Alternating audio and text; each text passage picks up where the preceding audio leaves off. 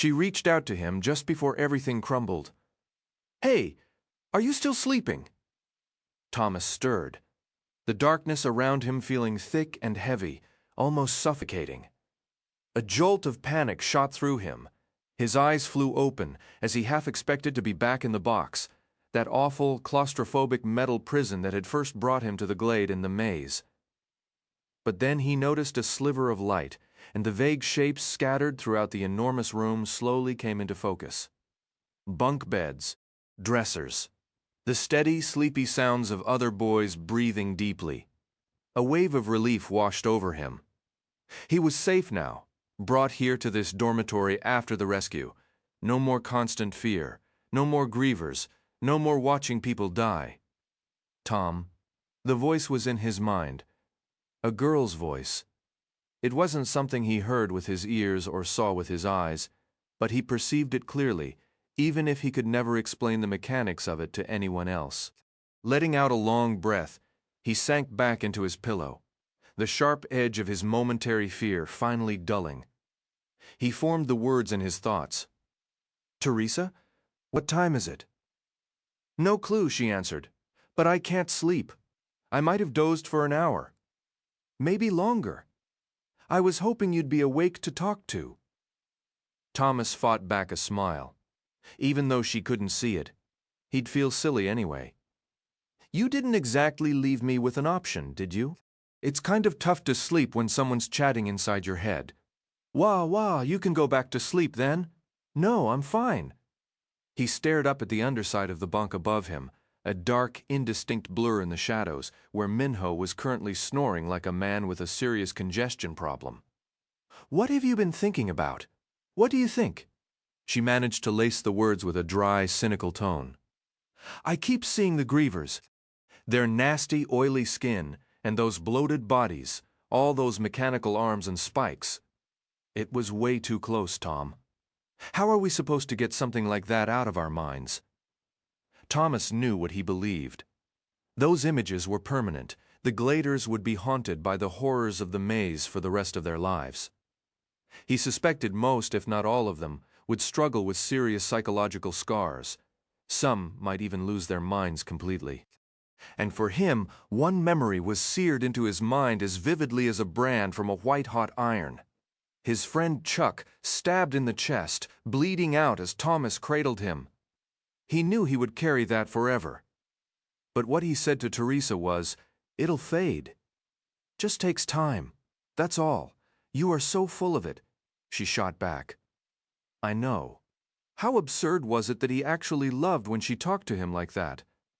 That her sarcasm somehow felt like a promise that things would eventually be okay? "You're an idiot," he told himself, then immediately hoped she hadn't caught that stray thought.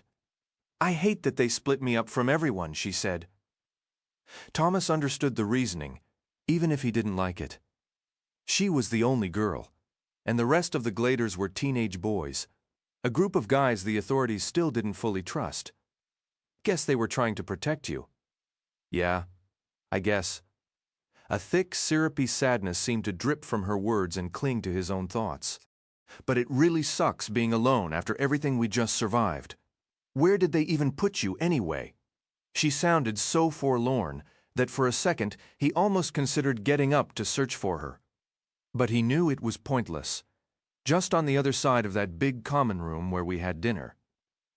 "It's a small room with a couple of bunks. I'm pretty sure they locked the door on their way out." "See? Told you they wanted to protect you." Then he quickly added, "Not that you need protecting." I'd bet on you against at least half these guys. Only half? "Okay, 3/4, myself included." A long silence followed, though Thomas could still feel her presence lingering in his mind. He was aware of her, almost like how he knew Minho was sleeping just a few feet above him, even without the soundtrack of snoring. When someone is nearby, you just sense it. Despite the relentless memories of the past few weeks, a strange calm settled over Thomas, and before long, sleep pulled him under once more. Darkness wrapped around his world. Yet she remained close, almost within reach. Time lost all meaning in that half-awake state, where the relief of their rescue mingled with the simple joy of Teresa's presence. They were safe now, free from that awful place, and the promise of starting over, of truly knowing each other, filled him with a quiet hope. Sleep was a gentle escape, a warm, floating haze where the world softened into numbness. The darkness itself felt like a comfort, cradling him as he drifted deeper. Then the dream took hold. He was small, 4 or 5, tucked beneath blankets in a strange bed.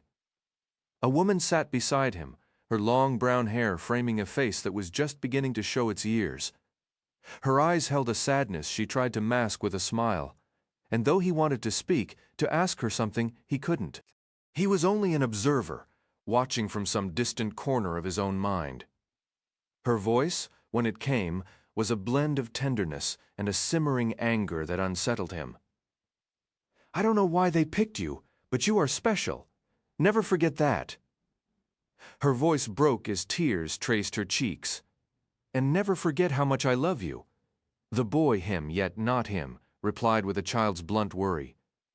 "Are you going to be crazy like the people on TV, Mommy? Like Daddy was?" She reached out, her fingers gently combing through his hair. This wasn't just a woman. This was his mother. "Don't you worry about that, sweetheart," she said, her smile vanishing too quickly. "You won't be here to see it." The dream dissolved into blackness, leaving Thomas adrift with only his churning thoughts. Had that been a real memory breaking through the fog of his forgotten past? Did it mean his father had struggled with something terrible? A hollow, gnawing ache settled in his chest, and he tried to sink back into nothingness. Then, much later, he couldn't say how long Teresa's voice reached him.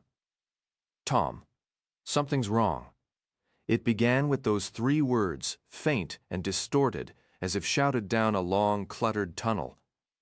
His sleep had turned thick and syrupy, trapping him in a heavy stupor. He was aware of himself, yet utterly removed, buried under layers of exhaustion. Waking felt impossible. Thomas. Her scream pierced his mind, a sharp rattle that brought the first trickle of fear, but it all still felt like part of a dream. They were safe, weren't they? Everything was fine. He let himself relax back into the depths. Other noises began to seep in, dull thumps, the clang of metal, something shattering. Boys were shouting, their voices muffled and distant, then rising into unmistakable screams, raw cries of pain that seemed to come from another world. He was wrapped in a cocoon of dark velvet, insulated and detached. But Teresa's warning needled him. This wasn't right. She had told him something was wrong. He fought against the sleep, holding him down, clawing at the weight, pinning his limbs. "Wake up," he yelled, inside his own head. "Wake up!" Then, abruptly, something vanished from within him, a presence he hadn't fully acknowledged until it was gone, like a vital organ ripped away. It was her. She was gone, Teresa. He screamed with his mind. "Teresa? Are you there?" Only silence answered, and the comforting sense of her closeness vanished entirely. He called her name again and again, battling the dark pull of sleep until at last reality crashed in. Terror engulfed him. Thomas's eyes flew open.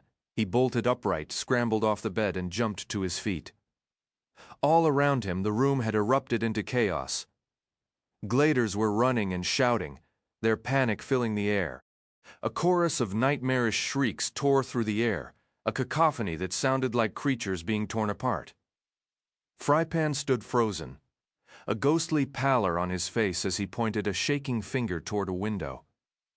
Newt and Minho were already sprinting for the door, while Winston had his hands clamped over his pimpled cheeks, looking as if he'd stared directly into a nightmare.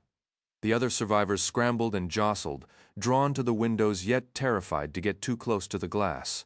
In a bizarre, detached moment, Thomas was struck by the fact he didn't even know the names of most of the 20 boys around him. A strange realization amidst the rising panic. A flicker of movement at the edge of his vision made him turn toward the wall, and what he saw there shattered every fragile sense of peace he'd found talking to Teresa in the dark.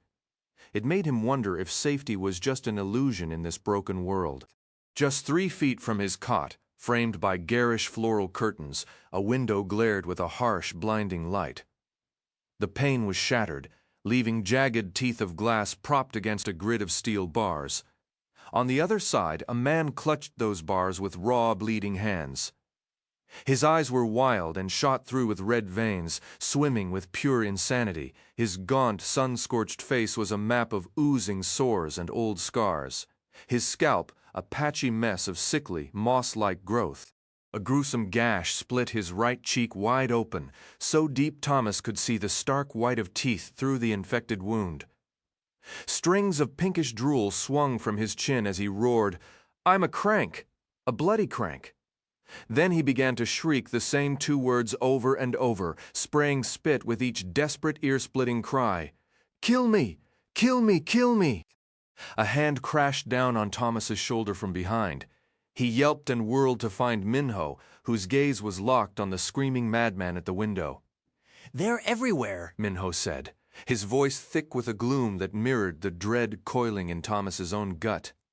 It felt like every shred of hope they'd foolishly clung to the night before had just evaporated into thin air. "And there's no trace of those Shanks who pulled us out of the maze," he added. Thomas had endured weeks of fear, but this was a new level of cruel, to taste safety, only to have it ripped away again. Almost surprising himself, he shoved down the part of him that wanted to crawl back under the blankets and sob. He forced aside the aching memory of his mother and the confusing fragments about his father and widespread madness. Somebody had to step up. They needed a strategy, and fast. "Have any of them gotten inside yet?" he asked, a cold calm settling over him. "Do all the windows have bars like this?" Minho jerked his chin toward another window along the wall of the long, rectangular room. "Yeah, too dark to see 'em last night, especially with these ridiculous frilly curtains. But I'm thanking the stars for 'em now." Thomas scanned the gladers around them, some dashing from window to window for a glimpse outside. Others clumped together in terrified huddles. Every face was a mask of stunned horror. "Where's Newt?" "Right here." Thomas turned, startled he hadn't seen the older boy sooner. "What's happening?"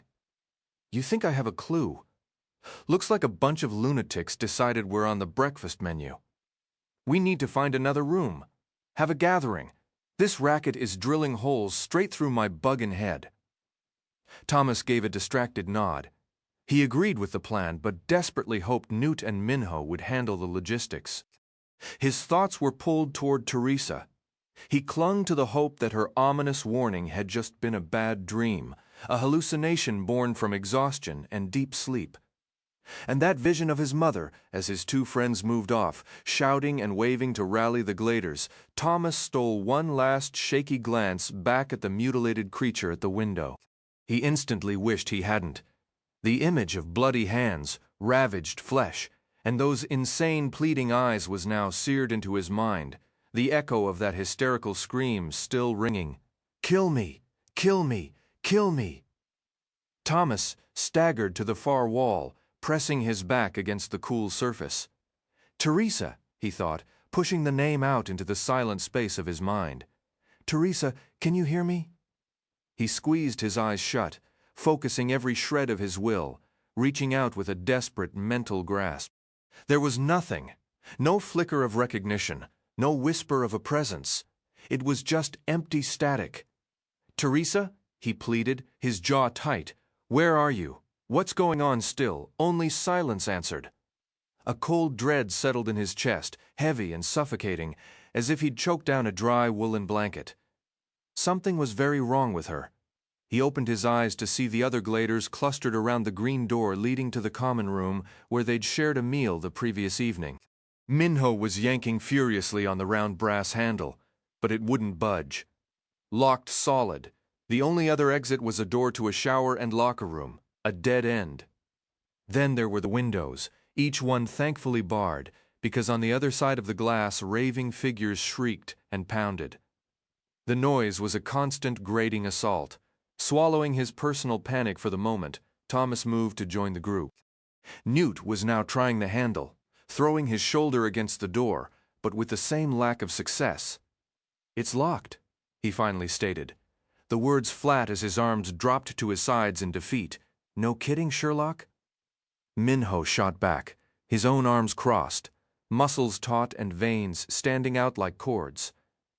Thomas almost imagined he could see the pulse thrumming beneath the skin. Guess they named you after Newton for your stunning observational skills, huh?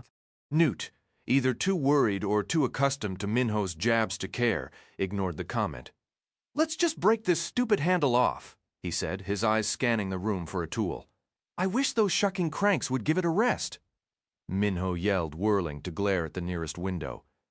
A woman with a vicious bleeding gash across her face was pressed against the bars, her screams raw. Cranks? Frypan echoed. The usually boisterous cook had been quiet, almost shrinking into the background. To Thomas, he looked more terrified now than he had facing the grievers back in the maze. Last night, curled in a real bed, safety had felt like a given. This sudden, violent reversal was somehow more chilling. Minho jabbed a finger toward the window. That's what they keep screaming. Haven't you been listening? I don't care if you call them daffodils, Newt snapped, his patience gone. Just find me something to break this door down. Here, said a shorter boy, hefting a slender, solid fire extinguisher he'd pulled from the wall. Thomas felt a pang of guilt. He still didn't know this kid's name. Newt took the red cylinder, hefting its weight. Thomas edged closer, a knot of apprehension tightening in his gut. Whatever lay beyond that door, he was certain they wouldn't like it.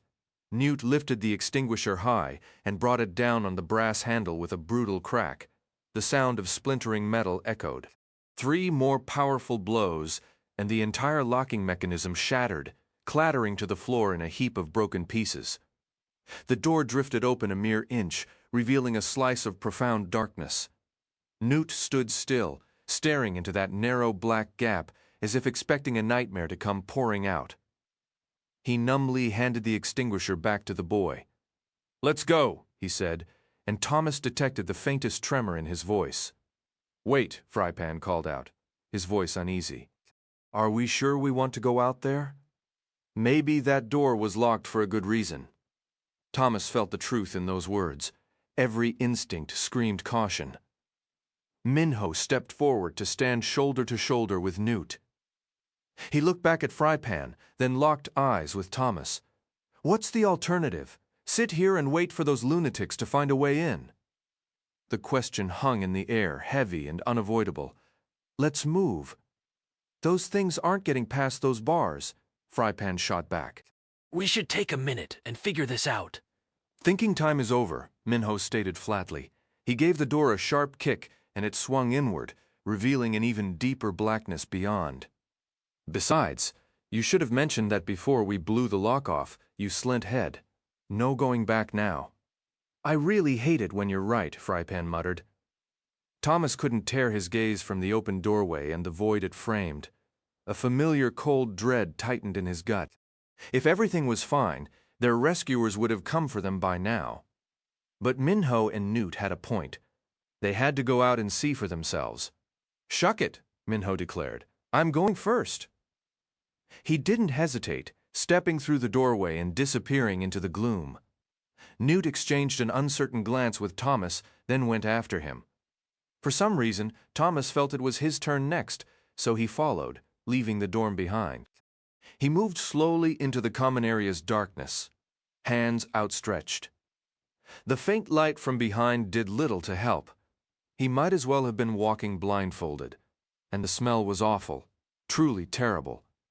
Ahead, Minho let out a sharp cry, then called back. Whoa, watch your step. There's something strange dangling from the ceiling. Thomas heard a faint squeak, a groan of metal like something swinging, as if Minho had brushed against a low-hanging fixture, setting it in motion. To the right, Newt grunted, followed by the screech of metal scraping the floor. Table, Newt announced. Watch for tables. Frypan's voice came from behind Thomas. Does anybody remember where the light switches are? That's where I'm headed, Newt answered. I'm almost sure I saw a panel somewhere over here. Thomas kept inching forward blindly. His eyes were adjusting slightly, where there had been only solid black, He could now make out faint shapes against the dark. But something felt wrong.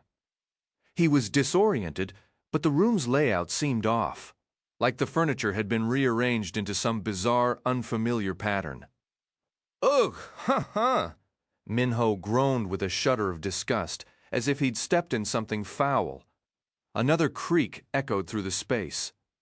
Before Thomas could ask what was wrong, he collided with something himself. It was solid, oddly shaped, covered in fabric. "Got it!" Newt yelled. A series of clicks sounded, and suddenly the room was flooded with the harsh glare of fluorescent lights, temporarily blinding Thomas. He staggered back from the object he'd bumped into, rubbing his eyes, and stumbled into another rigid form, sending it swaying away. "Whoa!" Minho shouted. Thomas blinked, his vision clearing.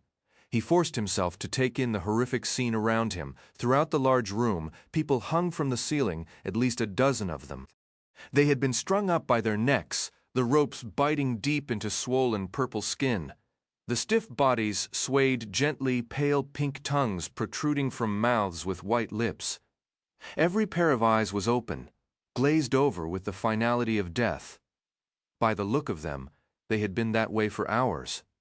Their clothes, some of their faces were familiar. Thomas dropped to his knees. He knew these dead people. They were the ones who had rescued the Gladers just the day before. Thomas tried to avoid looking at the hanging bodies as he pushed himself back up. He half walked, half stumbled over to Newt, who was still by the bank of light switches, his horrified eyes jumping from one corpse to another.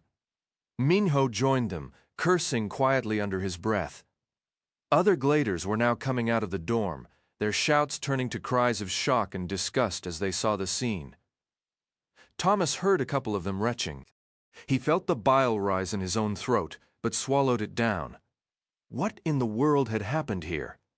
How could everything be stolen from them in an instant? A knot of despair twisted in his gut, threatening to pull him under. Then he thought of Teresa. Teresa! He shouted inside his head, eyes squeezed shut, teeth gritted. Teresa! He kept screaming it mentally, a silent, desperate plea. "Where are you? Tommy," Newt said, his hand coming down on Thomas's shoulder. "You look like you've seen a ghost. What's going on?" Thomas opened his eyes, finding himself hunched over, arms wrapped around his middle. He forced himself to stand up straight, battling back the panic gnawing at his insides. "What do you think is wrong? Just take a look around." "Yeah, but you were all bent over like you'd been punched," Newt pressed. "I'm fine, just trying to reach her, but there's nothing." He wasn't fine. He hated drawing attention to the telepathic link he shared with Teresa. And if everyone here was gone? "We have to find where they kept her," he said abruptly, latching onto the idea like a lifeline to steady his thoughts. His eyes swept the room, deliberately avoiding the still forms on the floor, searching for a door. She'd said her room was across the common area from theirs. There, a door painted a dull yellow, a tarnished brass handle. "He's right," Minho announced to the others. "Fan out and look for her. She might be right here." Thomas was already moving, startled by his own sudden clarity. He sprinted toward the door, weaving around tables and the fallen. She had to be in there, safe, just as they had been. The door was shut, a good sign. Probably locked. Maybe she'd fallen into that same heavy, unnatural sleep. That would explain the silence. He was almost there when it hit him. They might need a tool to get in. "Someone grab that fire extinguisher!" he yelled back, the foul stench of the room catching in his throat as he took a breath. "Winston, get it!" Minho ordered from behind him. Thomas reached the door first and yanked the handle. It held fast, locked solid. Then he noticed a small, clear plastic frame mounted on the wall to the right, about 5 inches square. A slip of paper was tucked inside, a few lines of type on its surface. Teresa Agnes, Group A. Subject A1, the betrayer. Strangely, the thing that stuck out to Thomas most was her last name. Agnes. He didn't know why, but it threw him. Teresa Agnes. He rifled through the patchy bits of history floating in his still sparse memories and came up empty. He'd been renamed for Thomas Edison, the famous inventor. But Teresa Agnes? That meant nothing to him. Then again, all their names were probably just a cruel joke, a heartless way for the creators, Wicht or whoever was behind this, to separate themselves from the real children they'd stolen from real parents. A bitter, sarcastic thought cut through his fear. What's next? A trophy with our names on it? Most likely to survive a death trap? He couldn't wait for the day he learned his real birth name, the one his parents had given him, wherever they were. The hazy memories he'd gotten back from the changing had once made him believe his parents never wanted him, that he'd been rescued from some awful life. Now, especially after dreaming of his mother, he refused to accept that. Minho snapped his fingers right in front of Thomas's face. Earth to Thomas? Bad time to zone out.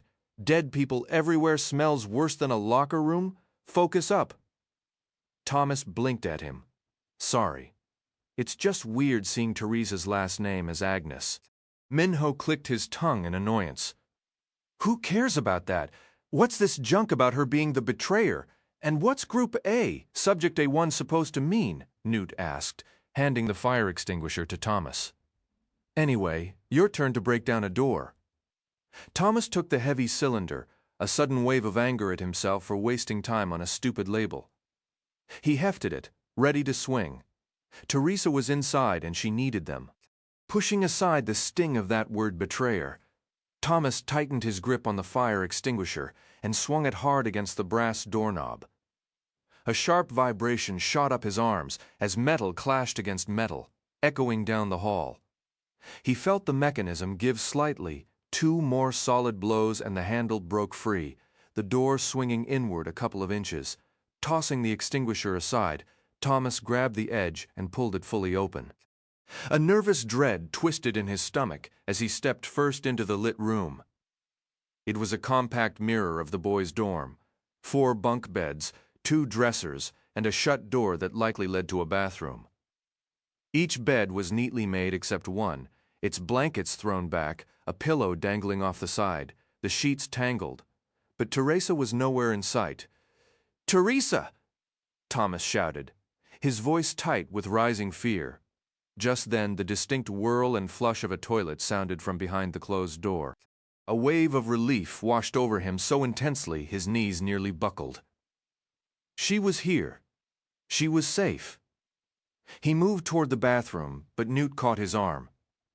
You've been bunking with boys too long? Newt said dryly. It's not exactly polite to charge into the ladies' room. Let her come out.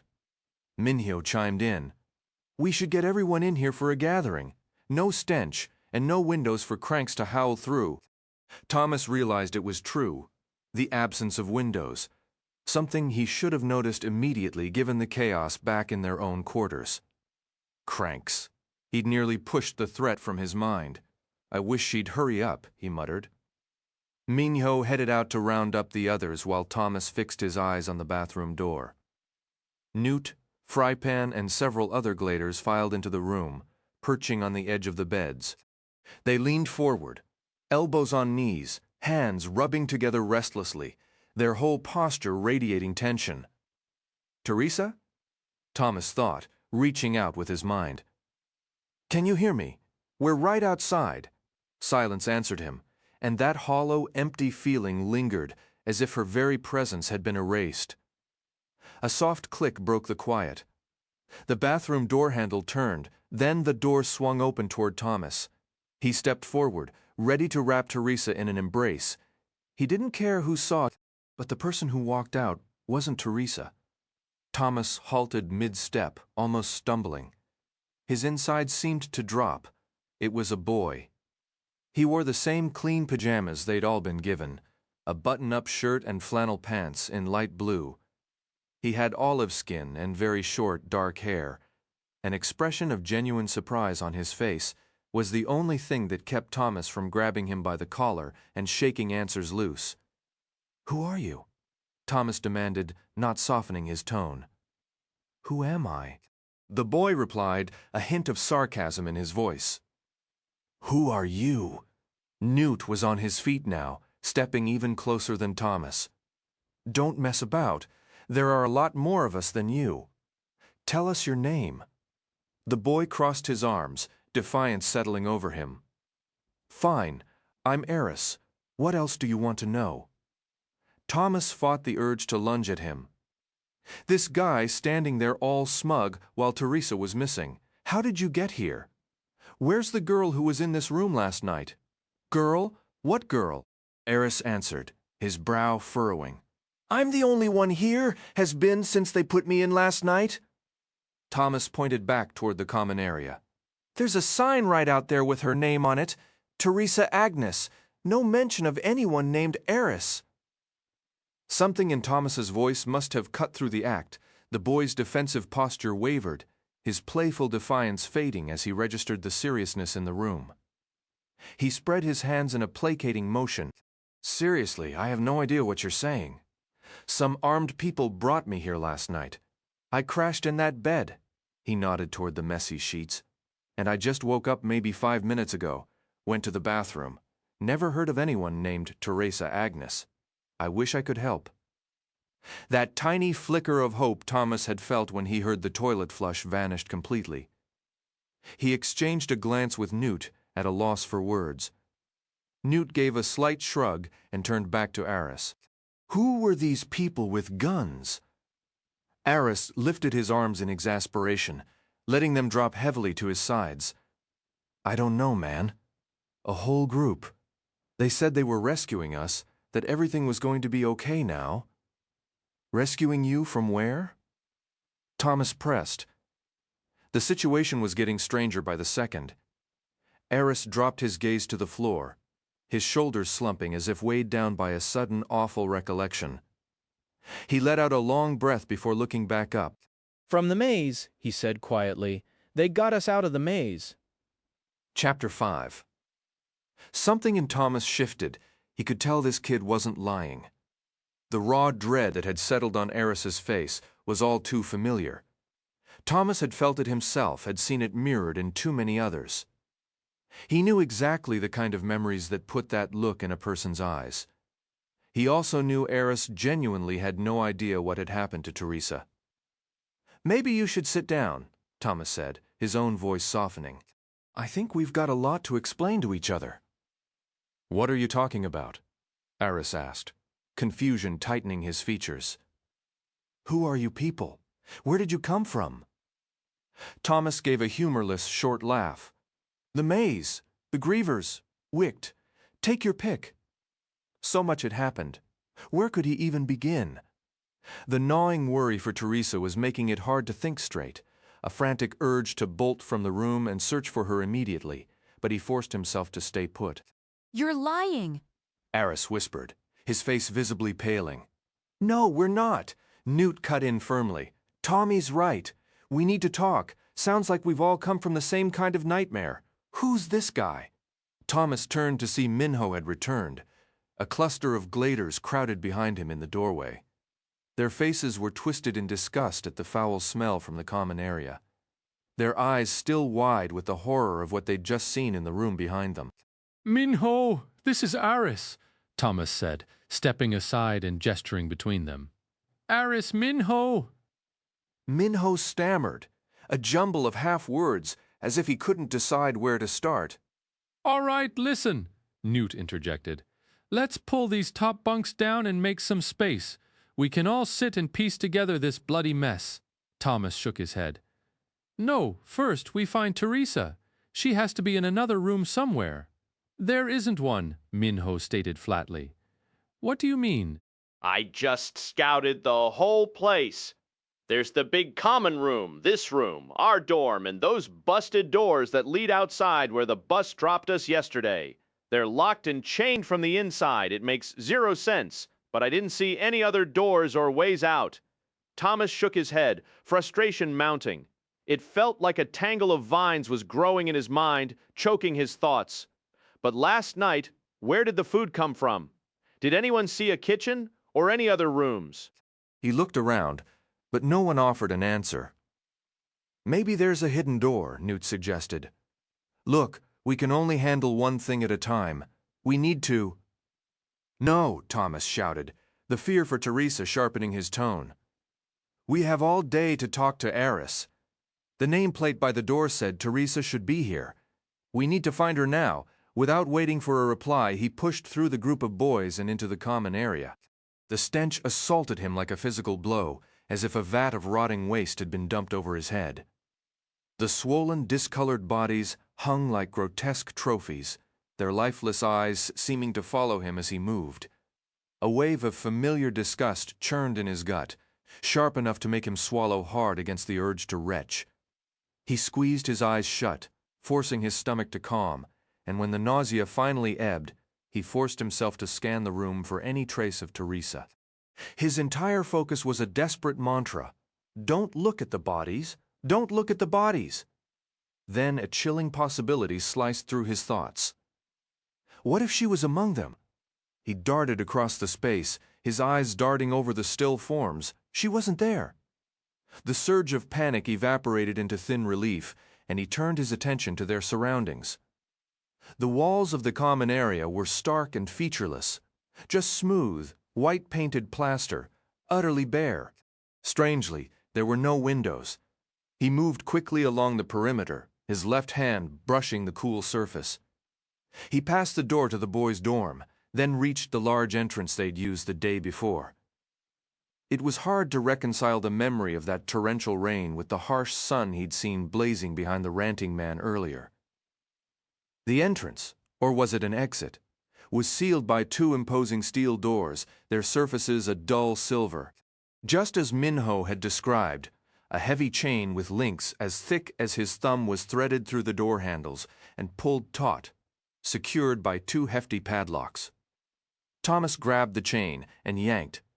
The metal was cold and unyielding. He half expected to hear thumping from the other side, cranks trying to break in like they had at the dorm windows, but an eerie silence hung in the air. The only sounds were muffled, distant shouts and screams from the cranks, and the low murmur of gladers talking from the dorms. Frustration mounting, Thomas completed his circuit until he was back at the room meant for Teresa. He found nothing, not a crack, not a seam, no hint of another way out. The room wasn't even a proper square. It was a vast, cornerless oval, which only deepened his confusion. He tried to remember the previous night, when they'd all sat here devouring pizza like they were starving, which, frankly, they had been. Surely they'd seen other doors, a kitchen, something. But the harder he tried to picture it, the fuzzier the memory became. A warning bell clanged in his mind. Their memories had been tampered with before. Had it happened again? Were their minds wiped clean? And where was Teresa? For a wild second, he considered getting on his hands and knees to search for a hidden trapdoor. Any clue at all, but he couldn't stand another moment surrounded by the stench of decay. That left only one option, the new kid. With a resigned sigh, he turned back to the small room where they'd found Eris. Following Newt's instructions, the top bunks had been detached and leaned against the walls, creating a clear space in the center. The 19 other gladers and Eris sat in a rough circle, everyone facing inward. Minho spotted him and slapped the empty spot beside him. "Told you, man. Park it. We waited for you. But shut that clunk door first. It reeks out there worse than a griever's breakfast." Thomas didn't answer. He pulled the door closed, the click echoing softly, then walked over and sank onto the mattress. He wanted to bury his face in his hands, but he resisted.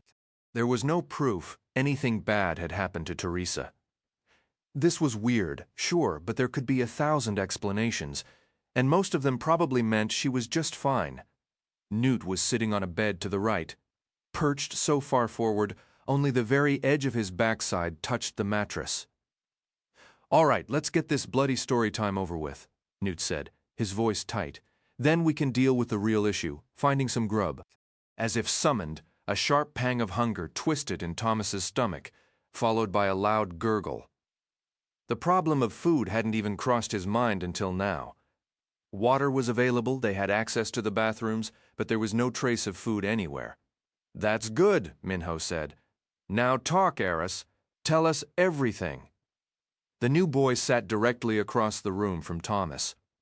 The gladers who had been on either side of the stranger had shifted to the far edges of the bed, putting distance between them.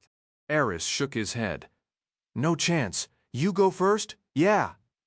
Minho shot back. How about we take turns pounding the living daylights out of you? Then we'll ask nicely. Minho Newt cut in, his tone firm. There's no need. Minho jabbed a finger toward Eris. Come on, man. For all we know, this guy could be one of the creators, someone from Wicht sent to spy. He might have taken out those people outside. He's the only stranger here, and the doors and windows are locked. I'm tired of him acting all high and mighty when we outnumber him 20 to 1. He talks first. Thomas inwardly winced. One thing was clear. The kid would never open up if Minho kept threatening him. Newt let out a sigh and turned to Eris. He's not wrong. Just tell us what you meant about coming from a maze. That's where we escaped from, and we've obviously never met you. Eris rubbed his eyes, then locked his gaze with Newt's. Fine, listen up. I was dumped into this enormous maze built from massive stone walls.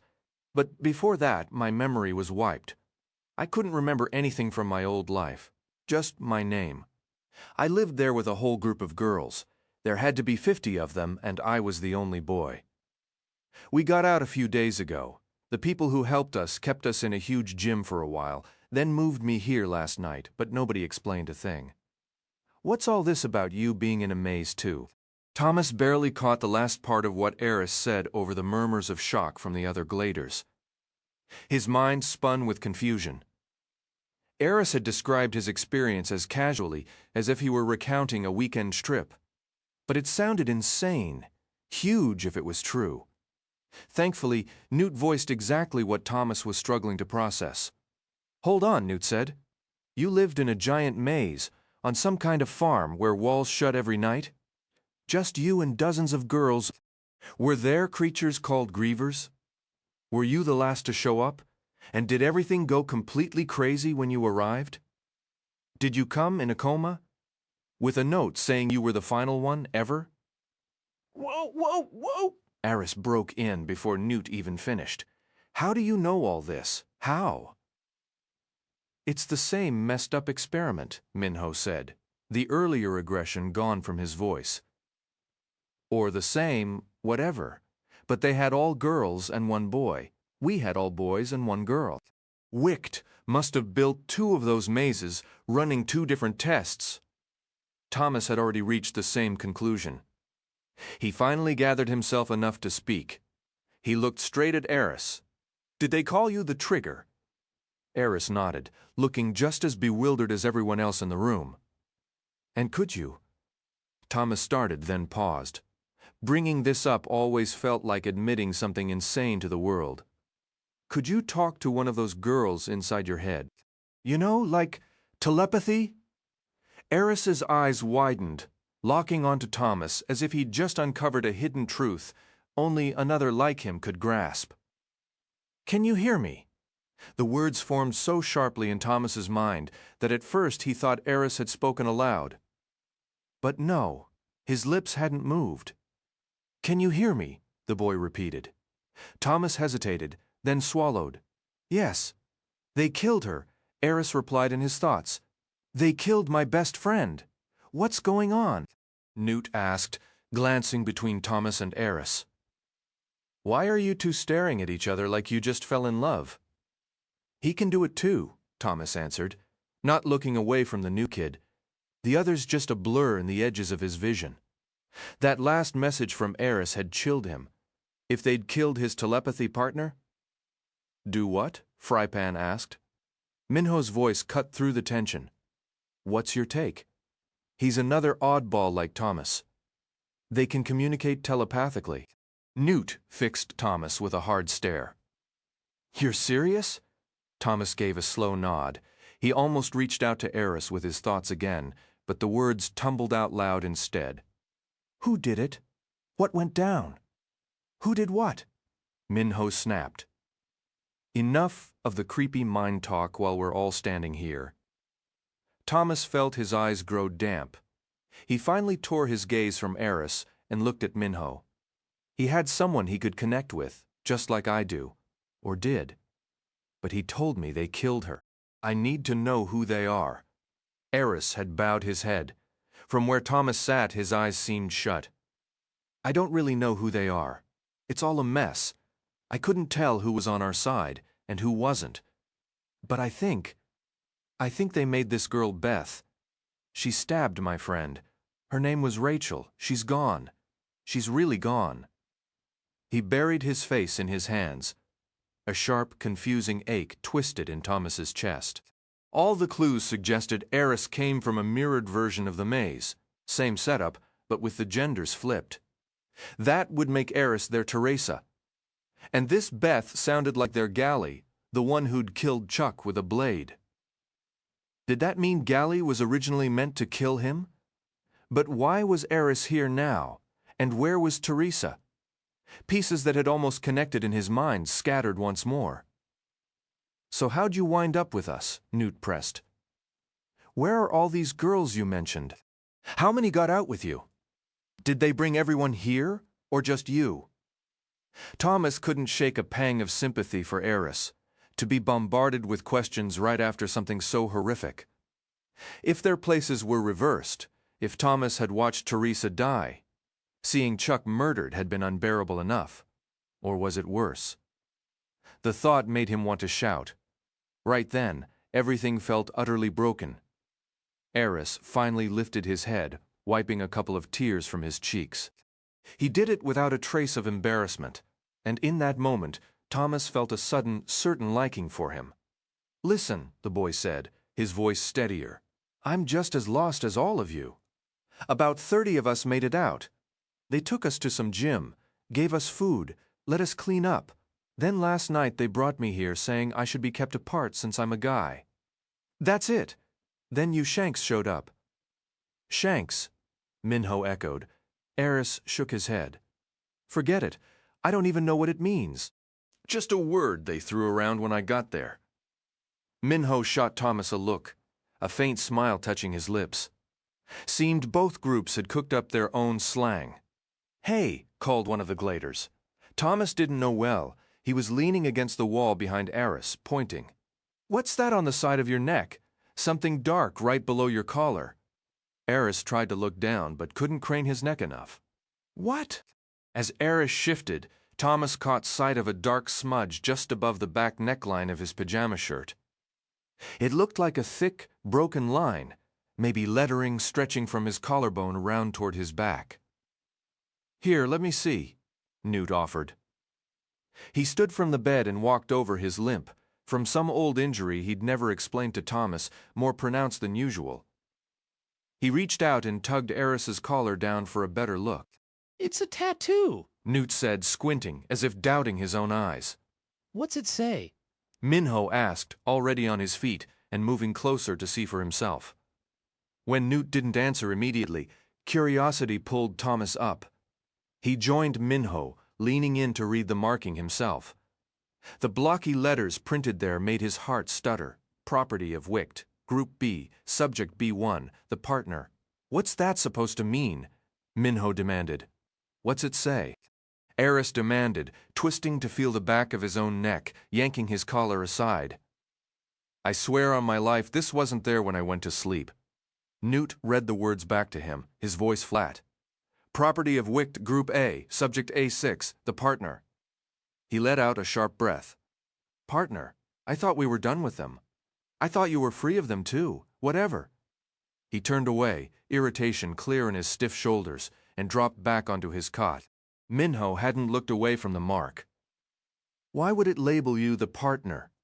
Eris just shook his head, a frantic motion. I have no idea, none, and there is absolutely no way this was on me last night. I took a shower, I looked in the mirror. I would have seen it. Someone in the maze would have spotted it, for sure. You're seriously telling me they inked you while you were sleeping? Minho said, skepticism dripping from every word. Without you feeling a thing? Get real, man. I'm telling the truth. Eris shot back, then bolted for the bathroom, presumably to find a mirror. As Minho walked back to his bed, he leaned close to Thomas, his voice a low growl. I don't believe a single shuck word coming out of his mouth. Just as Minho started to sit down, his shirt twisted, revealing a stark black line on the nape of his neck. Whoa! Thomas blurted out, frozen for a heartbeat. What? Minho asked, staring at Thomas like he'd grown an extra head. Your neck. Thomas managed. You've got one too. What in the shuck are you talking about? Minho snapped, clawing at his own collar. His face contorted as he tried to see the impossible spot. Thomas rushed over, batted Minho's hands away, and tugged the fabric down. Holy, it's right there, same thing, but... Thomas's eyes scanned the inscription. Property of Wicht. Group A, Subject A7, the leader. What man? Spit it out, Minho yelled. A crowd of gladers had already pressed in behind Thomas, jostling for a view. Thomas read the words aloud, surprised his voice stayed steady. You've got to be kidding me, Minho muttered, shoving past the group to storm after Eris. Then the room erupted into chaos. Thomas felt hands pulling at his own shirt as he reached for others. Voices crashed together, a jumble of panic and discovery. They all say Group A, property of Wicht just like his. You're Subject A13, a 19. A 3. A 10. Thomas turned slowly, feeling disconnected, watching the gladers become a frantic puzzle of revealed skin and shouted numbers. Most bore only the stark declaration of ownership, lacking the extra titles given to Eris and Minho. Newt moved methodically from boy to boy, his expression grim and focused, as if committing each label to memory. Their paths crossed unexpectedly, putting them face to face. What does mine say? Newt asked, his voice tight. Thomas pulled Newt's collar aside and bent to read the words burned into his skin. You're Subject A5, and they called you the Glue. Newt's eyes widened in surprise. The Glue? Thomas released the fabric and took a step back. Yeah, probably because you're what keeps this whole shuck group from falling apart. I don't know. Read mine. I already did. An uneasy, almost guilty look had settled on Newt's face. A hesitation that felt heavy, like dread. Like he was holding back. Well, Thomas pressed. You're Subject A2? Newt said quietly. Then he looked down at the floor. And? Thomas pushed again, a cold knot forming in his stomach. Newt hesitated, then answered without meeting his eyes. It doesn't call you anything. It just says to be killed by Group B. Thomas didn't get a single second to digest those words. He was still tangled in the shock, trying to figure out if he was more terrified or just utterly lost when a harsh, clanging bell shattered the air in the room. His hands flew to his ears on instinct. He looked around at the others, saw the same bewildered flicker of familiarity on their faces, and then it clicked. It was the same jarring sound that had echoed through the maze right before the box had arrived carrying Teresa. That was the only occasion he'd ever heard it, and confined within the small space, the sound was altered, more intense, layered with reverberating echoes. Yet he felt certain it was identical. It was the alarm that blared in the glade whenever a newbie arrived, and it kept ringing. Thomas could already sense a dull throb building behind his eyes. The gladders wandered the room, staring at the walls and ceiling as if trying to pinpoint where the noise originated. A few had sunk onto the beds, pressing their hands against their temples. Thomas scanned for any visible source. No speakers, no vents in the walls, nothing. Just that relentless sound surrounding them. Newt seized his arm and shouted close to his ear. It's the bloody newbie alarm. I know. Why's it going off now? Thomas shrugged, hoping his irritation didn't show. How was he supposed to have the answers? Minho and Eris emerged from the bathroom, both rubbing the backs of their necks absently while their eyes darted around the room. It didn't take long for them to notice the matching tattoos on the others. Frypan had moved to the door leading back to the common room and was about to press his palm where the broken handle had been. Wait, Thomas yelled instinctively. He hurried over Newt right on his heels. Why? Frypan asked, his hand still hovering inches from the door. I don't know, Thomas replied, unsure if his words were even audible over the clanging. It's an alarm. Could mean something really bad is happening. Yeah, Frypan shouted back. And maybe we need to get out of here. Without waiting for a response, he shoved the door. When it didn't give, he pushed harder, then threw his full weight against it, shoulder first. It didn't budge, sealed as tight as if it were mortared shut. You broke the shuck handle. Frypan screamed, slapping the door with his palm. Thomas didn't want to yell anymore. He was exhausted, his throat raw. He turned and leaned back against the wall, crossing his arms. Most of the gladers looked as drained as Thomas felt, done with searching for explanations or an exit. They were either sitting on beds or standing around with vacant expressions. Out of sheer desperation, Thomas called out for Teresa in his mind, then several more times. But there was no reply, and with all the blaring noise, he doubted he could have focused enough to hear her anyway. Her absence felt physical, like waking one morning to find all your teeth gone. You wouldn't need a mirror to know something vital was missing. Then, abruptly, the alarm cut off. Silence had never felt so loud before. It descended on the room like a swarm of angry bees, so intense that Thomas reached up to wiggle a finger in each ear. Every breath, every sigh in the room now sounded like an explosion against that strange, heavy quiet. Newt was the first to break it. Don't tell me we're still going to get bloody newbies dumped on us. Where's the box in this shuck place? Minho muttered, his tone dripping with sarcasm. A faint creak made Thomas snap his gaze toward the common room door. It had swung open several inches, revealing a slice of darkness beyond. Someone had turned off the lights out there. Frypan took a step back. Guess they want us to go out now, Minho said. Then why don't you lead the way, Frypan suggested. Minho was already moving. No problem. Maybe we'll have a fresh little shank to tease and kick around when we're bored. He reached the door, then paused, glancing sideways at Thomas. His voice softened unexpectedly. We could use another chuck. Thomas knew he shouldn't let it get to him, but the comment landed like a punch to the gut. Minho's odd attempt to show he missed Chuck just as much as the others only sharpened Thomas's anger. Being reminded of his friend now, of all moments, felt like a deliberate twist of the knife. Instinct screamed at him to shut it out. He was barely holding it together as it was. He needed to lock his feelings away just for a while and push ahead, one step, then the next, sort it out later. Yeah, he finally managed. You going through? Or do you want me to lead? What did your tattoo say? Minho asked softly, brushing past the question entirely. Never mind, let's just get out there.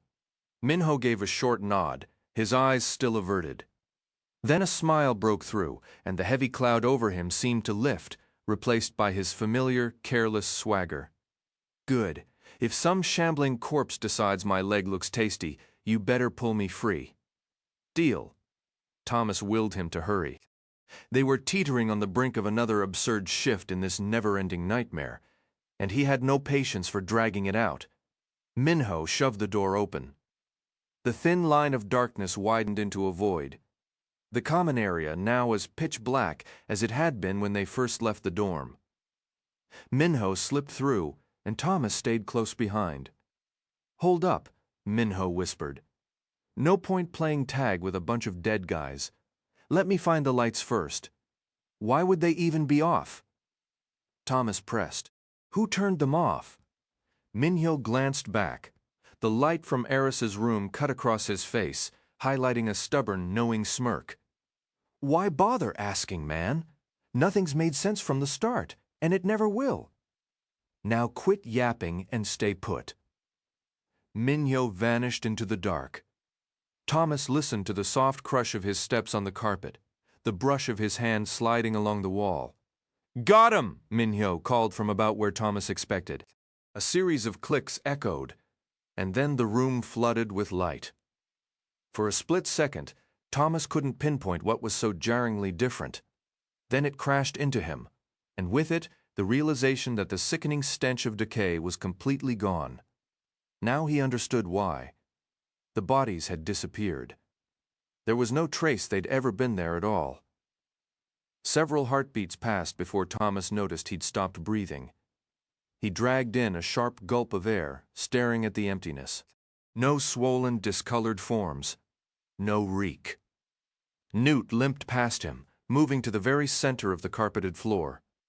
"This is impossible," he said, turning slowly, his eyes lifting to the ceiling where the corpses had dangled just minutes before. "There wasn't enough time for someone to clear them out, and nobody else came in here we would have heard." Thomas shifted to lean against the wall as the rest of the Gladers and Eris filed out of the dorm. A stunned quiet settled over the group as, one by one, they registered the absence. Thomas himself felt a dull numbness. Maybe he'd finally run out of capacity to be shocked by anything. "You're right," Minho said to Newt. "We were in there, door shut, maybe 20 minutes. No way someone moved all those bodies that fast. Plus, this place is locked from the inside, and the smell's gone too," Thomas added. Minho nodded. "Well, you Shanks are brilliant." Frypan cut in with a grunt. "But look around. They're gone, so, however you slice it, someone made them disappear." Thomas didn't feel like debating it or even discussing it, so the dead were gone they'd seen weirder. "Hey," Winston said suddenly. "Those lunatics stopped screaming." Thomas straightened, listening. Silence. The sudden silence was even more unnerving than the screams had been. "At first, I figured the thick walls of Eris's room were just muffling the sound. But the others confirmed it. The noise had truly stopped." A wave of movement swept through the common area as everyone rushed toward the main dormitory on the opposite side.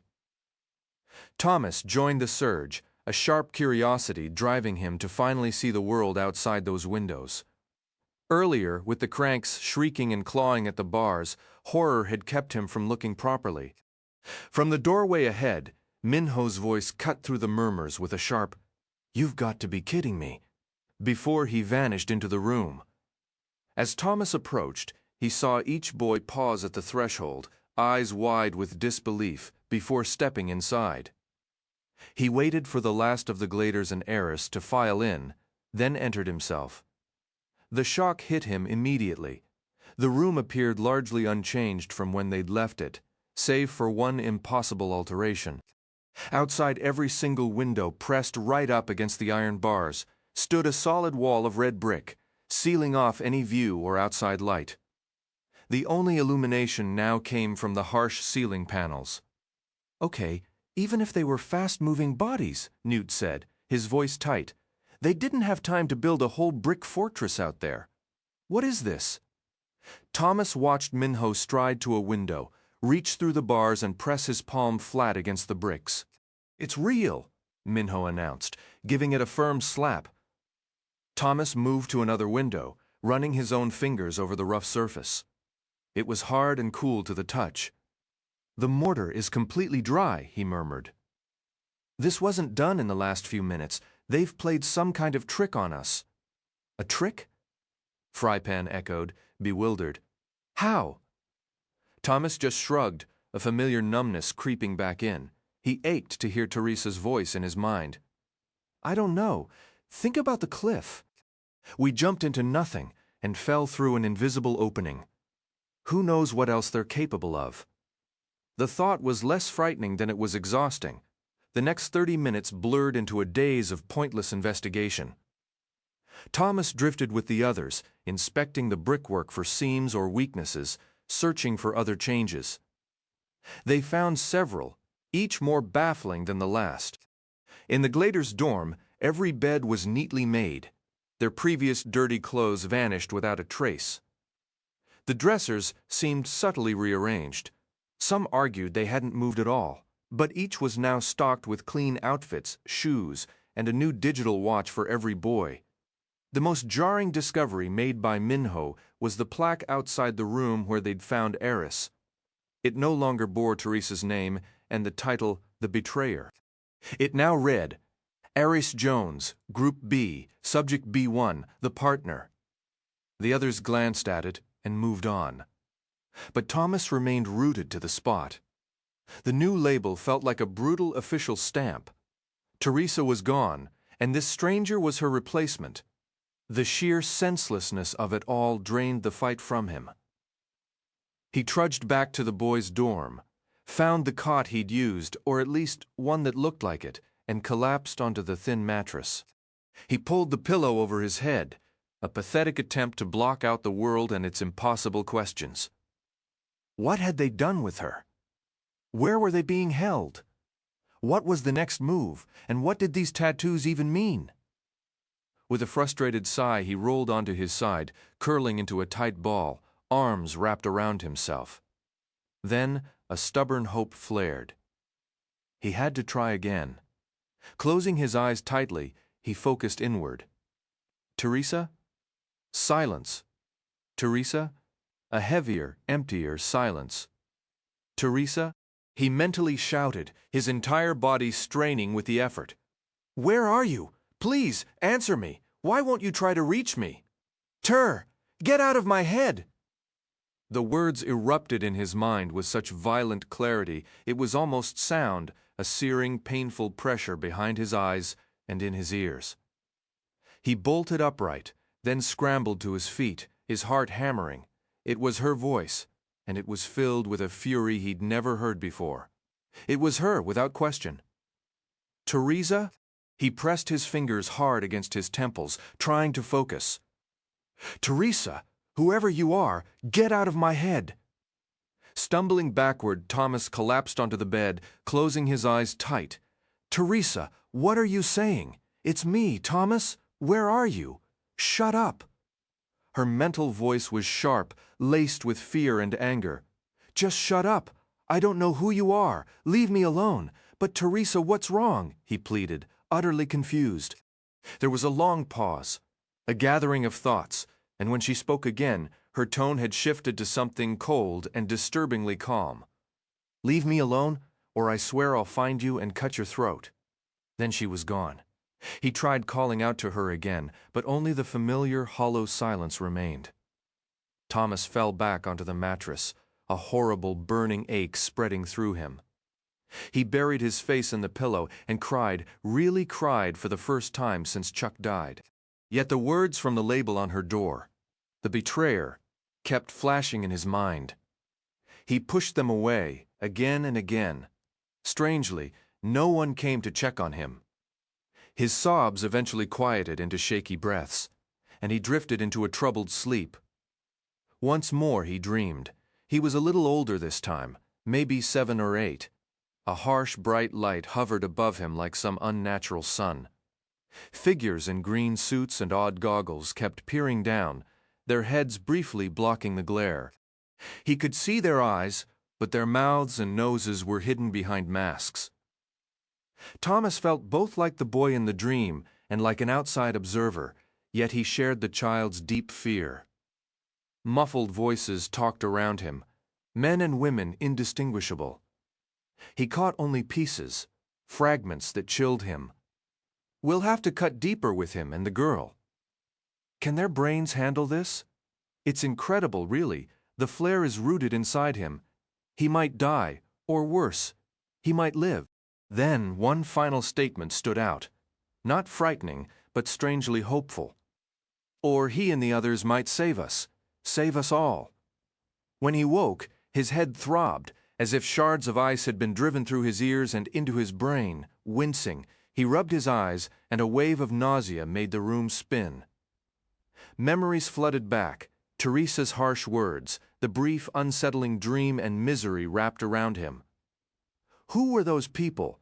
Was any of it real? What did they mean about his brain? Glad to see you still remember how to take a nap. Thomas squinted up to see Newt standing beside his bed, looking down at him. How long was I out? Thomas asked, shoving thoughts of Teresa and the dream, or memory, into a dark corner of his mind to deal with later. Newt checked his watch. Couple hours. Honestly, when everyone saw you lie down, it sort of calmed things. Not much else to do but wait around for something to happen. There's no way out of this place. Trying not to groan, Thomas scooted up to sit with his back against the wall at the head of the bed. Do we even have any food? None. But I'm pretty sure these people didn't go through all this trouble, tricking us, bringing us here just to let us starve. Something's coming. Reminds me of when they sent the first group of us to the glade. The original bunch, me, Albie, Minho, and a few others. The very first gladers. He said that last part with a heavy dose of sarcasm. Thomas felt a spark of curiosity, surprised he'd never really asked what those early days had been like. How does this connect to that for you? Newt's eyes were fixed on the brick wall outside the nearest window. We all came to in the middle of the day, sprawled on the ground around the doors of the box. It was sealed shut, our memories were gone, wiped clean, just like yours were when you arrived. You might be shocked at how fast we pulled ourselves together and stopped freaking out. There were maybe 30 of us, of course. We had no idea what had happened, how we'd gotten there, or what we were meant to do. We were scared and completely lost. But because we were all stuck in the same awful spot, we got organized and started to learn the place. We had the whole farm operational within a week. Everyone with a job to do. Thomas was glad the pounding in his head had eased. He was also curious to hear about the beginning of the glade. The fragmented bits from the changing were far from enough to build a clear picture. Did the creators have everything set up already? The crops, the animals, all of it? Newt gave a nod, still looking at the bricked-up window. Yeah, but it took a massive amount of effort to get it running properly. Plenty of mistakes and false starts before we got anything right. So, how does this remind you of that? Thomas pressed again. Finally, Newt turned to look at him. I suppose back then we all just had this feeling that there had to be a reason we were sent there. If someone wanted us dead, why not just kill us? Why put us in a huge place with a house, a barn, animals? Since we had no other option, we accepted it and got to work, started exploring. But we've already explored here, Thomas argued. No animals, no food, no maze. True, but think about it. It's the same basic idea. We're clearly here for a purpose. We'll work it out eventually. Unless we starve first. Newt gestured toward the bathroom. We've got plenty of water, so it'll be a few days at least before we drop. Something's going to happen. Deep down, Thomas believed it too, and was only arguing to convince himself. But what about all those dead people we saw? Maybe they really did rescue us, got killed, and now we're stranded. Maybe we were supposed to do something, but it's all gone wrong and we've been left here to die. Newt let out a sharp laugh. You're a real bundle of joy, you know that? No, with all those bodies vanishing and these brick walls, I'd say this is more like the maze, strange and impossible to make sense of. The newest grand mystery. Maybe our next trial, who knows? Whatever this is, we'll get a shot, just like we did in the maze. I'm sure of it. Yeah, Thomas muttered, debating whether to mention his dream. He decided to hold on to it for now. Hope you're right. As long as no grievers pop up, we'll be okay. Newt was already shaking his head before Thomas finished. Seriously, man, be careful what you wish for. They might send something worse. An image of Teresa flashed in Thomas's mind then, and he suddenly didn't want to talk anymore. Who's the optimist now? He managed to say. You got me, Newt replied, standing up. Guess I'll go annoy someone else until the fun starts, which better be soon. I'm starving. Careful what you wish for. Noted. Newt walked off, and Thomas slid down to lie on his back, staring at the underside of the bunk above him. He closed his eyes after a minute, but when Teresa's face appeared in the darkness behind his eyelids, he snapped them open again. If he was going to survive this, he'd have to try to push thoughts of her aside for now.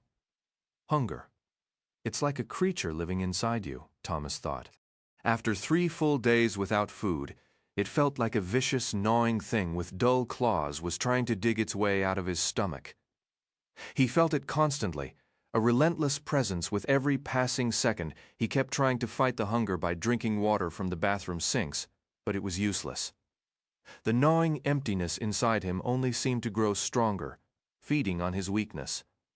Everyone else was feeling it too, moving through the dorm like ghosts, their steps heavy and slow.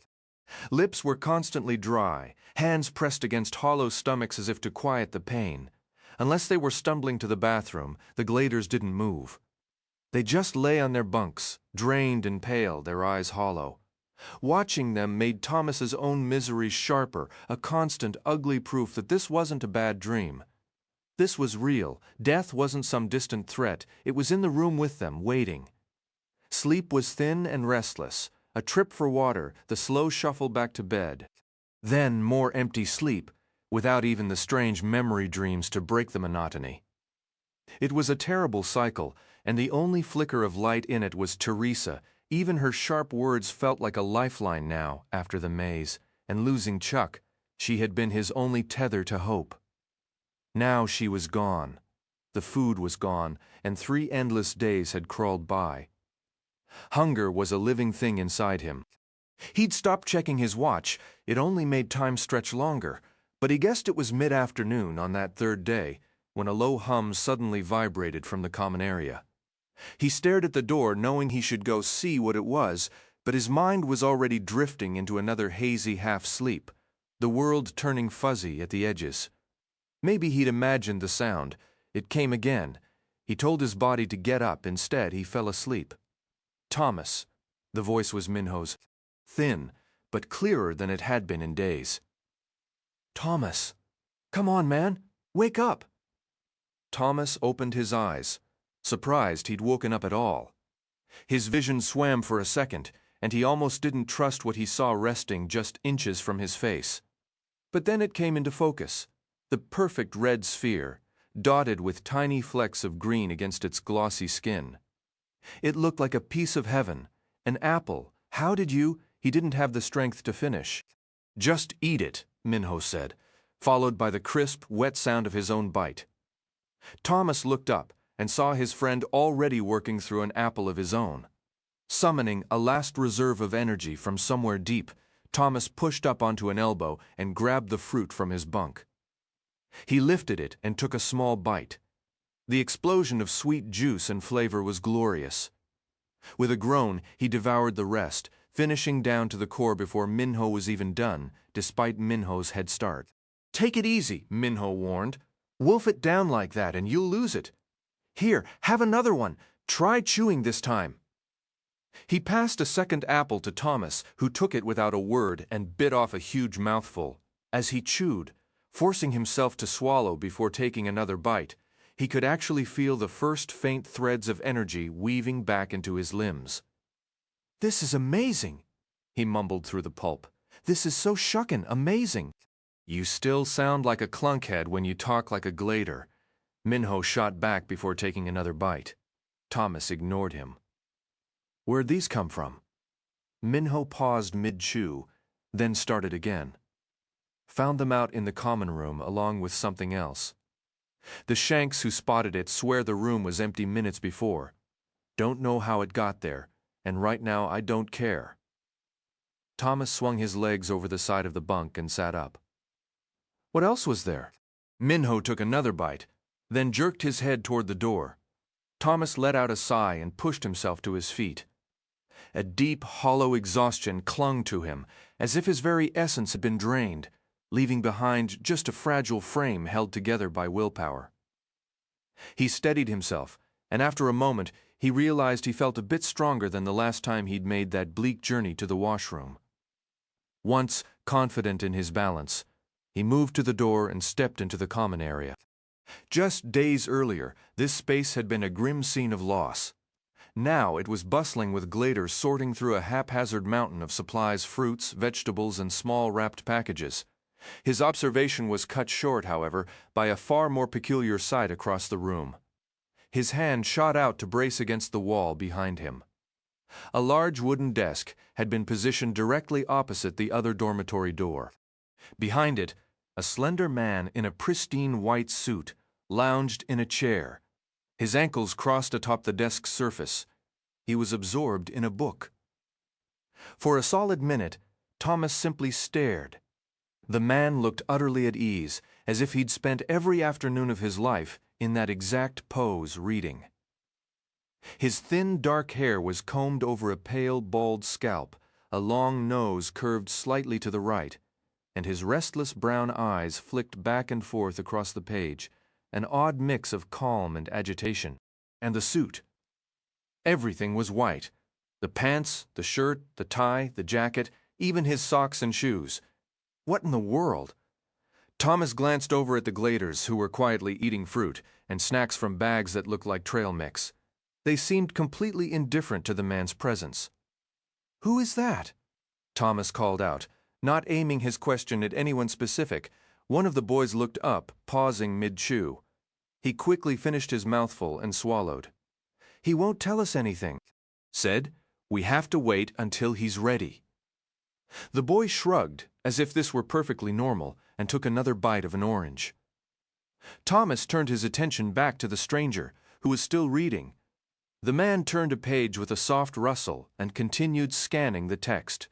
Bewildered, and with his stomach growling for more food, Thomas felt compelled to get a closer look. Of all the bizarre things to encounter after waking up. "Watch out," a Glader warned, but it was too late. About 10 feet from the desk, Thomas collided with an invisible barrier. His nose hit first, smacking against what felt like a cold, smooth pane of glass. The rest of his body followed, bumping against the unseen wall and sending him stumbling back. He instinctively raised a hand to rub his nose, squinting to see how he could have missed a glass partition. But no matter how hard he looked, there was nothing. No glare, no reflection, not a single smudge, only empty air. Throughout this, the man hadn't stirred or given the slightest indication he'd noticed anything. More cautiously this time, Thomas approached the spot, hands outstretched. Soon his fingers made contact with the completely invisible wall. It felt like glass, smooth, hard, and cool. Yet he saw absolutely nothing to suggest anything solid was there. Annoyed, Thomas moved to the left, then the right, running his hands along the unseen but solid barrier. It stretched the entire width of the room. There was no way to reach the man at the desk. Finally, Thomas pounded on it, producing a series of muted thuds, but nothing changed. Some of the Gladers behind him, Aris among them, commented that they'd already tried that. The oddly dressed man, now just a dozen feet away, let out a theatrical sigh. He swung his feet down from the desk, placed a finger in his book to mark his page, and looked up at Thomas, his expression one of unmasked irritation. "How many times must I go over this?" the man asked, his nasal tone fitting his pallid complexion, sparse hair, and slender frame. And that outfit, that ridiculous white suit, strangely, the barrier did nothing to muffle his voice. "We have 47 minutes remaining before I am cleared to begin Phase 2 of the trials. I ask for your patience and to be left in peace. You've been granted this period to eat and recover, and I strongly advise you to use it, young man. Now, if you'll excuse me." He didn't wait for an answer, just reclined in his chair and put his feet back on the desk. Then, opening his book to the saved page, he continued reading. Thomas was utterly at a loss. He turned from the man and the desk, leaning against the unseen wall, its unyielding surface firm against his back. What had just happened? He must still be asleep, trapped in a dream. That thought oddly sharpened his hunger, and he cast a longing look toward the pile of food. He spotted Minho in the dormitory doorway, arms crossed as he leaned against the frame. Thomas jerked a thumb over his shoulder and lifted his eyebrows. "Met our new pal?" Minho replied, a quick grin appearing. "Total charmer, this one. I need to get myself one of those slick suits. Classy." "Am I even awake?" Thomas muttered. "You're awake, now eat. You look terrible, almost as rough as Ratman over there with his book." Thomas was startled by how easily he could dismiss the bizarre arrival of the white-suited man and the invisible barrier.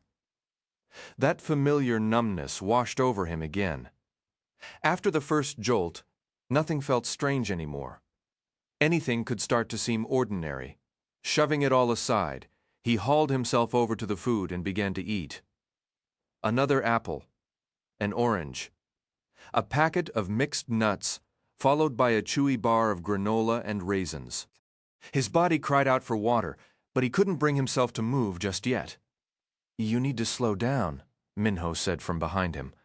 "We've got guys sick all over because they ate too much. That's probably enough, man." Thomas stood, savoring the sensation of a full stomach. He didn't miss that gnawing creature that had lived inside him for so long. He knew Minho was right. He had to take it easy. He gave his friend a nod before stepping past him to get a drink, all the while wondering what might be waiting for them.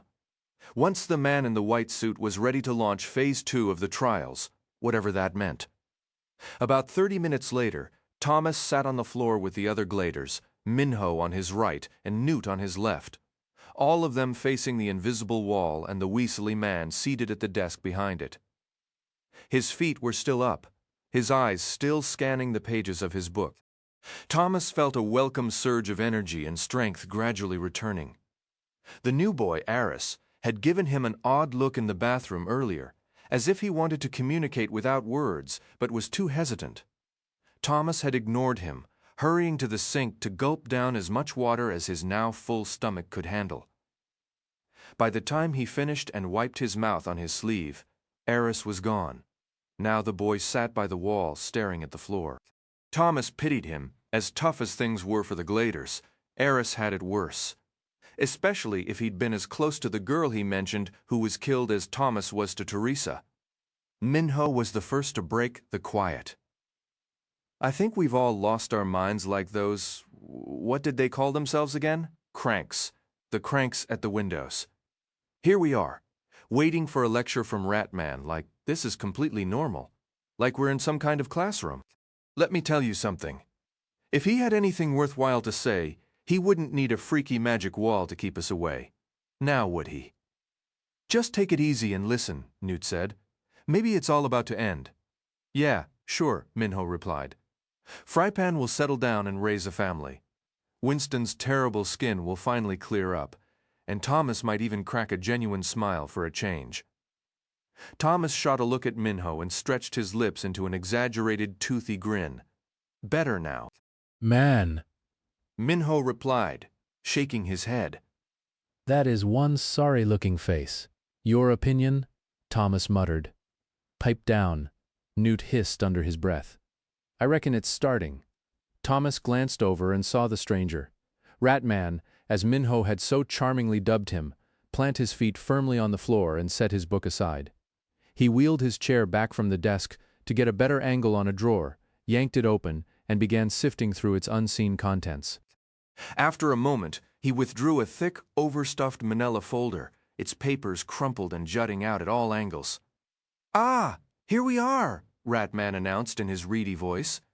He placed the folder on the desk, flipped it open, and let his gaze drift over the gathered boys. "Thank you for assembling so promptly. I have been directed to share some information with you. Pay close attention." "Why do you need that stupid wall?" Minho yelled. Newt leaned past Thomas and thumped Minho hard on the shoulder. "Knock it off." Ratman carried on as if the interruption had never occurred. "Each of you remains here due to an extraordinary will to live against all probability among other factors. Roughly 60 individuals were placed in the glade, your glade, that is. Another 60 comprised Group B. But we will set them aside for the moment." His eyes darted briefly toward Aris before resuming their slow sweep of the room. Thomas wasn't sure if anyone else caught it, but he was certain that fleeting glance held a spark of recognition. What was that about? Only a small portion of those original participants survived to be in this room today. You've likely deduced by now that many of your experiences were designed specifically to observe and evaluate your reactions. Yet this is less of an experiment and more like drafting a master plan, activating the kill zone and mapping the patterns that emerge, synthesizing them all to reach the single greatest advancement in the history of science and medicine. He let the words hang, clearly, for dramatic effect. Thomas caught Minho's eye and lifted his brows in disbelief. "This guy's brains are scrambled," Minho whispered. "How does running from monsters in a maze save anybody?" "The events you endure are termed the variables," Ratman continued, each one meticulously planned. I will elaborate shortly. While I cannot disclose everything at this juncture, it is crucial you understand this. The trials you are undergoing serve a profoundly important purpose. Continue to react adaptively to the variables, continue to survive, and you will be rewarded with the knowledge that you have contributed to saving humanity. Yourselves included, naturally. I represent an organization named WICT, Ratman went on. I am aware it sounds ominous, but it is an acronym for World and Catastrophe Kill Zone Experiment Department. There is nothing sinister about it, despite impressions. We exist for one reason alone, to preserve the world from disaster. You, in this room, are an essential component of our design. We command resources unparalleled by any group in human history. Virtually limitless funding, inexhaustible human capital and technology so advanced it surpasses the wildest dreams of the most brilliant minds. As you progress through the trials, you have witnessed and will continue to witness proof of this technology and the resources behind it. If I impart one thing today, it is this: you must never, under any circumstances, trust your eyes, or your own mind, for that matter. This is precisely why we conducted the demonstration with the suspended bodies and the sealed windows. All I will say is that sometimes reality is not what you perceive, and sometimes the truth remains hidden. We possess the capability to influence your brain's sensory pathways when the situation requires it. I realize this must sound confusing, and maybe a little frightening. Thomas thought the man's statement was the understatement of the century. That word, kill zone, kept echoing in his mind. His still fragile memories couldn't fully place it, but he'd first seen it engraved on that metal plaque back in the maze, the one that spelled out the words forming WIC-ID's acronym. The man's gaze swept slowly over every glader in the room, his upper lip glistening with sweat. The maze was one stage of the trials. Every single variable you faced was designed to collect kill zone response patterns. Your escape was part of the test. Your fights with the grievers, the death of the boy Chuck, your supposed rescue and the bus ride afterward, all of it. Every moment was part of the trials. A hot wave of anger surged in Thomas's chest at the mention of Chuck. He was halfway to his feet before he even realized he'd moved. Newt's firm grip pulled him back down. Seemingly prompted by the reaction, Ratman shot up from his chair, sending it scraping against the wall. He planted his palms on the desk and leaned toward the gladers. All of it has been part of the trials, understand? Phase 1, to be precise. And we are still critically short of the data we require, so we've had to raise the stakes. Now begins Phase 2. Now things get hard. The room fell into a heavy silence. Thomas knew he ought to be furious at the ridiculous idea that anything so far had been easy. The concept should have terrified him, not to mention the talk of tampering with their minds. But instead, a fierce curiosity burned in him about what the man would say next, the words just flowing over him without sticking. Ratman let the quiet stretch out, then slowly sank back into his chair, scooting forward behind the desk again.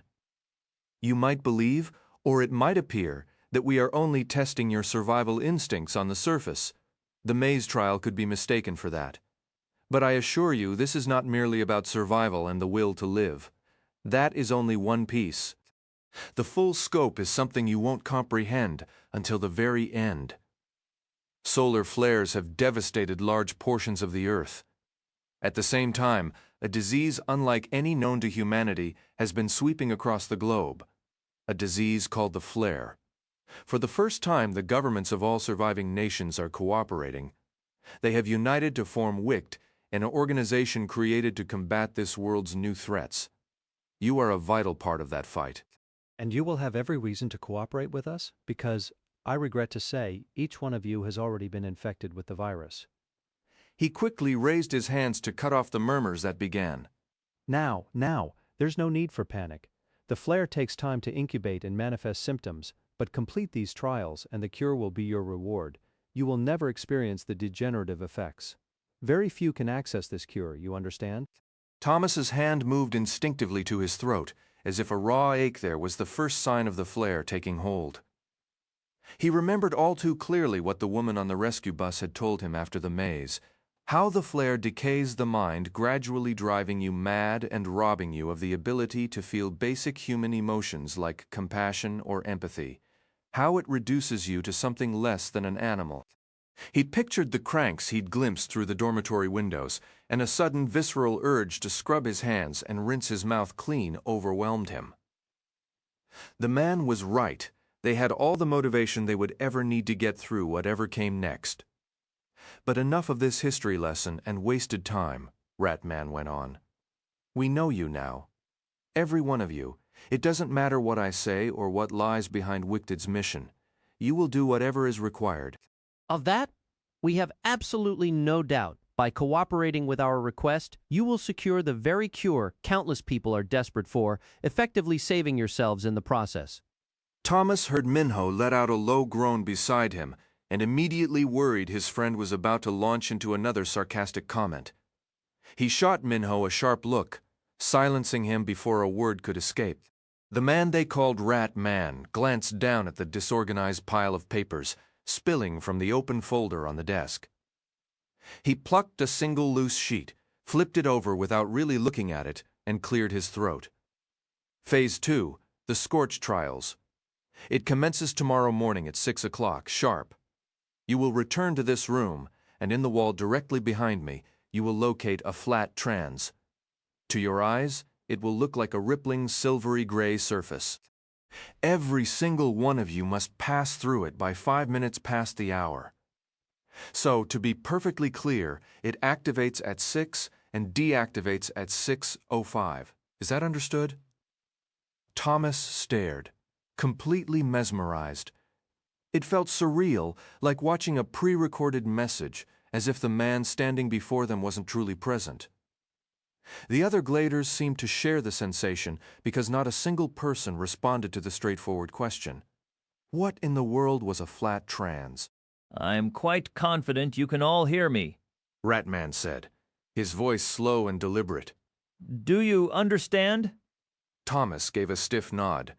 A few muted yeahs and yeses drifted from the boys around him. Good, Ratman replied.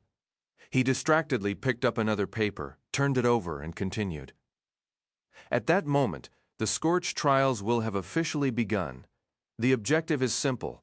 Find your way to the outside, then travel precisely 100 miles due north. Reach the designated safe haven within 2 weeks, and you will have completed Phase 2. Only then will you receive the cure for the flare. You have exactly 14 days starting the instant you step through the trans fail to arrive on time, and your fate is sealed. The room should have exploded with arguments, frantic questions, pure panic. Instead, a heavy silence fell. Thomas felt his own tongue turn to dust in his mouth, useless and dry. With a quick, abrupt motion, Ratman slammed the folder shut, further crumpling the papers inside, and slid it back into the desk drawer. He stood, pushed his chair neatly under the desk, and folded his hands in front of him, his gaze sweeping over the gladers. It's straightforward, really, he said, his tone so casual he might have been explaining how to operate a faucet. There are no additional rules. There are no helpful guidelines. You will have minimal supplies, and you can expect no assistance. Enter the flat trans at the specified time. Locate open air. Journey 100 miles directly north to the safe haven. Succeed or perish. That final word, perish, acted like a slap, jolting everyone from their daze. Voices erupted all at once. What's a flat trans? How did we get infected with the flare? When will we start showing symptoms? What's waiting for us after 100 miles? What did you do with the bodies? Question piled upon question, merging into a loud, chaotic roar of confusion. Thomas, however, stayed quiet. This stranger wasn't going to give them real answers. Couldn't the others see that? Ratman waited with infuriating patience, his dark eyes scanning the group as they shouted, his gaze finally locking onto Thomas. Thomas just sat there, silent, meeting that gaze with pure, simmering hatred for this man, for Wicht, for the entire broken world. You Shanks, shut up! Minho finally bellowed, the questions cut off abruptly. This shuck face isn't telling us anything, so stop wasting your breath. Ratman offered a single, slow nod in Minho's direction, something almost like gratitude or an acknowledgement of the truth in his words. 100 miles, north. I hope you make it. Do not forget you all carry the flare now. We administered it to provide any additional motivation you might require. Reaching the safe haven is synonymous with receiving the cure. He turned and began walking toward the solid wall behind him as if he intended to pass straight through it. He paused, glancing back over his shoulder. Ah, one final detail, he added. Do not imagine you can avoid the Scorch Trials by refusing to enter the flat trans between 6 and 6:05 tomorrow. The trials will find you regardless. Those who remain will be executed on the spot, and it won't be a pleasant way to go. You're better off rolling the dice out there in the world. Best of luck to each of you. With that, he turned and began walking straight toward the wall again, as if he intended to walk right through it. But before Thomas could see what happened next, the invisible barrier between them began to cloud over, turning a milky white until it was completely opaque in just a few heartbeats. Then, the entire wall vanished, leaving the common area visible once more, except now the desk, the chair, and the man in the white suit were gone without a trace. Well, I'll be shucked, Minho muttered under his breath beside Thomas. Once again, the common room erupted into a chorus of questions and heated debates, but Thomas had heard enough. He needed air, or at least the closest thing to it, a moment alone. Knowing the boys' dorm would offer no real solitude, he slipped into the bathroom Teresa, and later Eris, had used, leaning back against the cold edge of the sink. He crossed his arms and stared blankly at the tiled floor. Thankfully, no one followed. His mind reeled, struggling to piece together the impossible scenes. Bodies suspended from the ceiling, the air thick with the stench of decay, only for them to vanish minutes later, a stranger, and his whole desk appearing out of thin air, shielded by some invisible force, then disappearing just as suddenly, and as unsettling as those moments were, they were barely the beginning. Their so-called rescue from the maze had clearly been a lie. But who were the people Wicht used to pull them from the Creator's chamber, load them onto that bus, and deliver them here? Did those people know they were walking to their deaths? Or were they even really dead at all? The Rat Man's warning echoed in his head. Don't trust your eyes. Don't trust your mind. If they couldn't believe what they saw, what could they ever believe again? And then the heaviest blow of all. The claim that they were infected with the flare, that enduring these trials was their only shot at a cure. Thomas squeezed his eyes shut, pressing his fingers hard against his temples. Teresa was gone. None of them had families to return to. Come morning, they were expected to begin something called Phase 2, which sounded like it would make the maze seem like a leisurely stroll. And outside these walls, those deranged people, the cranks. How were they supposed to survive that? A sudden, sharp memory of Chuck flashed in his mind. What would Chuck say right now? Probably something blunt and painfully honest, like, "This really sucks." You'd be right, Chuck, Thomas thought bitterly. The whole world sucks. It had only been a few days since he'd watched his friend get stabbed, since he'd held Chuck as he died. And now a dark, guilty thought crept in. As terrible as that moment was, maybe it was the best outcome for Chuck. Maybe death was kinder than whatever nightmare awaited them next. His thoughts drifted to the tattoo etched on his neck, a permanent mark of this twisted experiment. Dude, how long does it take to drop a load in here? Minho's voice cut through the silence. Thomas looked up to see him leaning in the doorway. I couldn't take it out there anymore. Everyone's talking over each other like a bunch of cranky toddlers. Say whatever they want. We all know what we're going to do tomorrow. Minho stepped inside and leaned his shoulder against the wall. Ain't you just a ray of sunshine? Listen, those shanks out there are just as scared as you are. Every single one of us is walking through that. Whatever he called it. Tomorrow morning. Who cares if they want to chatter their teeth off about it? Thomas rolled his eyes. I never said I was braver than anyone. I'm just tired of hearing voices. Yours included? Minho let out a short laugh. Slinthead, when you try to be tough, it's honestly kind of adorable. Thanks, Thomas replied flatly. He paused, then added, flat trans. Huh? That's what the white-suited shank called the thing we have to go through. A flat trans. Oh, right. Probably some kind of doorway. Thomas looked up at him. That's what I'm thinking, like the cliff, but flat. It transports you somewhere. Flat trans? You're a shuck genius. Just then Newt appeared in the doorway. What are you two hiding in here for? Minho reached over and gave Thomas a light slap on the shoulder. We're not hiding. Thomas was just complaining about his situation, wishing he could return to his mother. Tommy, Newt said, not sounding entertained, you went through the changing and got some memories back. How much of that do you actually recall? Thomas had dwelled on that question. Much of what returned after the griever's sting had grown hazy. It's hard to say. I can't clearly visualize the world outside or remember what it was like working with the people who helped design the maze. Most of it has either faded or vanished completely. I've had a few strange dreams, but nothing useful. They drifted into a conversation about the bizarre things their unusual visitor had mentioned, the solar flares, the disease, and how everything felt different now that they knew they were part of some test or experiment. They talked around a lot of topics without finding answers, every word shadowed by a quiet dread of the virus they'd allegedly been given. Eventually, they fell silent.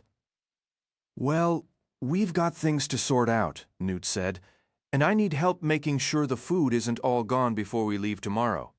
Something tells me we're going to need every bit. That hadn't even crossed Thomas's mind. You're right. Are people still eating out there? Newt shook his head.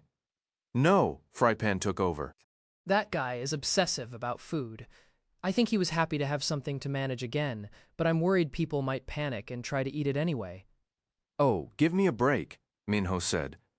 Everyone who made it this far is here for a reason. All the fools are dead by now. He glanced sideways at Thomas, as if concerned Thomas might think he was including Chuck in that statement. Maybe even Teresa. Maybe, Newt replied. I hope so. Anyway, I was thinking we need to get organized. Pull things back together. Act like we did back in the Glade. The last few days have been awful. Everyone moping and complaining, no order, no plan. It's driving me crazy. What did you expect us to do? Minho asked. Line up and do push-ups. We're trapped in a pathetic three-room prison. Newt swatted the air as if Minho's words were insects. Whatever. I'm just saying.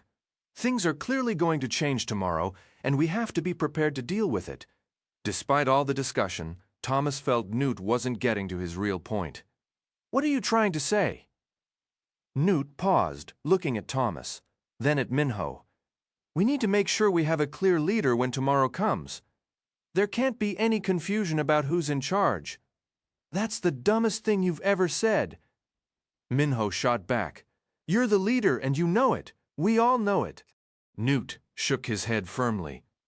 Being hungry make you forget about the tattoos? You think they're just for show? Oh, come on, Minho retorted. You really think that means anything? They're just messing with our heads. Instead of answering, Newt stepped closer to Minho and pulled back his shirt to reveal the tattoo there. Thomas didn't need to look. He remembered. It had marked Minho as the leader. Minho shrugged off Newt's hand and launched into his usual stream of sarcastic comments. But Thomas had already stopped listening, his heart beginning to pound in a rapid, almost painful rhythm. All he could think about was what had been inked on his own neck, that he was meant to be killed. As the evening wore on, Thomas sensed it was getting late and knew they needed rest to be ready for the morning. So he and the other gladers spent the remaining hours crafting rough packs from bed sheets to carry the food and the extra clothes they'd found in the dressers. Some of the food had come in plastic bags, and those now empty bags were filled with water and sealed with strips torn from the curtains. No one expected these makeshift canteens to hold up long without leaking, but it was the best idea anyone could devise. After some persuasion, Newt had finally gotten Minho to agree to take on the leadership role. Thomas understood the necessity of leadership as much as anyone, so a weight lifted when Minho gave a reluctant nod. By 9, he was back on his thin mattress, eyes tracing the familiar lines of the bunk above. A heavy quiet filled the room, though he knew sleep hadn't taken anyone. The same dread that coiled in his gut surely held them all. They'd survived the maze and witnessed Wicked's cruelty firsthand. If the Rat Man's story held truth, then this organization had orchestrated Galley's attack on Chuck, executed a woman point blank, and deployed rescuers only to eliminate them after the job. The atrocities piled up. And as a final grotesque flourish, they'd infected them all, dangling the cure as a prize for further compliance. Truth and lies were now indistinguishable threads in the same dark tapestry. All signs pointed to Thomas being marked, set apart.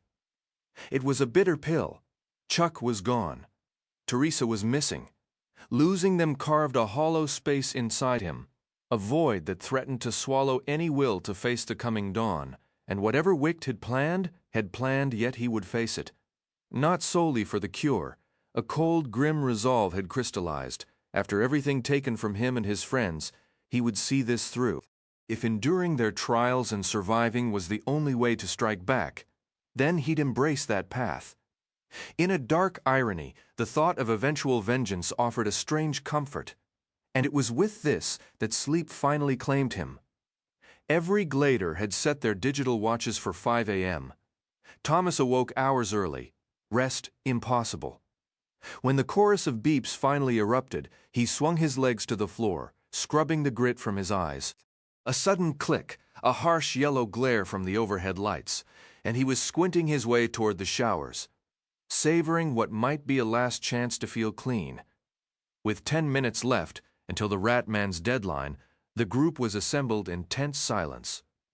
Most clutched plastic bags of water, their bedsheet packs beside them. Thomas had opted to carry his water, wary of leaks.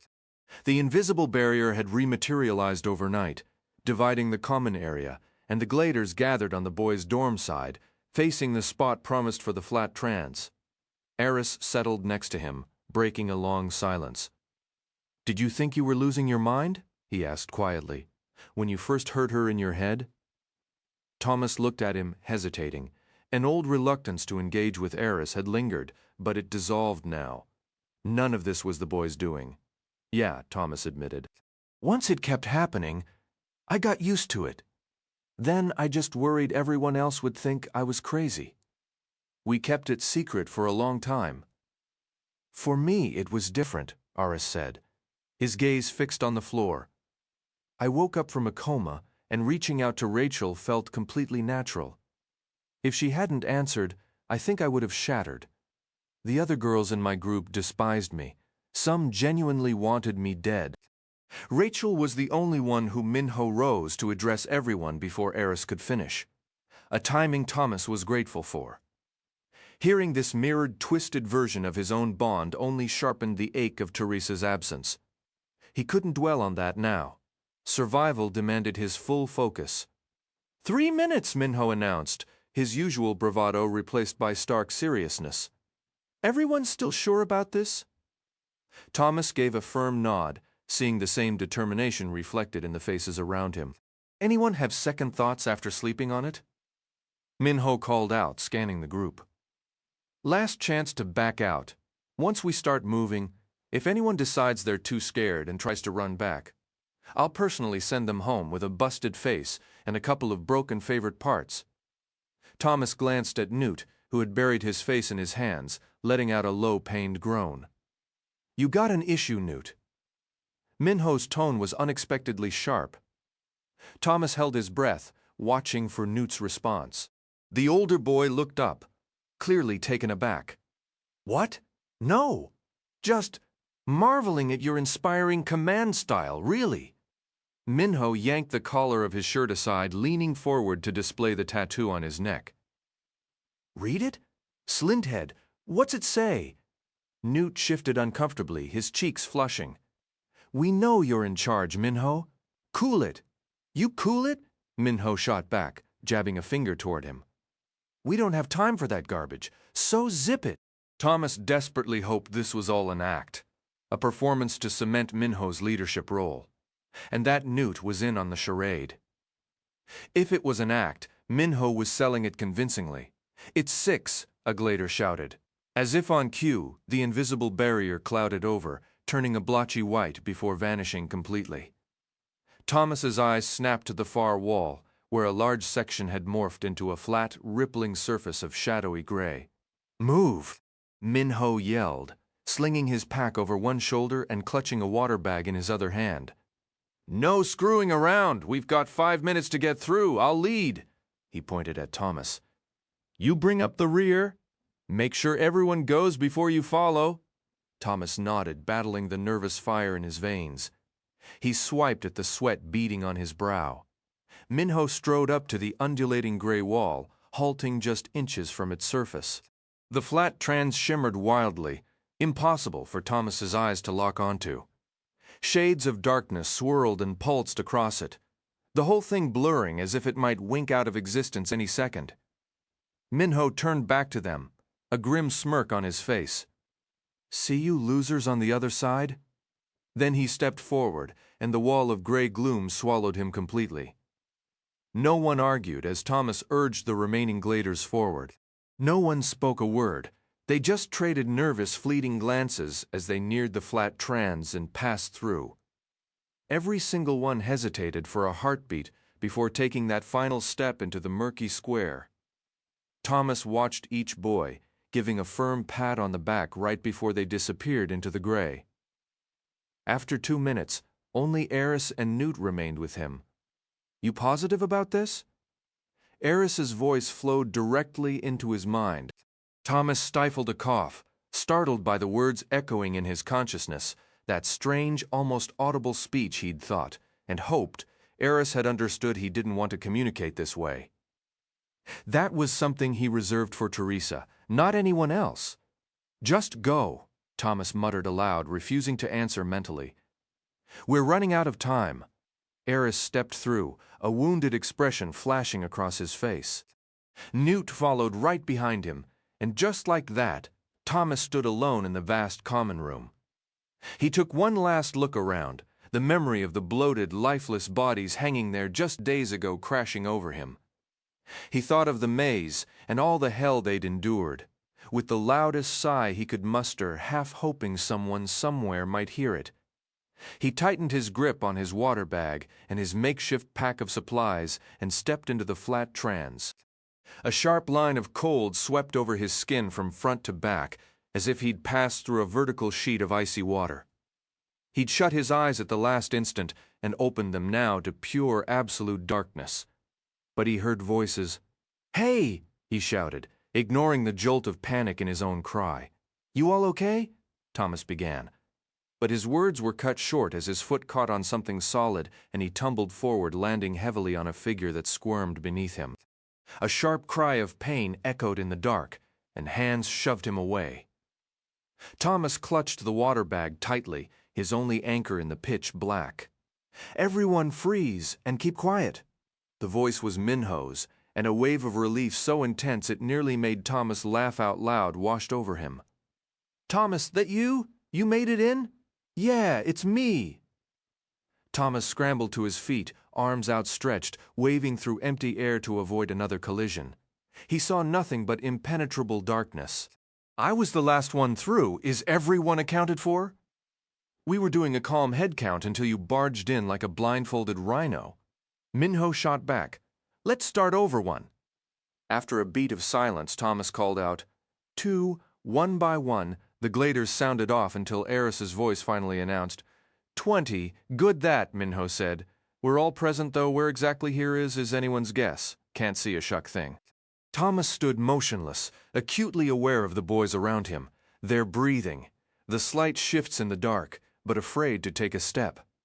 Wish we had a light. Brilliant observation, Thomas, Minho replied, his tone dry. All right, listen, we're in some kind of passageway. I can feel walls on both sides. Most of you are to my right, Thomas. You're back near where we entered. We can't risk stumbling back through that flat trans contraption, so everyone follow my voice toward me. Our only option is to move forward and see where this leads." As Minho spoke, his voice began to drift away. Thomas heard the soft scuff of shoes and the rustle of packs against clothing as the others followed. Once he sensed he was alone, he cautiously stepped to his left, hand outstretched until his fingers met a hard, cool surface. He trailed his hand along the wall as he moved after the group, using it as a guide through the void. No one spoke as they pressed onward. What unnerved Thomas most was that his eyes never adjusted. There wasn't the faintest glimmer of light.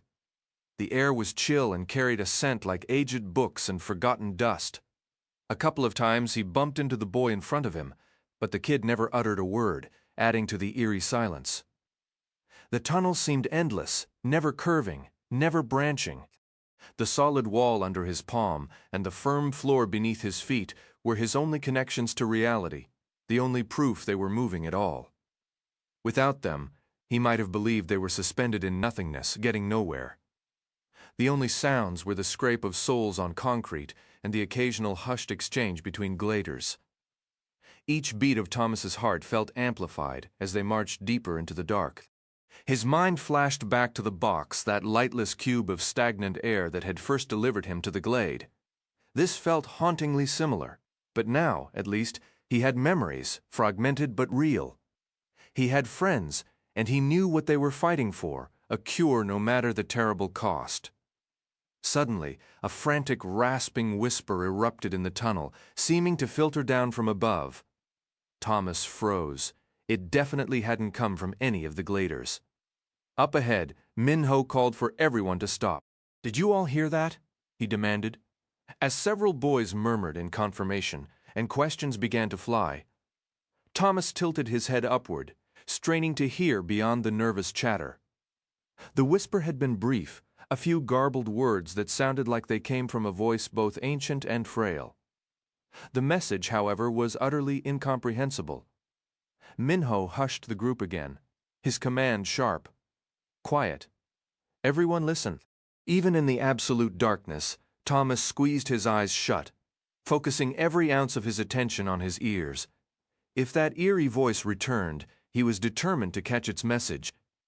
Barely a minute later, the same raspy, ancient whisper hissed through the blackness again, booming as if from hidden speakers in the ceiling.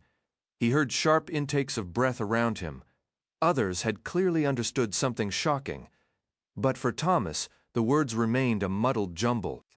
He opened his eyes to the same impenetrable void. "Did anyone make it out?" Newt's voice cut through the tension. "A few words," Winston answered.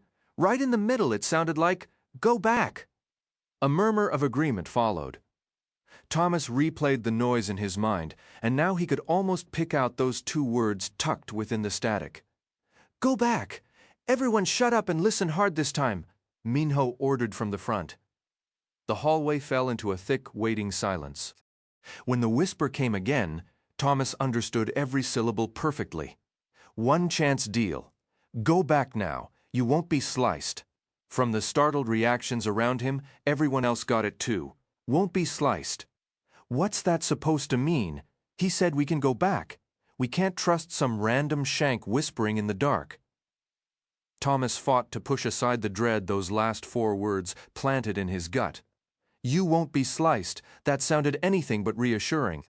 The complete lack of vision made it 10 times worse, gnawing at his sanity. "Just keep moving," he yelled ahead to Minho. "I can't stand this anymore. Go! Hold on!" Frypan interjected. The voice called, "This a one-chance deal. We have to at least consider it." Another voice chimed in. "Yeah, maybe we should turn back."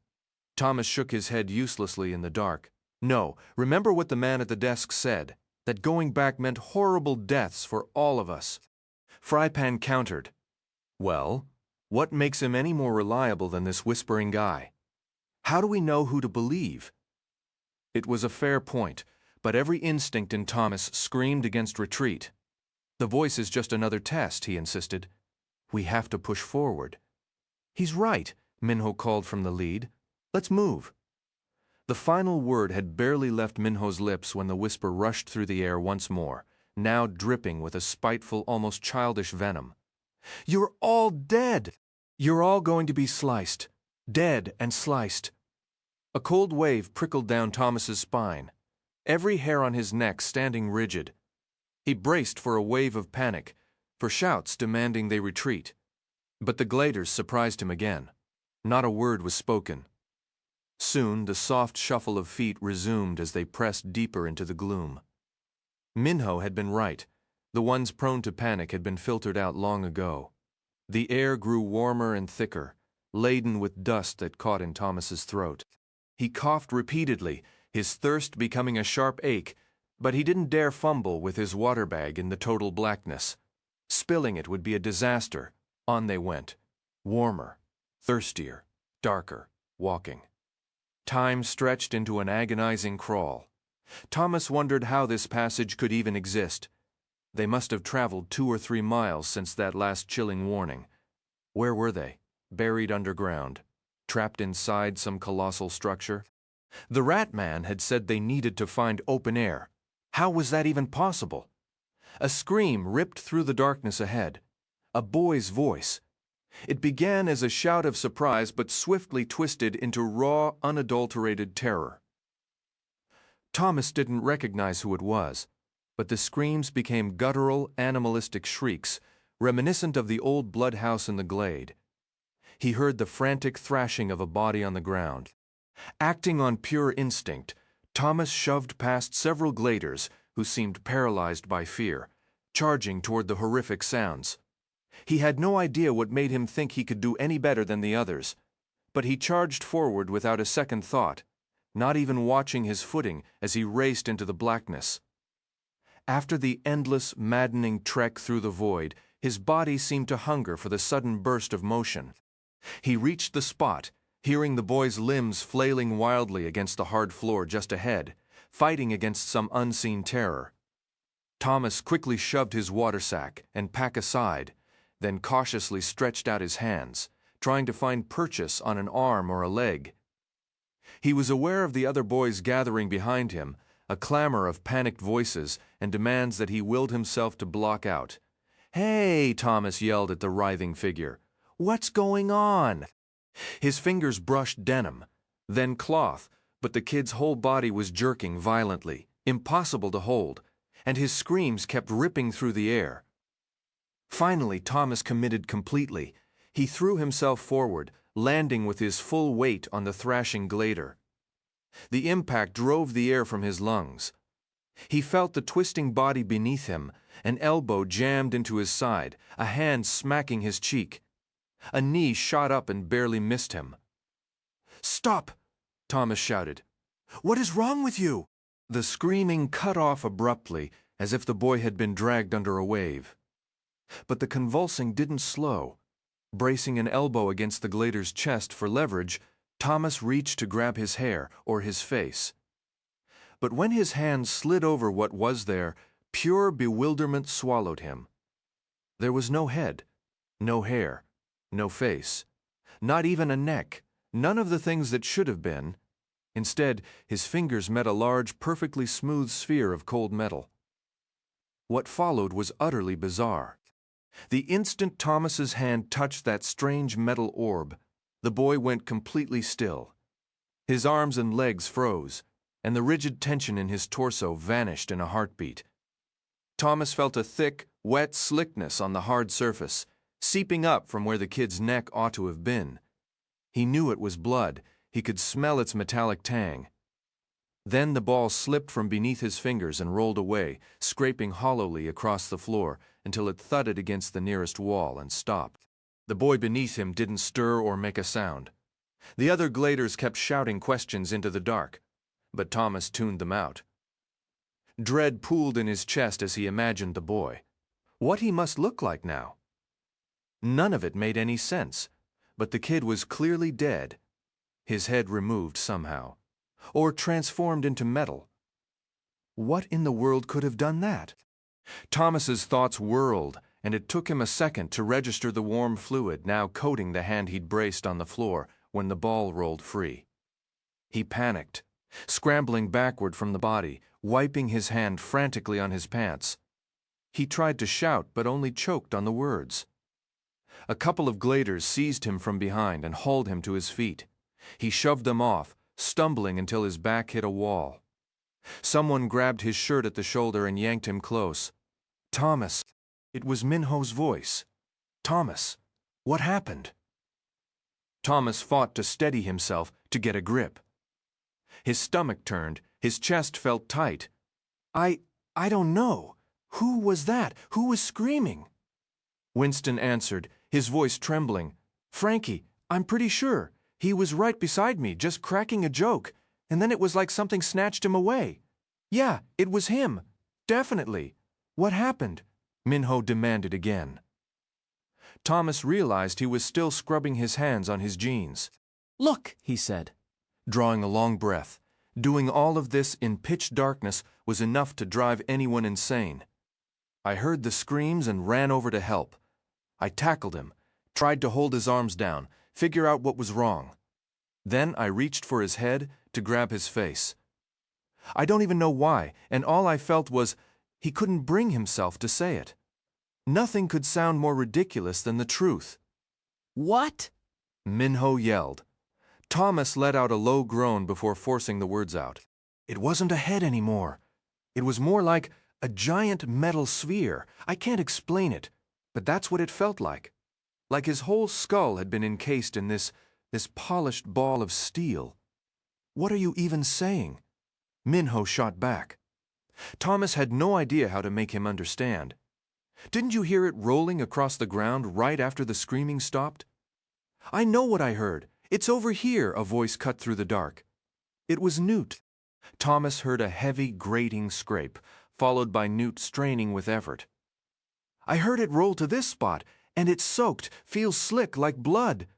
"What in the world?" Minho muttered, barely audible. "How large is it?" A wave of questions erupted from the other gladers. "Everybody shut it," Newt yelled. Once the chatter died down, he stated plainly, "I'm not sure." Thomas could hear him cautiously turning the object over in his hands. "Definitely bigger than a head. It's completely round, a perfect sphere."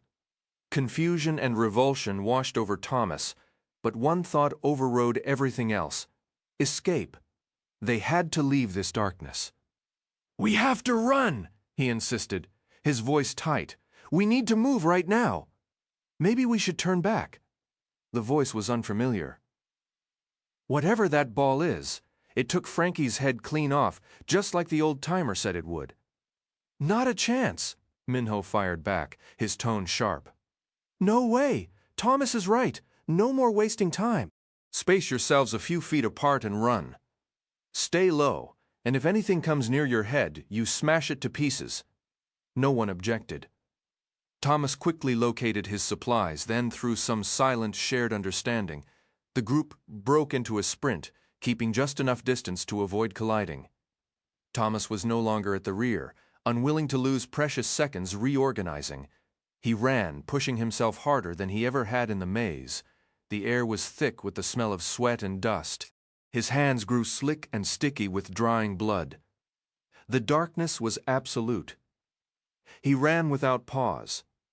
The death sphere claimed another victim, this time closer to Thomas, a kid he'd never even exchanged a word with. Thomas heard the distinct, chilling sound of metal sliding against metal, followed by a couple of sharp clicks.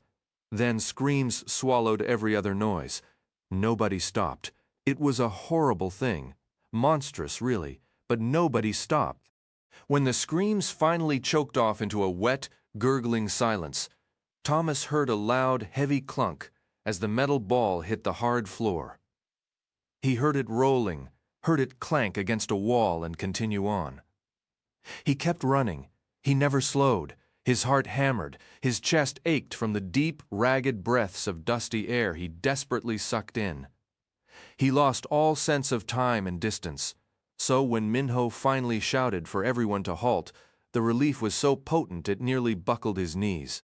His sheer exhaustion had, for the moment, overpowered the terror of the thing that had killed two of them. The cramped space filled with the sound of labored panting, and a sour stench of spent breath. Frypan was the first to find his voice. "Why are we stopping?" "Because I nearly cracked my shins on something." Minho shouted back, "I think it's a staircase." A flicker of hope sparked in Thomas, but he crushed it instantly. Getting his hopes up was a luxury he'd sworn off long ago. Not until this was all over. "Well, let's climb it," Frypan said, with a cheerfulness that felt utterly misplaced. "You think?" Minho retorted, a sarcastic edge to his voice. "What would we ever do without your brilliant insights, Frypan?" "Honestly," Thomas heard the heavy thud of Minho's footsteps as he charged up the stairs. They emitted a high, tinny ring, as if made of thin metal. Within seconds, other footsteps joined in, and soon everyone was following Minho's lead. When Thomas reached the first step, he stumbled, banging his knee hard against the second. He threw his hands out to catch himself, nearly bursting his water bag in the process, then scrambled back up, taking the steps two at a time. Who knew when another metal horror might strike, hope or no hope? He was more than ready to leave this pitch-black tomb behind. A heavy thud echoed from above, deeper than the footsteps, yet unmistakably metallic. "Ow!" Minho shouted.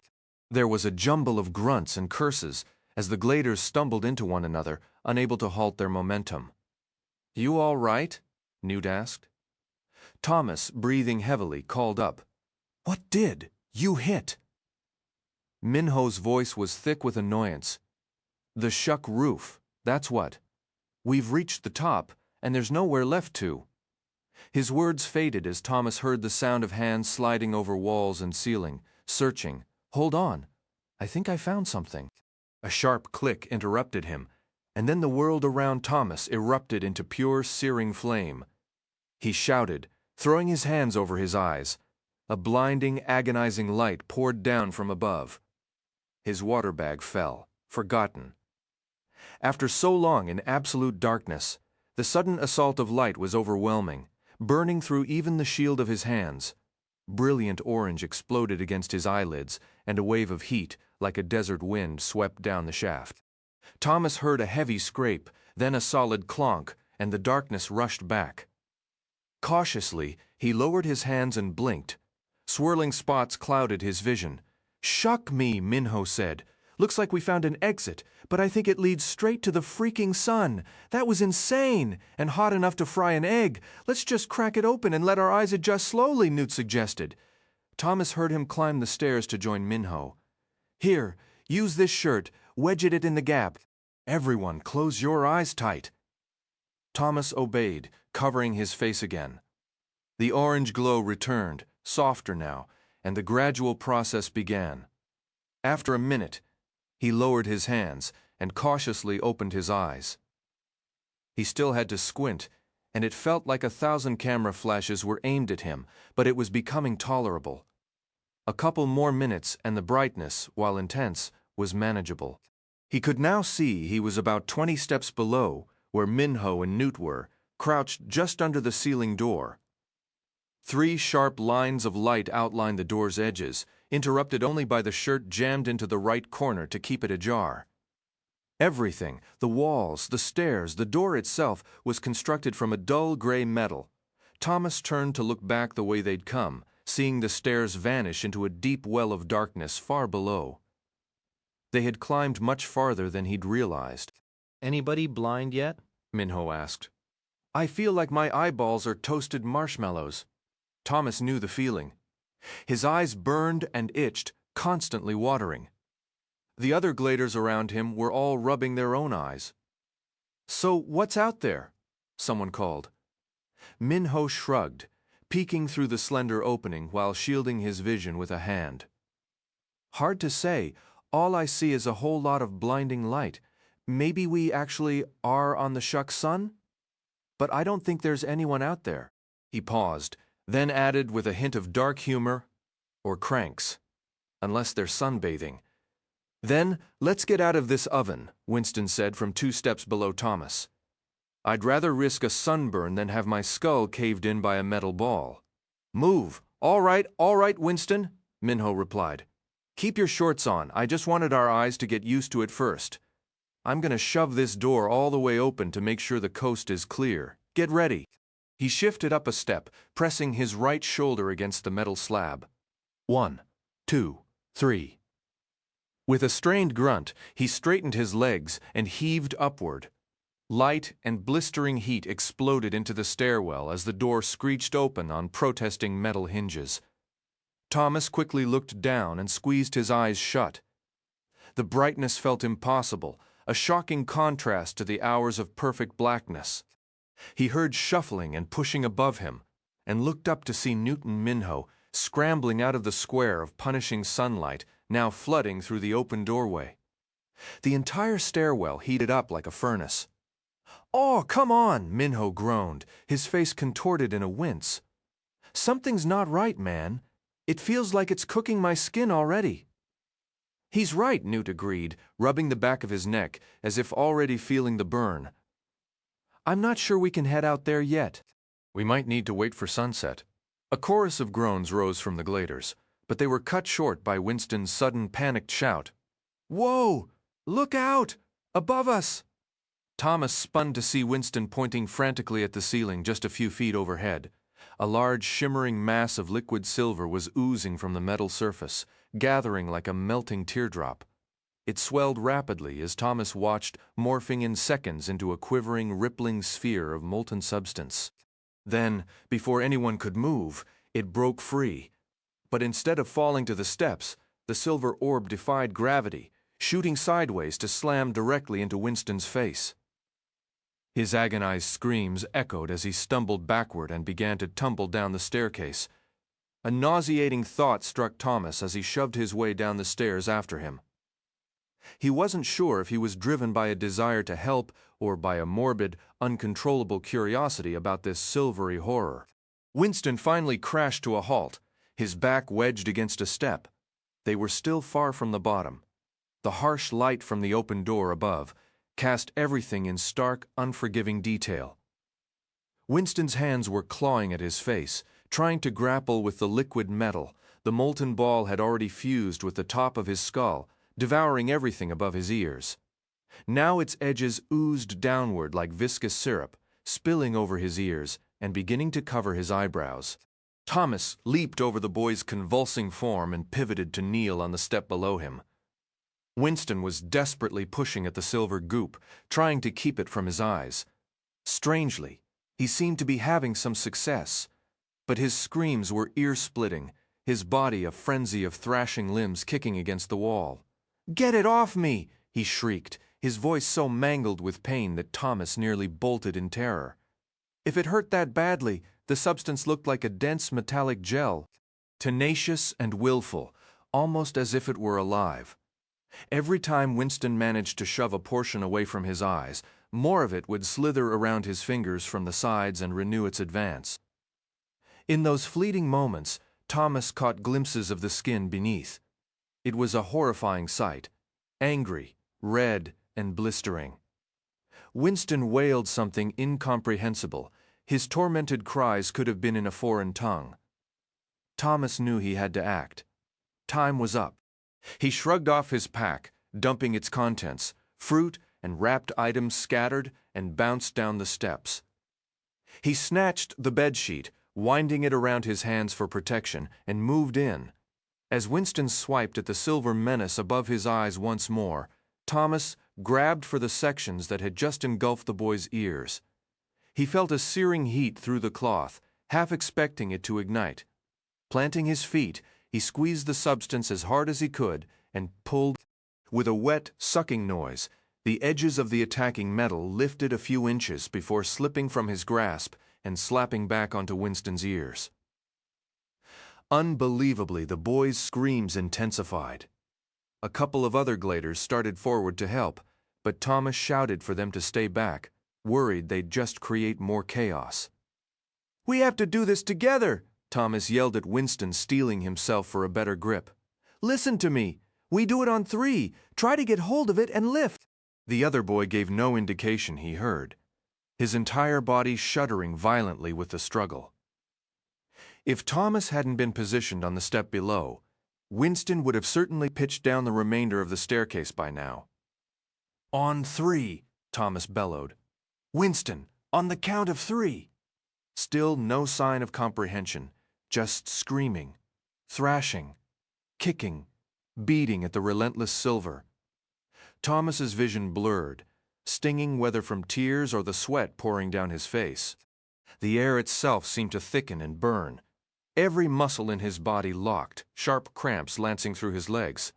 "Just do it!" he roared, shoving the pain aside as he leaned in once more.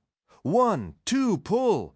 His hands closed around the edges of the shimmering silver substance, feeling its strange, pliant toughness. With a final, desperate heave, he wrenched it upward and away from Winston's skull. Whether he heard the command or acted on instinct, Winston shoved at the goop with the heels of his palms, as if trying to peel his own skin off. The entire mass came free in a heavy, wobbling sheet.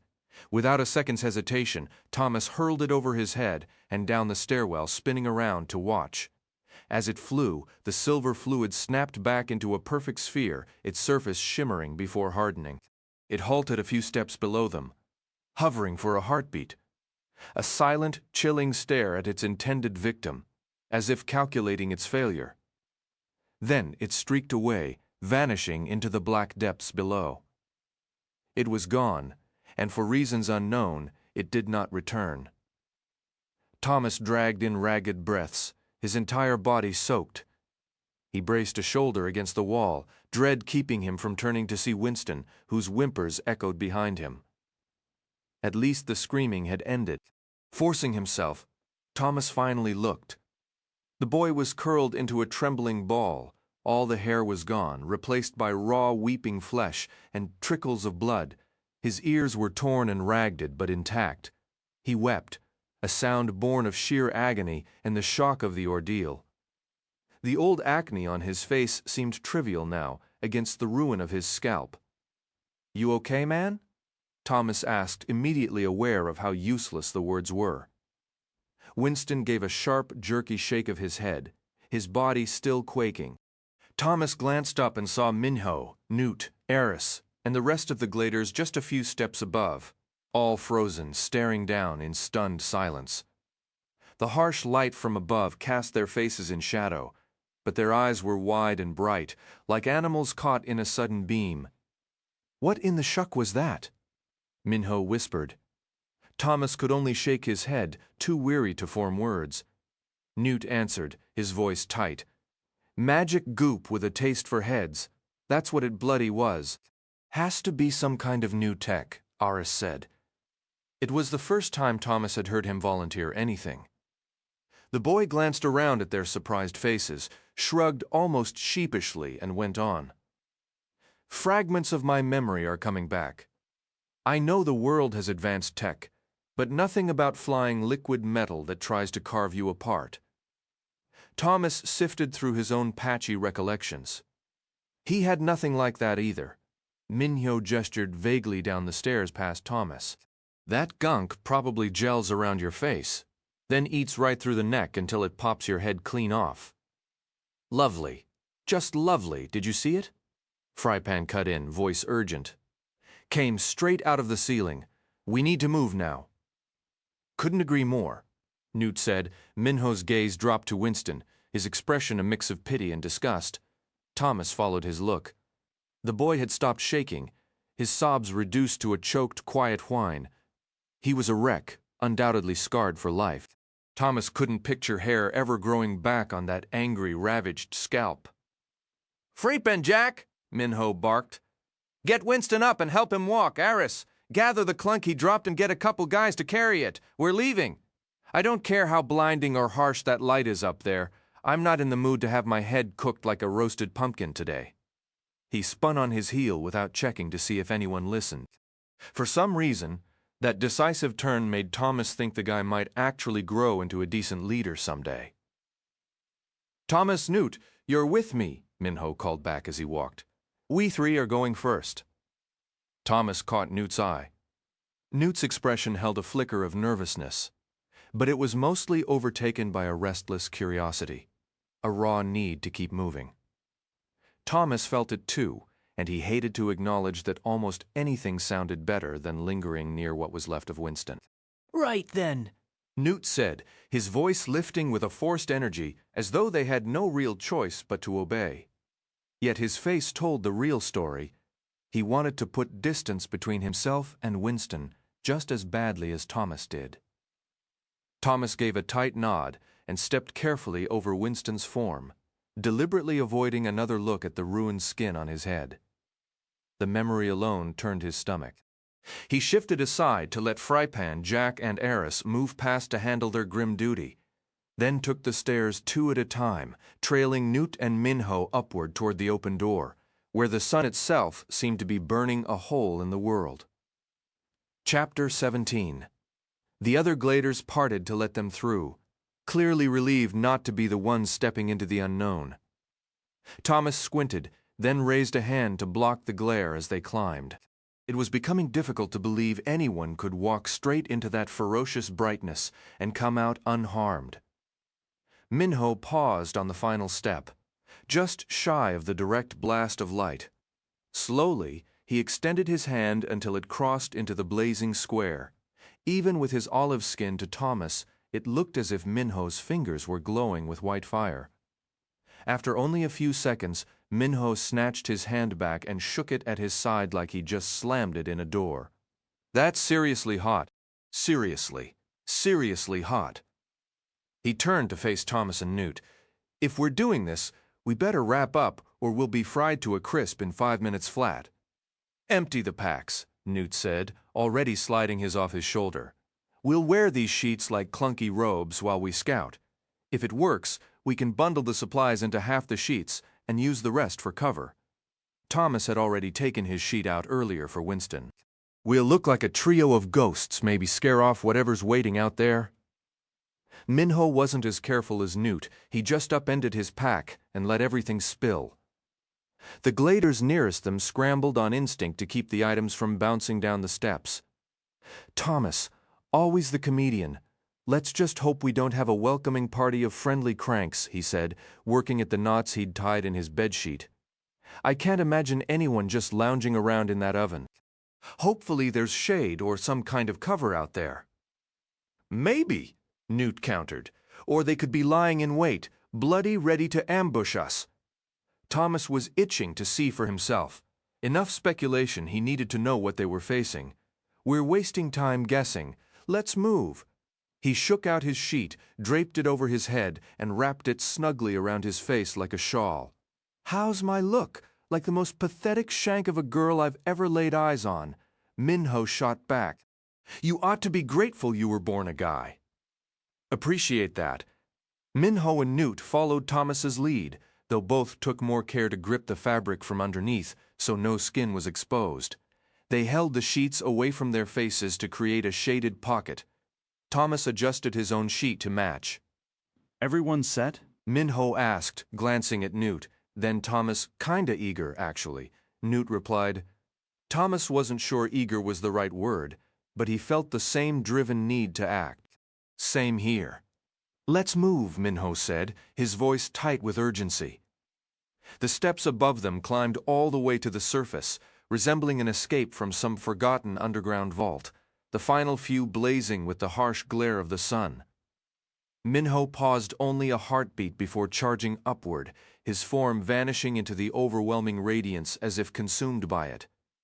"Go on!" Newt shouted, giving Thomas a sharp push between the shoulders. A jolt of adrenaline surged through Thomas. He exhaled sharply and sprinted after Minho, hearing Newt's footsteps pounding right behind him. The moment Thomas broke into the light, he knew their makeshift sheet coverings were utterly useless, as effective as being wrapped in clear cellophane. The fabric did nothing to soften the blinding glare or the scorching heat hammering down from above.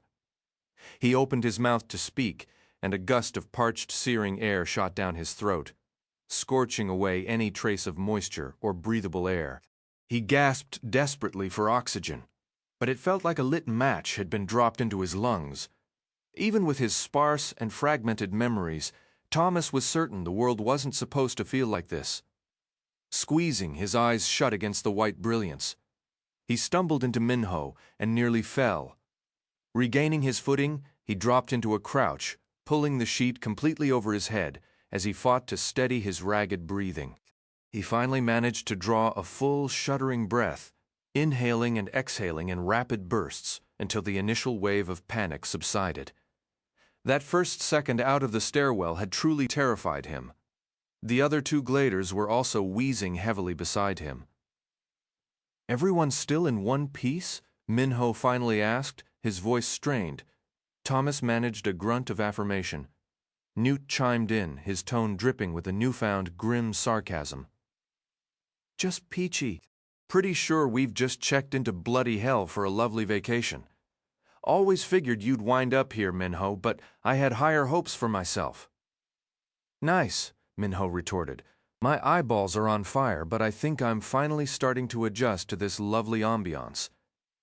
Cracking his own eyes into a pained squint, Thomas looked down at the ground just beneath his face. Nothing but dirt, dust, and a few dull grayish-brown rocks. The sheet enveloped him completely, but it glowed so brightly it seemed like some bizarre piece of luminous future tech. "Who exactly are you hiding from down there?" Minho asked. "Get up, you shank! There's not a soul in sight!" Thomas felt a flush of embarrassment.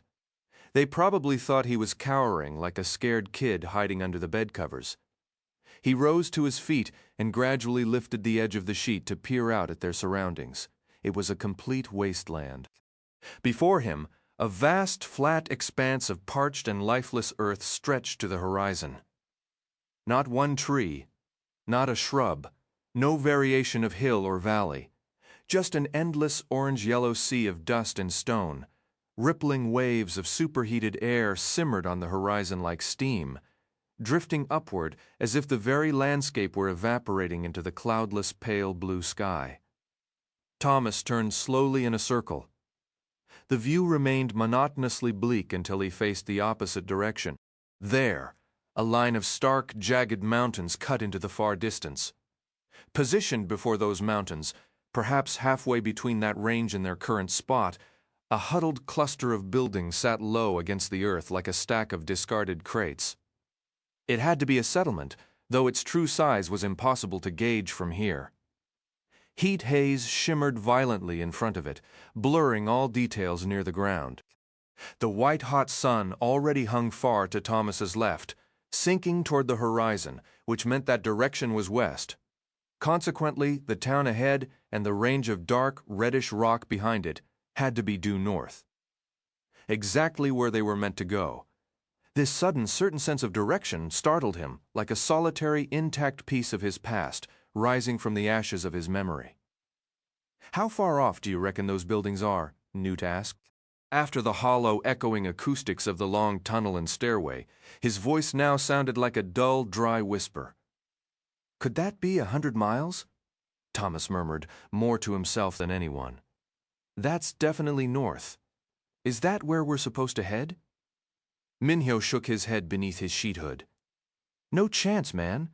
I mean, yeah, that's our direction, but it's nowhere near 130 miles tops. Maybe less." Newt scoffed. "You can measure miles just by squinting. Didn't realize your eyeballs were so talented." Minho shot him a look. "I'm a runner, you shank. You learn to judge distances in the maze, even if the scale out here is a whole different beast." Thomas stared at the desolate horizon, a cold dread settling in his stomach. The Rat Man hadn't been exaggerating about the sun flares. The landscape looked utterly scorched, like a bomb had gone off and forgotten to stop burning. "Is the entire planet like this?" He wondered aloud, his voice barely above a whisper. "Let's hope not," Minho muttered, shielding his eyes. "Right now, I'd trade my left shoe for a single scraggly tree, maybe a puddle. I'd take a clump of weeds." Newt sighed, the sound heavy with exhaustion. The more Thomas studied the distant town, the more he doubted his own estimate. 30 miles seemed optimistic. He tore his gaze away and faced the others. Talk about a twisted joke. In the maze, we had walls trapping us, but everything we needed to survive was right there. Now, no walls, but also no way to live unless we march exactly where they point us. "Isn't that the definition of irony?" "Something like that," Minho agreed with a dry chuckle. You're turning into a regular philosopher. He jerked his thumb back toward the dark stairway exit. Enough standing around. Let's rally the others and start moving. If we wait, this sun will bake us into jerky. Newt wiped sweat from his brow. Maybe we should wait for sunset. It's brutal out here. And spend more time with those creepy metal orbs. Not a chance, Minho countered. Thomas found himself nodding. He's right. Sunset's only a few hours off. We can tough it out until then. Take a break and travel through the cooler night. I can't stand another second in that hole. Agreed, Newt said. First goal, make it to that ghost town. Let's just pray it's not a crank convention. The mention of cranks sent a jolt through Thomas. Minho strode back to the opening and yelled down, "Hey, you lazy shanks, grab every scrap of food and get your butts up here. Move." No one argued. Thomas watched as each glader emerged and went through the same stunned ritual he had, gasping at the dry air, squinting against the glare, their faces falling with a shared crushing disappointment. He knew every one of them had secretly hoped the Rat Man was lying, that the worst was behind them in the maze. But after the horrors of the Griever tunnels, and now this barren wasteland, that fragile hope was utterly extinguished. They had to adapt quickly for the trek. Food and water were consolidated into half the packs, and the spare bed sheets were fashioned into crude, shared sun canopies. The system worked, even for Jack and the ailing Winston, and soon they were trudging across the cracked, rock-littered earth. Thomas found himself sharing a sheet with Eris, though he wasn't entirely sure how the pairing happened. Part of him refused to admit he'd chosen the boy, that Eris might be his only link to understanding what had happened to Teresa. Thomas gripped one corner of the sheet with his left hand, a heavy pack slung over his right shoulder. Eris walked to his right. They'd agreed to swap the burden every 30 minutes. Each step kicked up dust, and the oppressive heat felt like it was stealing a year of their lives with every 100 yards. They walked in silence for a long time, the only sounds their footsteps and labored breathing. Finally, Thomas couldn't hold the question in any longer. "So, you've really never heard the name Teresa? Not even once?" Eris turned his head sharply, and Thomas heard the unintended edge in his own voice. He didn't soften it. "Well, have you?" Eris looked away, but his posture was guarded, his tone clipped. "No, never. I don't know who she is or where she went." He paused, then added a low blow that somehow strangely made Thomas respect him more. "At least you didn't have to watch someone you knew die right in front of you." The words hit Thomas like a physical blow. Yeah, He managed, the apology sticking in his throat. I know. I'm sorry. He gathered his thoughts, the next question already forming on his lips as they continued their grim march toward the unknown town. "Rachel," Eris hesitated, and for a moment Thomas thought he might shut down completely. But then he went on, "We weren't just friends. Things shifted between us. We recovered pieces of the past and built something new on top of it." Thomas imagined Minho snorting at a line like that. But to him, it carried a profound, quiet sorrow. He felt compelled to offer something in return. "I lost someone close, too, Chuck. Just thinking about him makes my blood boil all over again. If they've hurt Teresa the same way, there won't be any holding me back. I'll tear through anything in my path.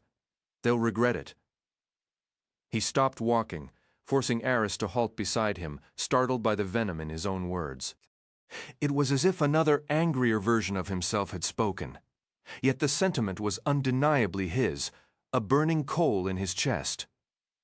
"You know what I mean?" he started to ask. But Frypan's sudden shout cut him off. The cook was pointing frantically into the distance. Thomas followed his gaze and understood instantly. From the direction of the distant town, two figures were sprinting toward them, their shapes warping and shimmering in the heat haze like specters, tiny clouds of dust kicking up with every footfall. Thomas fixed his eyes on the runners. A silent, collective understanding seemed to pass through the gladers, bringing them all to a standstill. A chill, utterly absurd in the oppressive heat, traced a path down Thomas's spine. The logical part of his mind argued they vastly outnumbered the newcomers, but the primal fear was louder. "Circle up! Tight!" Minho ordered, his voice cutting through the dry air. "Be ready to knock these shanks into next week at the first wrong move." The two figures remained distorted blurs in the wavering air until they closed to within 100 yards. When they finally snapped into focus, Thomas's body went rigid. The memory of the gaunt, screaming faces at the barred window flashed before him, cranks.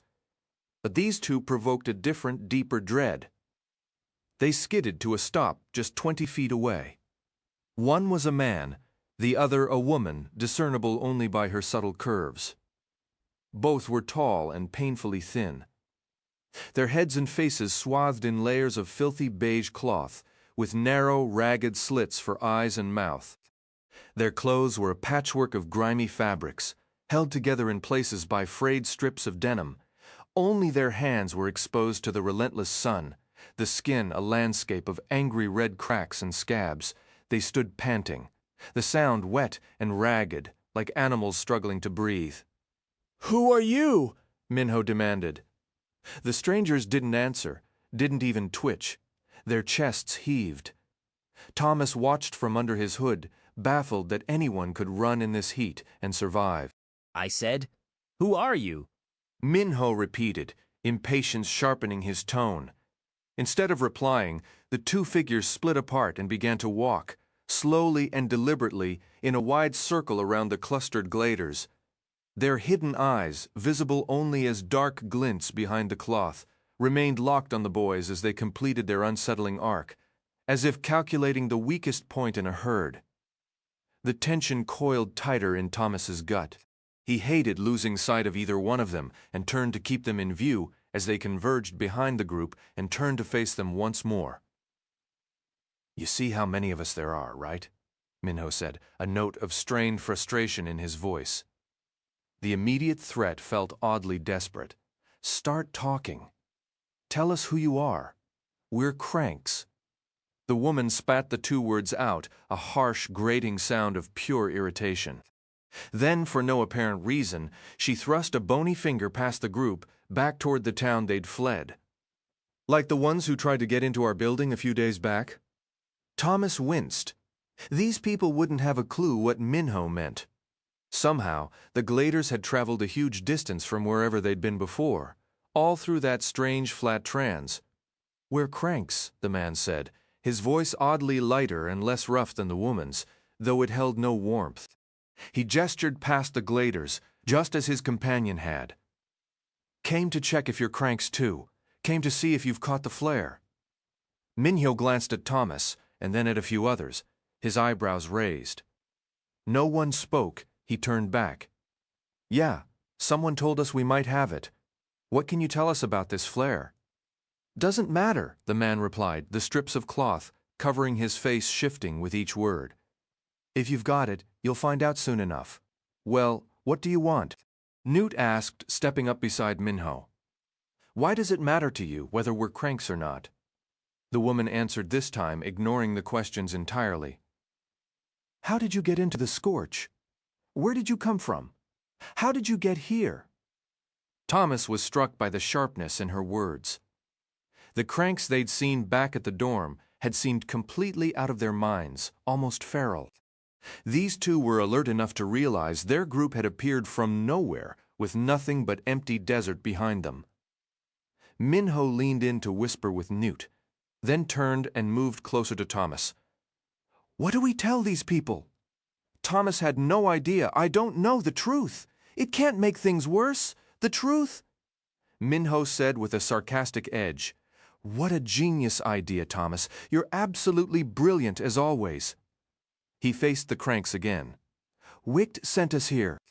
We came out of a hole not long ago from an underground tunnel. We're supposed to go 100 miles north, straight across the Scorch. Any of that mean anything to you?" Once again, it was like they hadn't heard a word. "Not all cranks are gone," the man said. "Not all of them are past the gone." He said that last word in a way that made it sound like a place. "There are different kinds at different stages. You'd better learn who to befriend and who to avoid. Or kill." Better learn fast if you're heading our way. Which way is that? Minho pressed. You came from that town, right? Is that where all these cranks live? Is there food and water there? Thomas felt the same desperate curiosity as Minho. He wanted to ask 100 questions. Part of him was tempted to suggest they grab these two cranks and force some answers. But for now, the pair didn't seem interested in helping at all. They split apart, circling back to the side of the gladers closest to the town. When they met up again in the spot where they'd first spoken, the distant town almost seeming to hover between them, the woman added one last thing. If you don't have it yet, you'll have it soon. Same with the other group, the ones who are supposed to kill you. Then the two strangers turned and sprinted back toward the cluster of buildings on the horizon, leaving Thomas and the other gladers in shocked silence. Soon, their figures vanished into the rippling heat and blowing dust. Other group? Someone muttered. Maybe Frypan. Thomas was too lost, staring after the disappearing cranks and worrying about the flare to really notice. Wonder if they mean my group. That was definitely Eris. Thomas finally pulled his gaze away. Group B? He asked. You think they've already reached the town? Hello, Minho snapped. Who cares? You'd think the part about them supposedly killing us would get your attention. Or maybe all this flare talk. Thomas thought of the tattoo on the back of his neck. Those simple, terrifying words. Maybe when she said you, she didn't mean all of us. He jabbed a thumb over his shoulder, pointing toward the menacing mark. Maybe she meant me specifically. Minho shot back. How's she supposed to recognize you anyway? And honestly, it doesn't change a thing. If anyone makes a move to hurt you, or me, or any of us, they're taking on the whole group. You get that right? You're a real charmer, Frypan snorted. You go right ahead and die with Thomas. I might just slip away and live with the guilt. Sounds more fun. He flashed that look of his that said he was joking, but Thomas couldn't shake the feeling there might be a sliver of truth tucked in there. So what's the plan now? Jack asked. He still had Winston's arm draped over his shoulder, though the former bloodhouse keeper seemed to be regaining a bit of his stamina. Thankfully, the sheet concealed the worst of the damage to his head. What do you think? Newt replied, then gave a quick nod toward Minho. Minho rolled his eyes dramatically. We keep moving. That's the plan. Look, we're out of options. If we don't reach that town, we'll bake or starve out here. If we do go, we might find shelter, maybe even some food. Cranks, or no cranks. That's our destination. What about Group B? Thomas pressed, glancing over at Eris, or whoever they were talking about. What if they genuinely want us dead? All we've got are our bare hands. Minho flexed his arm with a smirk. If these people are really the girls Eris was with, I'll just flash these guns and watch them scatter. Thomas wasn't letting it go. And what if those girls are armed or trained fighters? Or what if it's not them at all, but a bunch of 7-foot-tall brutes who snack on people? Or a horde of cranks? Thomas, everyone, just listen up, Minho cut in, an exasperated sigh escaping him. Would you all please zip it and calm down? No more questions, unless you've got a brilliant idea that doesn't end with us definitely dead. Stop your whining and let's take the one shot we've got. Understood? A smile tugged at Thomas's lips, surprising even him. Somehow, in just a few sentences, Minho had lifted his spirits, or at least handed him a thin thread of hope. They simply had to go, to move, to act. That was all there was to it. That's more like it, Minho said with a satisfied nod. Anyone else need to cry for their mommy? A few muffled laughs rippled through the group, but no one spoke up. Good, Newt, you take the lead this time, bad leg and all. Thomas, you bring up the rear. Jack, find someone else to help with Winston so you can rest. Let's move out. And they did. Eris shouldered the pack this time, and Thomas felt almost weightless as he walked, his steps light on the cracked earth. The only strain was keeping that sheet aloft, his arm growing shaky and numb. They pressed on, alternating between a brisk walk and a weary jog. Fortunately, the sun seemed to grow heavier as it neared the horizon, sinking faster. By Thomas's watch, only an hour had passed since the cranks vanished when the sky bled into a deep violet orange and the harsh glare softened into a gentle warm light. Soon after, it slipped completely below the edge of the world, drawing night and a blanket of stars across the heavens. The gladers continued, drawn toward the faint, shimmering glow of the town's lights. Thomas could almost appreciate the moment now, free of the pack's weight, the sheet finally stowed away. Eventually, when the last hint of twilight had faded, a thick, inky darkness settled over the land like a heavy mist. Not long after nightfall, Thomas heard a scream, a girl's scream. At first, he wasn't sure if it was real or just a trick of his mind. Between the thudding of parched footsteps, the rustle of gear, and the hushed conversations gasped between labored breaths, it was hard to be certain. But what began as a faint buzz in his skull soon sharpened into something undeniable. Somewhere ahead, perhaps from the town, or maybe much closer, a girl's shrieks ripped through the quiet night. The others had clearly heard it too, and soon the gladers slowed to a halt. As everyone caught their breath, the awful sound grew clearer.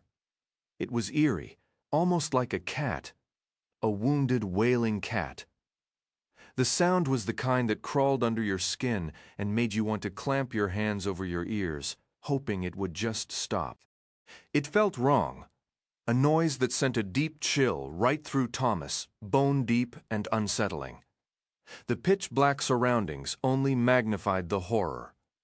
Whoever was making that awful racket wasn't close yet, but her piercing shrieks traveled like living things, slamming against the hard-packed earth as if trying to erase their own terrible existence.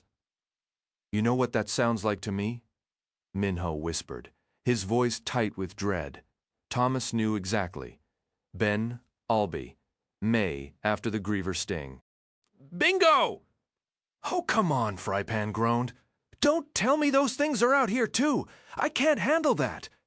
Newt's voice came from just a few feet away. "Doubtful. Remember how slimy and wet they were? They'd dry up and crumble to dust rolling around in this desert."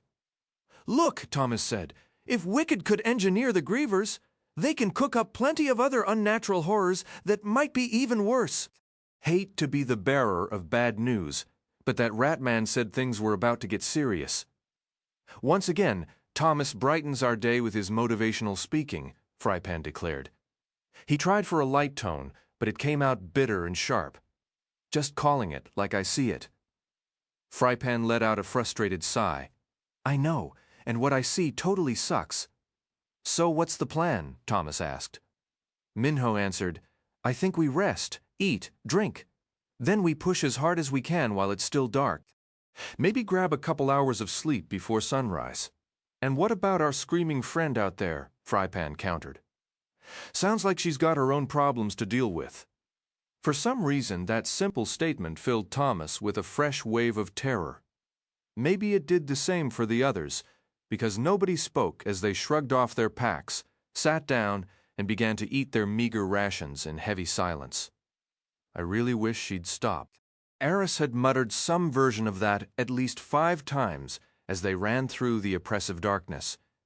The unseen girl, steadily getting nearer, continued her frantic, ear-splitting cries. Their meal had been a quiet, grim affair, the conversation circling back to what the rat man had said about the variables and how their reactions were the only thing that counted. About building a blueprint, about locating the kill zone patterns. Nobody had any real answers, of course, just empty guesses. It was strange, Thomas thought. They now understood they were being tested, put through Wicted's gauntlet. Part of him felt like that knowledge should change how they acted, and yet they just kept moving, fighting, surviving until they could secure the cure they'd been promised, and that's exactly what they'd keep doing. Thomas was certain of it. It had taken a good while for the stiffness to leave his legs and joints after Minho got them running again. Overhead, the moon was a thin crescent, offering little more light than the scatter of stars. But you didn't need to see much to run across this flat, empty expanse. Besides, unless he was imagining it, The lights from the town were finally starting to feel within reach. He could see them flickering now, which meant they were probably fires. The chance of finding working electricity in this wasteland was practically zero. He wasn't sure exactly when the shift happened, but abruptly the cluster of structures they were heading towards seemed significantly closer. And there were many more of them than he or anyone else had guessed. Taller too, more spread out, arranged in orderly rows. For all they knew, this place might have once been a proper city, ruined by whatever catastrophe hit this region.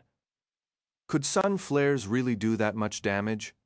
Or had something else finished the job in the chaotic aftermath? Thomas was beginning to believe they might actually reach the first buildings by the next day, even though they didn't need the cover of their sheet right then. Aris was still jogging beside him, and Thomas felt a sudden urge to break the quiet. "Tell me more about your whole maze experience," Thomas said, his breathing steady as they ran. Aris matched his pace effortlessly. "My whole maze thing, what exactly do you want to know?" "You've never really gone into the details," Thomas pressed. "What was it actually like for you? How long were you trapped? How did you get out?" Aris spoke between the rhythmic crunch of their shoes on the hard-packed desert earth. "I've compared notes with some of your friends. A lot of it was identical, just with girls instead of guys. Most of them had been there for 2 years, with new arrivals showing up once a month. Then Rachel came, and I arrived the next day, completely unconscious." "My memories are foggy. Mostly just those final chaotic days after I finally woke up." He went on to describe his experience, and the sheer number of parallels with what Thomas and the Gladers had endured was unsettling, almost too strange to accept. Aris woke from his coma, mentioned something called the ending. The walls stopped closing at night. Their supply elevators ceased to arrive. They deciphered a code within the maze, and so on until their escape.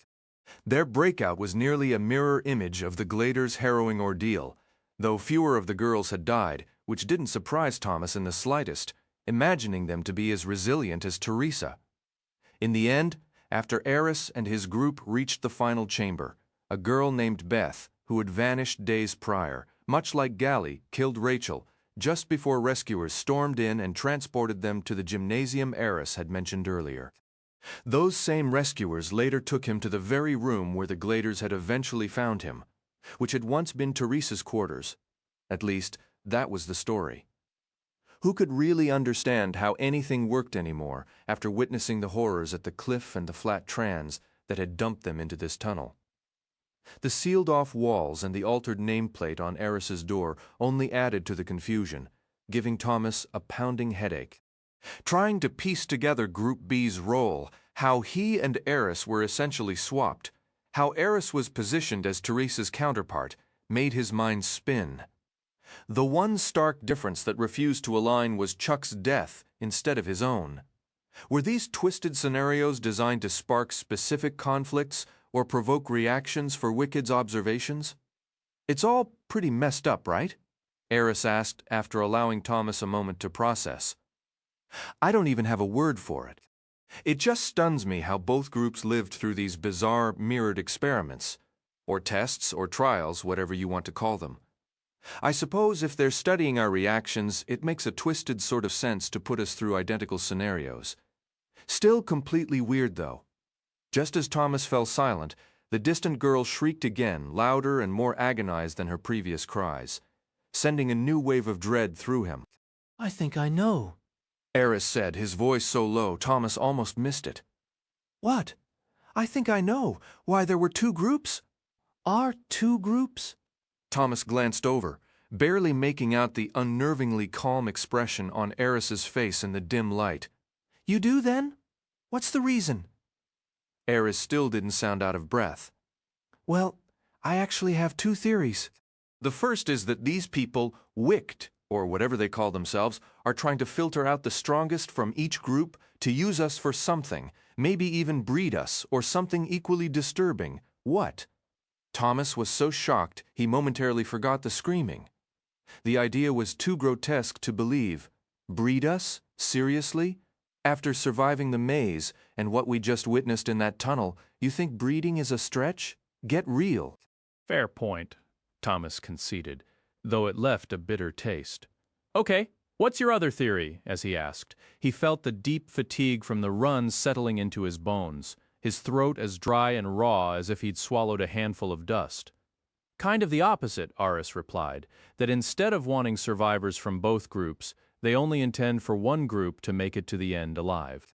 So they're either filtering out individuals from the guys and the girls, or eliminating a whole group entirely.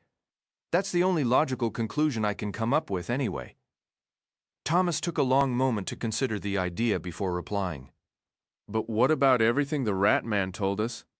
That they're monitoring our responses? Constructing some kind of blueprint? It could all be one big experiment. Maybe none of us are meant to make it out alive. They could be documenting our brains, our reactions, our genetics, everything. When it's over, we'll be gone, and they'll have stacks of reports to analyze. Aris grunted, turning the thought over. Maybe. I still can't stop wondering why they placed one person of the opposite sex in each group. Maybe to observe what kind of conflicts or issues it would spark. Studying human reactions, it's a pretty unusual setup. Thomas almost laughed. Isn't it funny how we're discussing this like we're planning a pit stop? Aris did laugh, a dry, raspy sound that lifted Thomas's spirits and made him appreciate the new kid even more. Don't even mention it. I've been holding it for at least an hour. It was Thomas's turn to chuckle, and right on schedule. As if he'd heard Aris's plea, Minho shouted for everyone to halt. Bathroom break, he announced, hands on his hips as he caught his breath. Bury your business and don't do it too close. We'll rest 15 minutes, then we'll just walk for a while. I know you Shanks can't keep up with runners like me and Thomas. Thomas tuned out. He didn't need instructions on how to relieve himself, and turned to survey where they'd stopped. He drew a deep, full breath, and as his eyes relaxed, they locked onto something. A dark, shadowy shape a few hundred yards ahead, slightly off their direct path, a solid square of blackness against the faint glow of the distant town. It stood out so sharply he couldn't believe he hadn't spotted it sooner. Hey, he shouted, pointing toward it. Looks like a small structure up there, just a few minutes away, off to the right a bit. Do you guys see it? Yeah, I see it, Minho answered, walking over to stand beside him. Wonder what it is. Before Thomas could say anything else, two things happened almost at once. First, the tortured screams of the unknown girl ceased abruptly, cut off as if a door had slammed shut. Then, stepping out from behind the dark building ahead, the silhouette of a girl appeared, long hair streaming from her shadowed head like black silk. Thomas couldn't help it. His first impulse was to hope it was her, to call out. To hope against all logic that she was there just a few hundred yards away, waiting for him. Teresa? Nothing. Teresa, still nothing. The hollow space she'd left in his mind remained an empty reservoir, but it could be her. It might be her.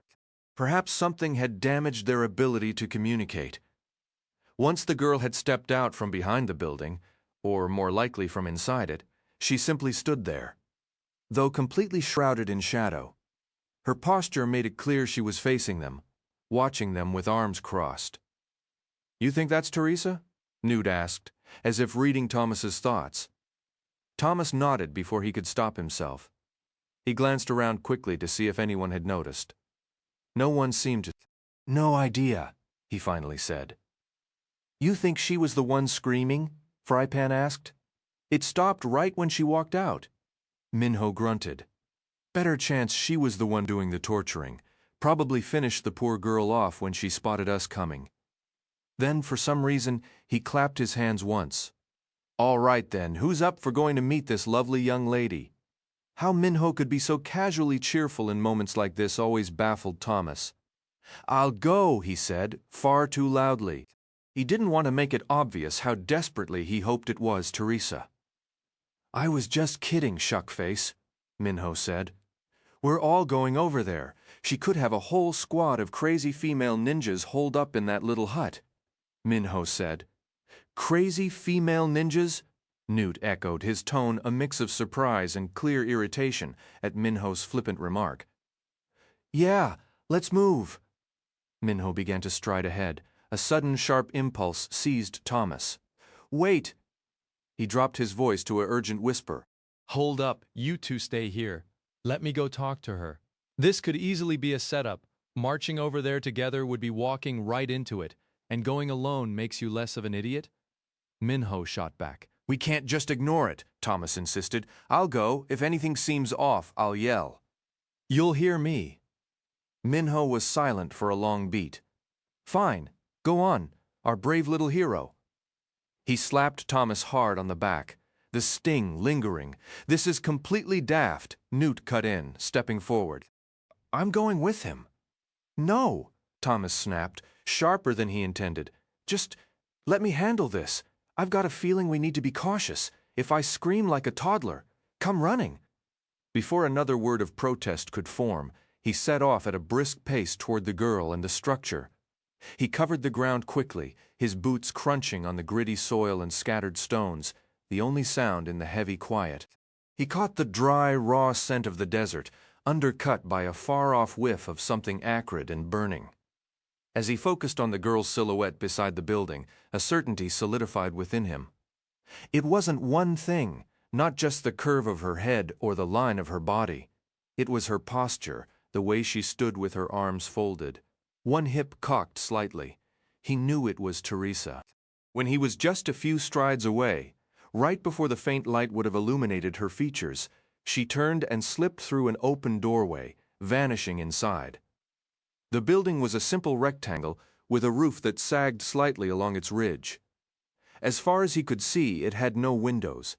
Large, dark boxes hung from the corners, speakers probably. That would explain how the sound had carried so far. It could have been a recording, a trick. The door, a thick slab of wood, stood fully open, leaning against the outer wall. The interior was a pool of deeper darkness. Thomas moved. He stepped through the doorway, acutely aware of how reckless, how profoundly stupid this might be. But it was her. Whatever had happened, whatever the reason for her vanishing act and her silence in his mind, he knew she wouldn't harm him.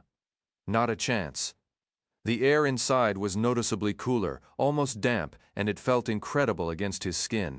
3 steps in, he halted, listening in the absolute blackness. He could hear the soft rhythm of breathing. Teresa? He said aloud, forcefully, pushing aside the urge to reach for her with his thoughts.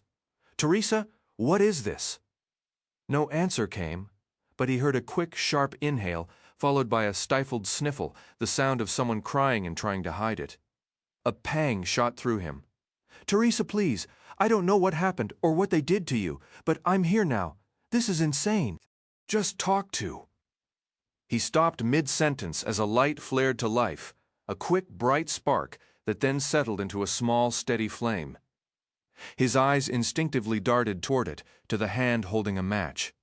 He watched, transfixed, as it descended to touch the wick of a candle on a small table.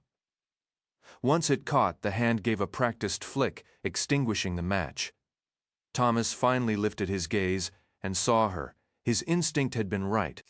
But the brief, overwhelming rush of relief at seeing Teresa alive and whole was instantly severed, replaced by a cold wave of confusion and a deep, aching hurt.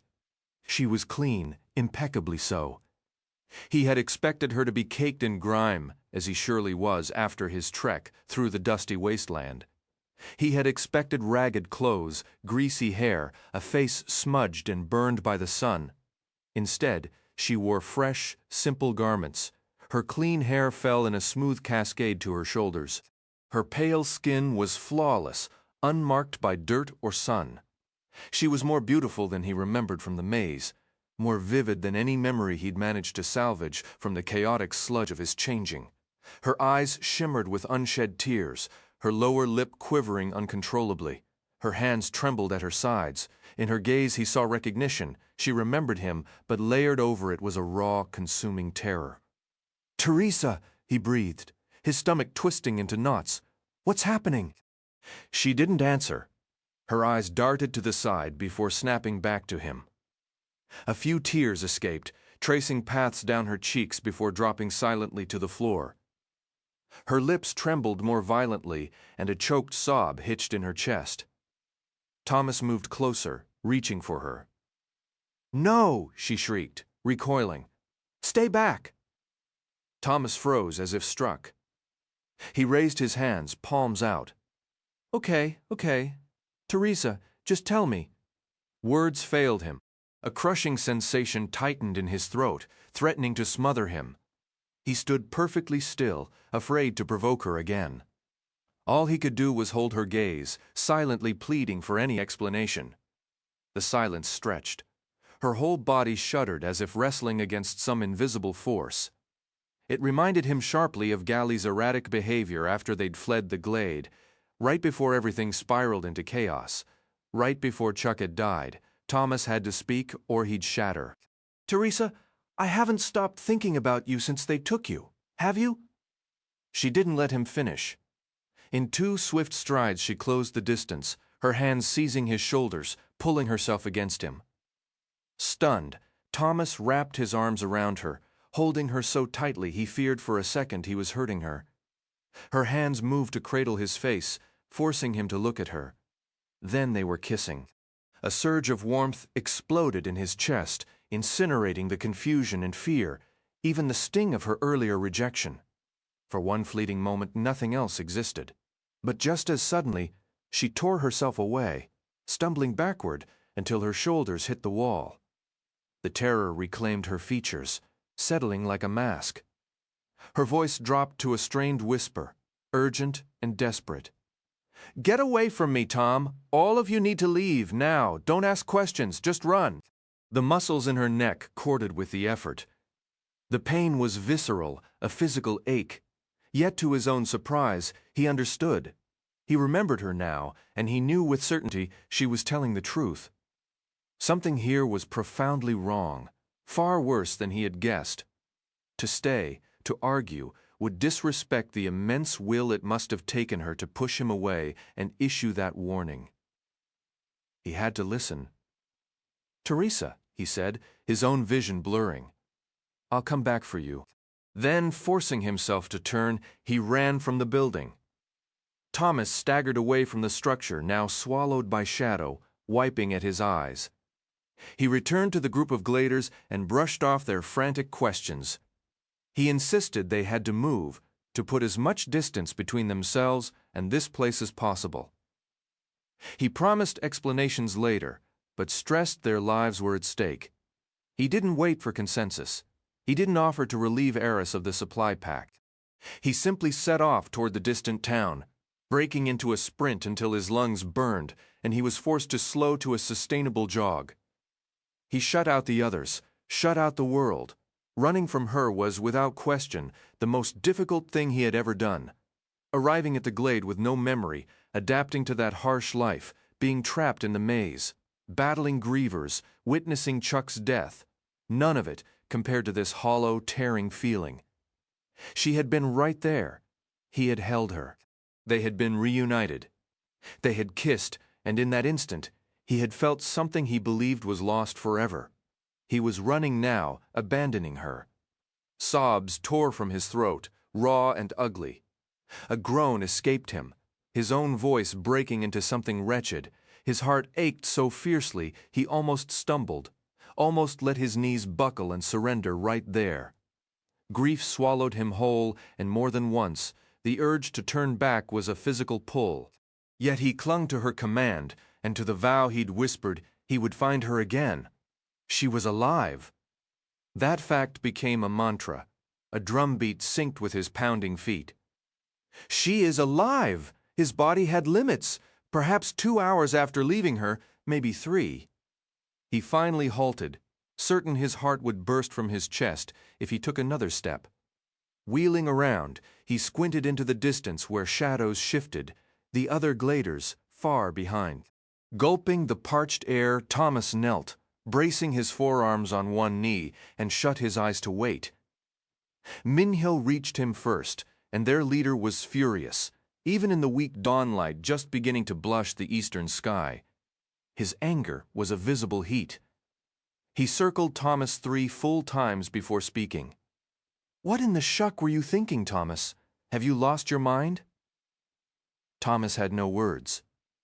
When he stayed silent, Minho dropped down beside him. "How could you just bolt like that? No warning. No explanation. Since when do we operate that way, you slinthead?" He exhaled heavily and sat back, shaking his head in disbelief. "Sorry," Thomas finally mumbled. It was a lot to process. The rest of the gladers had caught up, some bent over gasping, others crowding close to listen. Newt stood nearby, but he let Minho lead the questioning. "A lot to process?" Minho pressed. "Who did you see in there? What did they tell you?" Thomas knew he couldn't keep this to himself. It was Teresa. He expected disbelief, shouts, calls of liar. Instead, a heavy silence fell, broken only by the morning wind scraping across the dusty plain. "What?" Minho finally said, his voice low. "You're serious?" Thomas just nodded, his eyes fixed on a jagged stone in the dirt.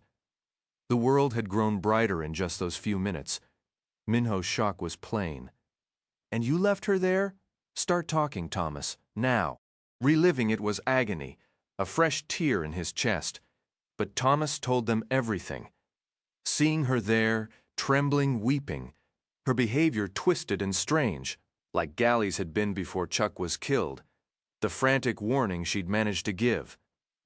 He shared it all, omitting only their final desperate kiss.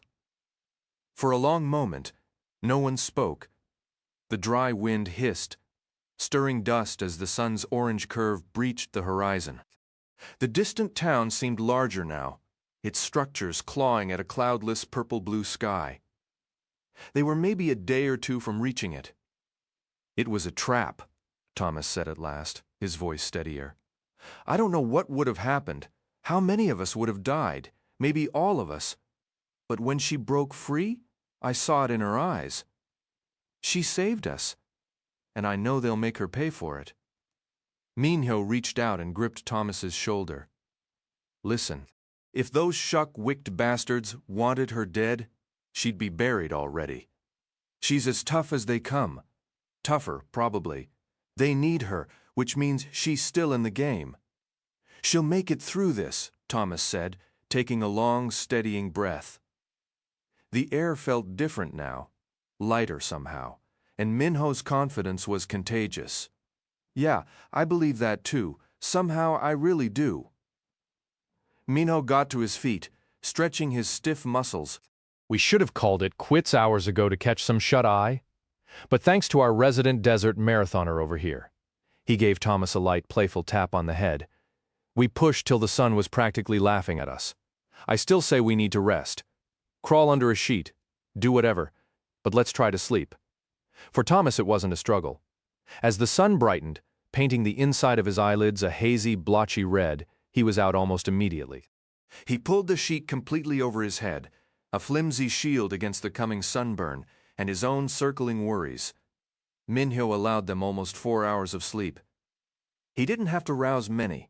The climbing, furious sun did that job, baking the ground until it was unbearable to lie still. By the time Thomas was up and had repacked the meager breakfast supplies, his clothes were soaked with sweat.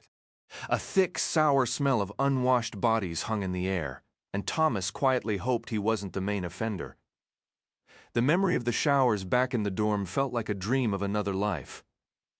The gladers moved in a heavy, silent gloom as they prepared to move. The more Thomas considered their situation, the less he found to be optimistic about. Yet 2 thoughts propelled him forward, and he clung to the hope they did the same for the others. First, a burning, desperate need to discover what awaited them in that distant settlement. It looked less like a town and more like a proper city with every step. And second, the stubborn belief that Teresa was alive.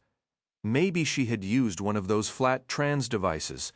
Maybe she was ahead of them, waiting in the city itself. The idea sent a jolt of determination through him. "Let's move," Minho announced, once everyone was set and they were off, trudging across the parched, dusty expanse. No one said it aloud, but Thomas knew they all shared the same understanding. Running under this sun was impossible now. Even if they had the strength, their water was too precious to waste on a faster pace, so they walked, sheets held aloft like pathetic flags. As their supplies of food and water shrank, more packs became available to use as sunshades, meaning fewer gladers had to walk paired up. Thomas found himself alone quickly, probably, he figured, because no one wanted to chat with the guy who'd gotten Teresa lost. He didn't mind. The solitude was a welcome relief. Walking, pausing for a grim sip of water and a bite, more walking. The heat was a tangible force, a dry, suffocating ocean they had to wade through. The wind, growing stronger, offered no coolness, only stinging blasts of dust and grit that snapped at the sheets and made them hard to hold. Thomas coughed constantly, wiping gritty buildup from the corners of his eyes. Every swallow of water seemed to amplify his thirst, and their reserves were critically low. If the city held no fresh water, he couldn't let that thought finish. They pressed on, each step a little more painful than the last. Silence settling over them like the dust. Speaking felt like a waste of precious energy. All Thomas could manage was the mechanical act of placing one foot in front of the other. His gaze fixed on their destination, the city, which now seemed to grow and rise from the haze as they approached. It was almost eerie, as if the buildings were alive, expanding before their weary eyes. Soon, Thomas could make out stone structures, windows catching the sun in sharp glints. Many were shattered, but fewer than half. From his viewpoint, the streets appeared utterly empty. No fires burned in the daylight. He saw no trees, no plants. Nothing green could survive in this oven. How did anyone live here? What would they eat? What would they find tomorrow? It had taken longer than he'd hoped, but Thomas was certain. They would reach the city tomorrow. Though they likely should have avoided the area entirely, there was no alternative. Their provisions were running dangerously low. The journey was a grueling cycle of walking and brief rests under a relentless sun.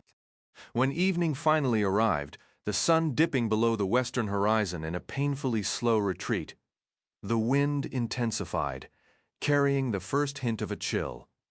Thomas welcomed it, thankful for any break from the oppressive heat.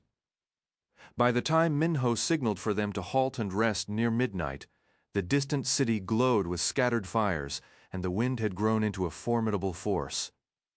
It howled in powerful gusts, twisting and gaining strength with each minute. Soon after they stopped, Thomas lay on his back, his sheet wrapped snugly around him and pulled up to his chin. Gazing upward, he found the rushing winds almost rhythmic, coaxing him toward sleep. Just as exhaustion began to blur his thoughts, the stars above seemed to dim, and sleep pulled him into another vision. He was seated in a chair, perhaps 10 or 11 years old. Across a small table sat Teresa, looking much younger yet unmistakably herself. They were alone in a shadowy room, illuminated only by a single dull yellow square of light in the ceiling above them. "Tom, you have to focus more," she said, her arms crossed. Even at this age, her stern expression felt familiar, as if he had known her for years. "I am focusing," he heard himself say, though it didn't feel like his own voice. "If we can't master this, they might get rid of us," she pressed. "I know. Then really try. I am trying."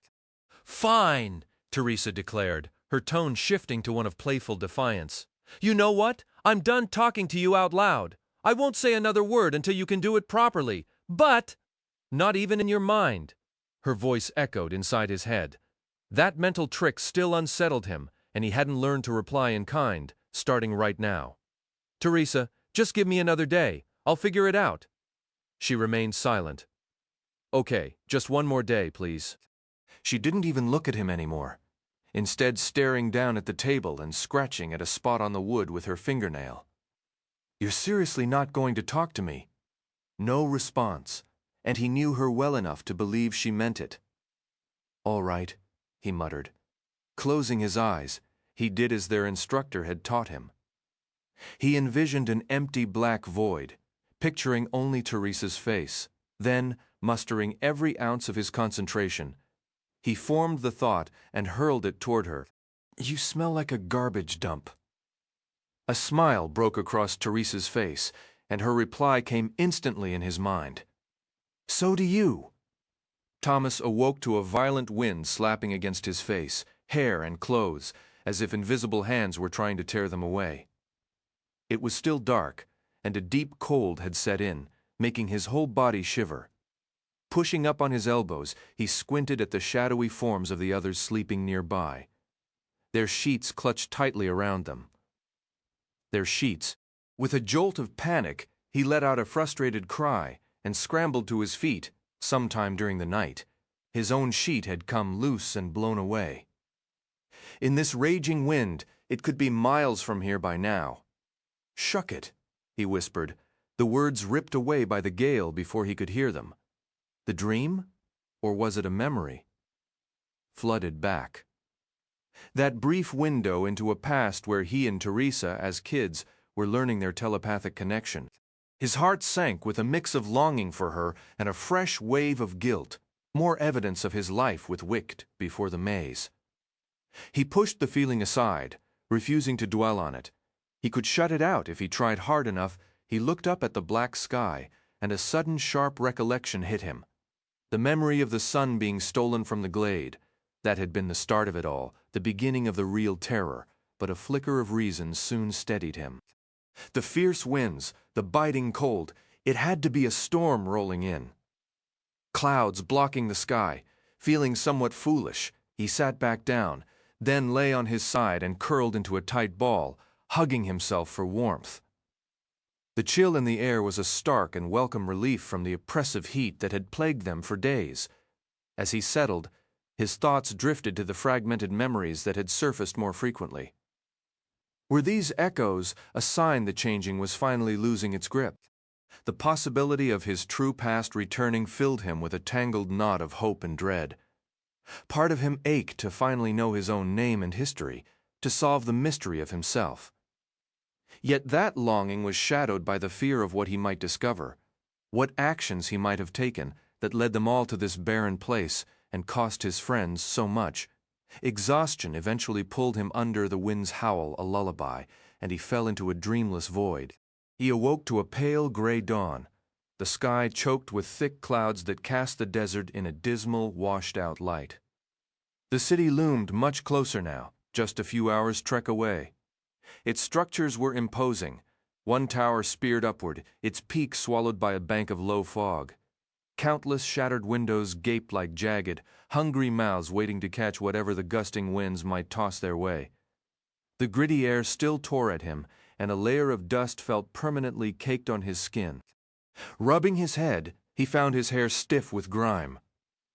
Most of the other gladers were already up, huddled in small groups, their conversations lost to the constant roar in his ears. Minho spotted him stirring and fought his way over, leaning into the gale as his clothes whipped around him. Finally decided to join us, Minho shouted over the wind. Thomas pushed himself up, scrubbing sleep from his eyes. "Where did this weather come from?" he yelled back. "I thought this was a desert." Minho glanced up at the churning clouds, then leaned in close to Thomas's ear. "Even deserts get thirsty sometimes. Now hurry up and eat something. We need to move. Maybe we can reach the city and find shelter before this sky decides to drown us. And what if we get there and a pack of cranks is waiting to attack us?" Thomas asked. "Then we fight them," Minho replied, frowning as if the question were absurd. "What's the alternative? We're almost out of supplies." Thomas knew he was right. After surviving grievers, a group of deranged, starving survivors shouldn't be impossible. "All right, let's go. I'll eat one of those granola bars while we walk."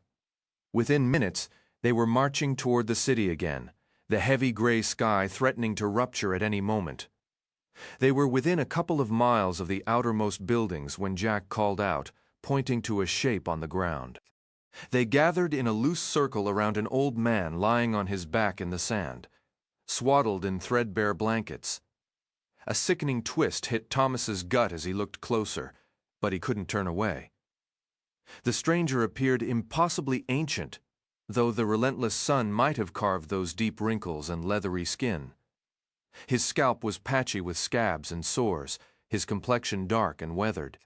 He was breathing steadily, but his eyes were fixed blankly on the sky, empty and resigned, as if awaiting some divine end to his suffering. He gave no indication he sensed their presence. "Hey, old-timer!" Minho shouted. "Never one for subtlety. What are you doing out here?" The wind ripped the words away. Thomas doubted the man could hear a thing. Was he blind as well? Thomas nudged Minho aside and knelt near the man's face. The profound sorrow there was heartbreaking. He waved a hand slowly, just above those unblinking eyes. There was no reaction, no flicker, no movement at all.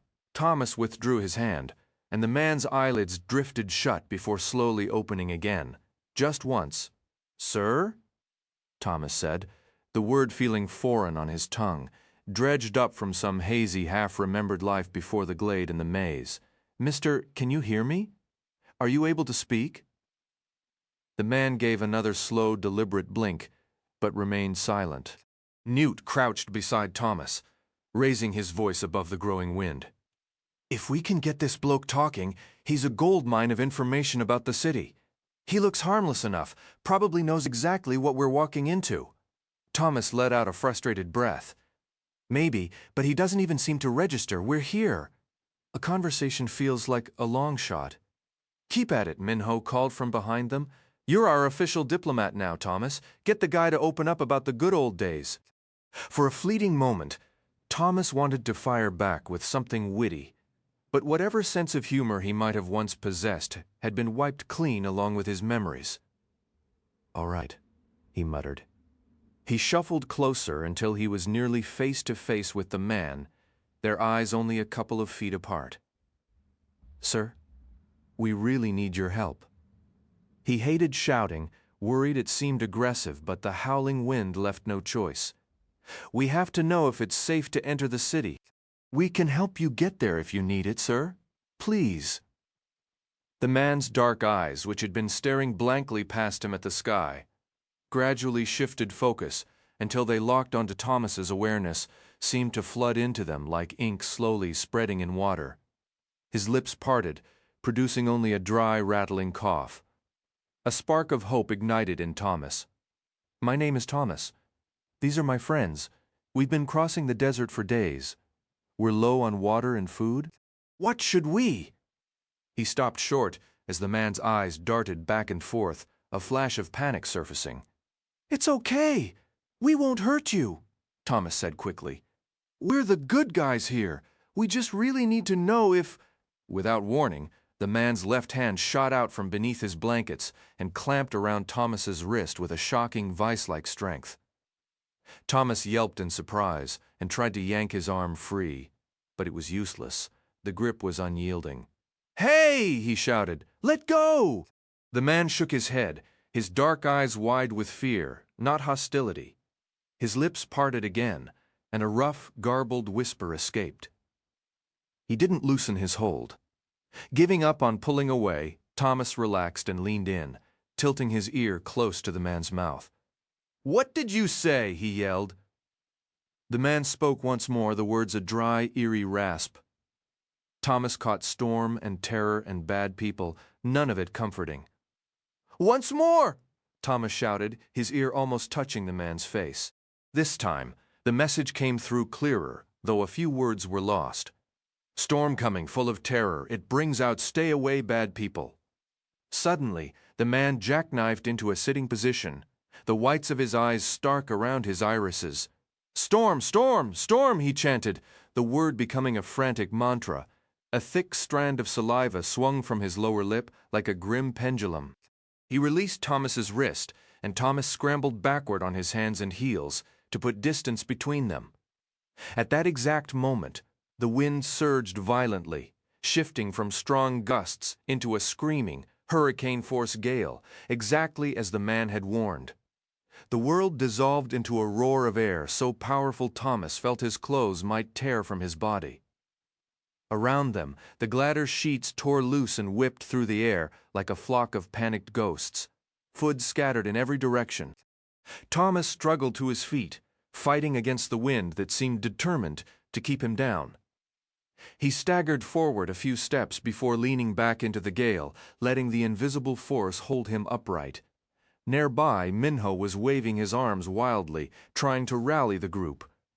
Most saw him and began to gather Thomas among them, pushing back the cold fear coiling in his gut. It was just a storm. A storm was nothing compared to grievers or cranks with blades or nooses. The old man's blankets had been ripped away by the wind, and he now curled into a tight ball, his bony knees pressed to his chest, eyes squeezed shut. For a split second, Thomas thought they should try to carry him to safety, a small reward for his attempt to warn them. But he knew with a sinking certainty that the man would scratch and claw like a wild animal if anyone laid a hand on him. The gladers clustered together.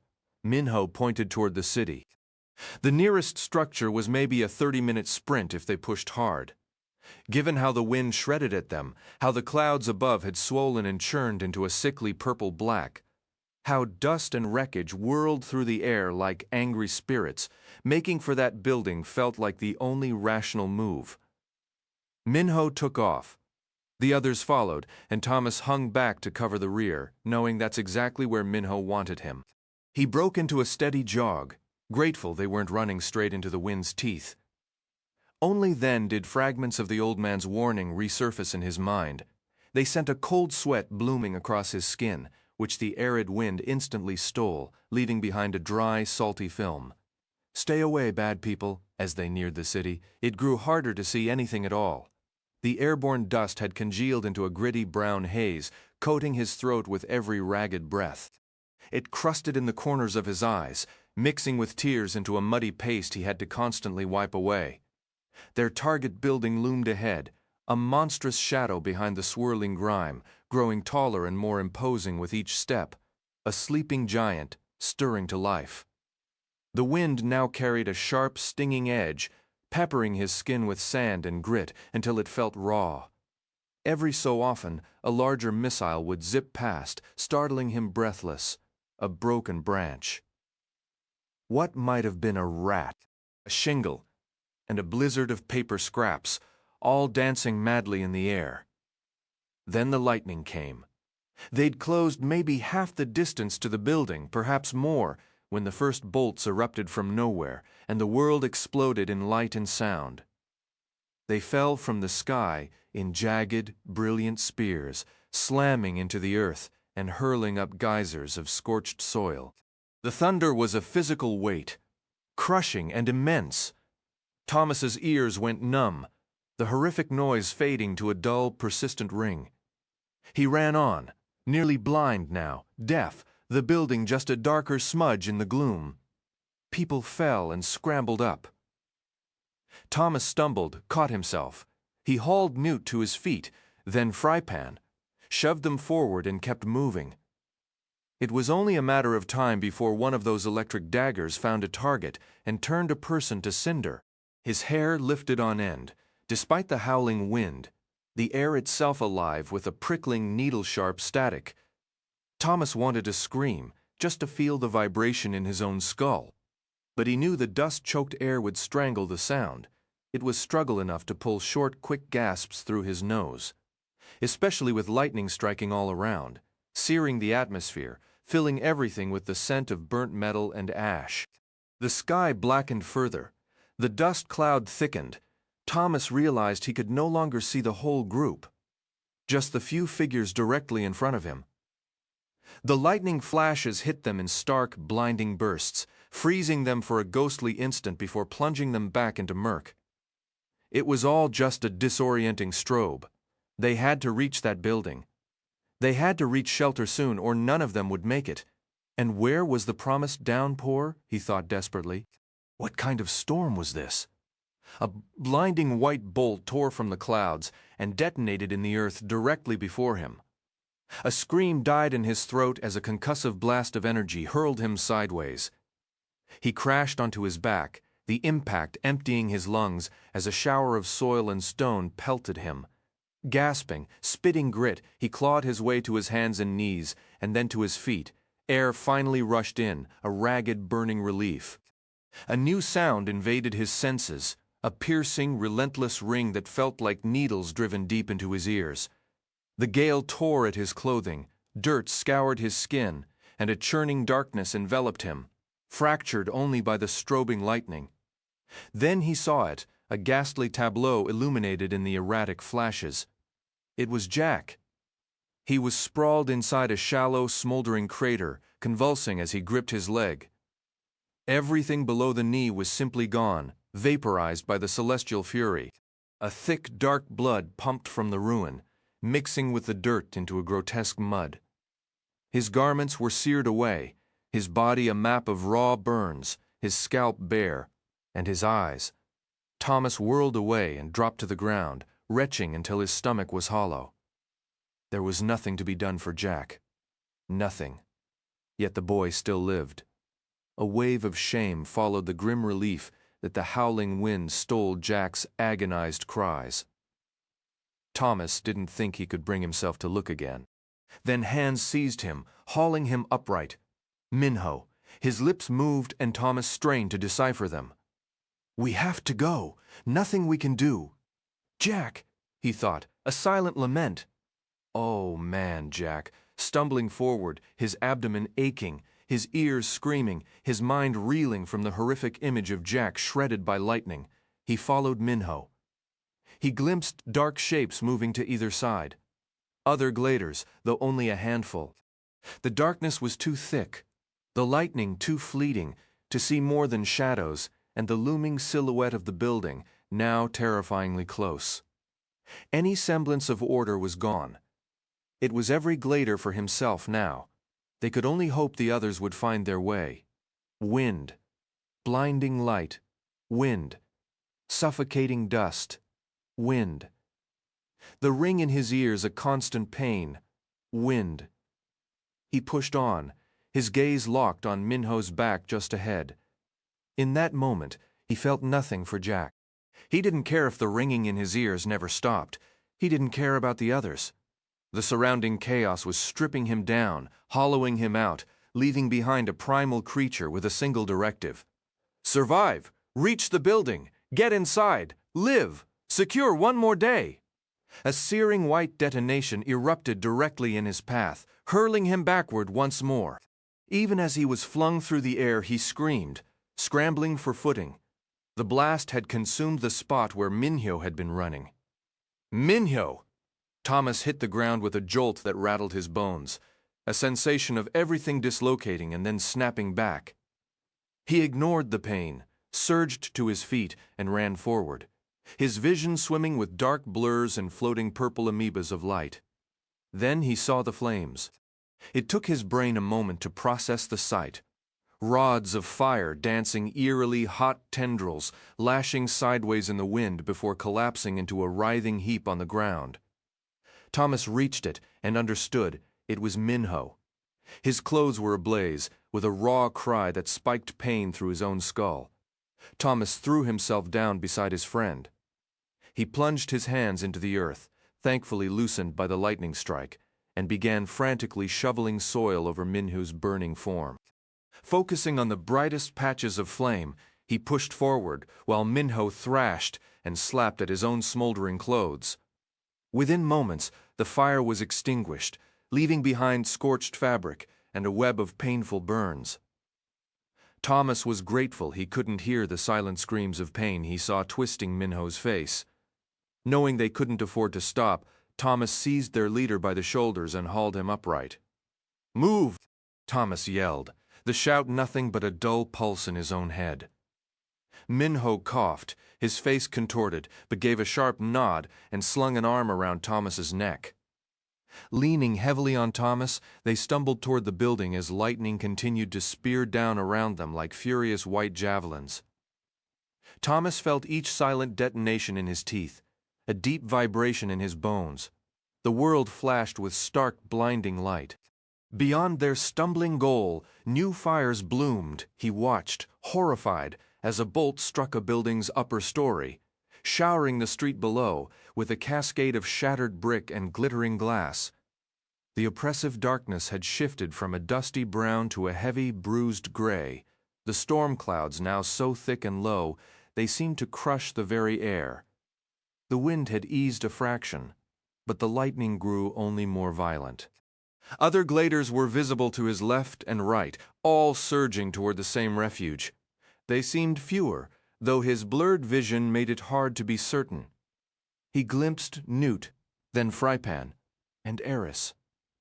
Each face mirrored his own terror, eyes locked on the destination, now agonizingly close. Minho's legs buckled, and he slipped from Thomas's grasp. Thomas whirled, hauled the burned boy back up, and repositioned Minho's arm over his shoulder. Then, locking both arms around Minho's torso, he half-dragged, half-carried him forward. A searing arc of lightning exploded just overhead, hammering the ground behind them.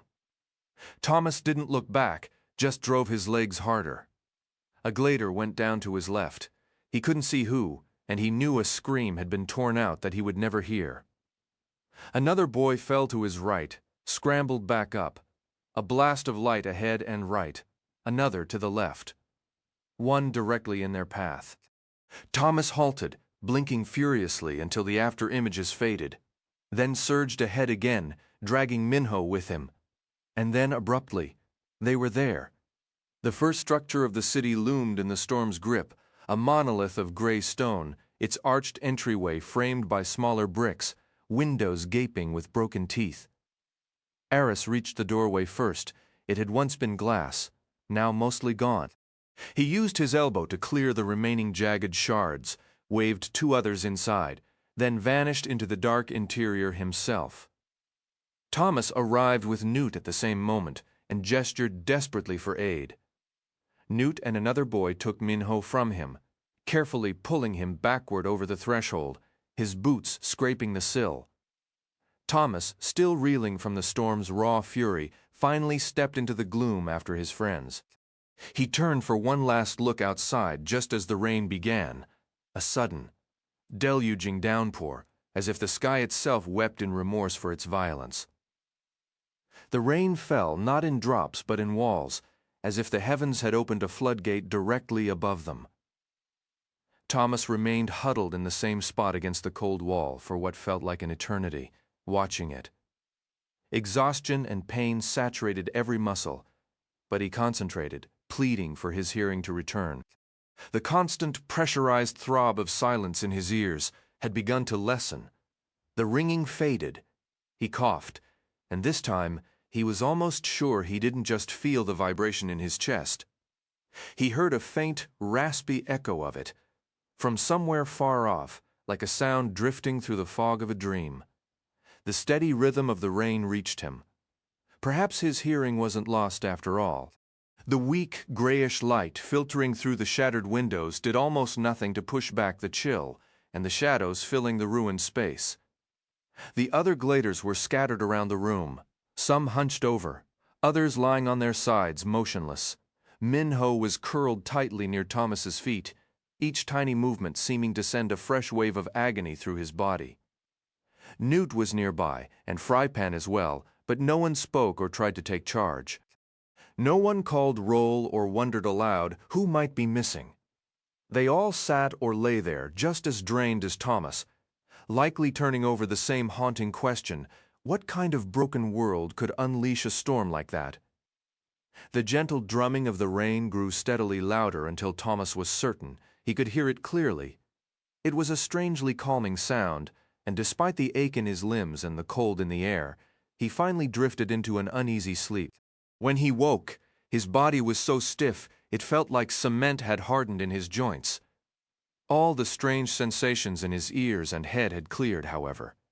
He could hear the heavy breathing of sleeping gladers, the pained whimpers coming from Minho, and the relentless pounding torrent of water hammering the pavement outside. But it was dark, pitch black. Night had fallen while he slept. Shoving his discomfort aside, surrendering to the deep weariness, he shifted until he was lying flat, his head resting against someone's leg, and then he was asleep again. Two things roused him for good: the first faint glow of dawn and an abrupt, startling silence. The storm had ended. He'd slept straight through the night. But even before he registered the expected stiffness and soreness, a far more urgent sensation seized him, a gnawing, overwhelming hunger. Pale light streamed through the broken windows, painting splotchy patterns on the floor. He looked up and took in the devastation of the building. Huge gaps were torn through every level, all the way up to the roof dozens of stories above. It looked as though only the steel skeleton was keeping the entire structure from collapsing. He couldn't begin to guess what force had done this. Yet high above, jagged pieces of bright blue sky were visible, a sight that would have seemed impossible the last time he'd been outside. Whatever nightmare that storm had been, whatever freakish twist in the Earth's climate could cause such chaos, it appeared to be over for now. A sharp pang twisted in his stomach, which growled loudly, demanding food. He glanced around and saw most of the other gladers still asleep, but Newt was sitting with his back against the wall, staring vacantly at an empty spot on the floor. "You all right over there?"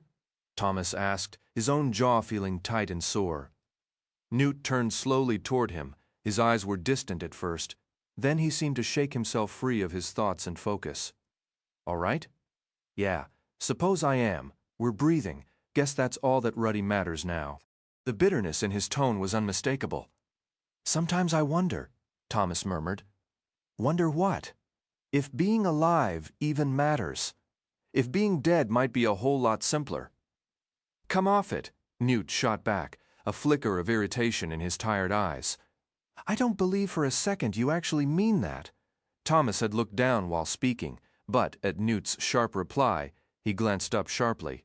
Then, surprisingly, he smiled. "It felt good, you're right. Just trying to match your cheerful mood." He could almost make himself believe it was true that he didn't sometimes feel like giving up would be the easier path. Newt made a weary gesture toward Minho. "What the hell happened to him anyway?" Somehow the lightning set his clothes on fire.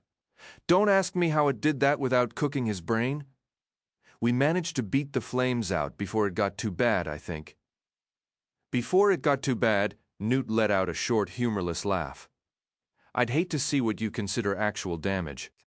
Thomas closed his eyes for a moment and leaned his head back against the cold wall. "Hey, like you said, he's alive, right? And he's still mostly clothed, which means his skin probably isn't burned too badly. He'll pull through." "Yeah, brilliant," Newt replied, the sarcasm dripping from his words. "Please, never sign me up as my personal burn specialist." Minho let out a low, pained groan, his eyelids fluttering before he managed to focus on Thomas. "Oh man, I'm wrecked. Completely and utterly wrecked." "How bad is it?" Newt pressed. Minho didn't answer with words. Instead, he gritted his teeth and, with a series of strained grunts, forced himself into a sitting position, pulling his legs beneath him. His clothes were charred and torn. In the gaps, angry red blisters swelled against his skin, looking like something from a nightmare. Yet, despite having no medical training, Thomas felt a gut sense that the burns, while nasty, weren't life-threatening. Minho's face was mostly untouched, and his hair, though caked with grime, was still there. "Can't be that terrible if you manage to sit up," Thomas offered with a tentative grin. "Shuck it!" Minho shot back, a flicker of his old defiance returning. "I'm built from tougher stuff. I could still take you down with twice this pain, you pony-loving slinthead." Thomas shrugged, his own stomach growling loudly in the quiet room. "I do have a soft spot for ponies. Wish I could roast one about now." Was that a joke? Minho's eyebrows shot up in exaggerated surprise. Did Serious Thomas just attempt humor? "I believe he did." Newt chimed in, a faint smile touching his lips. "Told you, I'm a funny guy," Thomas said. But the moment felt hollow even as he spoke it.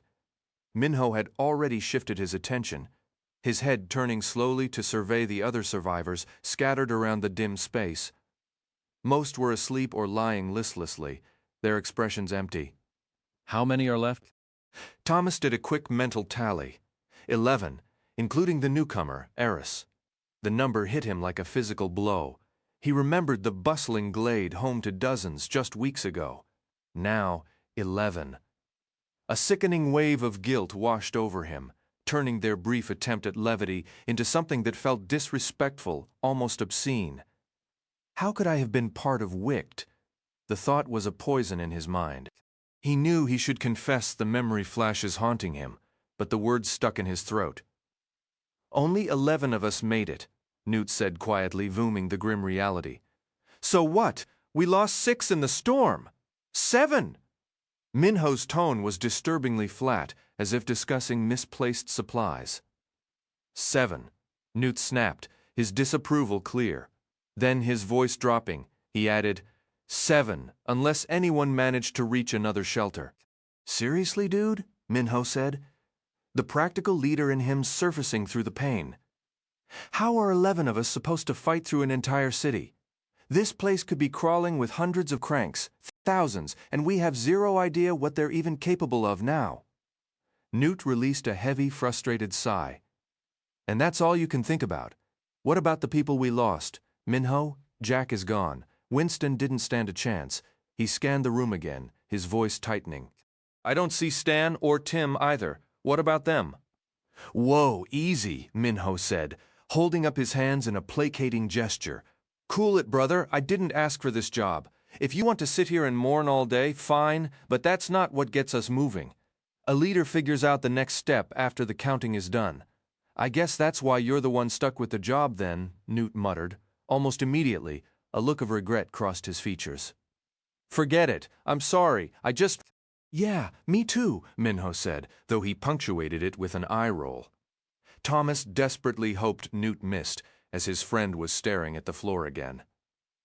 Thankfully, Eris chose that moment to shuffle closer, breaking the tense silence.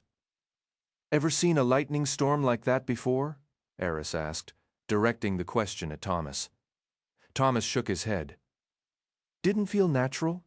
Even in my patchy memories, I'm pretty sure that's not how the world usually works. But remember what the Rat Man said? And that woman on the bus?" Minho interjected, his voice losing its earlier edge and turning grimly matter-of-fact. "Solar flares, the whole world burning up like it was meant to. The storm had done a number on the climate, enough to spawn those kinds of freak weather events. Honestly, we're probably lucky it wasn't any worse. Lucky isn't exactly the word I'd pick," Eris muttered.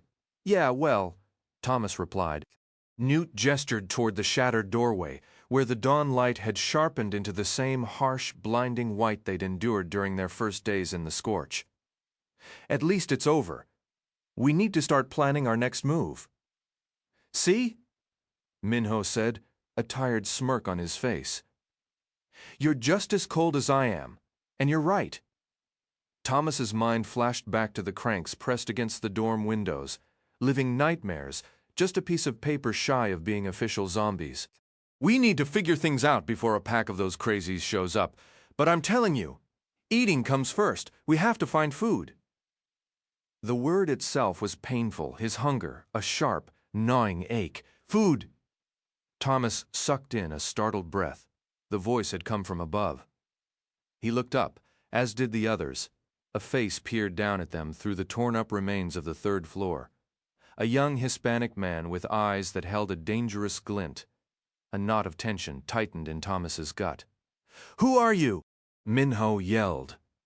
Then, to Thomas's complete shock, the man leaped through the jagged hole in the ceiling, plummeting toward them. At the last possible second, he tucked into a ball, rolled 3 times across the floor, and sprang nimbly to his feet. "Name's Jorge," he announced, arms spread wide as if awaiting applause for the stunt. "And I'm the crank who runs this town." For a second, Thomas struggled to process that the guy who'd literally dropped in was actually real. He was so bizarre, and there was a strange, almost comical absurdity to his delivery. But he was undeniably there. And even though he didn't seem as far gone as some of the other cranks they'd seen, he just openly declared himself one. "You folks forget how to speak?" Jorge asked, a grin plastered on his face that seemed utterly misplaced in the wrecked building. "Or just scared of the cranks? Worried we'll drag you down and snack on your eyeballs? Delicious. Nothing like a fresh eyeball when supplies are low. Tastes like runny eggs." Minho took the lead in answering, doing an impressive job of masking his own discomfort. You're admitting you're a crank? That you're out of your mind? He just said he likes the taste of eyeballs. Frypan cut in. I'd say that qualifies. Jorge laughed, and the sound carried a distinct edge of threat. Come now, my new friends. I'd only eat your eyes if you were already dead. Of course, I might help you get that way if the situation called for it. Understand what I'm saying? All trace of humor vanished from his expression, replaced by a look of stern, almost challenging warning. The room fell silent for a long moment. Then Newt spoke up. How many of you are here? Jorge's gaze snapped to Newt. How many? How many cranks? We're all cranks around here, brother. That's not what I meant, and you know it, Newt replied, his voice flat. Jorge began to pace the room, stepping over and around the gladers, his eyes cataloging each of them as he spoke. There's a lot you people need to learn about how things work in this city, about the cranks and wicked, about the government, about why they left us here to rot in our sickness, to kill each other, to lose our minds completely, about how the flare has its stages, about how it's already too late for you. The sickness is going to get you if it hasn't already. Thomas's eyes tracked the stranger as he moved around the room, laying out these grim pronouncements. The flare. He thought he'd grown accustomed to the fear of catching the disease, but with this crank standing right in front of him, the terror felt fresh and overwhelming, and he felt utterly powerless against it. Jorge stopped near their huddled group, his boots almost brushing Minho's leg. He wasn't finished. But that's not how this is going to go, comprehend? Speaking first always puts you on the back foot. I need the full story, your origins, your reasons for being here, what your purpose could possibly be right now. Minho let out a low, dark laugh. We're at a disadvantage? He turned his head in an exaggerated sweep. Unless my eyes are completely shot, I count 11 of us, and one of you. Seems like you should be the one explaining yourself. Thomas felt a cold knot tighten in his stomach. That was a reckless, arrogant thing to say, and it could easily get them all killed. This man was clearly not alone. There could be dozens of cranks concealed in the shattered wreckage of the floors above, watching them, armed with unimaginable weapons. Or worse, armed with nothing but their own frenzied hands and teeth. Jorge stared at Minho, his expression utterly flat. Tell me you did not just speak to me that way. You have 10 seconds to apologize. Minho glanced at Thomas with a smirk. 1. Jorge began, his voice steady. 2, 3, 4.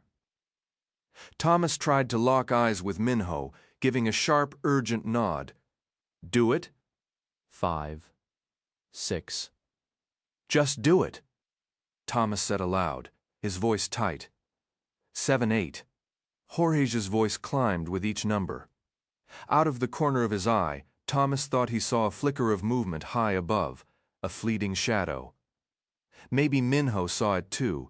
The smugness vanished from his face. 9. I'm sorry, Minho muttered, the words hollow. I don't believe you, Jorge said. Then he drove his foot into Minho's leg. Thomas's hands balled into fists as his friend cried out in pain. The kick had landed squarely on a raw burn. Say it like you mean it, brother. Thomas glared up at the crank, a hot wave of hatred washing over him.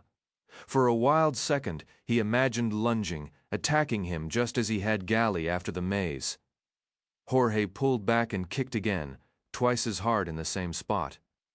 Say it with meaning? He screamed, the last word tearing from his throat with a raw, unhinged fury. Minho howled, clutching his leg. I'm sorry, he gasped, the words ragged with pain.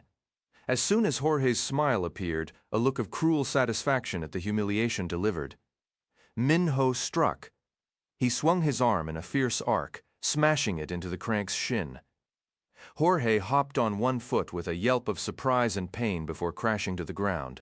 In an instant, Minho was on top of him, shouting a torrent of curses Thomas never knew he had in him. He pinned Jorge with his legs and began throwing punches. Minho! Thomas shouted. Stop! He pushed himself up, ignoring the protest in his stiff muscles. He shot a frantic look upward as he rushed forward and saw movement in multiple places. Faces peered down. Ropes suddenly snaked over the edges of the broken floor. Thomas slammed into Minho, tackling him off Jorge. They tumbled to the concrete. Thomas quickly twisted, wrapping his arms around his friend's chest, holding him tight as Minho struggled.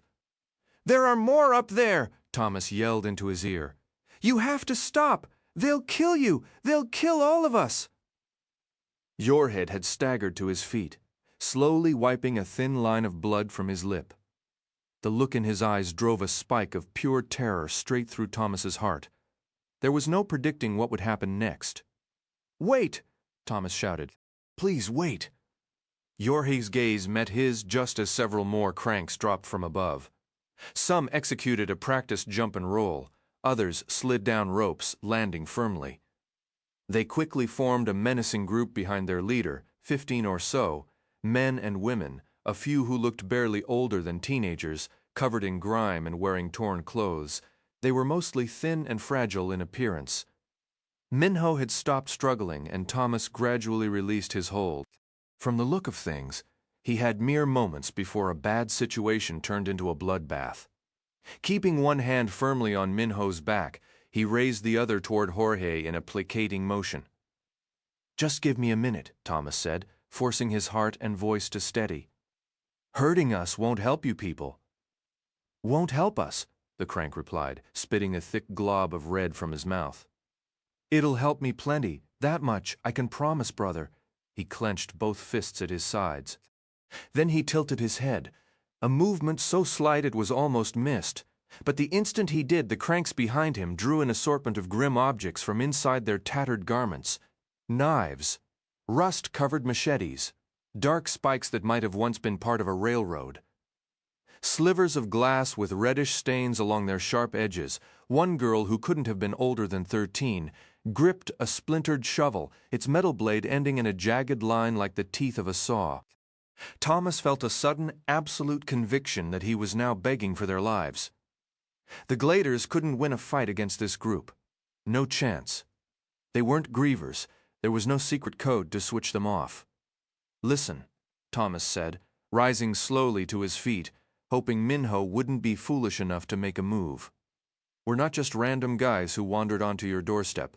We're worth something, more alive than dead." The anger on Jorge's face softened just a fraction. Maybe a flicker of curiosity. But what came out of his mouth was, "What's a guy?" Thomas nearly laughed, an absurd reaction that somehow would have fit. "You and me. 10 minutes alone. That's all I'm asking. Bring every weapon you want." Jorge did laugh at that, more of a damp snort than anything. "Sorry to ruin your moment, kid, but I doubt I'll need any." He paused, and the next few seconds stretched into what felt like an hour. 10 minutes, the crank finally said. "The rest of you stay here. Keep an eye on these punks. If I give the signal, let the death games start." He gestured with one hand toward a shadowy hallway leading away from the room opposite the shattered doors. 10 minutes, he repeated. Thomas nodded. When Jorge didn't move, he went first, walking toward their meeting spot and what might be the most crucial conversation of his life, or possibly his last. Thomas felt Jorge close behind as he stepped into the dark corridor. It reeked of mildew and decay. Water dripped from above, each drop echoing in a way that, for some terrible reason, made him think of dripping blood. "Just keep walking," Jorge said from behind. "There's a room at the end with chairs. Make one wrong move against me, and everyone dies." Thomas wanted to spin around and shout at the man, but kept moving forward. "I'm not stupid. You can drop the tough act." The crank only chuckled in reply. After several minutes of silence, Thomas finally reached a wooden door with a round silver handle. He reached out and opened it without pausing, trying to show Jorge he still had some pride left. Once inside, however, he wasn't sure what to do. It was completely dark. He sensed Jorge moving past him. Then came the loud flump of heavy fabric being shaken in the air. A hot, glaring light burst into the room, and Thomas had to shield his eyes with his arms. He squinted at first, then eventually lowered his arms and could see well enough. He realized the crank had yanked a large canvas sheet away from a window, an intact window. Outside there was only sunlight and concrete. "Sit down," Jorge said, his voice less rough than Thomas had expected. He hoped it meant the crank had finally accepted that his visitor intended to handle things calmly and reasonably. Perhaps there was something in this conversation that could actually help the people living in the crumbling building. Thomas knew the man was a crank, which made his reaction impossible to predict. The room was bare except for 2 plain wooden chairs and a simple table between them. Thomas took the chair nearest him. Jorge settled on the opposite side, leaning in to rest his elbows on the table, his hands clasped. His expression was unreadable, his gaze fixed on Thomas. "Start talking." Thomas wished he had a moment to organize the thoughts swirling in his head from the larger room, but time wasn't a luxury. "All right." He paused. "One word. Not an impressive start." He drew a slow breath. "I heard you mention Wicked earlier. We know about them. I'd be very interested to hear what you think." Jorge didn't move. His face remained a stone mask. "I'm not the one talking. You are, right?" "I know." Thomas shifted, scooting his chair slightly closer to the table before leaning back and propping a foot on his knee. He needed to relax and let the words come. "This is difficult because I don't know what you already understand. So I suppose I'll just act as if you know nothing about any of it. I'd strongly suggest you never use the word nothing with me like that again." Thomas forced himself to swallow, his throat tight. "Just an expression. Get to the point." Thomas took another steadying breath. "We started as a group of about 50 boys and 1 girl." A sharp pang accompanied the memory. "Now there are only 11 of us left. I don't have all the details, but Wicked is some kind of organization doing terrible things to us for reasons we don't fully understand.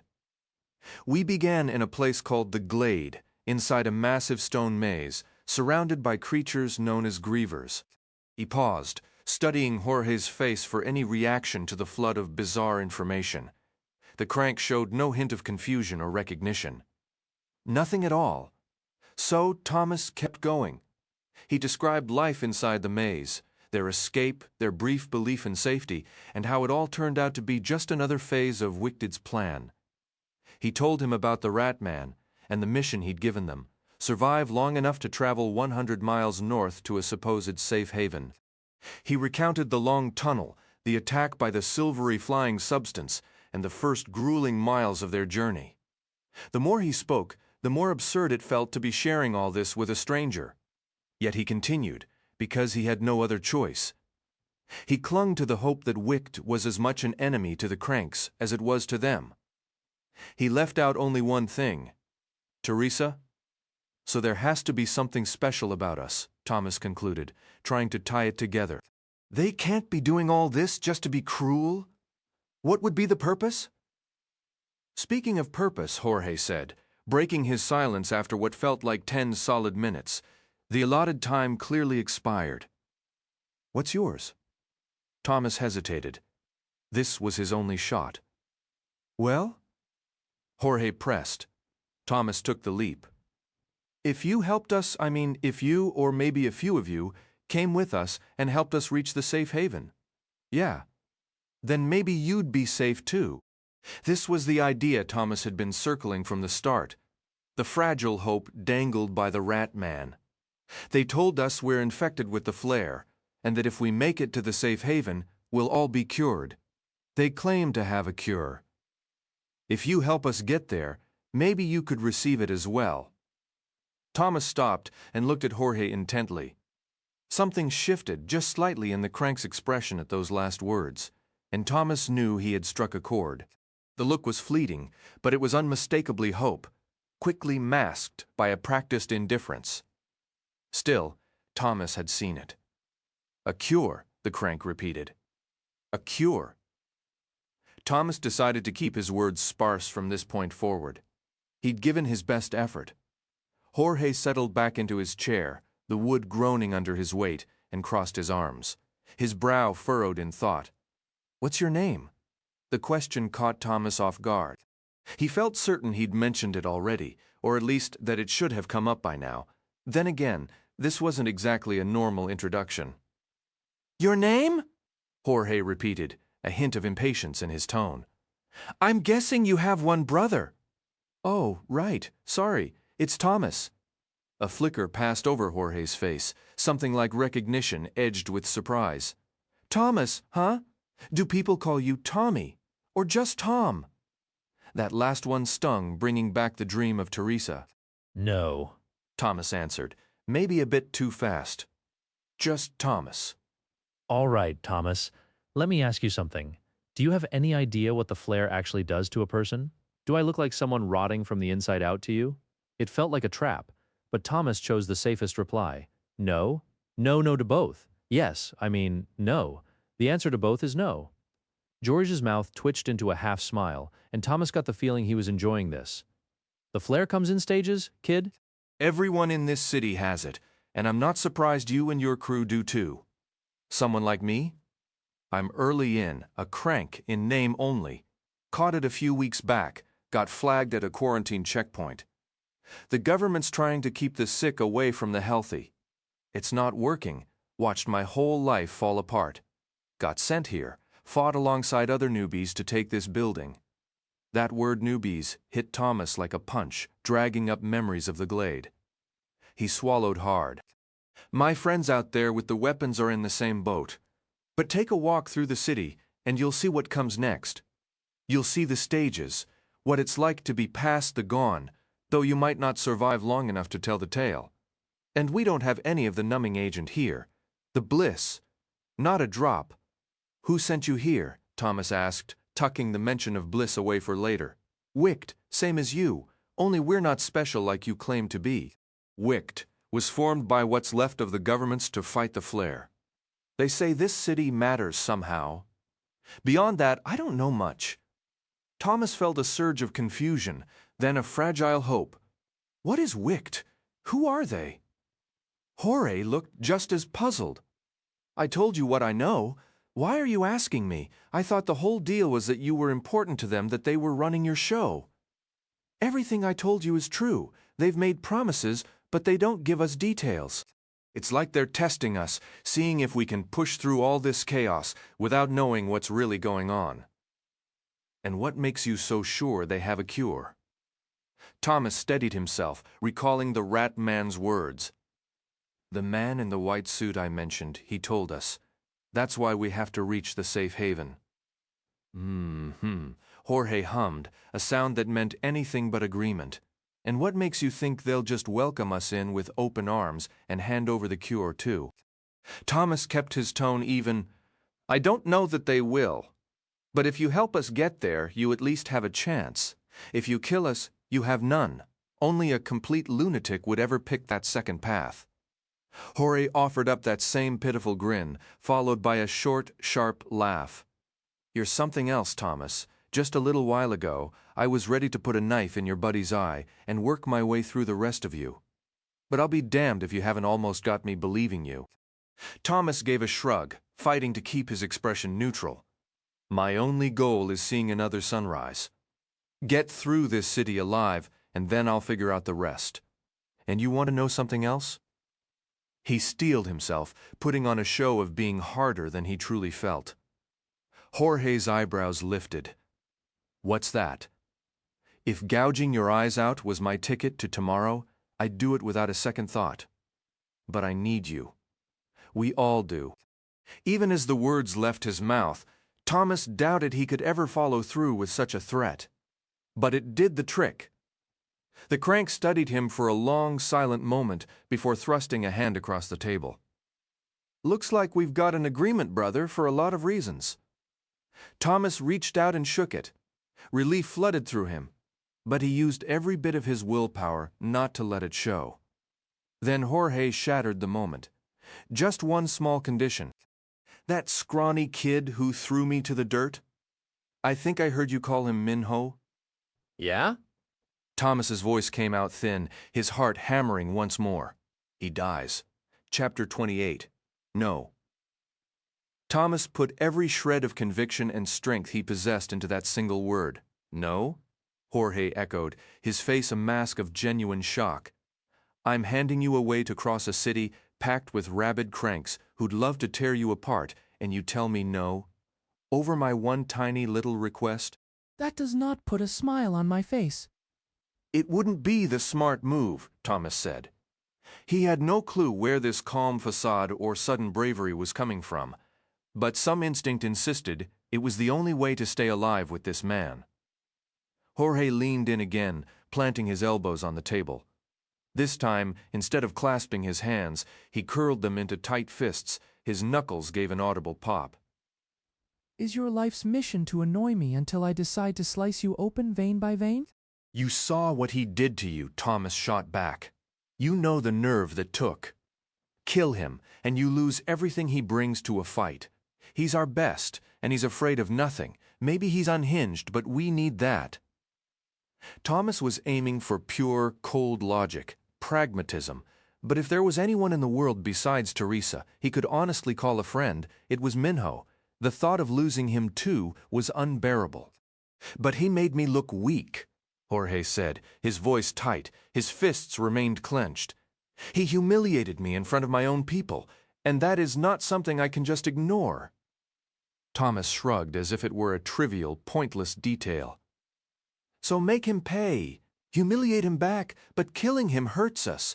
The more fighters we have, the better our odds. You live in this nightmare. Do I really need to spell this out for you? Finally, Jorge unclenched his white-knuckled fists. He also released a long breath that Thomas hadn't even noticed he was holding. All right, the crank said. All right. But don't think it's because of your pathetic little speech. I'll let him live because I just decided something. For two reasons, actually, one of which you should have figured out yourself. What? Thomas didn't bother hiding his relief anymore.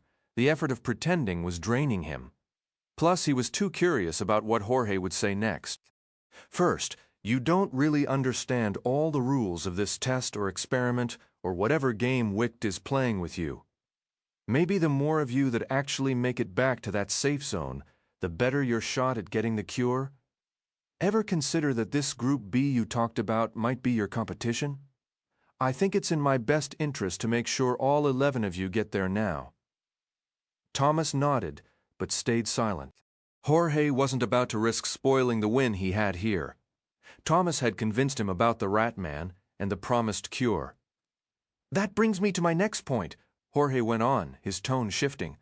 The part I'm settled on. Which is? Thomas pressed. I'm not bringing that whole pack of cranks out there with us. No way. What? I thought the plan was they'd help us fight through the city. Jorge leaned back in his creaky chair, crossing his arms, his posture now more thoughtful than threatening. Nah.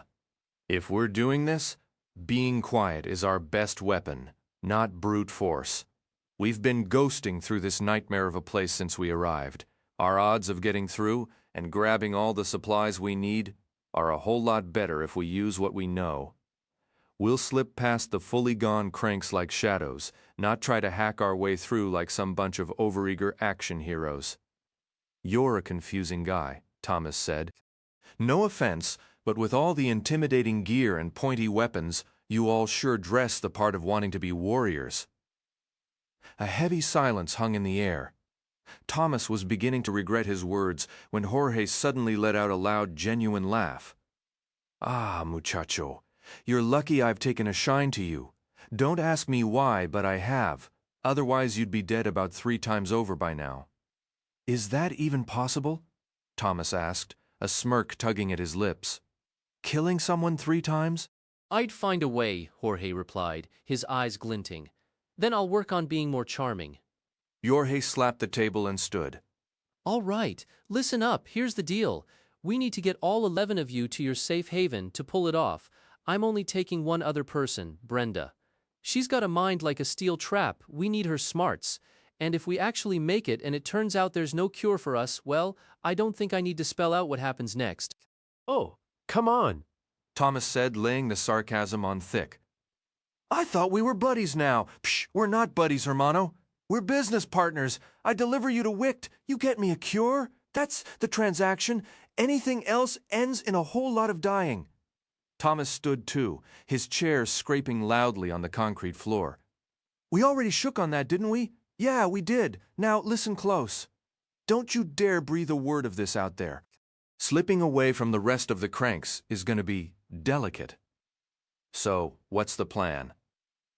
Jorge studied him for a long moment, his gaze unwavering. Finally, he broke the stare. Just keep that mouth of yours shut and let me handle it. He started for the hallway door but paused. Oh, and I've got a feeling your friend Minho isn't going to be too thrilled about this. As they walked down the dim hallway to rejoin the others, a sharp, gnawing hunger gripped Thomas. The cramps in his stomach had spread, a deep ache, making it feel like his own body was beginning to consume itself from the inside. All right, everybody, listen up, Jorge announced as they stepped back into the large, debris-strewn room. Me and the Birdface here have reached an understanding. Birdface? Thomas thought, inwardly rolling his eyes. The cranks remained at stiff attention, their crude weapons held tight, casting hostile glares at the gladers, who were all seated along the walls. Dust motes danced in the shafts of light, cutting through the broken windows and holes in the ceiling. Jorge strode to the center of the room and turned slowly, addressing the whole group with an air Thomas found almost comically theatrical. First order of business, we feed these people. I know it sounds nuts to share our hard-won supplies with a bunch of outsiders, but I believe they can be useful. Give 'em the pork and beans. I'm tired of eating that garbage anyway. A snicker came from a scrawny crank kid whose nervous eyes never stopped moving. Second, because I'm such a magnificent gentleman and a saint, I've decided not to kill the punk who took a swing at me. A ripple of disappointed mutters and groans passed through some of the cranks, and Thomas couldn't help but wonder just how far the flare had progressed in each of them. One of the girls, an older teen with surprisingly clean long hair, rolled her eyes at the commotion as if it were utterly ridiculous. Thomas immediately hoped this was the Brenda that Jorge had spoken of. Jorge gestured toward Minho, who, just as Thomas expected, was grinning and waving at the onlookers. Looking cheerful, Jorge grunted. That's good, means you'll handle the news just fine. What news? Minho shot back. Thomas watched Jorge, tense about what was coming next. The leader of the cranks stated it plainly. First, we feed you stragglers so you don't drop dead from hunger. Then, you face the consequences for attacking me? Yeah. Minho showed no trace of fear. And what's that supposed to be? Jorge just stared back, his face unsettlingly blank. You hit me with both fists, so we take a finger from each hand. Thomas couldn't see how threatening to mutilate Minho would help them escape the rest of the cranks. He wasn't naive enough to trust Jorge after one short conversation, and a spike of panic hit him. This was about to spiral out of control.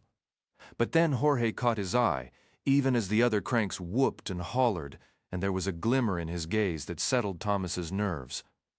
Minho, however, was a different story. He'd sprung to his feet the moment the punishment was declared, and would have lunged if the long-haired girl hadn't stepped in, pressing her blade to his throat. A single drop of blood welled vivid red in the daylight streaming through the broken doors. Any movement risked a serious injury. Here's the plan, Jorge said, his voice calm. Brenda and I will take these freeloaders to the supply stash. Let them eat. We'll all meet at the tower in 1 hour. He checked his watch. Make it noon sharp. We'll bring lunch for the rest of you. Why just you and Brenda? A voice called out. Thomas finally spotted the speaker, an older man, probably the eldest in the room. What if they ambush you? It's 11 against 2. Jorge squinted, a scoff on his face. Thanks for the arithmetic lesson, Barkley. Next time I lose count of my own toes, I'll come find you for a tutoring session. For now, shut your flapping mouth and lead everyone to the tower. If these punks try anything, Brenda will carve Minho into confetti while I beat the tar out of the rest. They can barely stand as it is. Now move! A wave of relief washed over Thomas. Once they were separated from the main group, Jorge surely intended to run. He couldn't actually mean to go through with the punishment.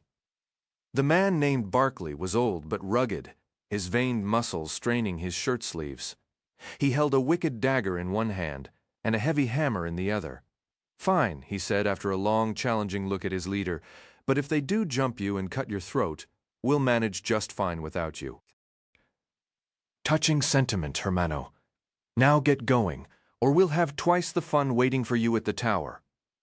Barkley laughed, a hollow sound to save face, then headed down the same hallway Thomas and Jorge had used.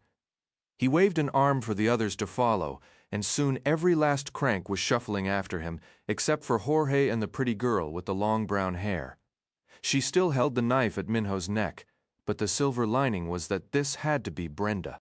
Once the main group of the flare-infected had left the room, Jorge exchanged a look of palpable relief with Thomas. He then gave a subtle shake of his head, as if the others might still be listening. A movement from Brenda caught Thomas's eye. She lowered the blade from Minho's throat and stepped back, casually wiping the tiny smear of blood on her pants. "I seriously would have ended you.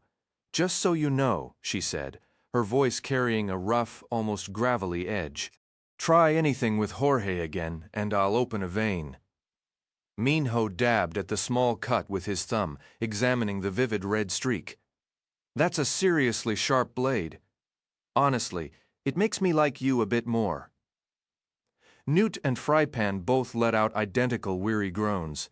"Seems I'm not the only one here who's lost their mind." Brenda shot back. "You might be further gone than I am." "Let's not declare anyone officially crazy just yet," Jorge interjected, moving to stand beside her. "But we're all on the clock. Enough chatter. We need to get to the supply cache and put some real food in your stomachs. The lot of you look like you haven't eaten in a week." Minho scoffed, his arms crossing. "You expect me to just stroll over for a friendly meal with you lunatics, right before you decide to chop off my fingers?" "Just be quiet for a minute." Thomas cut in sharply, trying to convey a silent warning with his gaze. "We're going to eat. What happens to your precious hands afterwards is the least of my concerns." Minho narrowed his eyes, a flicker of understanding passing over his face. "Fine, whatever, lead the way." Brenda stepped directly into Thomas's path, her face suddenly inches from his. Her eyes were so dark the whites seemed to gleam. "Are you the one in charge here?" Thomas shook his head. "No, that's the guy you just decided to carve up."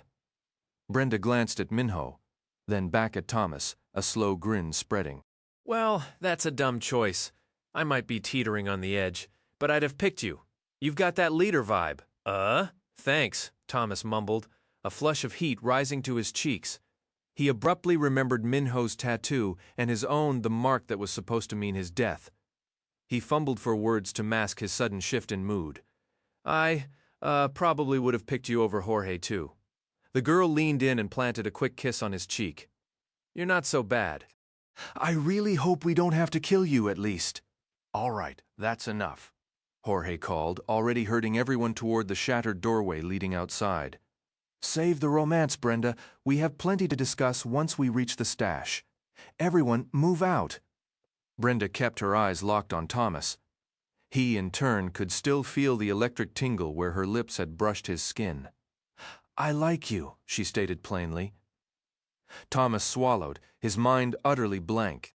Brenda's tongue touched the corner of her mouth as she grinned, finally turning away to head for the doors, slipping her knife into a pocket. "Let's move," she yelled over her shoulder. Thomas was acutely aware of every glader's eyes on him, but he refused to meet any of their stares. Instead, he adjusted his shirt and started walking, a faint, stubborn smile on his face. The others fell into step behind him, and they left the building, stepping into the blinding white heat of the sun baking the cracked pavement outside. Brenda took the lead with Jorge bringing up the rear. Thomas shielded his eyes, squinting as they hugged the wall for its thin strip of shade. The surrounding buildings and streets glowed with an almost supernatural light, as if carved from enchanted stone. Brenda guided them along the wall of the structure they'd just left until they reached what Thomas assumed was the rear. There, a set of concrete steps descended into the ground, sparking a vague, frustrating memory. An entrance to a subway, maybe from a life he could no longer fully recall. She didn't pause. Without checking if the others followed, she bounded down the stairs. But Thomas noticed the knife was back in her right hand, held tight and low against her leg. A subtle, practiced readiness to strike or defend in an instant. He followed, desperate to escape the sun and, more urgently, to finally find food. With every step downward, the hollow ache in his stomach seemed to grow louder, a relentless drumbeat of need. He was genuinely shocked his body still functioned. The exhaustion felt like a toxic vine winding through his insides, twisting his strength into a raw, consuming ache. Eventually, the darkness took them, a relief that was both deep and cool. Thomas trailed the echo of Brenda's steps until they arrived at a narrow entryway where a warm orange light spilled out. She slipped inside, and Thomas paused at the door. The space beyond was tight and damp, stacked with crates and cans, a lone bulb dangling from the ceiling. It clearly couldn't fit everyone. Brenda seemed to read his hesitation. "You and the others should wait in the corridor. Find a spot against the wall and sit. I'll bring out some real treats in just a moment." Thomas gave a silent nod, though she'd already turned away, and he shuffled back into the passageway. He sank down beside a wall, a little farther from the other gladers, letting the tunnel's shadows swallow him. In that moment, he was absolutely certain he wouldn't rise again without food. The promised treats turned out to be canned beans and some kind of spiced sausage Brenda mentioned. The label was in Spanish. They ate it cold, but to Thomas it was a feast for kings, and he wolfed down every morsel. They all knew eating too fast after starving was a bad idea, but he didn't care.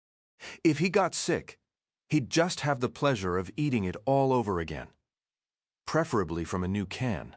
After distributing food to the ravenous gladers, Brenda came over and sat beside Thomas. The faint light from the storage room caught the delicate ends of her dark hair. She placed a couple of backpacks, stuffed with more cans, beside her. "One of these is yours," she said. "Thanks," Thomas mumbled, already scraping the bottom half of his can. Down the hall, no one spoke. The only noises were the sounds of eating. "Good?" she asked, starting on her own meal. "Are you kidding? I'd trade my own mother for this right now, if I even have one." The memory of his dream and the fleeting image of a woman's face surfaced, but he pushed it away, too grim to dwell on. "You'll get tired of it fast," Brenda said, pulling his focus back. He noticed how she sat, her right knee lightly resting against his leg, and a silly part of him wondered if she'd done it on purpose. "We only have about 4 or 5 different things to choose from." Thomas forced his mind to clear, anchoring himself in the now. Where did all this come from? And how much is left? Before the flares burned this region, the city had a few food processing plants and a lot of storage warehouses. Sometimes I think that's exactly why Wicht dumps cranks here. They can at least pretend we won't starve while we slowly lose our minds and turn on each other. Thomas scraped the last bit of sauce from his can and licked his spoon clean. If there's so much, why only a few options?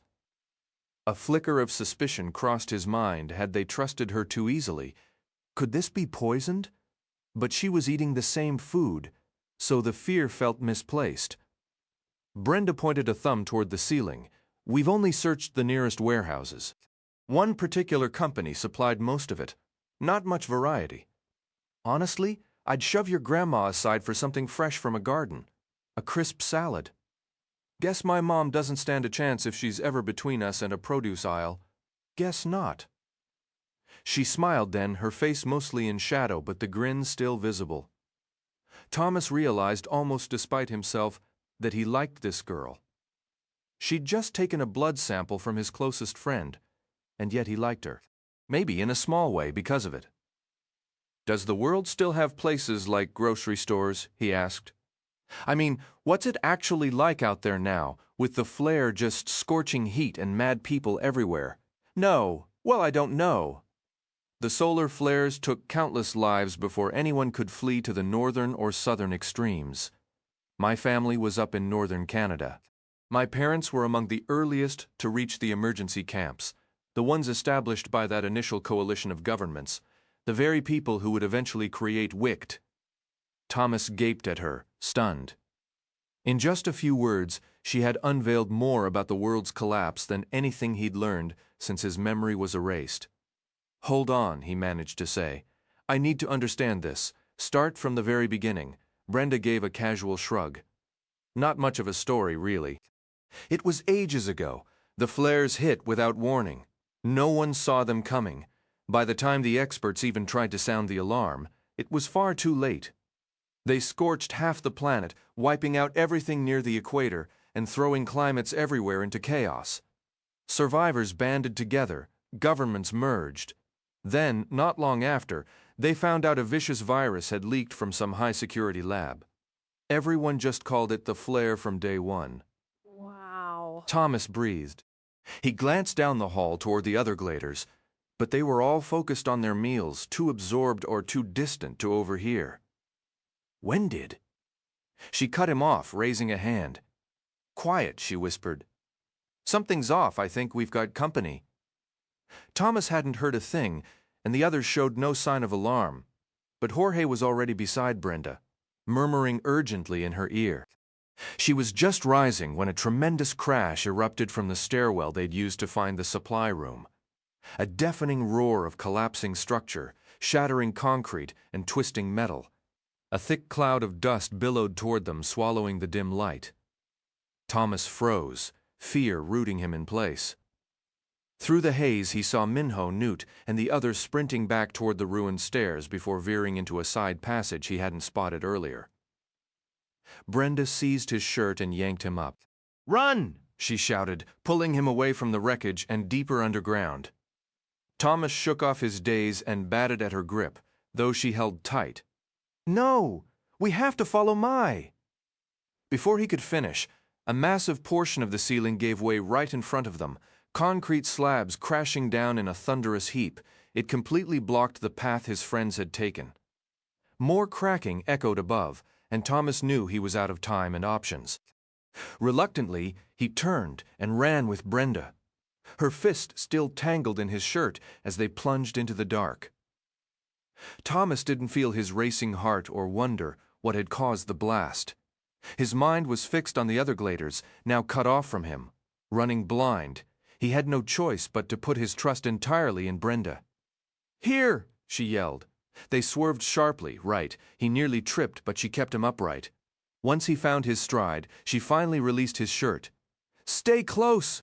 The sounds of collapse faded behind them as they raced down the new corridor, and panic flared in Thomas's chest. "What about my friends? What if they're—" "Just keep moving. Splitting up might be safer for everyone anyway."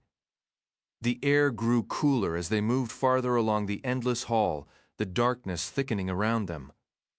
Slowly, Thomas felt his strength returning, his breath steadying. The noises behind them had nearly ceased. He worried fiercely about the gladers, but a gut feeling told him it was all right to stay with Brenda, that his friends could handle themselves if they'd escaped. But what if some had been taken by whoever triggered the explosion? Or worse, and who had attacked them in the first place? Worry gnawed at Thomas as they sprinted through the dark. Brenda led them through several more sharp turns, and he marveled at her sense of direction in the pitch black. Just as he was about to question her, she halted abruptly, pressing a firm hand against his chest. "Do you hear that?" she whispered, her voice ragged from the run.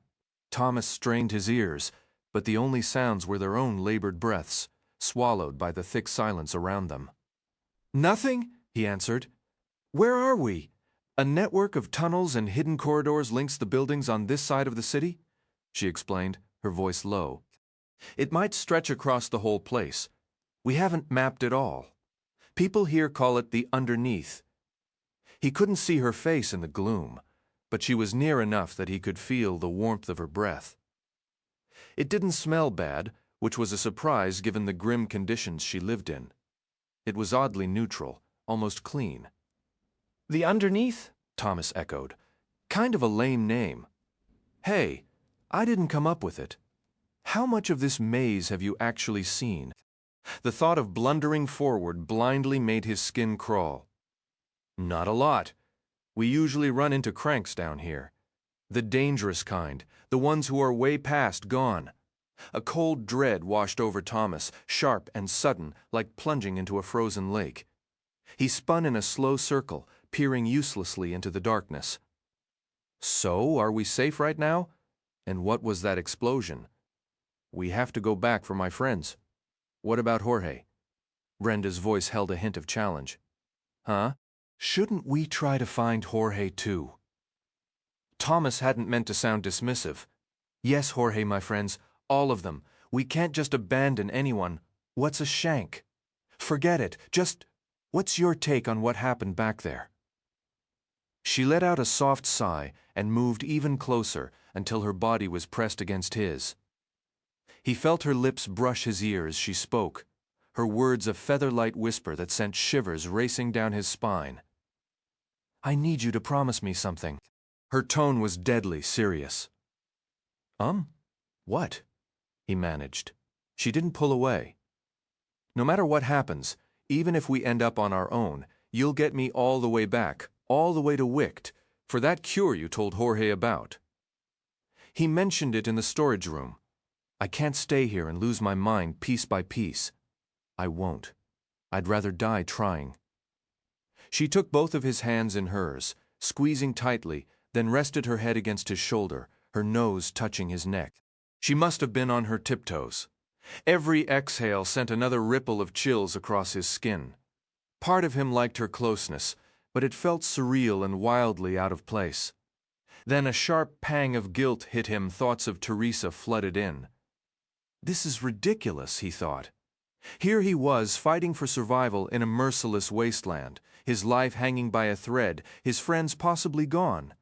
Teresa might be dead, and he was standing in the dark, practically embracing a girl he barely knew. It was the height of absurdity. Hey, he said, his voice firmer. He pulled his hands free and gripped her upper arms, gently pushing her back. He still couldn't see her, but he pictured her standing there, watching him. Shouldn't we be focusing on a plan? You still haven't promised, she insisted. Thomas felt a flash of frustration at her stubbornness. Fine, I promise. Did Jorge tell you everything? Enough, I think. Though I'd pretty much figured it out the moment he told our group to go on ahead and meet at the tower without us. Figured what out? That we were helping you navigate the city in exchange for a ticket back to the real world. A new worry tightened in Thomas's chest. If you pieced that together so fast, don't you think some of your friends did too? Exactly. What do you mean exactly? It sounds like you've already got a theory. She reached out and placed her hands flat on his chest. I think that's exactly what happened. At first I was afraid it was a pack of worse-off cranks, but since no one came after us, I believe Barkley and a few of his crew rigged that blast at the underneath entrance. They tried to trap us or kill us. A sudden harsh laugh escaped her, the sound brittle in the confined space. Isn't it just perfect?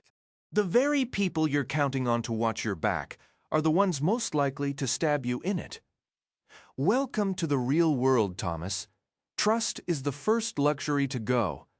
They were aware that food was plentiful elsewhere, and there were other routes to reach this level. Thomas couldn't grasp why she was being so defensive. That doesn't add up. Kill us. Wouldn't they see value in us too? Want to join us? Not a chance. Barkley and his crew are content right here. I believe they've slipped further than we have, their logical minds fading. The notion probably never crossed theirs. My guess is they assumed we were all conspiring down here to remove them, that we were plotting against them. Thomas released her, letting his head rest against the cool concrete. She moved close again, her arms encircling his waist. Brenda? He asked, a knot of confusion tightening in his chest. Something felt off about her behavior. Yeah.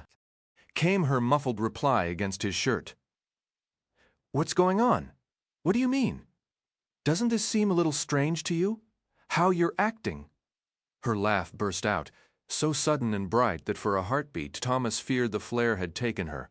That she'd turned into a full crank right then. She stepped back, a soft chuckle still on her lips. "What?" he pressed. "Nothing," she said, the sound like a stifled giggle. "Guess we just come from different worlds is all my mistake." Different how? He found oddly that he missed the warmth of her hug. "Don't sweat it," she said, her amusement fading. "Sorry for being so bold. Where I'm from, it's pretty standard? No, it's fine. I mean, it's good. I'm okay."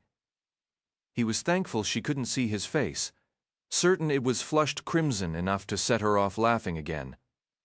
His mind flashed to Teresa, then to Minho and the others. He needed to steer this, and now— "Listen, you pointed it out," he said, forcing steadiness into his voice. "No one followed us. We have to go back. Are you certain?" Her tone held a new edge of suspicion. "What are you saying? I could guide you through the city, scrounge up enough supplies. Why don't we just leave them all behind? Try for that safe haven on our own." Thomas refused to entertain the idea. "If you won't return with me, that's your choice, but I'm going—" He placed a hand on the wall for guidance and started back the way they'd come. "Wait," she called, then hurried to catch up. She took his hand, lacing her fingers with his, and fell into step beside him as if they'd walked this way together for years. "I'm sorry, truly. I just believe it would be simpler with fewer people. I'm not exactly friends with those cranks. Not like you and your gladers," had he used that word around her? He couldn't recall, but someone might have let it slip without him noticing. "I truly think we need to get as many of us as possible to the safe haven. Even if we get past the city, who knows what's waiting after that? We might really wish we had more people then." He considered his own words. Was he only concerned with numbers for a better shot at safety? Was he really that cold? "Okay," was all she said in reply. Something in her had shifted, her confidence had ebbed, her command was gone. Thomas slipped his hand from hers, coughing into his fist as a pretext. He didn't offer it back when he was done. They walked in silence for several minutes. He trailed behind her, sensing her presence even in the blindness. After a series of turns, a glow emerged ahead, swelling rapidly as they neared. It was daylight, slicing down through ragged gashes in the ceiling, the scars of the blast. Enormous slabs of stone, contorted metal, and shattered pipes now barricaded the path to where the stairs had been, and scaling the wreckage looked treacherous. A haze of dust hung in the air, turning the sunbeams into solid, shimmering columns alive with swirling particles. The scent of plaster and something charred filled his lungs. Their route to the storage room with its food was blocked, but Brenda located the 2 backpacks she'd retrieved earlier, lying amidst the debris. "It doesn't seem like anyone is here," she observed. "They never returned. Jorge and your friends might have even found a way to get back to the surface." Thomas wasn't entirely sure what he had expected to discover, but one positive detail stood out. "No bodies, though, correct? No one was killed in the blast." Brenda gave a slight shrug. "The cranks could have taken the bodies, but I don't think so. There wouldn't be a reason." He nodded, as if to cement her words in his mind, clinging to that small comfort. Yet he was utterly lost about their next move. Should they venture deeper into the tunnel system, the underneath, to search for the other gladers? Should they brave the streets above, or return to the building where they'd left Barkley and the rest? Every possibility felt equally dreadful. He scanned their surroundings, half hoping for a miraculous sign. "We have to go through the underneath," Brenda declared after a long pause. She had likely been weighing their grim choices just as he had. "If the others went topside, they'll be far from here by now. Besides, they'll draw any attention toward themselves and away from us. And if they're down here, we'll locate them, won't we?" Thomas asked. "All these passages eventually connect back together, right?" "Right. Either way, I know Jorge will have them heading toward the far side of the city, toward the mountains. We just need to keep moving so we can reunite and continue." Thomas studied Brenda, his mind racing. Or perhaps he was just going through the motions of thought, because sticking with her was his only real choice. She likely represented his best, perhaps his only, chance of achieving anything other than a swift and gruesome end at the hands of the vanished cranks. What alternative did he have? All right, he said. Let's move. She offered a smile, a genuine one that cut through the grime on her face, and Thomas was suddenly, sharply reminded of that intimate moment they'd shared in the dark. The memory surfaced and vanished almost in the same instant. Brenda handed him one of the packs, then retrieved a flashlight from her own, clicking it on. The beam sliced through the dusty air as she swept it around, finally settling on the long tunnel they'd already traveled twice. ready? She asked. Ready? Thomas murmured. He still felt a deep unease about his friends, and he questioned whether staying with Brenda was the correct path. But when she started forward, he fell into step behind her. The underneath was a damp, oppressive place. Thomas almost missed the complete darkness, now that he could see the dismal surroundings. The walls and floor were a dull, painted gray concrete, with occasional streaks of moisture tracing downward. They passed doors every so often, but most were locked when he tested them. Dust shrouded the long dead light fixtures overhead, at least half of them shattered, leaving jagged glass in rusty sockets. Overall, the place felt like a haunted crypt. The name underneath was fitting. He found himself wondering what purpose this subterranean maze had originally served. Service corridors and offices for forgotten jobs? Sheltered walkways for rainy days? Emergency evacuation routes for disasters like solar flares or attacks by deranged mobs? They spoke little as he trailed Brenda through one indistinguishable tunnel after another, sometimes turning left at a junction, sometimes right. His body quickly burned through the energy from his recent meal, and after what felt like hours of walking, he finally persuaded her to stop and eat again. I'm going to assume you actually know where we're headed, he said as they resumed their journey. Everything looked identical to him, drab, dark, and coated in dust except where it was damp.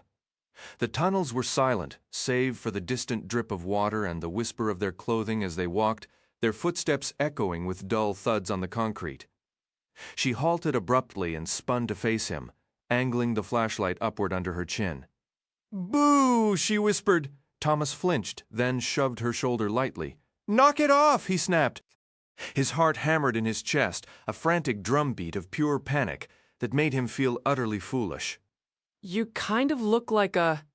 She lowered the flashlight, but her gaze didn't waver, pinning him in place. Look like a what? Never mind. A crank. The word was a physical blow, sharp and cold. He recoiled from the idea, from labeling her that way. Well, yeah, he admitted, the word barely a whisper. Sorry.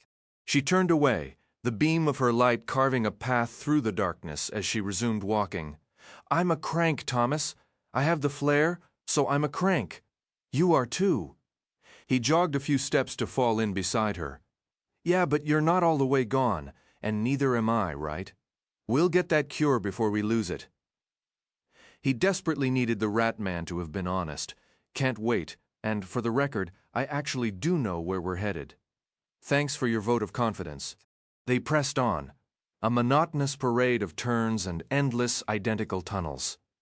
The rhythmic motion of walking began to steady him, pulling his mind away from Brenda and the heavy guilt he carried, offering a strange physical peace he hadn't felt in what seemed like ages.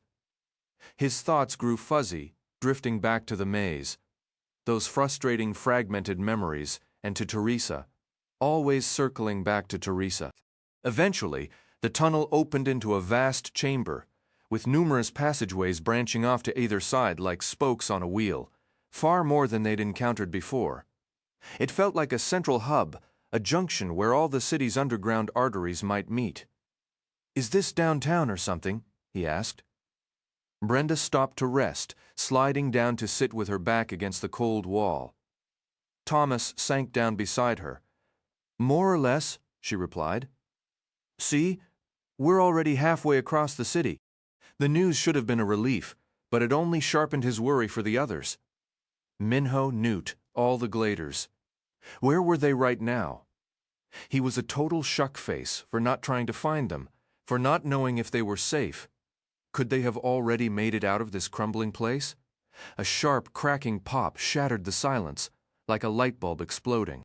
Brenda instantly swung her flashlight beam back the way they'd come, but the hallway was just a pool of shadows, empty save for a few grim, dark streaks of moisture staining the gray walls. What was that? Thomas breathed out. An old fixture, giving up probably. Her tone was deliberately casual.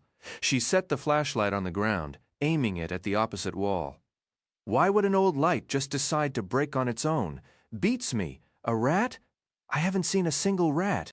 And how would a rat get up to the ceiling? She looked at him then, her expression one of pure, undiluted sarcasm. You're absolutely right. It must be a flying rat. We should get the hell out of here pronto. A short, tense laugh burst from Thomas before he could stifle it. Hilarious, another pop. This one followed by the distinct musical shatter of glass raining onto the concrete floor. It had definitely come from behind them. He was sure of it now. Someone was following them. And it couldn't be the Gladers. This had the feel of a deliberate attempt to rattle them, to spook them. Even Brenda's cool facade cracked. Her eyes found his wide and unmistakably anxious. "Get up," she whispered. They rose together in one fluid motion, quietly adjusting their packs. Brenda aimed the light back down the empty tunnel once more. Nothing. "Should we go check it out?" she murmured, her whisper absurdly loud in the utter stillness. If anyone was nearby, they could hear every syllable. Check it out. Thomas thought it was the most ridiculous idea he'd heard in weeks. No, we should get out of here, just like you said a minute ago. What? You just want to let whoever it is keep trailing us? Maybe let them gather a few friends to set up an ambush later? Better to deal with it now. Thomas reached over, his hand closing over hers on the flashlight, and pointed the beam down at their feet. He leaned in close, his lips nearly brushing her ear. It could be a complete trap. There wasn't any broken glass on the ground back there. They had to reach up and break one of those old lights on purpose. Why would someone do that? It has to be someone trying to lure us back there. She pushed back, her whisper fierce. If they have enough people to just attack us, why bother with bait? That's ridiculous. Why don't they just come in here and finish this? Thomas considered her words. She wasn't wrong. Sitting around discussing it is even more pointless. What's our move? Maybe we should just... Brenda began to lift her flashlight, then froze, her expression locking into pure horror. Thomas spun to follow her gaze. A figure stood just beyond the circle of light, a ghostly presence that seemed to defy reality. He listed heavily to one side, his left leg trembling with a constant nervous energy, his left hand spasmodically opening and closing. His suit, once fine, was now a ruin of grime and tears, the knees stained dark with what might have been water or something far worse. But Thomas's eyes were drawn inexorably to the man's face. It was a landscape of ruin. Patches of hair had been violently torn away, leaving raw, scabbed flesh on his scalp. His skin was a sickly, damp white, crisscrossed with scars and weeping sores. One eye socket was an empty, reddened hollow. His nose was entirely gone, the ragged skin beneath offering a ghastly glimpse into the nasal cavity. His lips were peeled back from his teeth in a permanent clenched snarl. The single remaining eye flickered between Brenda and Thomas with a feral intensity. Then the man spoke, his voice a wet, choking rattle that raised the hair on Thomas's neck.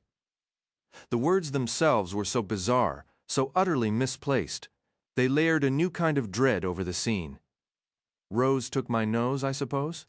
A sound part gasp and part whimper, caught in Thomas's throat. Brenda stood motionless beside him, her flashlight beam unwavering on the monstrous stranger. The man shuffled forward, his movements ungainly as he fought for balance. Rose took my nose, I suppose, he repeated, the phrase bubbling unpleasantly in his ruined throat. And it really blows! Thomas waited, breath held for Brenda to react. Get it? The man rasped, his snarl, attempting a grotesque smile. He looked like a predator sizing up its next meal. It really blows my nose. Taken by Rose, I suppose. He let out a gurgling laugh that promised future nightmares. Yeah, I get it, Brenda said flatly. Hilarious. Thomas saw her move from the corner of his eye. With a deft motion, she had retrieved a can from her pack and now held it tight before he could even process the action. Her arm snapped forward, sending the can sailing through the air. It struck the crank square in the face. The shriek that followed was a sound of pure, icy malice. And then they came, first 2, then 3, then 4 more figures emerged from the clinging darkness to flank the first. Men and women, all in the same advanced state of decay, all radiating the same mindless fury of the flare. And Thomas saw with a fresh wave of nausea, every single one lacked a nose. That didn't hurt so bad. The lead crank slurred. You have a pretty nose. I really want a nose again. He paused his snarling to run a horribly scarred purple tongue over his lips. And so do my friends. Fear, thick and acidic, surged through Thomas's chest. He had understood the flare intellectually before, seen its effects from a distance, but this was intimate. This was raw, unfiltered madness staring him down without barrier or mercy. Their faces were twisted into primitive masks of hunger and rage. The lead crank lurched another step closer. The time for discussion was over. Brenda didn't speak. She didn't have to. After Brenda tossed another can toward the cranks, she and Thomas spun and ran. The piercing, insane shrieks of their pursuers swelled behind them like a war cry from some hellish legion. Brenda's flashlight beam jerked wildly across the tunnel walls as they sprinted past a confusing series of turns. Thomas clung to one thought. These cranks looked battered and wounded. They shouldn't be able to match this pace. Yet the dread of more waiting ahead, perhaps lurking in the shadows, was a cold knot in his stomach. Brenda suddenly veered right, yanking Thomas by the arm. He stumbled, found his footing, and pushed back to a full run. The furious shouts and taunts of the cranks grew slightly fainter. Another left turn, then a right. After this second turn, she clicked off the flashlight but didn't slow. "What are you doing?" Thomas hissed, throwing a hand out in front of him, certain he was about to collide with solid rock. Her only reply was a sharp, "Shh." He was struck, not for the first time, by how completely he was trusting her. His life was literally in her hands. What other choice did he have now? She stopped completely. A few moments later, they stood in utter blackness, lungs heaving. The sounds of the cranks were distant but growing louder, drawing nearer. "Okay," she breathed. "Right about here." "What?" he whispered back. "Just follow me into this room. I found a perfect hiding spot once while I was exploring. They'll never stumble on it. Come on." Her grip tightened on his hand, pulling him to the right. He sensed they passed through a narrow doorway. Then she tugged him down to the floor. "There's an old table here," she murmured. "Can you feel it?" She guided his hand until his fingers met cool, smooth wood. "Yeah. Watch your head. We crawl under it, then through a small notch in the wall into a hidden compartment.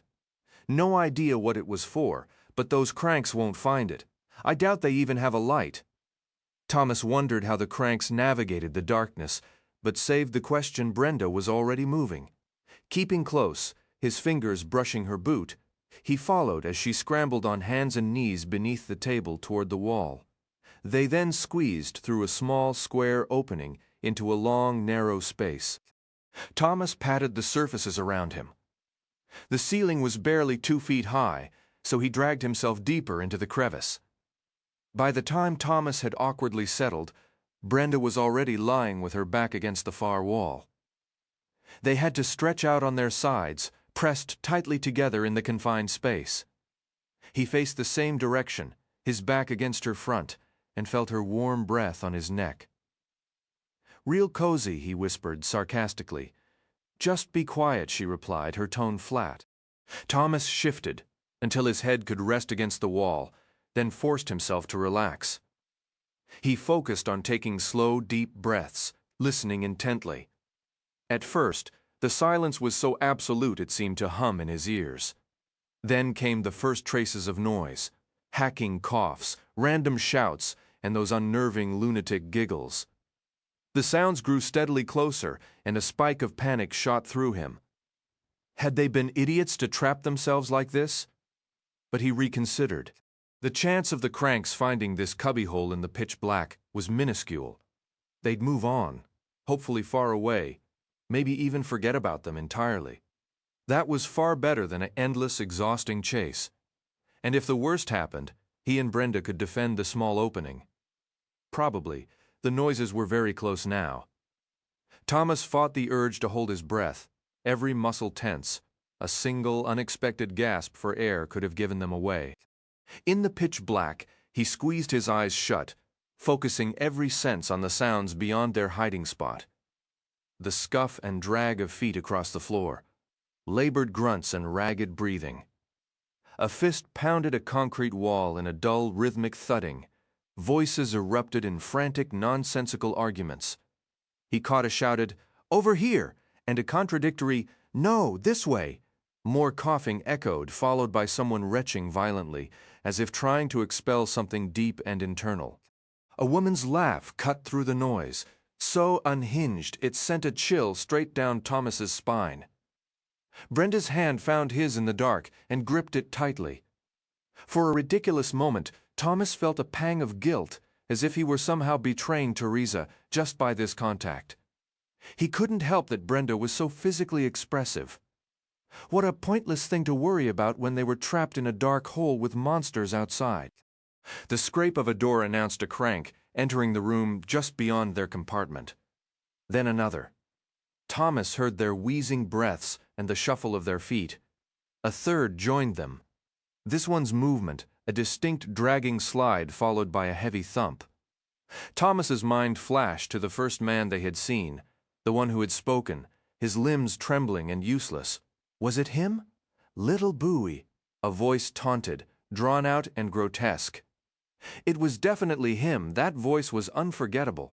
"Little girl, come out, wherever you are. Make a sound.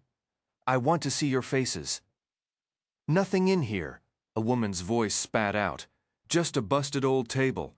The screech of wood being dragged across concrete pierced the air, then stopped suddenly. "Maybe they hid their pretty faces under it," the man crooned in response. "Maybe those sweet little faces are still attached."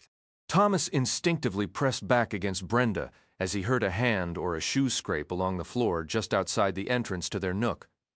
It was mere inches away. "Nothing down there either," the woman declared, and Thomas heard her footsteps retreat. He realized his entire body was wound as tight as a spring. He consciously forced his muscles to loosen, maintaining strict control over his breathing. More shuffling followed, then an eerie chorus of whispers, as if the three had gathered in the center of the room to conspire. Could their shattered minds still manage a plan? Thomas strained to catch any clear words, but the harsh, breathy speech remained just out of reach. No, one of them suddenly shrieked. A man, though Thomas couldn't tell which one. "No, no, no, no, no, no, no." The word devolved into a frantic, muttered stutter. The woman interrupted with her own manic chant. "Yes, yes, yes, yes, yes." "Be quiet," the leader's voice commanded. It was unmistakably him. "Quiet, quiet, quiet." A cold dread settled in Thomas's gut, even as sweat beaded on his forehead. He had no idea if this bizarre exchange held any meaning or was just another symptom of their collective insanity. "I'm leaving," the woman whimpered, her words breaking into a sob. She sounded like a petulant child excluded from a game. "Me too, I'm going," the other man echoed. "Quiet, quiet, quiet," the leader screamed, his volume spiking. "Go away then, get out." The sudden, repetitive chanting unnerved Thomas deeply. It was as if the last threads of coherent thought had finally snapped in their minds. Brenda was squeezing his hand so hard his fingers ached. He could feel her cool breath on the sweat-damp skin of his neck. There were more shuffles and the swish of fabric from outside. Were they actually leaving? The sounds diminished sharply, fading as they moved into a hallway or adjoining tunnel. The rest of their crank group seemed to have already moved on. Soon, a heavy, total silence returned. The only sounds were the faint whispers of his and Brenda's breathing. They remained frozen in the dark, lying side by side on the hard ground, facing the small opening, bodies pressed together in the stifling heat. The silence stretched, becoming a palpable hum in their ears. Thomas kept listening, knowing absolute certainty was their only safety. As desperately as he wanted to escape that cramped, uncomfortable space, they had to wait. Minutes ticked by. Then several more. There was nothing but the dark and the quiet. "I think they're really gone," Brenda whispered at last, her voice barely audible. She clicked on her flashlight. A grotesque voice bellowed from the darkness. "Hello, noses." Before Thomas could react, a blood-smeared hand shot through the doorway and seized his shirt front. He cried out, his hands flailing against the scarred and bruised grip. The glare from Brenda's flashlight still blinded him. He squinted, making out the man's unyielding hold on his fabric. With a brutal yank, the crank hurled Thomas against the wall. His face collided with the unyielding concrete, a shockwave of agony erupting across his nose. Warm blood began its descent. The man shoved him back, only to haul him forward again. Over and over, Thomas's body was used as a battering ram, his face meeting the wall with each sickening impact. The crank's strength was a terrifying contradiction to his frail, injured appearance.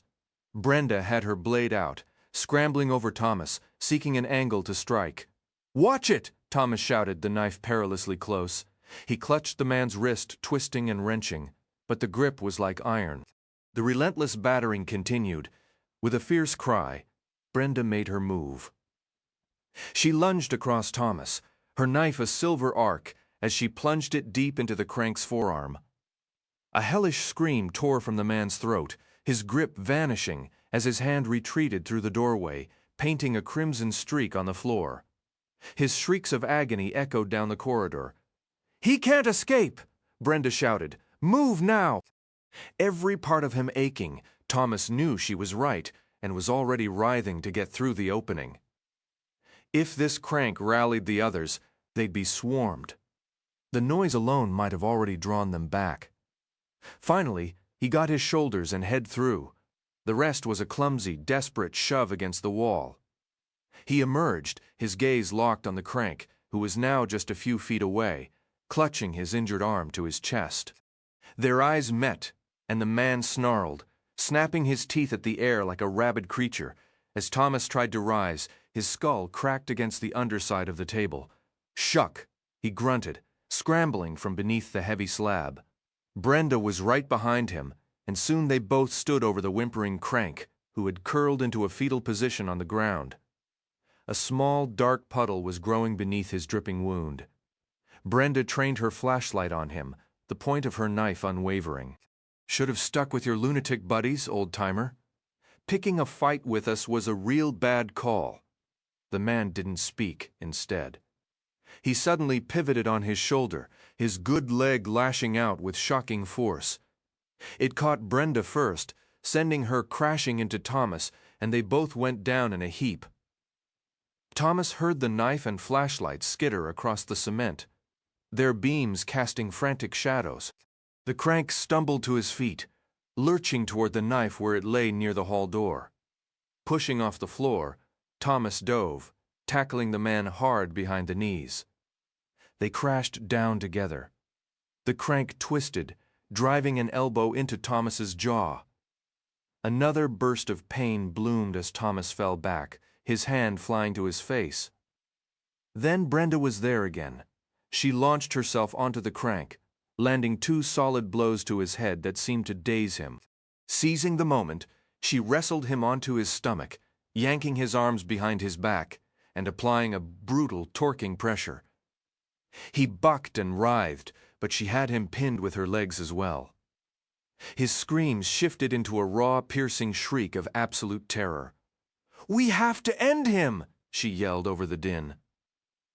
Thomas had only managed to get to his knees, watching in a stunned, paralyzed haze. A cold realization washed over him.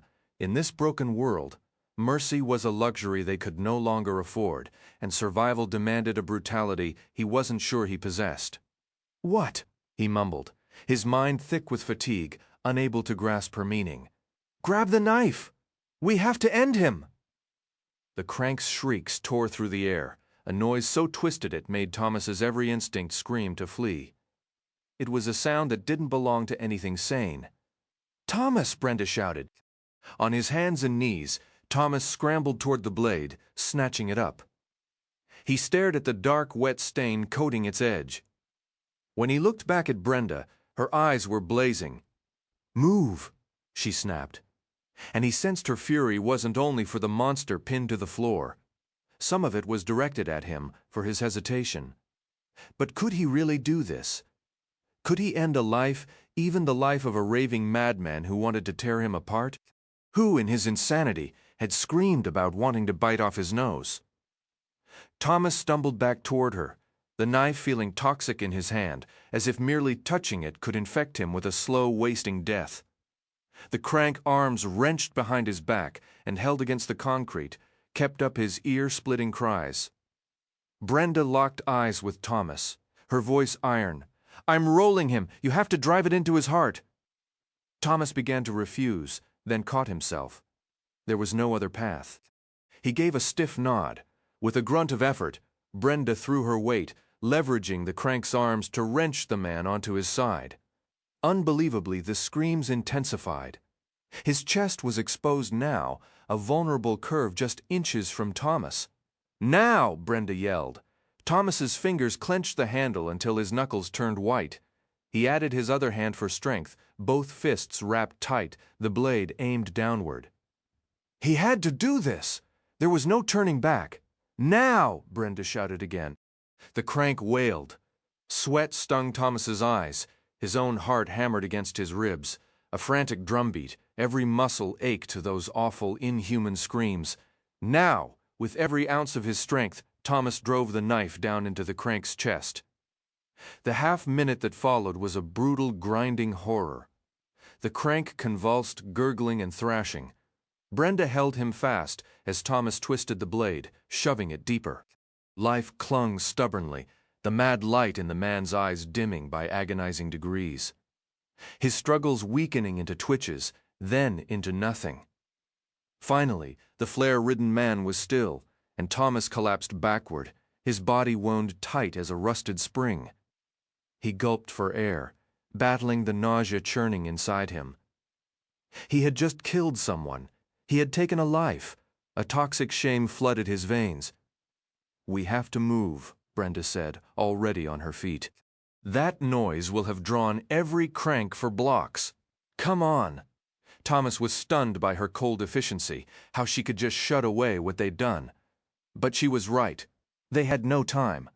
From the shadowy hall came the first answering calls, eerie echoes like laughing jackals in a deep ravine. Thomas forced himself upright, shoving the suffocating guilt down deep. "Okay, but no more of this. First those metallic orbs that went for the head, now battling cranks in pitch blackness. No more of what?" He was done with endless dark tunnels. Done for good. "I need to see the sky. I don't care what we have to do. I want daylight right now."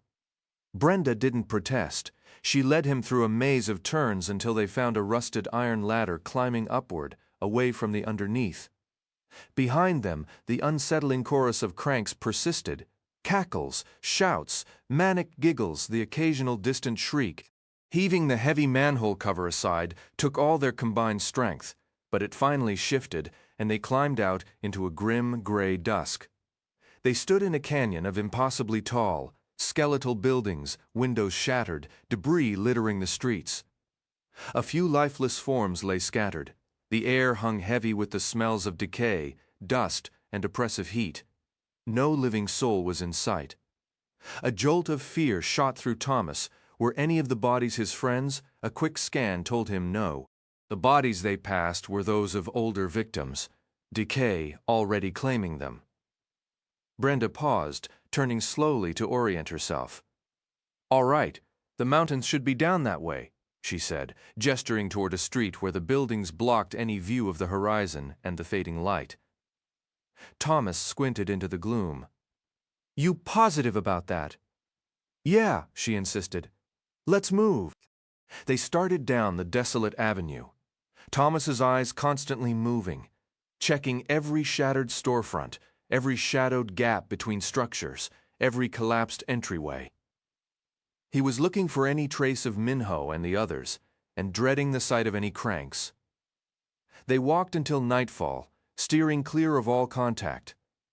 Occasionally, a scream would echo from somewhere deep in the city, or the sound of something heavy falling would rumble from within a building.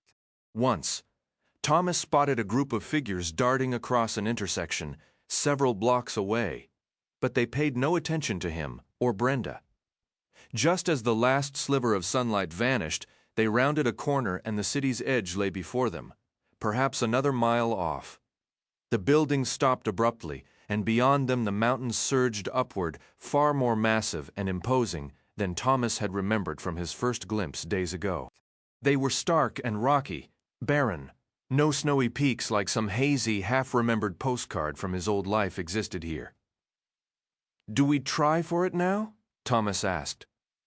Brenda was already scanning for shelter. "It's tempting, but no. Running around out there in the dark is asking for trouble. Even if we reached the foothills, there'd be no cover unless we climbed all the way up, which we can't do tonight." As much as Thomas hated the idea of another night in this cursed place, he knew she was right. A knot of frustration and worry for the missing Gladers tightened in his gut. "Fine," he said, his voice tired. "Where do we go? Just follow me." They ended up in an alley that terminated at a high brick wall. Thomas initially thought it a terrible spot, a dead end with only one escape route, but Brenda argued that very fact made it safer. Cranks had no reason to come down an alley that led nowhere. She also pointed to several large rusted-out trucks they could use for cover. They chose one that looked picked clean of anything useful. The seats were shredded, but surprisingly soft, and the cab was spacious. Thomas slid behind the wheel, pushing the seat all the way back. Once settled, he felt a faint, unexpected sense of comfort. Brenda settled into the passenger side, just a couple of feet away. Outside, the darkness became absolute, and the distant noises of the city's infected inhabitants filtered through the broken windows. Thomas was utterly drained, every muscle aching, his clothes stiff with dried blood earlier. He'd scrubbed his hands raw until Brenda snapped at him to stop wasting their water. But he couldn't stand it, the feeling of that crank's blood on his skin. Each time he thought of it, a cold dread settled in his chest. A terrible truth was now inescapable. If he hadn't already been infected by the flare, a slim hope that the rat man had lied, he certainly was now. Sitting there in the dark, his head resting against the truck's door, the memory of what he'd done came crashing back. "I killed that man," he whispered into the stillness. "Yeah, you did," Brenda answered, her voice quiet but firm. "He would have killed you otherwise." "That's called survival, Thomas. It was the right thing." He wanted to believe her. The man had been completely lost to the flare, probably hours from death anyway, and he'd been actively trying to murder them. Thomas had done what was necessary, yet a deep, gnawing guilt seeped into his bones. Taking another human life wasn't something you just shrugged off. "I know," he said finally, "but it was so savage, so up close. I wish it could have been cleaner. A shot from far away, something like that." "I know. I'm sorry it happened like it did. What if I see his face every time I close my eyes?" The thought of the crank haunting his dreams brought a flash of annoyance toward Brenda for making him stab it. Though maybe that was unfair, considering how desperate their situation had been. Brenda turned in her seat to look at him. The moonlight washed over her just enough to reveal her dark eyes and her face smudged with dirt yet still striking. Maybe it was wrong. Maybe he was being a total jerk, but seeing her only sharpened his ache for Teresa. Brenda reached over, took his hand, and gave it a firm squeeze. He didn't pull away, but he didn't squeeze back. "Thomas?" she said. even though he was already looking right at her. Yeah, you didn't just save yourself back there, you know. You saved me too. I don't think I could have taken that crank down alone. Thomas gave a slight nod but stayed quiet. A deep, weary hurt settled in his chest for a dozen different reasons. All his friends were gone dead, for all he knew. Chuck was definitely gone. Teresa was lost to him. He was only halfway to the supposed safe haven, trying to sleep in a truck cab beside a girl who was slowly losing her mind, while outside a city full of rabid cranks surrounded them. "You asleep with your eyes open or something?" she asked. Thomas attempted a weak smile. "No, just thinking about how spectacularly my life sucks." "Mine does too. Sucks on an epic level. But I'm glad I'm with you." The words were so straightforward and genuine that Thomas had to shut his eyes tight.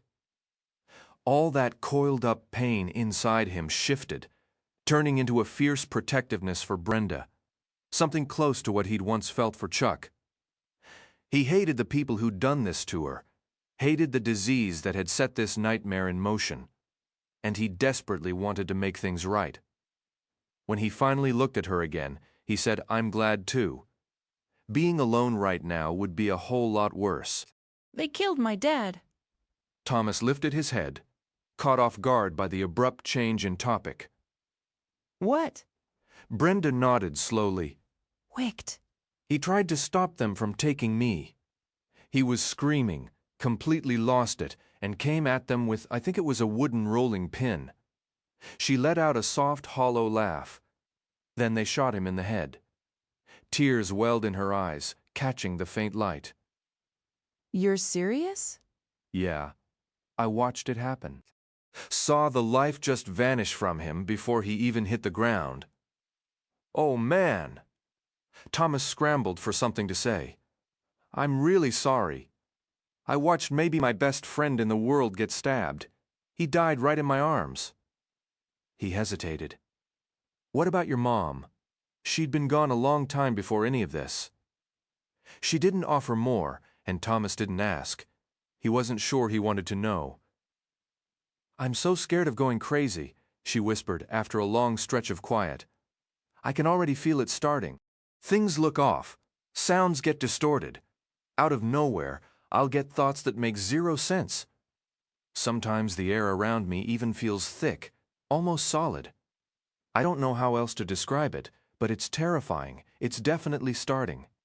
The flare is dragging my mind straight to hell." Thomas couldn't bear the raw fear in her eyes.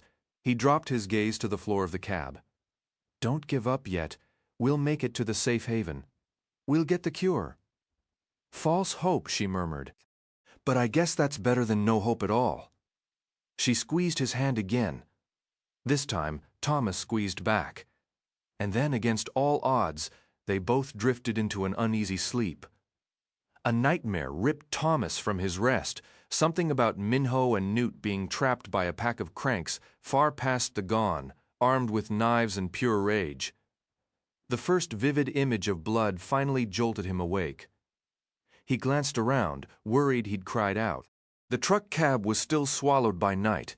He could barely make out Brenda's shape and couldn't tell if her eyes were open. But then her voice cut through the dark. "Bad dream?" Thomas took a steadying breath and closed his eyes again. "Yeah, I can't stop worrying about my other friends. I just hate that we got split up so much." "I'm sorry that happened. I really am."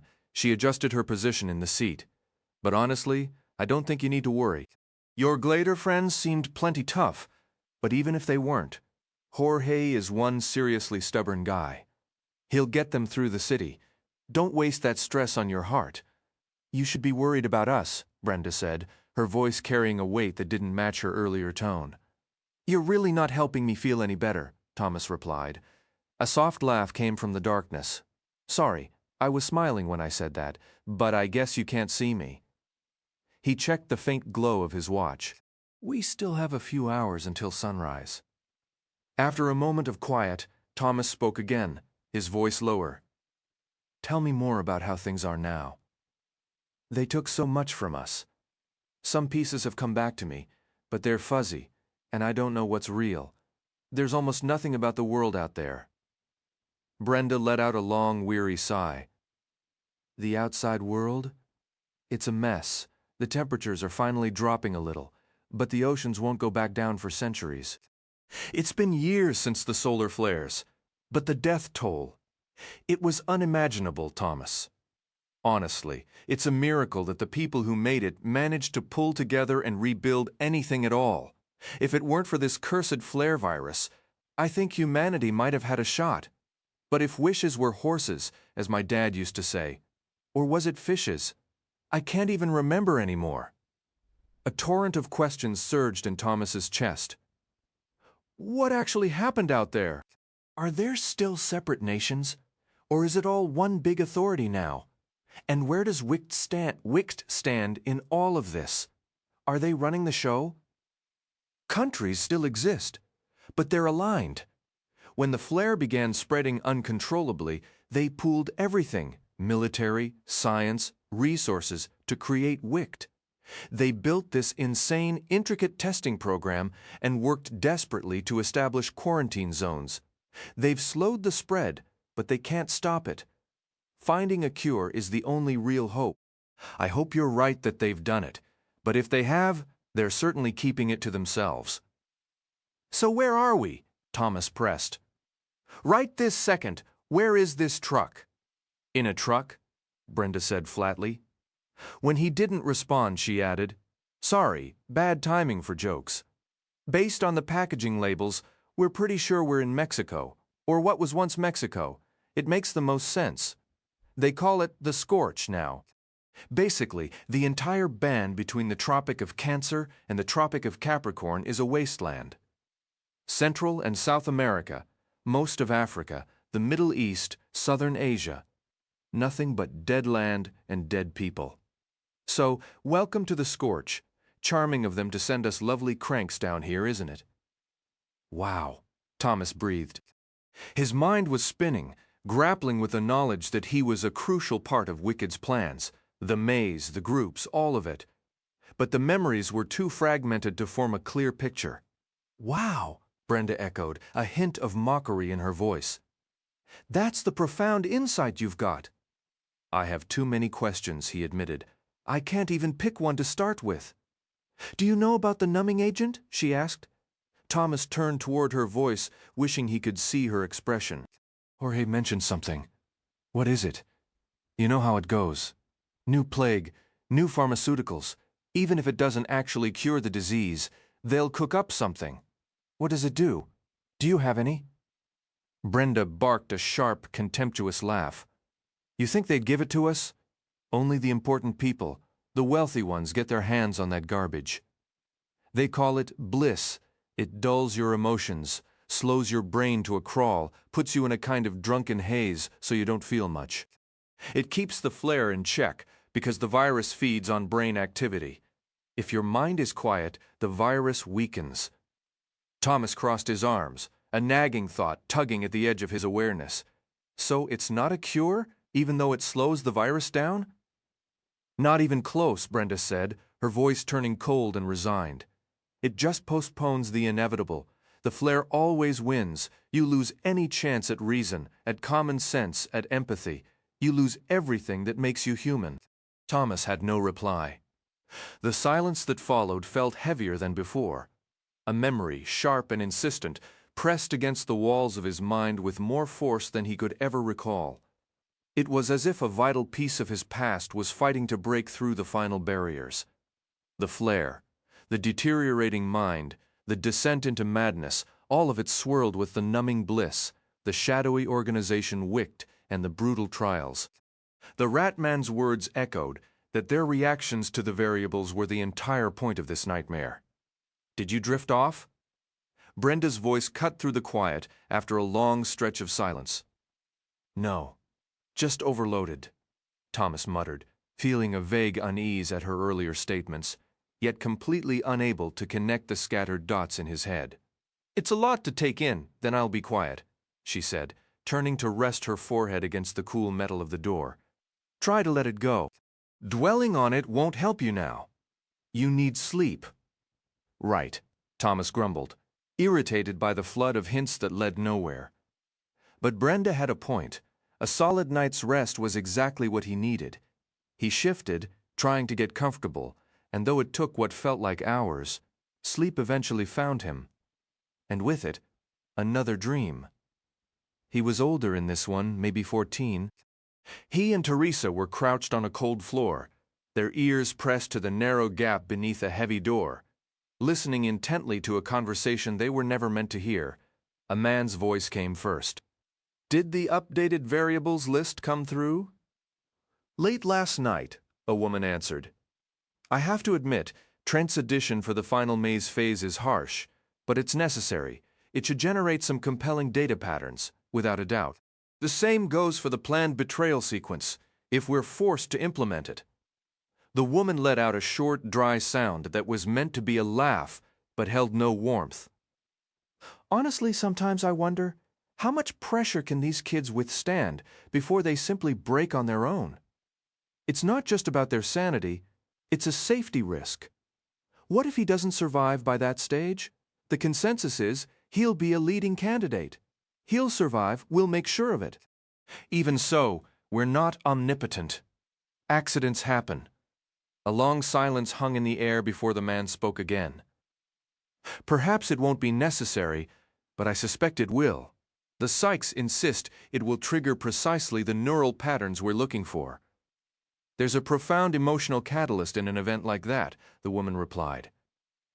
"Trent says those are among the most difficult patterns to artificially induce. Frankly, I believe the variables plan for that scenario is our only viable option." "Do you truly believe the trials will succeed?" the man asked, his tone skeptical. "The sheer scale of this operation is staggering.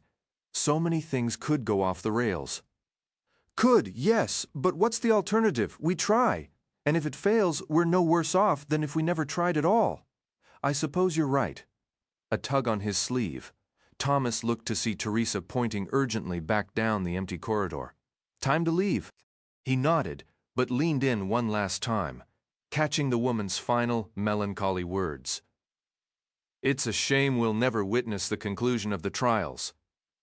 "I know," the man replied, "but history will justify our actions." The soft purple light of pre-dawn was what roused Thomas. He realized he hadn't stirred once since his late-night conversation with Brenda, not even after the vivid dream. The dream. It had been the most disjointed one yet, filled with cryptic phrases that were already slipping away, too elusive to slot into the puzzle of his returning memories. A faint spark of hope flickered within him. Perhaps he wasn't as complicit in the trial's design as he'd started to fear. The simple act of eavesdropping with Teresa suggested they weren't privy to every cruel detail. But what was the ultimate goal? Why would the future offer thanks? He rubbed the sleep from his eyes and stretched, his gaze settling on Brenda. She was still asleep, her breathing deep and even her lips slightly parted, though his muscles ached more than yesterday. The deep, dream-filled sleep had revitalized his spirit. He felt clear-headed, energized, still feeling a bit dazed from the memory dream and everything Brenda had shared, yet somehow energized. Thomas stretched his arms wide. A long yawn was just escaping him when his eyes landed on something fixed to the alley wall, a large, riveted metal plaque. It looked hauntingly familiar. He pushed the truck door open, stumbled onto the street, and moved closer for a better look. The sign was nearly identical to the one he'd seen in the maze, the one that read World in Catastrophe, Kill Zone Experiment, Department, same dull metal, same style of lettering. But this one carried a completely different message. He stood frozen, staring at it for a solid 5 minutes before he could even blink. The plaque stated clearly, "Thomas, you're the real leader."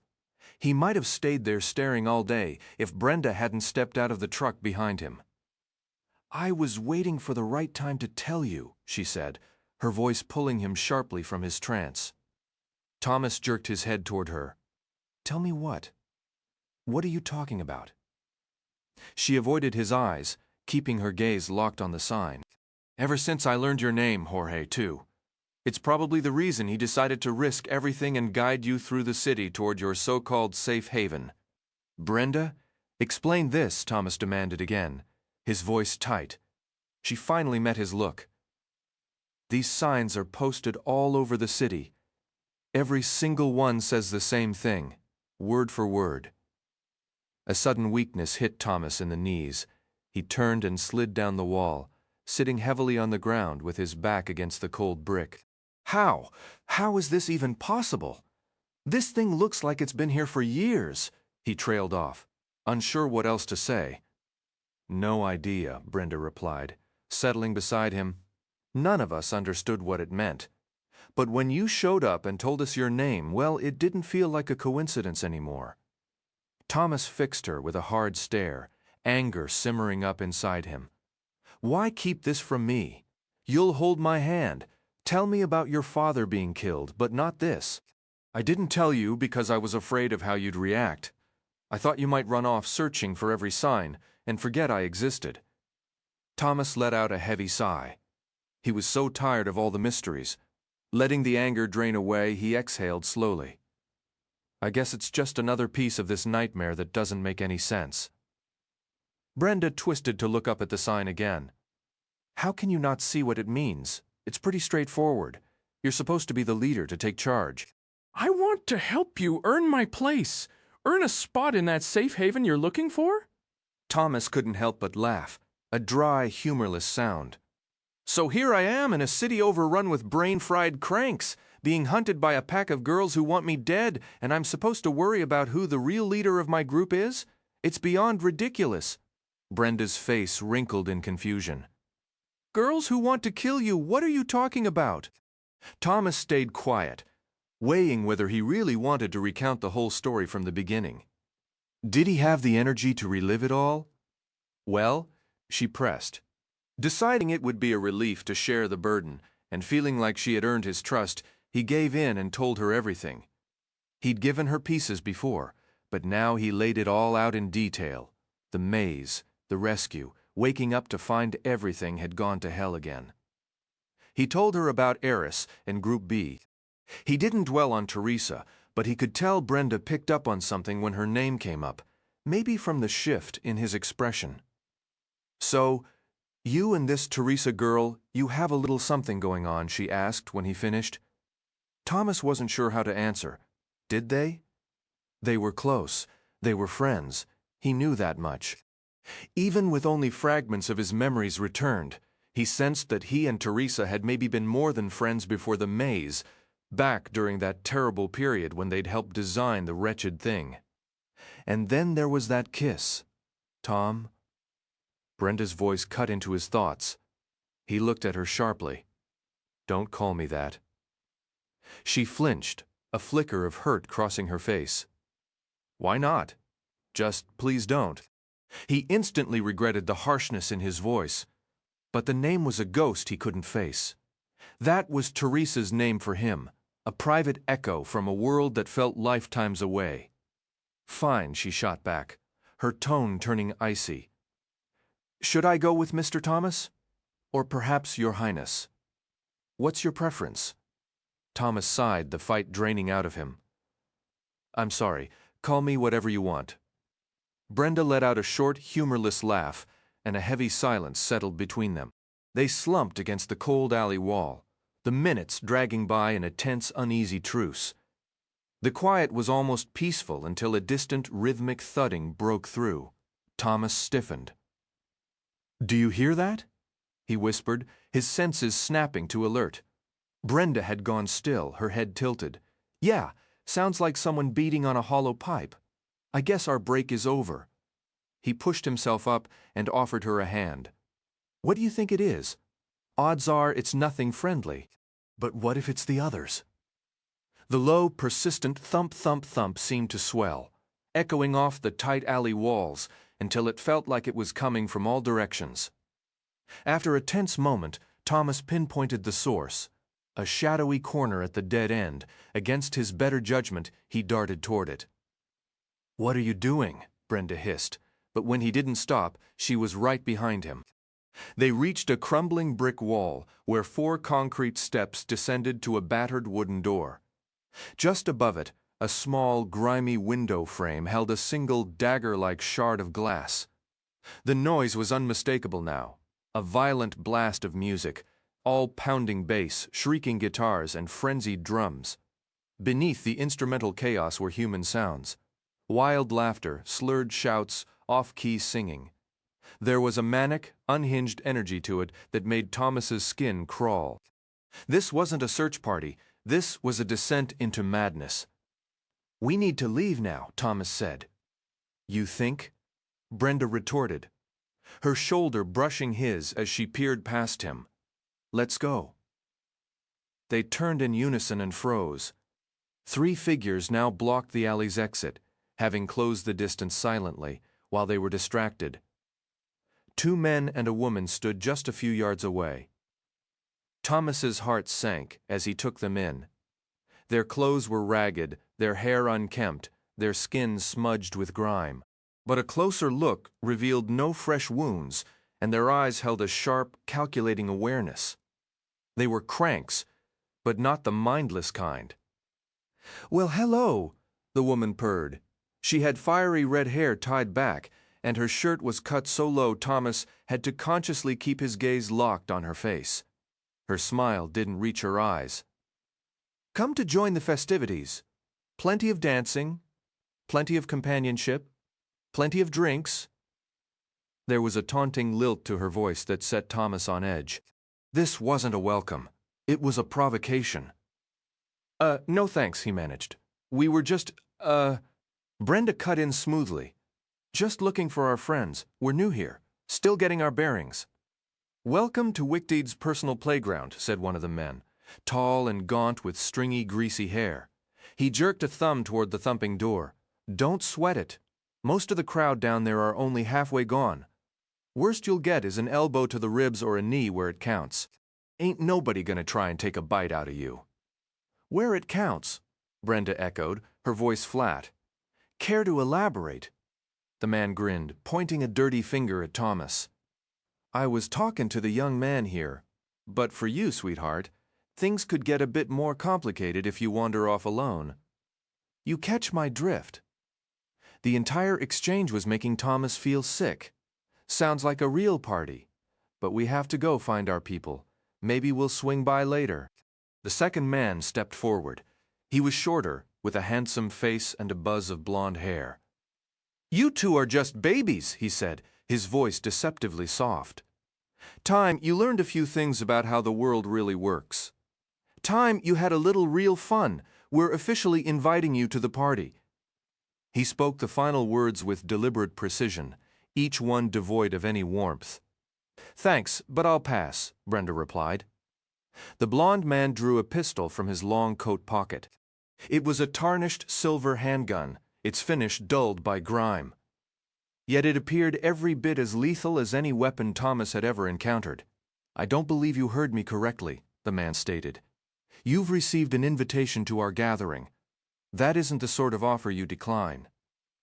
The tall, unpleasant-looking man produced a knife.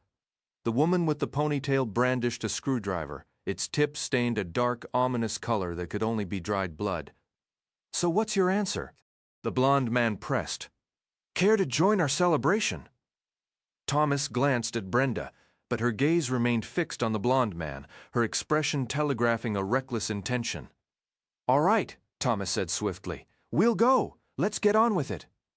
Brenda whipped her head toward him. "What are you doing?" "He's got a gun. He's got a knife. She's holding a shuck screwdriver.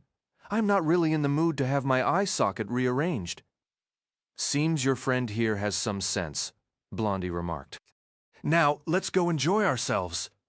He gestured with his pistol toward the stairwell, a thin smile on his lips. "Feel free to take the lead." Brenda's anger was palpable, but a flicker in her eyes conceded their lack of options. "Fine." Blondie's smile widened, an expression that would have suited a serpent. "That's more like it. Perfectly splendid, nothing to fret over. No one's planning to harm you." The tall man added, his voice a low rumble. "Unless you cause trouble? Unless you behave like spoiled children. By the time this party's over, you'll be begging to stay with us. Take my word for it. Thomas fought to suppress the surge of panic rising within him. Let's just go, he said, directing his words to Blondie. We're ready. The man motioned again with his gun toward the stairs. Thomas reached out, took Brenda's hand, and pulled her close. Let's go to the party, sweetheart, he said, layering his voice with as much sarcastic cheer as he could muster. This is going to be a blast.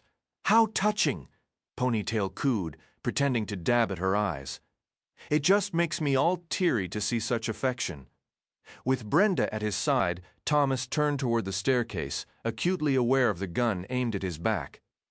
They descended the narrow steps side by side until they reached a heavy slab-like door at the bottom, which lacked any visible handle. Thomas raised his eyebrows and looked back at Blondie, who stood 2 steps above them. You need the special knock? The man instructed. 3 slow pounds with your fist, 3 quick ones, then 2 taps with your knuckles. A deep loathing for these people settled in Thomas's gut. He despised their calm, almost polite manner of speaking, every pleasantry laced with mockery. In some ways, these cranks were more unsettling than the deranged man he'd confronted the day before. At least with him, the threat had been straightforward and clear. Do it, Brenda whispered. Thomas clenched his fist and delivered the required sequence, 3 slow thumps, 3 rapid ones, followed by 2 sharp raps of his knuckles. The door swung inward instantly, releasing a torrent of pounding music like a gust of wind. The man who greeted them was enormous, his face and ears studded with piercings, his skin a canvas of tattoos.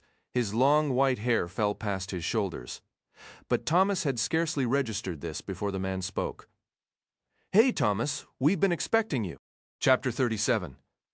The following moments were a disorienting blur of sound and motion. The greeting had stunned Thomas, but before he could react, the long-haired man practically yanked him and Brenda inside, then began steering them through a dense, pulsating crowd of dancers who were jumping, spinning, and clutching each other. The music was overwhelming, each drum beat hammering against Thomas's temples. Several flashlights dangled from the ceiling, their beams slashing wildly through the darkness as revelers batted them back and forth. The air grew thick with the smell of sweat and damp concrete, a stark contrast to the sterile corridors they had left behind. For a fleeting second, Thomas caught a glimpse of a couple arguing fiercely in a shadowy corner. A brief, violent shove exchanged before they were swallowed again by the throng, a reminder that this so-called party was merely a different kind of battlefield. Longhair leaned in close, shouting into Thomas's ear as they navigated the pulsing crowd of dancers. Thank heaven for batteries. Can you imagine how dull this world will be when they finally die? Thomas strained to hear over the deafening music. How do you know who I am? He yelled back. Why were you expecting me? The man gave a hearty laugh. We kept an eye on you all last night. Then this morning, we spotted your reaction to that sign through a window. Had to be the Thomas we'd heard about. Brenda had her arms locked around Thomas's waist, holding on tightly, likely just to keep from being swept away in the throng. Yet, upon hearing this, her grip intensified. Thomas glanced back and saw Blondie and his 2 companions trailing closely behind them. The weapon was out of sight, but Thomas was acutely aware it could reappear in an instant. The music was a physical force, the bass vibrating through the floorboards, making the entire room shudder. All around, cranks leaped and swayed, their bodies glistening under the sweeping laser lights that cut through the smoky air. The collective body heat had turned the space stifling and humid. Abruptly, Longhair halted in the center of the room and spun to face them, his strange pale hair swinging. We truly want you with us, he bellowed. There's got to be something special about you. We can keep you safe from the nasty ones out there. A flicker of relief passed through Thomas. Their knowledge seemed limited. Perhaps, if he played the part of the unique crank, he and Brenda could buy enough time to eventually slip away unnoticed. I'll fetch you a drink, Longhair announced. Have some fun. With that, he ducked and weaved, disappearing into the undulating mass of people. Thomas turned to find Blondie and his friends still stationed nearby, not dancing, just observing. Ponytail caught his eye and gestured broadly. "Might as well join in," she shouted, though she herself remained still. Thomas shifted until he was fully facing Brenda.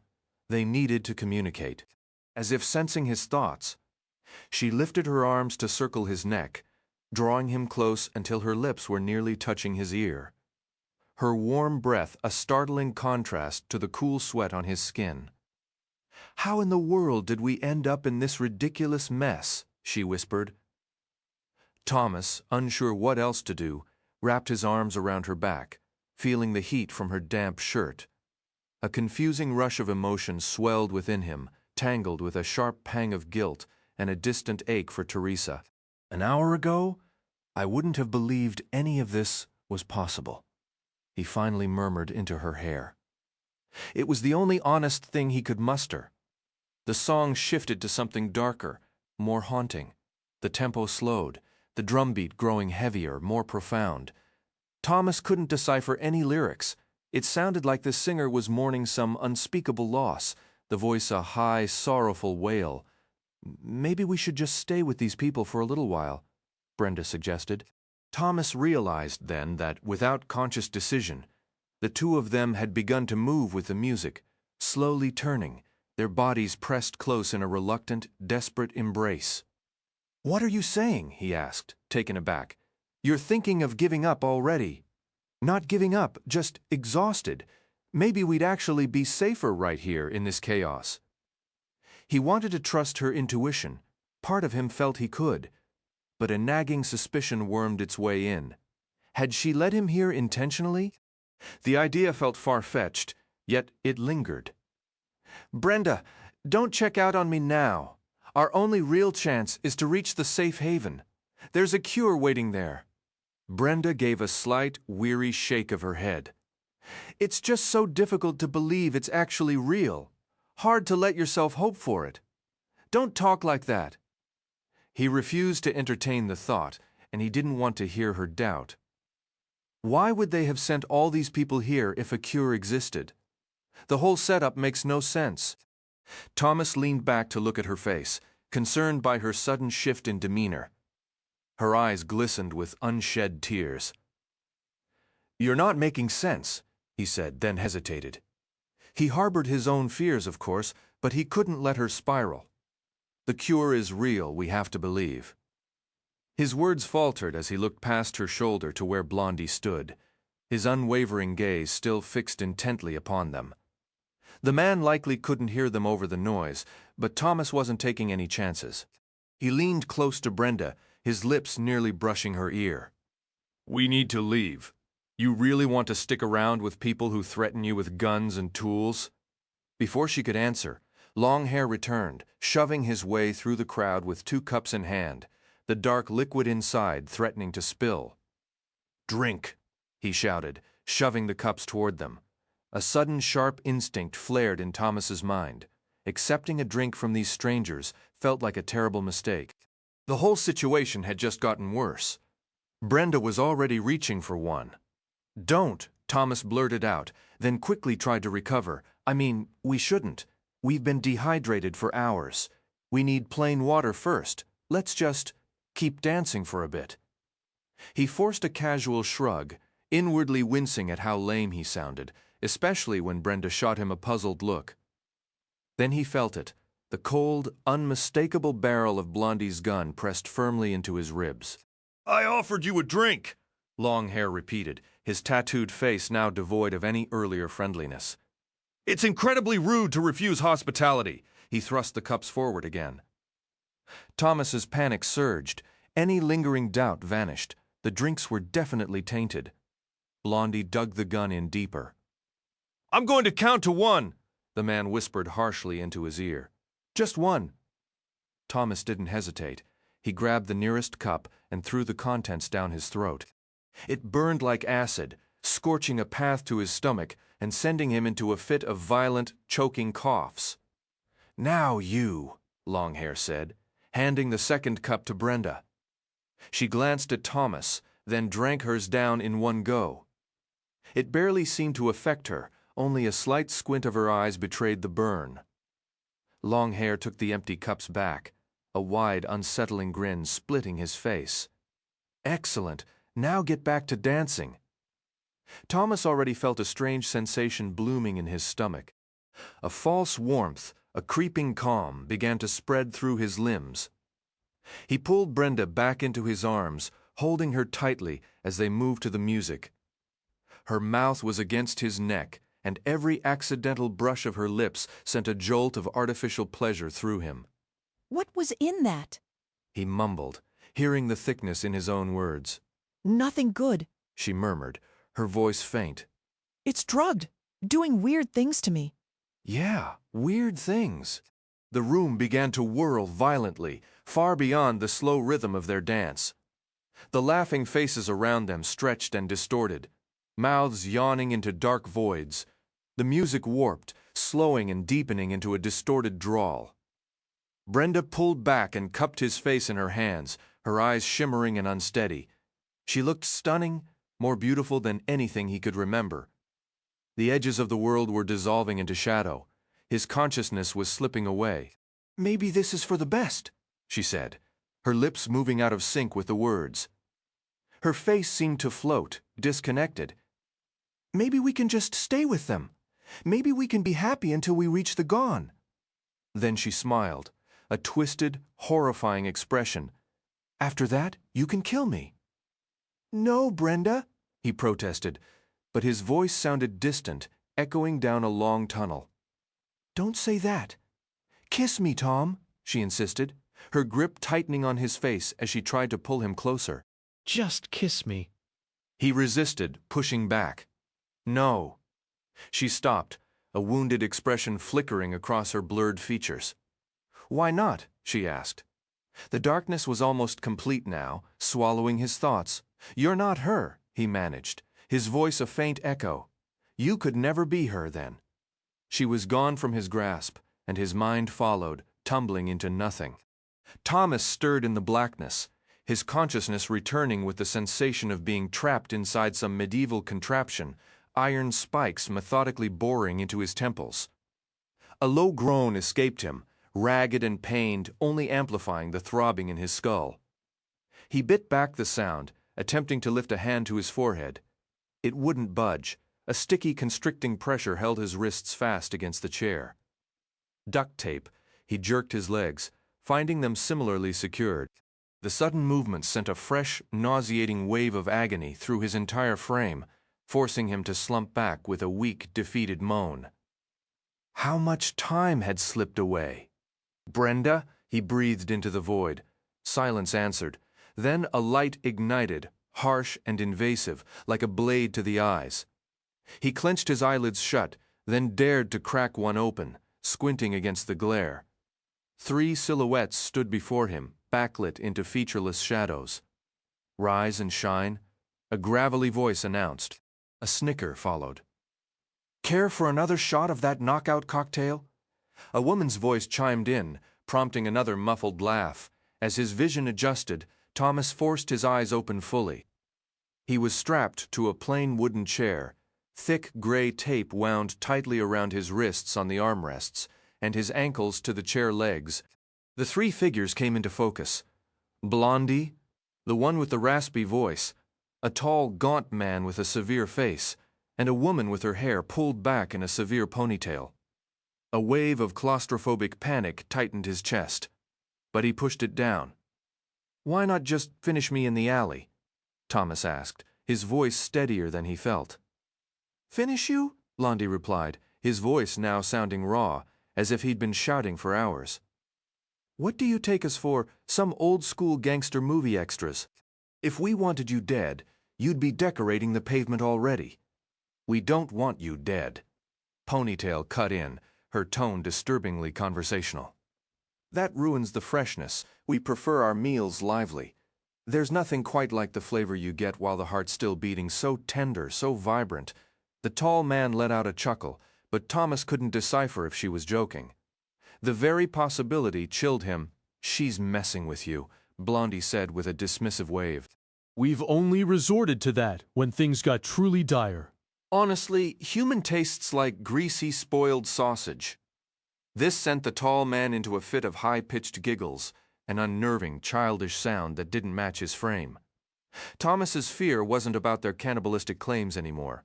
It was the unsettling glint in their eyes, the sense that their minds were unraveling at the edges. Blondie offered a thin smile. Kidding again. We haven't gone that far around the bend yet, but I'd wager it's probably not a delicacy.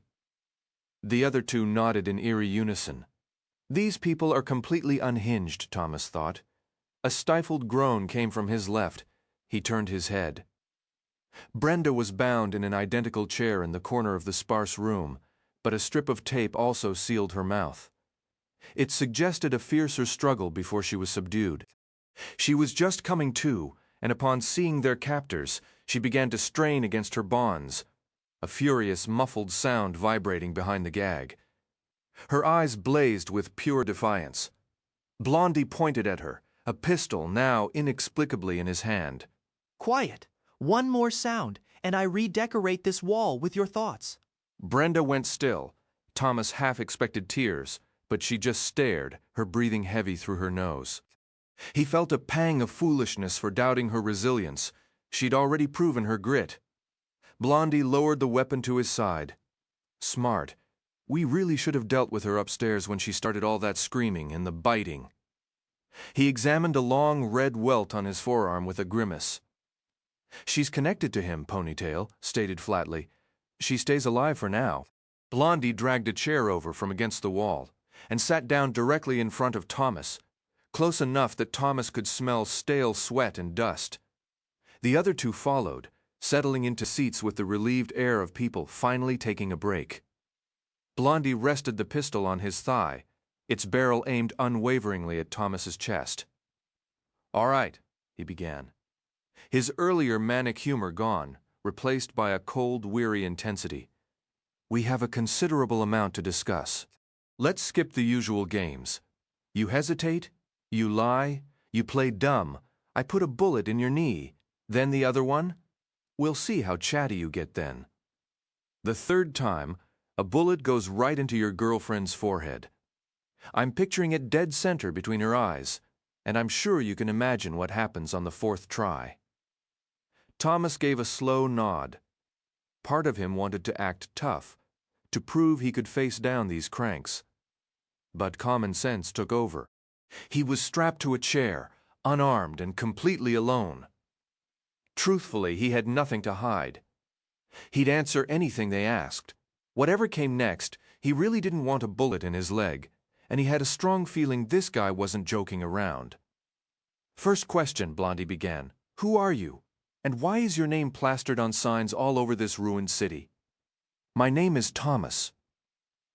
The words were barely out before Blondie's face twisted with irritation. Thomas instantly recognized his mistake and rushed to explain. "Right, you already know that. How I got here is a long, strange story, and I doubt you'll believe half of it, but I swear I'm telling the truth. Didn't you arrive on a berg like the rest of us?"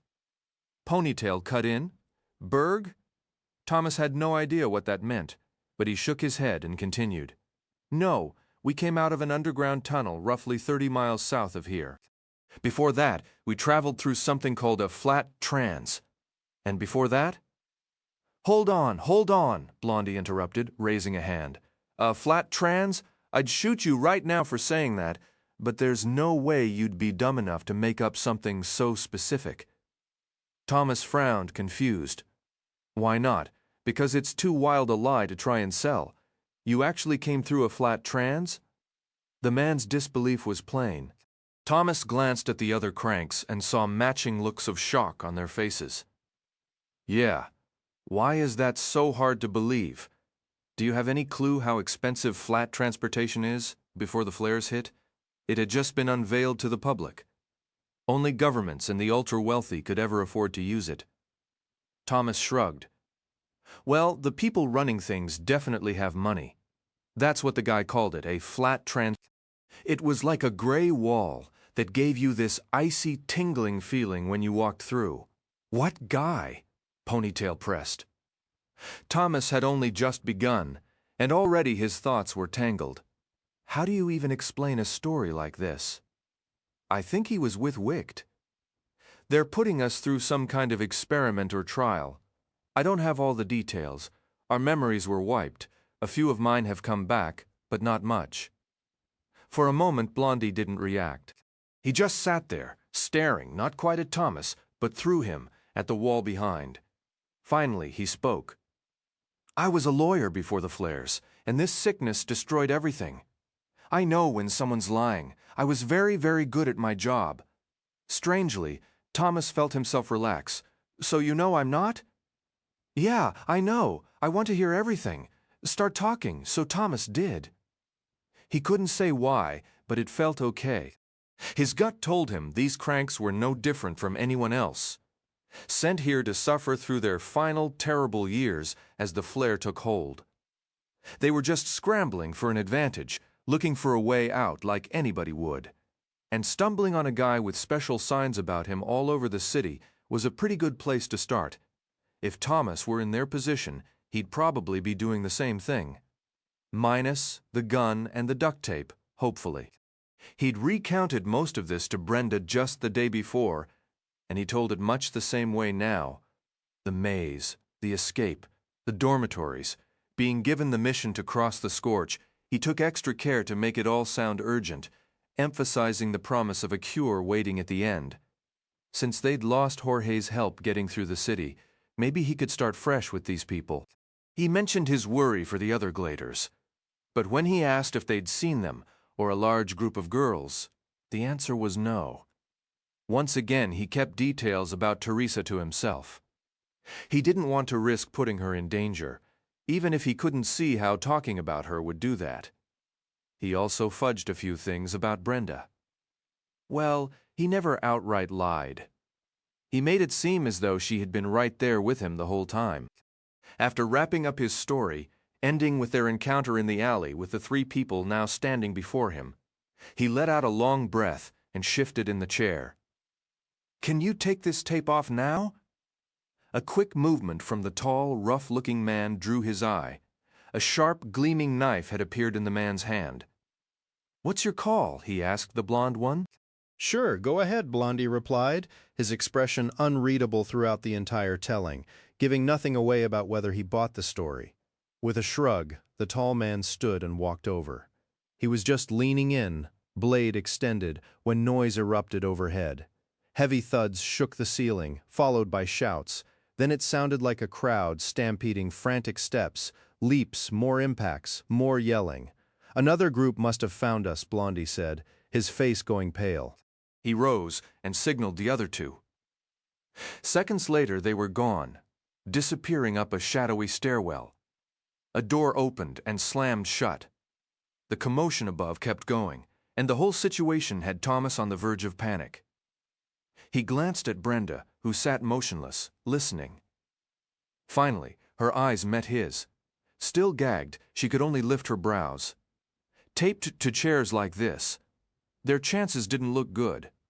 None of the cranks he'd met tonight stood a chance against someone like Mr. Nose. What if a pack of full-gone cranks is up there? He whispered. Brenda mumbled something through the tape.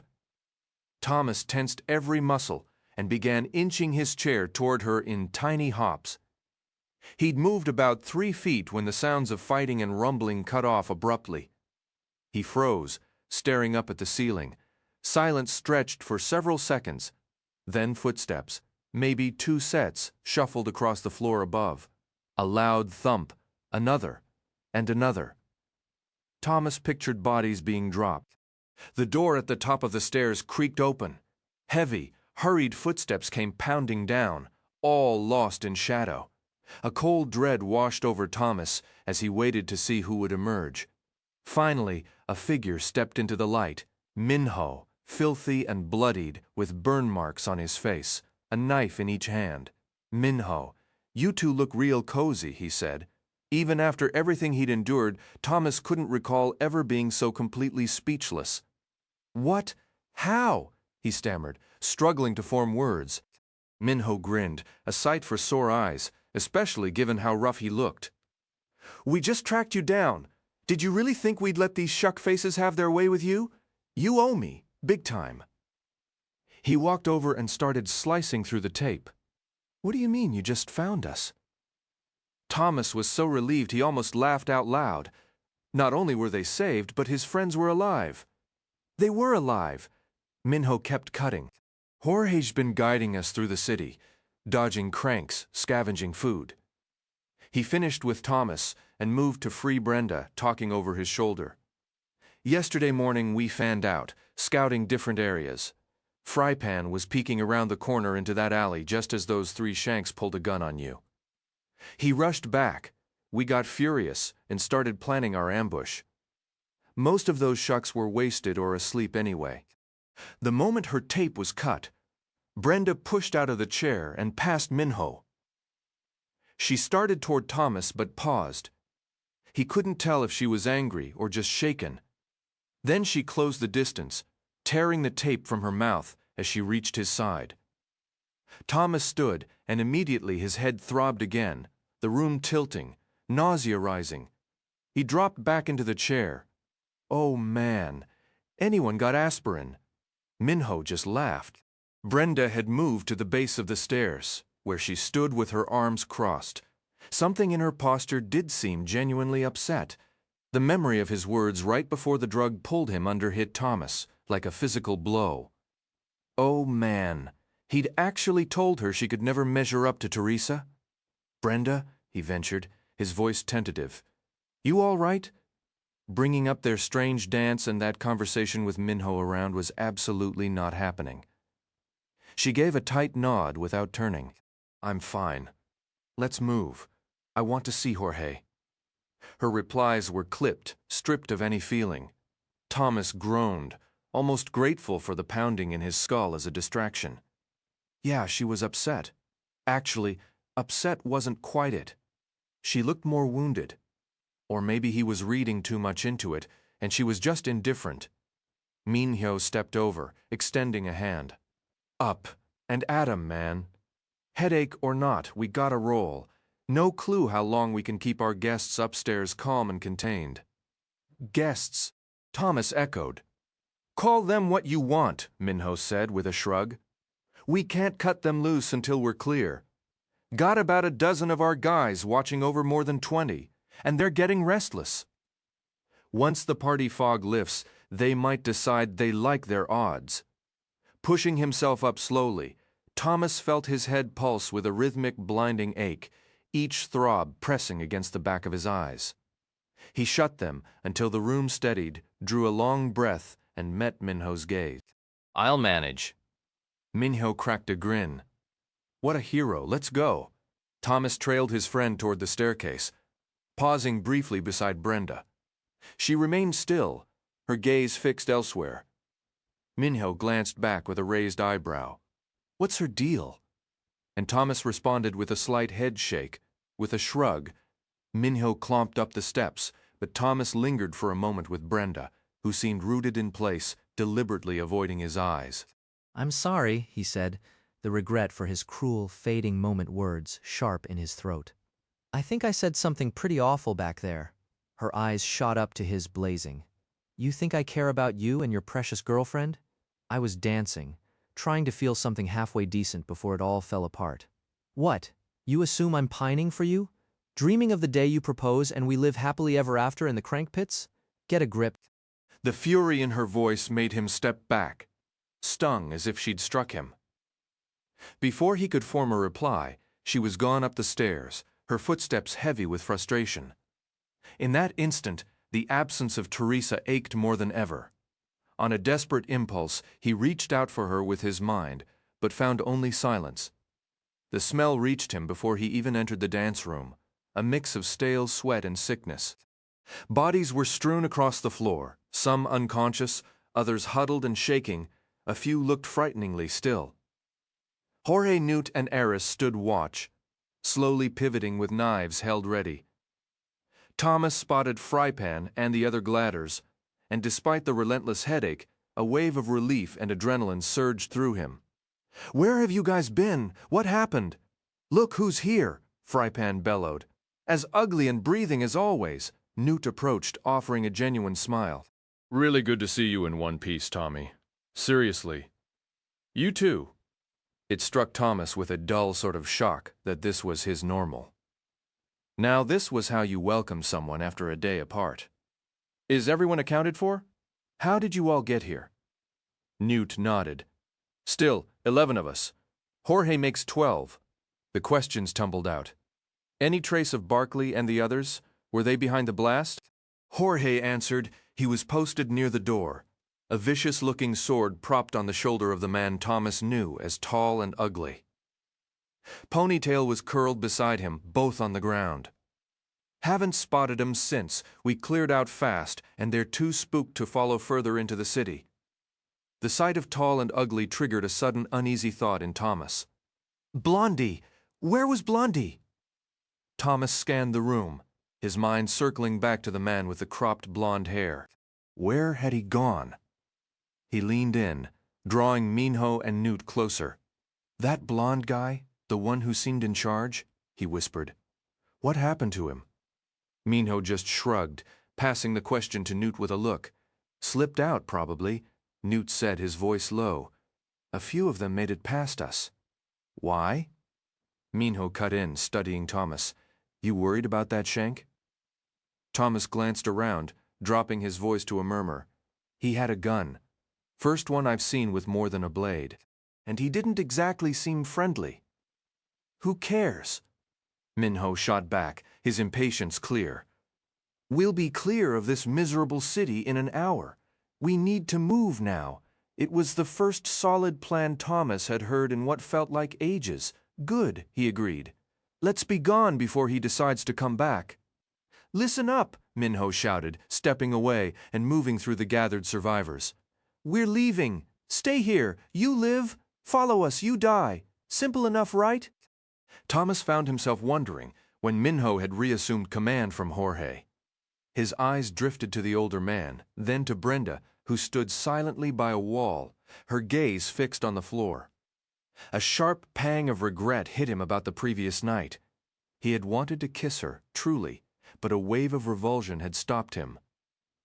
Was it the lingering effects of the drug, the ghost of Teresa? He couldn't untangle it. Thomas! Minho's yell snapped him back.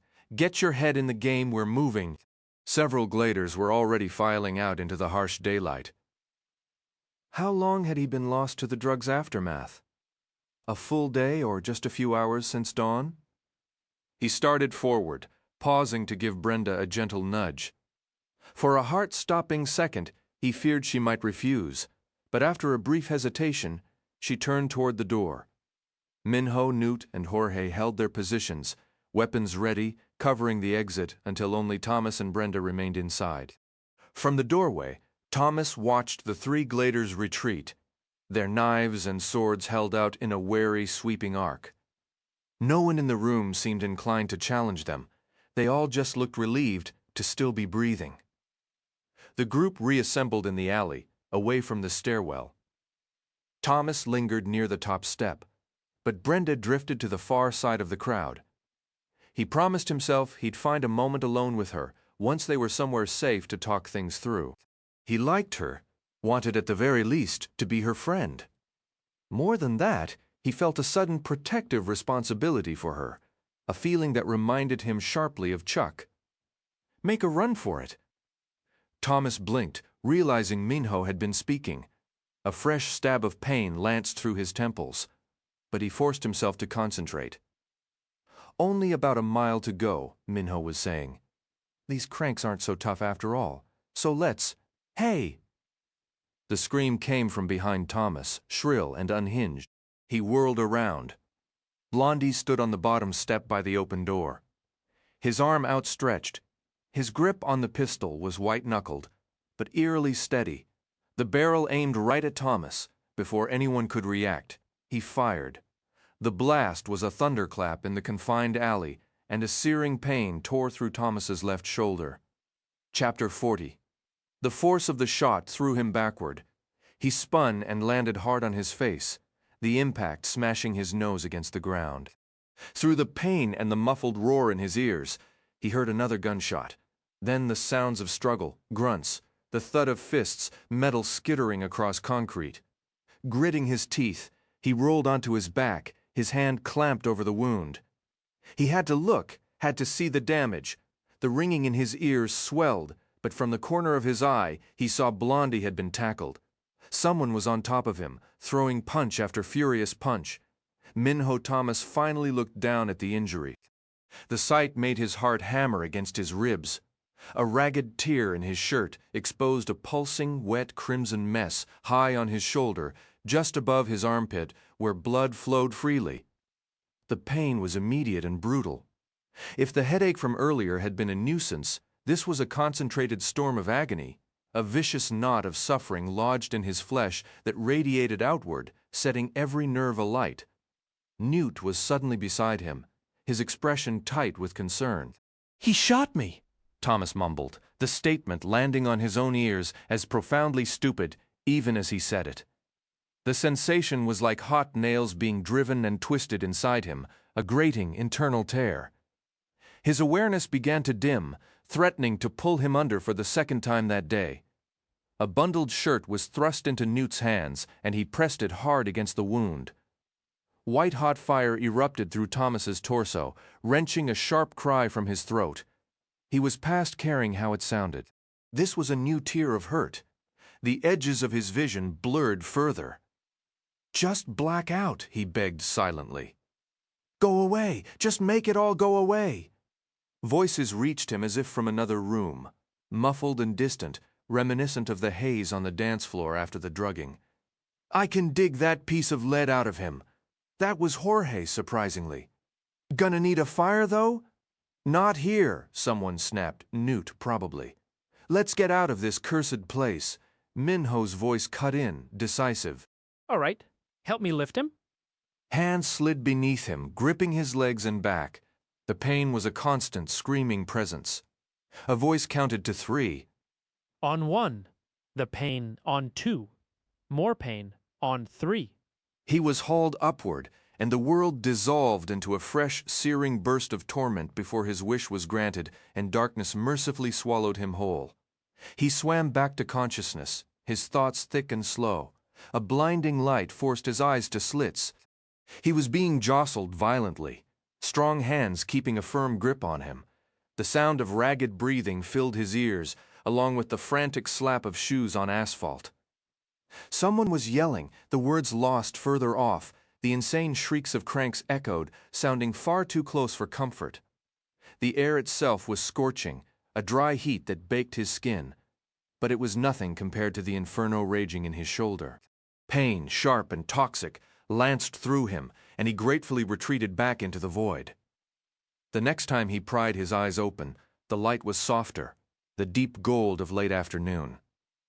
He was on his back on unyielding ground, a small rock digging into his spine, a minor, almost pleasant discomfort compared to the ruin in his shoulder.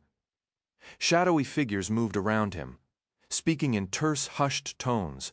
The cries of the cranks had faded somewhat. Above was only open sky, no buildings in sight. The pain in his shoulder throbbed relentlessly. Nearby, a fire crackled and popped, its heat washing over him in waves. A voice, grim and determined, cut through the murmurs. "Hold him down! Legs and arms!" Even through the mental fog, the instruction filled him with dread. A glint of silver caught his eye, the dying sun flashing off the blade of a knife. Was the tip glowing a faint, ominous red? "This is gonna hurt something. Awful!" a voice stated flatly. Then came a sharp, sizzling sound, followed instantly by the feeling of a whole mine detonating inside his shoulder. His mind didn't so much fade as it was violently ejected, and he was gone again. He sensed a much longer stretch of time had passed. When awareness returned, pinprick stars glittered in a black velvet sky. Someone was holding his hand. He tried to turn his head to see, but the movement sent a bolt of fresh misery down his neck. He didn't need to look.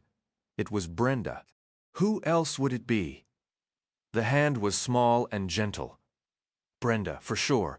The earlier sharp, explosive pain had mutated. In some ways this was worse.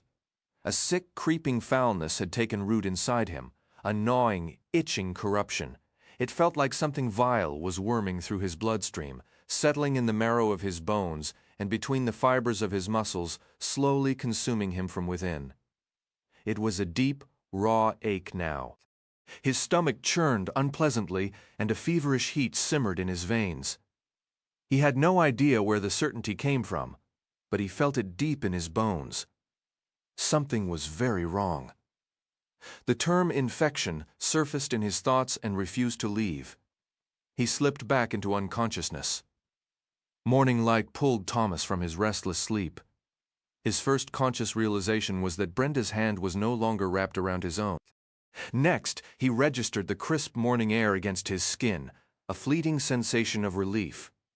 Then, the full, brutal force of the pain hit him, a deep, throbbing misery that seemed to inhabit every cell. This was far beyond his wounded shoulder. His entire body was rebelling. Infection. That word echoed once more. He couldn't fathom enduring another 5 minutes, let alone an hour. How was he supposed to survive a full day, only to sleep and repeat this torture?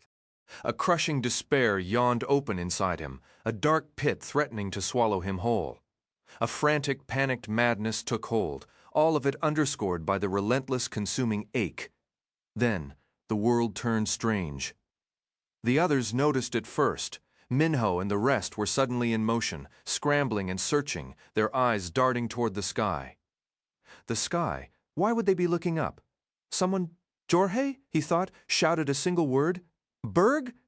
Then Thomas heard it. A deep, rhythmic thrumming, a heavy mechanical pounding.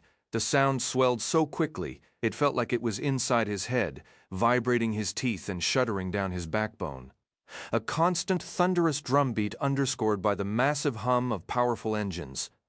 A wind kicked up, and for a moment Thomas feared another storm, but the sky was a spotless, cloudless blue. The noise amplified his pain, pushing him toward the edge of shutdown. He fought it, desperate to identify the source. Minho yelled and pointed north. Thomas was in too much agony to turn his head. The wind grew fierce, tearing at his clothes and whipping dust into a choking haze. Suddenly, Brenda was back at his side, gripping his hand. She leaned close, her hair flying wildly around her face. "I'm sorry," she said, her voice nearly lost in the din. "I didn't mean to. I know that you—" She trailed off, looking away, clearly distressed. What was she apologizing for? Why wouldn't she just tell him what was making that awful sound? The pain was unbearable. A look of stunned horror then washed over her features, her eyes going wide, her mouth falling open. She was abruptly shoved aside by two figures. Terror gripped Thomas. Two people clad in the most bizarre outfits he had ever seen. Baggy, dark green one-piece suits with unfamiliar lettering scrawled across the chests. Their faces were covered not by goggles, but by some kind of sinister gas mask. They appeared monstrous and alien, like enormous deranged insects sheathed in plastic. One grabbed his ankles, the other slid hands beneath his armpits, and Thomas screamed as they lifted him. A fresh wave of agony, worse than anything before, coursed through him. It hurt too much to fight, so he went limp in their grasp.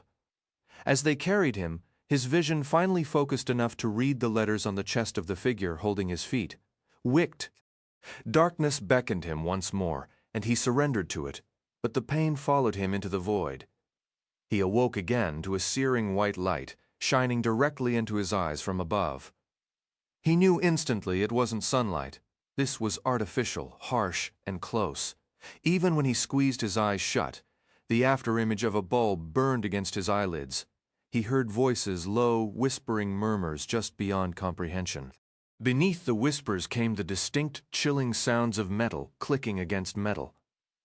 Small, precise noises that immediately brought to mind medical tools, scalpels, and those little mirrored instruments doctors use. Fragmented images surfaced from the murky depths of his memory, merging with the stark light above until understanding dawned.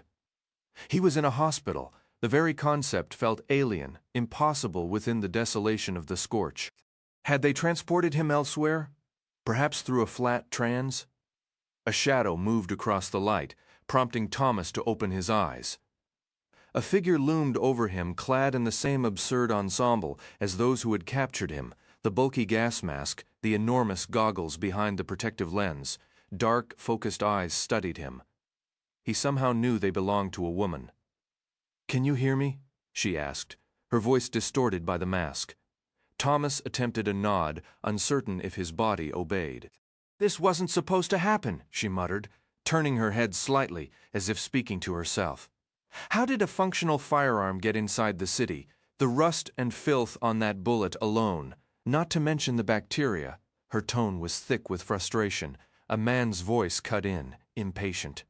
"Just proceed. We need to return him now." Before Thomas could fully grasp their words, a fresh, searing agony erupted in his shoulder, so intense it swallowed his consciousness once more. He awoke later. Something felt different. The same clinical light glowed from above, but this time he kept his eyes open, his vision clearer. He took in the sterile ceiling tiles, a complex steel apparatus covered in dials and monitors. None of it computed. Then the realization struck, flooding him with such profound disbelief it felt like a physical blow. He felt no pain. Absolutely none.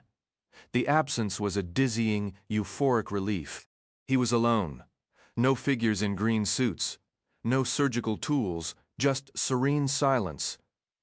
This profound well-being seemed unnatural. It had to be pharmaceutical. He drifted back into a hazy sleep. The murmur of soft voices pulled him toward the surface of awareness. Instinct kept his eyes closed, his breathing steady, as he strained to listen. These were the people who had taken him, who had evidently cured the infection. A man spoke, concern edging his words. "Are we certain this doesn't compromise the integrity of the data?" "I'm confident," a woman replied. "As confident as possible. If anything, it might stimulate an unforeseen pattern within the kill zone. A potential bonus. I can't see it steering him or the others away from the necessary behavioral pathways." "For heaven's sake, I hope you're right," the man sighed. Another woman spoke then, her voice strikingly high and clear. "How many of the remaining subjects do you estimate are still viable candidates?" Thomas noted the weighty emphasis on the word candidates. He fought to remain perfectly still. "We're down to 4 or 5, the first woman answered. "Thomas remains our primary prospect. His reactivity to the variables is exceptionally acute." "Wait, I think I just saw his eyes flicker." Thomas froze, staring rigidly into the blackness behind his eyelids, forcing his breath into the slow rhythm of sleep. He was desperate for more information. He needed to understand. "What does it matter if he's listening?" the man asked, a note of dark amusement in his tone. "He lacks the context for it to influence his responses. If anything, knowing we made a significant exception to purge that infection might be beneficial. It demonstrates Wicht's commitment to doing what is necessary." The woman with the crystalline laugh chimed in, her sound oddly musical. "If you can hear us, Thomas, don't get too comfortable. We're about to send you right back to where we found you." A fresh wave from whatever drugs were in his system surged, pulling him down into a warm, welcoming oblivion. He tried and failed to open his eyes, slipping away completely. Just before sleep took him, he caught a final strange whisper from the woman. "It's exactly what you would have chosen for us to do," she said, her words hanging in the air like a riddle. Chapter 42. The strangers kept their promise. When Thomas next opened his eyes, he was suspended in midair, securely strapped to a canvas stretcher that swung with a gentle rocking motion. A thick rope, connected to a bright blue metal ring, was lowering him from something enormous overhead, the whole descent accompanied by that now familiar roar of engines and rhythmic pounding thumps. His fingers dug into the stretcher's edges, a fresh wave of fear tightening his chest. Then came a soft jolt as he touched ground, and suddenly he was surrounded by a crowd of familiar faces. Minhyo, Newt, Jorge, Brenda, Fripen, Eris, and the rest of the gladers. The rope released with a snap and whipped upward. Almost instantly, the massive flying craft he'd been lowered from shot skyward, vanishing into the blinding midday sun. The thunder of its engines faded into silence, leaving only the desert heat. A chorus of voices erupted around him. What just happened? Are you hurt? Who were those people? Enjoy your little joyride. How's the shoulder feeling? Thomas tuned them out, trying to sit up, only to find the bindings still held him fast to the litter. He locked eyes with Minho. Think you could cut me loose? As Minho and a few others worked on the knots, a dark thought settled over Thomas. Wicht had arrived to rescue him with startling speed. According to them, it was an unplanned intervention, yet they'd acted anyway. That meant they were observing, capable of swooping in to save them at any moment. But they hadn't. Not until now. How many had died over the past few days, while Wicht simply watched? And why make an exception for him, just because of a rusty bullet wound? The questions were a heavy weight. Too much to untangle right then. Once freed, he pushed himself to his feet, ignoring the new barrage of questions, and stretched his stiff limbs. The desert heat was oppressive, a physical force, but to his surprise, he felt almost no pain, just a faint, dull ache in his shoulder. He glanced down, noting his clean clothes and the bandage bulging beneath his left sleeve. A more urgent concern pushed to the front of his mind. Why are you all standing out here in the open? You'll get scorched. Minho didn't answer, just jerked a thumb toward a dilapidated shack behind them. It was cobbled together from parched, brittle wood that looked ready to disintegrate into powder, but it was large enough to offer shade for the whole group. We should get back under there, Minho stated. Thomas realized they must have rushed out just to witness his delivery from that huge flying machine, a berg. Jorge had called it. As the group trudged toward the shelter, Thomas promised repeatedly that he'd explain everything once they were out of the sun. Brenda fell into step beside him, close but not touching. She didn't reach for his hand, and Thomas felt a complicated mix of disappointment and relief. No words passed between them. A few miles to the south, the wretched Crank City crouched in its decay and madness. There was no sign of the infected now. To the north, the mountains rose, craggy and barren. Only about a day's journey away, they climbed in brutal, jagged slopes toward sharp brown peaks, the rock faces scarred with deep gashes, as if some furious giant had hacked at them for days on end. They reached the shelter, its wood dry as ancient bone. It looked a century old, perhaps built by some long-vanished farmer before the world fell apart. How it had survived everything was a mystery. One spark, and the whole structure would likely go up in flames in seconds. "All right," Minho said, pointing to a spot in the deepest part of the shade. "Let's get settled." Thomas settled in, making himself comfortable before he began to speak. He was genuinely surprised by how well he felt, just a persistent, dull throb in his shoulder. There was no lingering fog from drugs. Whatever treatment Wichtid's doctors had administered was frighteningly effective. He took his seat and waited as the group gathered before him, sitting cross-legged on the sun-baked, dusty earth. For a fleeting moment, he felt like a teacher preparing a lesson, a hazy echo from a life he could barely recall. Minho was the last to sit, plopping down right beside Brenda. "All right, let's hear it," Minho said. "Tell us all about your little field trip with the aliens on their fancy spaceship." "You really want this now?" Thomas asked. "How many days do we actually have left to cross those mountains and reach the safe haven?" 5 days, man," Minho replied.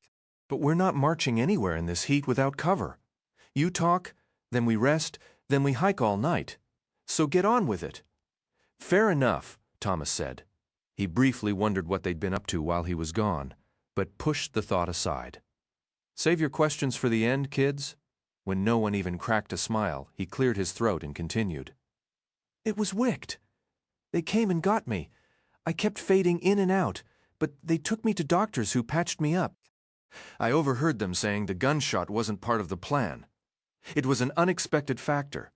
The bullet triggered a severe infection, and I guess they decided it wasn't my time to die." Blank, skeptical faces stared back at him. Thomas knew it would be a tough sell, even after he laid everything out. "I'm just telling you what I heard," he added. He went on. recounting every detail he could remember, including the strange hushed conversation by his bedside. He talked about kill zone patterns and candidates. He mentioned the variables again. None of it had made much sense when he first heard it, and trying to repeat it word for word now made it sound even more absurd. The Gladers, along with Jorge and Brenda, looked as bewildered as he felt. "Well, that explains everything," Minho finally said, his tone dripping with sarcasm. "Must be connected to all those charming posters about you in the city?" Thomas shrugged. "Glad my survival brings you so much joy." "Hey, if you want the leader title, it's all yours. I'm happy you're not dead." "No thanks, you keep it." Minho didn't reply. Thomas couldn't ignore the weight of those signs. What did it truly mean that Wicked was pushing him to lead? And what was he supposed to do about it? Newt stood up, his face etched with intense concentration. "So we're all potential candidates for something. Maybe the whole point of this nightmare we've been living is to filter out the ones who don't make the cut." But for some reason, the gun and the rusty bullet weren't part of the standard trials, or variables, whatever. If Thomas was going to die, it wasn't supposed to be from some bloody infection. Thomas pressed his lips together and nodded. It was as good a summary as any. "What this means is they're watching us," Minho said. "Just like in the maze. Has anyone spotted a beetle blade scuttling around?" A few Gladers shook their heads. "What the hell is a beetle blade?" Jorge asked. Thomas answered. "Tiny mechanical lizards with cameras. They spied on us in the maze." Jorge rolled his eyes. "Naturally. Sorry I asked."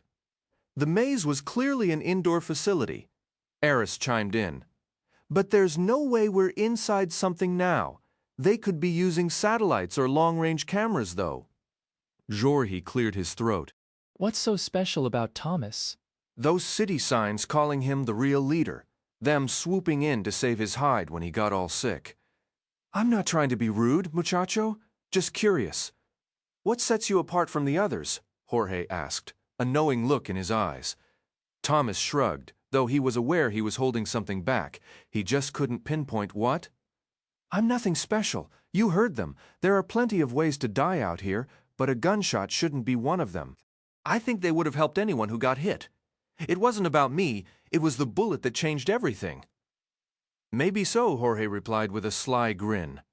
"But I'm sticking close to you from now on." A few more conversations sparked up, but Minho quickly cut them short. He insisted everyone needed rest if they were going to trek through the night. Thomas didn't argue. He'd felt exhaustion creeping in with every second spent sitting in the stifling heat on the parched ground. Maybe it was his body still recovering, or maybe just the relentless sun. Either way, sleep was pulling at him. With no blankets or pillows, Thomas curled up right where he'd been sitting, resting his head on his folded arms. Brenda settled nearby without a word, careful not to touch him. Thomas wondered if he'd ever really understand her. He drew a slow breath, closed his eyes, and let the heavy pull of sleep drag him under. The world around him softened. The air grew still, and a quiet calm washed over him before he drifted off.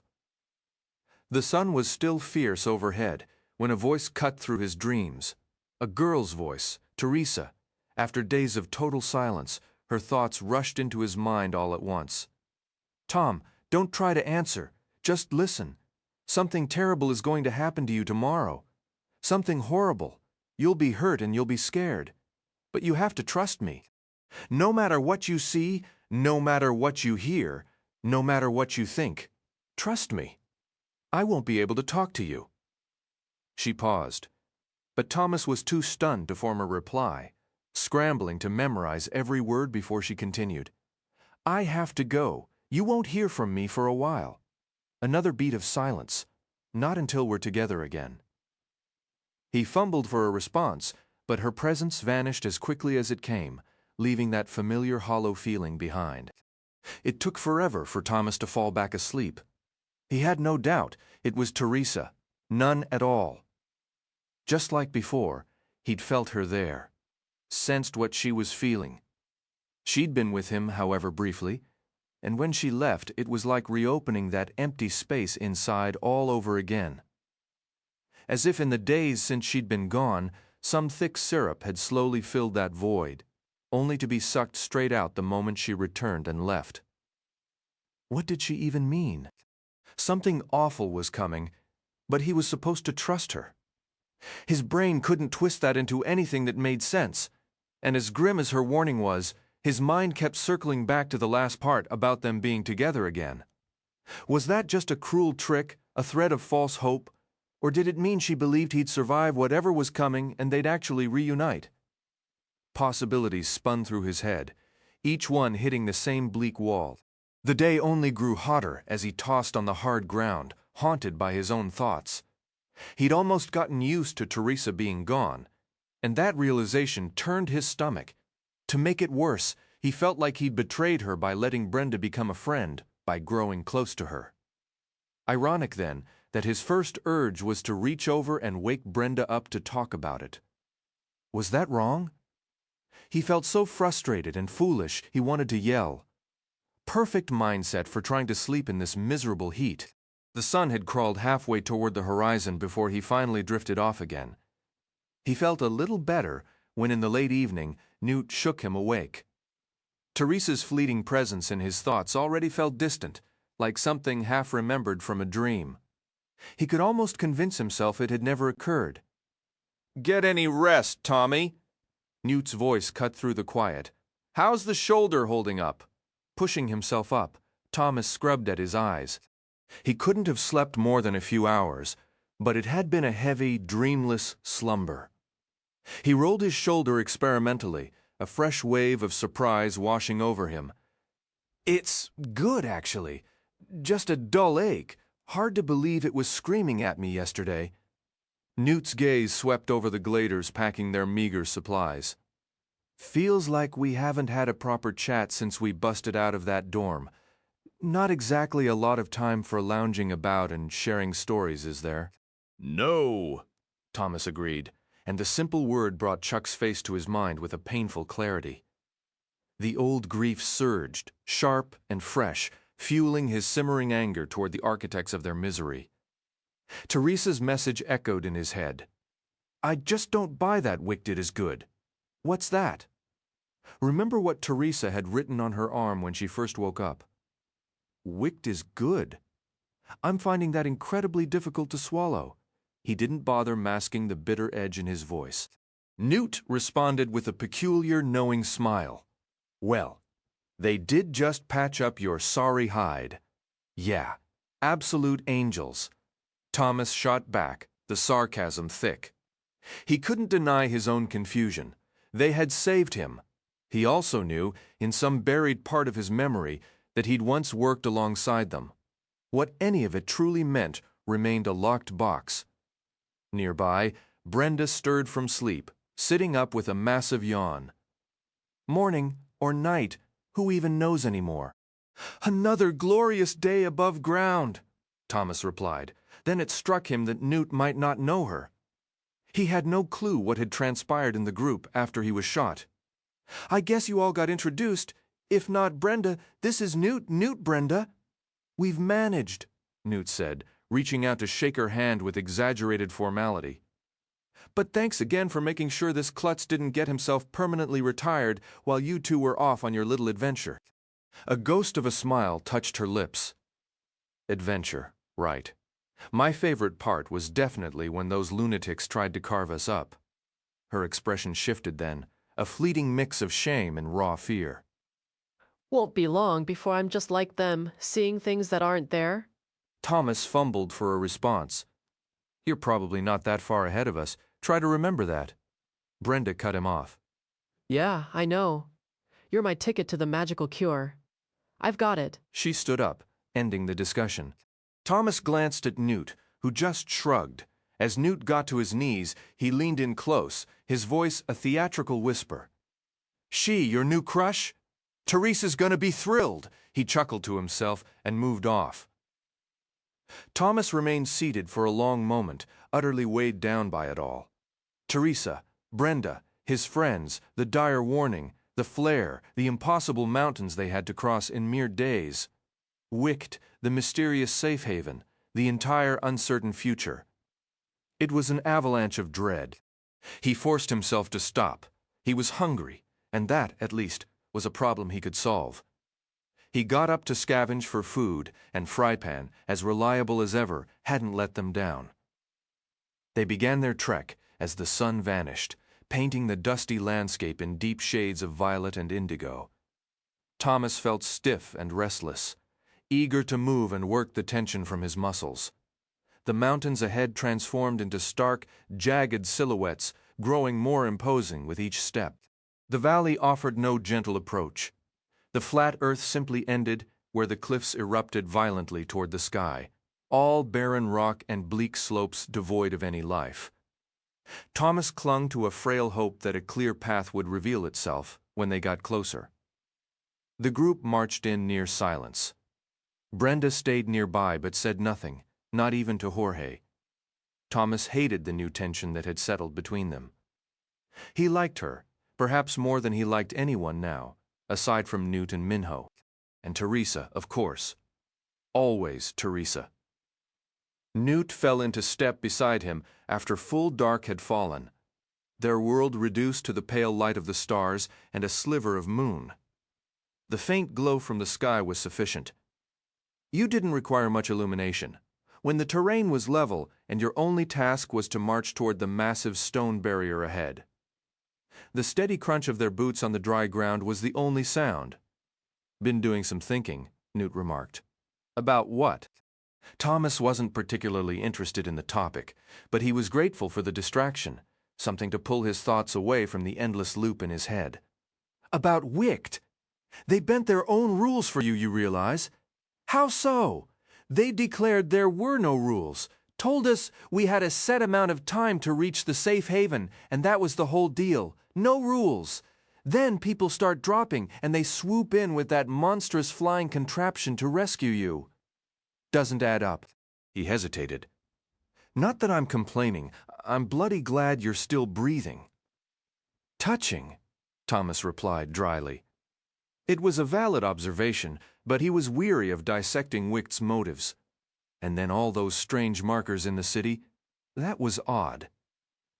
Thomas glanced toward Newt, his friend's features just shadows in the gloom. What are you, jealous or something? He joked, attempting to downplay the significance those signs undoubtedly held. Newt let out a short laugh. Don't be a shank. I'm just desperate to understand what's actually happening here. What this whole nightmare is really about? Tell me about it, Thomas agreed with a nod. That woman said only a handful of us qualified as candidates. She did specify I was the top candidate, that they couldn't afford to lose me to some unplanned accident. But what that actually means, your guess is as good as mine, probably tied to all that nonsense about kill zone patterns. They continued in silence for a short while before Newt spoke again. Probably not worth frying our brains over it. Whatever's coming will come. Thomas nearly shared what Teresa had communicated in his mind then, but a sudden instinctive reluctance stopped him. He said nothing, and eventually Newt fell back, leaving Thomas alone with his thoughts once more in the deepening dark. A few hours slipped by before another conversation sparked, this time with Minhu. They exchanged plenty of words, but it was all surface noise, just killing time by revisiting the same unanswerable questions they'd all pondered endlessly. Thomas's legs were beginning to ache, but it was manageable. The mountains grew steadily larger, and the air grew crisper and cooler, a welcome relief. Brenda stayed quiet, keeping her distance, and they marched on. When the first hints of dawn stained the sky a deep indigo, the stars fading for the day, Thomas finally gathered the courage to approach Brenda and strike up a conversation about anything. The cliffs were a dominating presence now, details of dead timber and scattered boulders becoming visible. They would hit the base of the mountains by sunrise, he was certain of it. "Hey," he said, falling into step beside her. "How are your feet holding out?" "Fine." Her reply was clipped, but she quickly continued, perhaps to soften it. "Yours? That shoulder doing all right? It's almost unbelievable. Hardly hurts at all anymore. That's good. Yeah. He scrambled for something else to say, the silence stretching awkwardly. Look, I'm sorry about all the strange things that went down, and for anything I might have said, my head's been a complete disaster zone. She looked at him, and he caught a glimpse of genuine warmth in her expression. Thomas, stop. Apologizing is the last thing you should be doing. She turned her gaze forward again. We're just wired differently. Besides, you have your girlfriend. I shouldn't have made that move to kiss you and all that drama. She's not really my girlfriend. The words escaped before he could think, surprising even him. Brenda let out an exasperated sigh. Don't be an idiot, and don't patronize me. If you're going to reject all this, she paused, gesturing to herself with a theatrical, mocking sweep of her hands, then you'd better have a spectacular reason. Thomas laughed, the built-up tension dissolving instantly. Fair enough. You're probably a terrible kisser anyway. She punched his arm, thankfully his good one. You couldn't be more wrong. Take my word for it. Thomas was on the verge of saying something foolish when he froze. Someone behind him stumbled, nearly colliding with him, but he didn't turn to look. His gaze was locked ahead, his heart stalling. The sky had brightened, and the base of the mountain slope lay just a few hundred yards away. In the space between, a figure seemed to materialize from the earth itself, rising and then striding toward them at a determined pace. In her hands was a long wooden shaft, tipped with a vicious-looking blade. It was Teresa. Thomas struggled to process the sight. He felt no shock at Teresa being alive. He'd already known she was, after her voice had echoed in his mind, just the day before. Yet seeing her in person still sent a jolt through him. That feeling quickly chilled as he recalled her warning about something terrible approaching, and now she was carrying a spear. The other gladers noticed her almost immediately, and soon the entire group had halted, staring as Teresa advanced, her grip tight on the weapon, her expression unyielding. She looked prepared to strike at the first sign of movement. Thomas took an uncertain step forward, but more motion stopped him. On either side of Teresa, more girls emerged as if stepping from the shadows. He glanced behind. They were surrounded by at least 20 girls, each armed with knives, rusted swords, or jagged machetes. Several held bows, arrows already nocked and aimed at the group. A sharp thread of fear wound through Thomas. Despite Teresa's warning, surely she wouldn't allow them to be harmed. Right? Then he remembered Group B and the tattoo that marked him for death. His thoughts shattered as Teresa halted about 30 feet away. Her companions did the same, forming a tight circle around the gladers. Thomas turned slowly, taking in the scene. Every girl stood rigid, eyes narrowed, weapons held ready. The bows terrified him most. There would be no time to react before arrows found their targets. He stopped, facing Teresa directly. Her eyes were fixed on him. Minho broke the silence first. What's this about, Teresa? Real nice welcome for your old friends. At the sound of the name, Brenda whirled toward Thomas. He gave a quick nod, and the stunned look on her face stirred an unexpected sadness in him. Teresa offered no reply, and a heavy quiet fell over them. The sun climbed higher, its heat beginning to press down.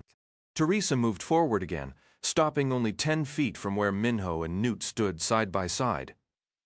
Teresa? Newt asked. What the hell is this? Quiet, Teresa said. Her voice was calm, steady, which made it all the more unsettling. Make one move, and the archers will fire. She adjusted her spear into a ready stance, sweeping it slowly as she walked past Newt and Minho and through the group, her gaze scanning as if searching for something specific. She paused in front of Brenda. Not a word passed between them, but the hostility was palpable. Teresa moved on, her cold stare unbroken until she stood before Thomas. He tried to convince himself she would never hurt him, but belief was hard to hold on to when staring at the sharpened edge of her blade. Teresa, he whispered, the word escaping before he could stop it. Even with the spear pointed at him, the fierce expression on her face, and the way her body coiled as if ready to strike. All Thomas could think about was reaching for her. The memory of her kiss flooded back, its sensation still vivid. She remained motionless, her gaze locked on him, features a mask of cold fury. "Teresa, what's happening? Be quiet." Her voice was unnervingly calm, carrying an absolute authority that felt foreign. "But why?" Teresa pulled back and drove the blunt end of her spear into his cheek. A burst of agony radiated through his jaw and skull, dropping him to his knees as he clutched his face. "I told you to be quiet." She seized his shirt, yanking him back to his feet, then adjusted her grip on the shaft to aim the point at his chest. "Is your name Thomas?" He stared, bewildered. His world was unraveling, even as he reminded himself of her earlier warning that he must trust her no matter what. "You know who I am." This time she swung harder, the wooden end cracking against the side of his head near his ear. The pain was blinding, and he shouted, grabbing his skull, but managing to stay upright. "You know who I am!" he screamed. "I thought I did," she replied, her tone a mix of softness and contempt. "Now I'll ask one last time. Is your name Thomas?" "Yes," he shouted back. "My name is Thomas." Teresa gave a curt nod and began to retreat. The spear's tip still trained on him. The surrounding crowd parted as she moved back to join the ring of armed girls. "You're coming with us," she called out. "Thomas, move! Remember, if anyone interferes, the arrows fly." "No chance," Minho yelled. "You're not taking him anywhere." Teresa ignored him, her narrowed eyes fixed on Thomas with an unsettling intensity. "This isn't a game. I'll start counting. Every fifth number, one of your friends dies by an arrow. We'll keep going until only Thomas remains, and then we take him anyway. Your choice." For the first time, Thomas noticed Eris behaving oddly. Standing just a few feet away, Eris slowly turned, studying each girl in the circle as if recognizing them all, yet he stayed silent. Of course Thomas realized if this was truly Group B, Eris had lived among them. He did know them. "One," Teresa shouted. Thomas decided not to gamble. He stepped forward, weaving through the others until he reached the open space, then walked directly toward Teresa. He tuned out the protests from Minho and the rest. Blocking everything else out, he kept his eyes on her, his expression deliberately blank, until he stood almost face to face with her. Wasn't this what he wanted, to be near her, even if she'd been turned against him, even if Wicted was manipulating her just as they had Albion Galley? For all he knew, her memories had been erased once more. It didn't matter. She looked deadly serious, and he wouldn't risk an arrow finding one of his friends. "All right," he said. "Take me. I only made it to one. Yeah. I'm incredibly brave like that."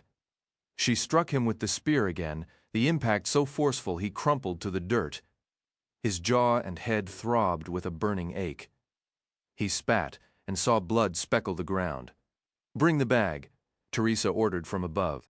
In his blurred side vision, two girls approached, their weapons now out of sight. One, a dark-skinned girl with hair cropped close to her scalp, carried a large, worn burlap sack. They halted a couple of feet away. Thomas pushed himself up to his hands and knees, too, afraid to rise further and risk another blow. "We're taking him," Teresa announced. "If anyone follows, I'll hit him again, and we'll start shooting, and we won't be aiming carefully." "Just fire those arrows however you want," Teresa said dismissively. Minho's voice cut through the tension. "Teresa, did you catch the flare that fast? Your brain's clearly gone already." The heavy end of a spear crashed against the back of Thomas's skull, sending him sprawling face first into the dirt. Black spots danced in his vision just above the ground. How could she betray him like this? "Anything else you'd like to add?"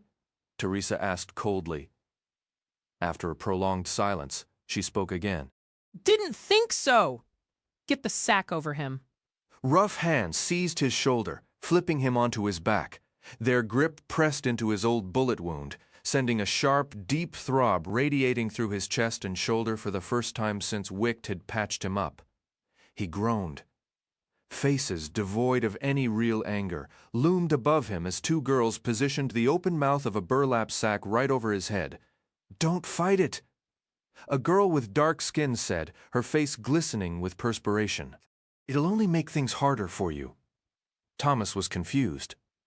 Her eyes and tone carried what seemed like real pity. But her next words were utterly contradictory. "It's better to just cooperate and let us end this. No point in suffering extra pain on the way." The bag was pulled down, plunging his world into a dim, muddy brown light. They jostled him on the ground, working the sack completely over his body. Then they tied the open end tightly at his feet with a rope, securing a firm knot before winding the rope up and around his entire form, trapping him inside the sack and cinching another knot just above his head. Thomas felt the fabric grow taut. Then his head was yanked upward. He pictured girls holding opposite ends of this seemingly endless rope. That could only mean one thing. They intended to drag him. He couldn't stand it anymore and began to writhe, despite knowing the consequences. "Teresa, don't do this to me!" This time, a fist drove into his stomach, forcing a pained cry from his lips. He tried to curl into a ball to clutch his middle, but the confining bag made it impossible. A wave of sickness washed over him. He battled it down, refusing to be sick. "Since you clearly don't care about your own well-being," Teresa stated, "speak again, and we'll start shooting your friends. Does that work for you?" Thomas stayed silent, a soundless sob of anguish shaking him. Had he really been foolish enough to believe things were improving just yesterday? His infection was gone, his wound healed. They were away from the Crank City, with only a demanding trek through the mountains standing between them and the safe haven. After all he'd endured, he should have known better. "I meant what I said," Teresa shouted to the Gladers. "There won't be a second warning. Follow us, and the arrows will fly." Thomas saw her silhouette as she knelt beside him, heard the crunch of her knees on the dry earth. Then she gripped him through the coarse bag, leaning close, her mouth nearly touching his ear. She began to whisper so softly he had to focus intently to hear her over the rustling breeze. "They're blocking our mental link. You have to remember to trust me." Shocked, Thomas fought to keep quiet. "What are you telling him?" demanded one of the girls holding the rope. "I'm just letting him know how much I'm enjoying this," Teresa replied, her voice dripping with a malice he'd never heard from her before. "How much I'm savoring my revenge. Do you have a problem with that?" The sheer arrogance in her tone was foreign. She was either an incredible actress or was genuinely losing her mind, perhaps developing a fractured personality. "Well," the other girl responded flatly, "glad you're having fun, but we need to move." "I know," Teresa said. She clamped her hands on either side of Thomas's head through the bag, squeezing and shaking it. Then she pressed her mouth against the rough burlap over his ear. When she spoke again in that heated whisper, he could feel her warm breath seep through the fibers. "Just hang on. It'll all be over soon." The words left Thomas's mind reeling, utterly bewildered. Was she being cruel, or was there a hidden meaning? She let go of him and stood.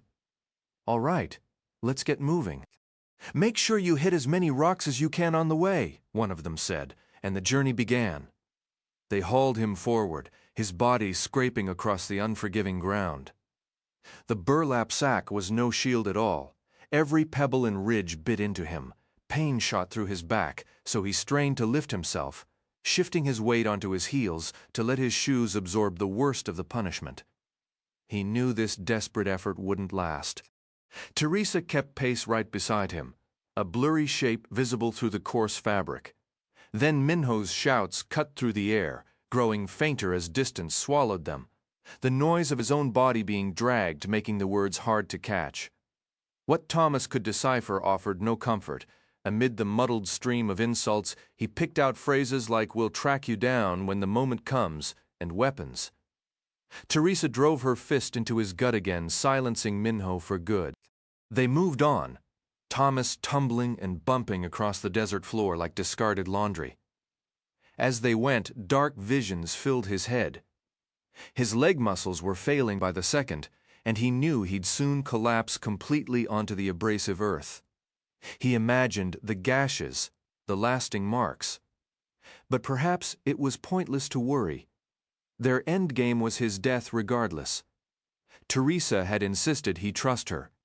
Struggling as he was making an effort to believe. Could everything she'd done since returning with those weapons and Group B truly be a performance? If it wasn't an act, why would she keep whispering for him to have faith? His thoughts churned in useless circles until his focus shattered. His skin was being grated away, and he desperately needed a plan to keep from being flayed alive. The mountains, ironically, offered a reprieve. As the slope grew steep, the girls found it impossible to drag him as they had on the flat. They resorted to sharp tugs, slipping, letting him slide back several feet, then hauling him up only to lose their grip again. Teresa finally suggested it would be simpler to carry him by his shoulders and ankles, taking turns. A thought then struck Thomas, so straightforward. He wondered how he'd overlooked it. "Why not just let me walk?" he yelled through the sack, his voice hoarse and dry. "You're the ones with the weapons. What exactly am I going to do?" A sharp kick from Teresa connected with his ribs. "Quiet, Thomas. We're not stupid. We're waiting until your Glader friends lose sight of us." He choked back a groan as her foot made impact. "What? Why?" "Because those were our orders. Now be quiet." "Why did you tell him that?" another girl hissed sharply. "What difference does it make?" Teresa shot back, making no attempt to lower her voice. "We're killing him anyway. Who cares if he knows what we were instructed to do?" Instructed to do, Thomas thought, by Wicht. A different voice chimed in. "I can hardly see them now. Once we get past that split in the rocks up ahead, we'll be completely hidden. They'd never find us after that, even if they tried to follow." "Fine then," Teresa said. "Let's just get him that far." Hands soon seized him from all sides, hoisting him into the air. From the fragmented view through the burlap, he could tell Teresa and 3 others were now carrying him.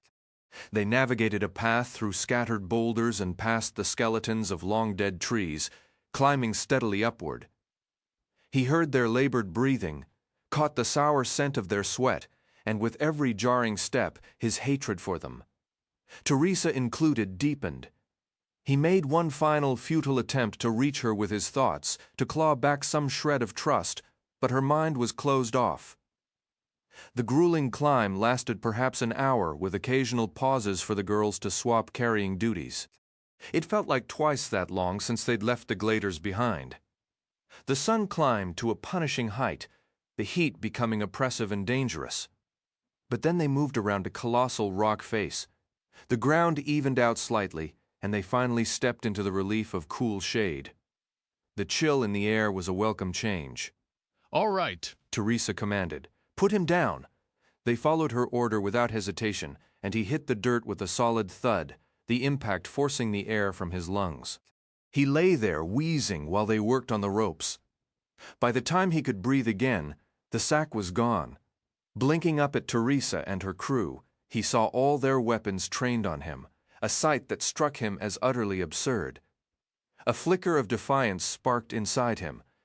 "You all must be pretty impressed with me. A whole squad armed to the teeth for one unarmed guy. I'm truly flattered." Teresa raised her spear, ready to strike. "Hold on," Thomas shouted, and she paused. He lifted his hands in a gesture of surrender, slowly pushing himself to his feet. "I'm not putting up a fight. Just take me to wherever we're headed, and then you can finish me off like a compliant prisoner. It's not like I have anything left to live for anyway." He locked eyes with Teresa as he spoke, pouring every ounce of bitterness he could muster into the words. A tiny part of him still clung to the hope that this nightmare would somehow start to make sense. But after everything he'd endured, his patience had worn dangerously thin. "Enough!" Teresa snapped. Her voice edged with irritation. "I'm over this. Let's get inside the pass so we can rest through the day. We'll begin moving through it tonight." The girl with dark skin who had helped bundle him into the sack earlier was the next to speak. "And what about our guest here, the one we've been dragging for miles?" "Don't concern yourself. We'll deal with him." Teresa answered flatly. "We'll carry out the execution exactly as instructed. It's his penalty for what he did to me." Chapter 46. Thomas was completely baffled by Teresa's final remark. What exactly had he done to her? But his thoughts grew fuzzy as the march continued, an endless trek that seemed aimed back toward Group B's base. It was a relentless uphill slog, his leg muscles screaming in protest.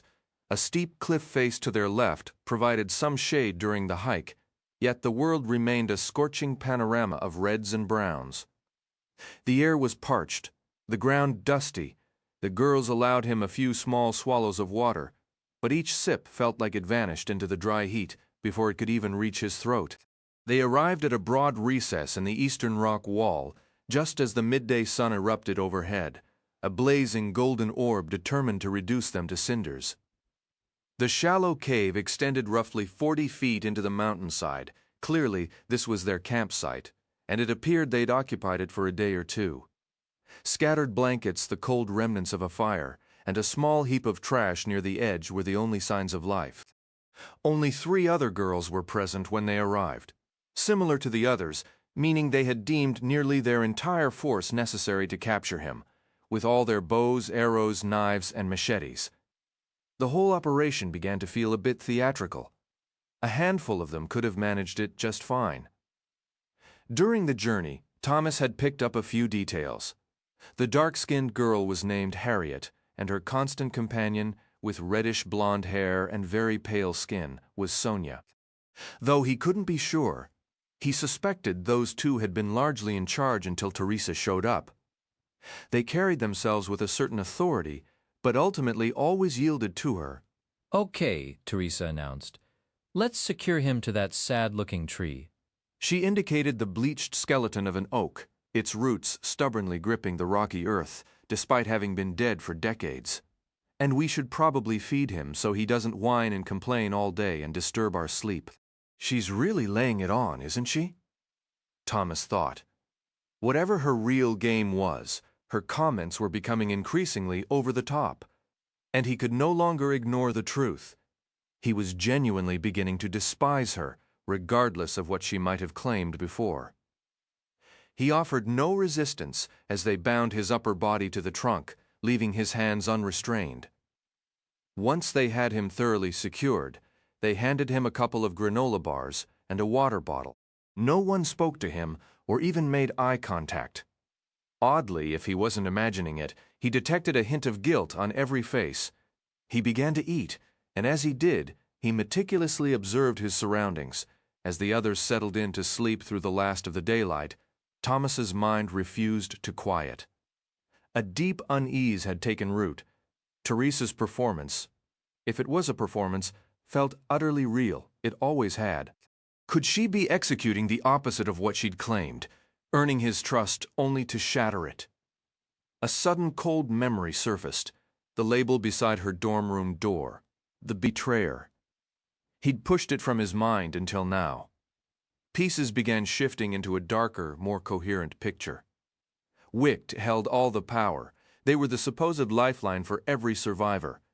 If they had ordered Teresa to eliminate him, would she comply to secure her own safety? And what of her bitter accusation that he had done something to her? Was it possible they were tampering with her memories, twisting her feelings against him? His own tattoo and the city's cryptic signs echoed in his thoughts. The tattoo was a caution. The signs declared him the true leader. That label by Teresa's door was just another warning. Yet here he was, weaponless, bound to a tree, outnumbered by more than 20 armed members of Group B. Simple as that. With a resigned sigh, he finished his meager meal, feeling a slight return of physical strength. The puzzle was still incomplete, but a new stubborn confidence warmed him. He was closer to the truth, and giving up was no longer an option. Nearby, Harriet and Sonia were arranging their sleeping pallets, their glances toward him furtive and laden with what looked unmistakably like guilt. Thomas saw an opening, a chance to wage a war of words for his life. "You don't actually want to kill me, do you?" he asked, his tone suggesting he'd caught them in a secret. "Have you ever even killed a person before?" Harriet shot him a sharp glare, pausing as she prepared to lay her head on a bundle of blankets.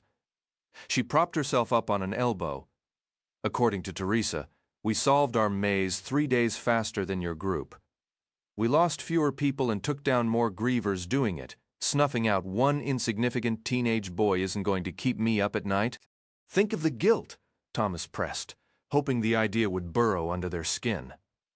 We'll manage, Harriet retorted. Then, in a shockingly juvenile gesture, she stuck her tongue out at him before settling down and closing her eyes. Sonia remained seated, cross-legged, looking thoroughly awake. We don't have a choice, Wicht said. This is our only task. Fail, and they deny us entry to the safe haven. We die out here in the scorch. Thomas gave a half-hearted shrug. Sure, I get it. Toss me to the wolves to save yourselves. Very heroic. Sonia held his gaze for an uncomfortably long moment before finally turning away and lying down with her back to him. Teresa approached, her expression tight with irritation. What's going on over here? Nothing, Harriet muttered into her blankets. Tell him to be quiet. Be quiet, Teresa said flatly. Thomas let out a short, sarcastic laugh. Or what? You'll kill me. She said nothing, just stared at him with an empty face. Why the sudden hate, he asked. The frustration clear in his voice. What did I do to you? Both Sonia and Harriet had turned to watch, their eyes darting between Thomas and Teresa. You know exactly what you did, Teresa said finally, her voice low. Everyone here knows I told them, but even knowing that, I wouldn't have stooped to your level and tried to murder you. We're only doing this because we're out of options. Sorry, life's brutal. Was that a flicker in her eyes just then? Thomas searched her face, desperate for a hidden message. Stoop to my level? I would never kill a friend to save myself. Never. Neither would I, Teresa shot back. Which is why I'm glad we're not friends anymore. She began to turn away. So what did I do? Thomas demanded quickly. Sorry, I'm having a major memory lapse. You know how that goes around here. Enlighten me. She whirled back, her eyes blazing. Don't you dare sit there and pretend nothing happened. Keep quiet, or I'll add another mark to that face of yours. She stormed off, leaving Thomas in silence. He adjusted his position, resting his head against the rough bark of the fallen tree. His entire situation felt rotten, yet a stubborn resolve to understand and endure settled over him. Eventually, exhaustion pulled him into a restless sleep. Thomas drifted through a few hours of uneasy slumber, his body shifting on the unyielding stone. When a deeper sleep finally took him, the dream began. He is 15. Some internal clock in the memory tells him so. Is it even a memory? He stands beside Teresa before a vast wall of monitors, each displaying shifting scenes from the glade and the maze. The moving perspectives, he understands, come from beetle blades. Their repositioning offers a jarring, rodent-like view. I still can't believe they're all gone, Teresa murmurs. Thomas feels disconnected, trapped inside this younger version of himself, who grasps a reality he does not. It can't be the gladers on one screen. Minho and Newt trek toward the woods. On another, Gally rests on a bench. Albie shouts at a stranger. We knew it was coming, he hears himself reply, the words hollow. Doesn't make it easier to accept. They stare at the screens, not each other. Now it's just us, and the ones in the barracks. In a way, that's for the best, this dream, Thomas says. I almost pity them as much as the gladers, almost. The real Thomas watching puzzles over the meaning as his younger self speaks up. Have we learned enough, though? With the original creators gone, can we really make this work? We have to, Tom. Teresa moves closer, taking his hand. He looks down, but finds her expression unreadable. All the pieces are set. We have a year to train the replacements and prepare. But it feels wrong. How do we ask this of them? Teresa squeezes his hand until it aches, her eyes rolling in exasperation. They understand the stakes. No more doubts. Her tone is final, leaving no room for argument. Right. A numb emptiness fills this dream version of Thomas. The words are just sounds. All that matters now are the patterns, the kill zone, Everything else is noise. Teresa nods. No matter the cost, if the variables fail, they'll share the same fate. Everyone will. The patterns, Thomas repeats. Teresa's grip tightens. The patterns. He awoke to a fading grayish light as the sun dipped below the unseen horizon. Harriet and Sonia sat nearby, both watching him with an odd intensity. Evening, he said, forcing a cheerful tone despite the dream's weight. What can I do for you two? We need to know what you know, Harriet stated, her voice low. The last traces of sleep evaporated. Why should I tell you anything? He longed to sit and untangle the dream, but a shift in Harriet's demeanor signaled an opportunity he couldn't ignore. I don't think you're in a position to refuse, Harriet replied. But if you share what you've learned, maybe we can help each other. Thomas scanned the area for Teresa. Where is she? Sonia cut in.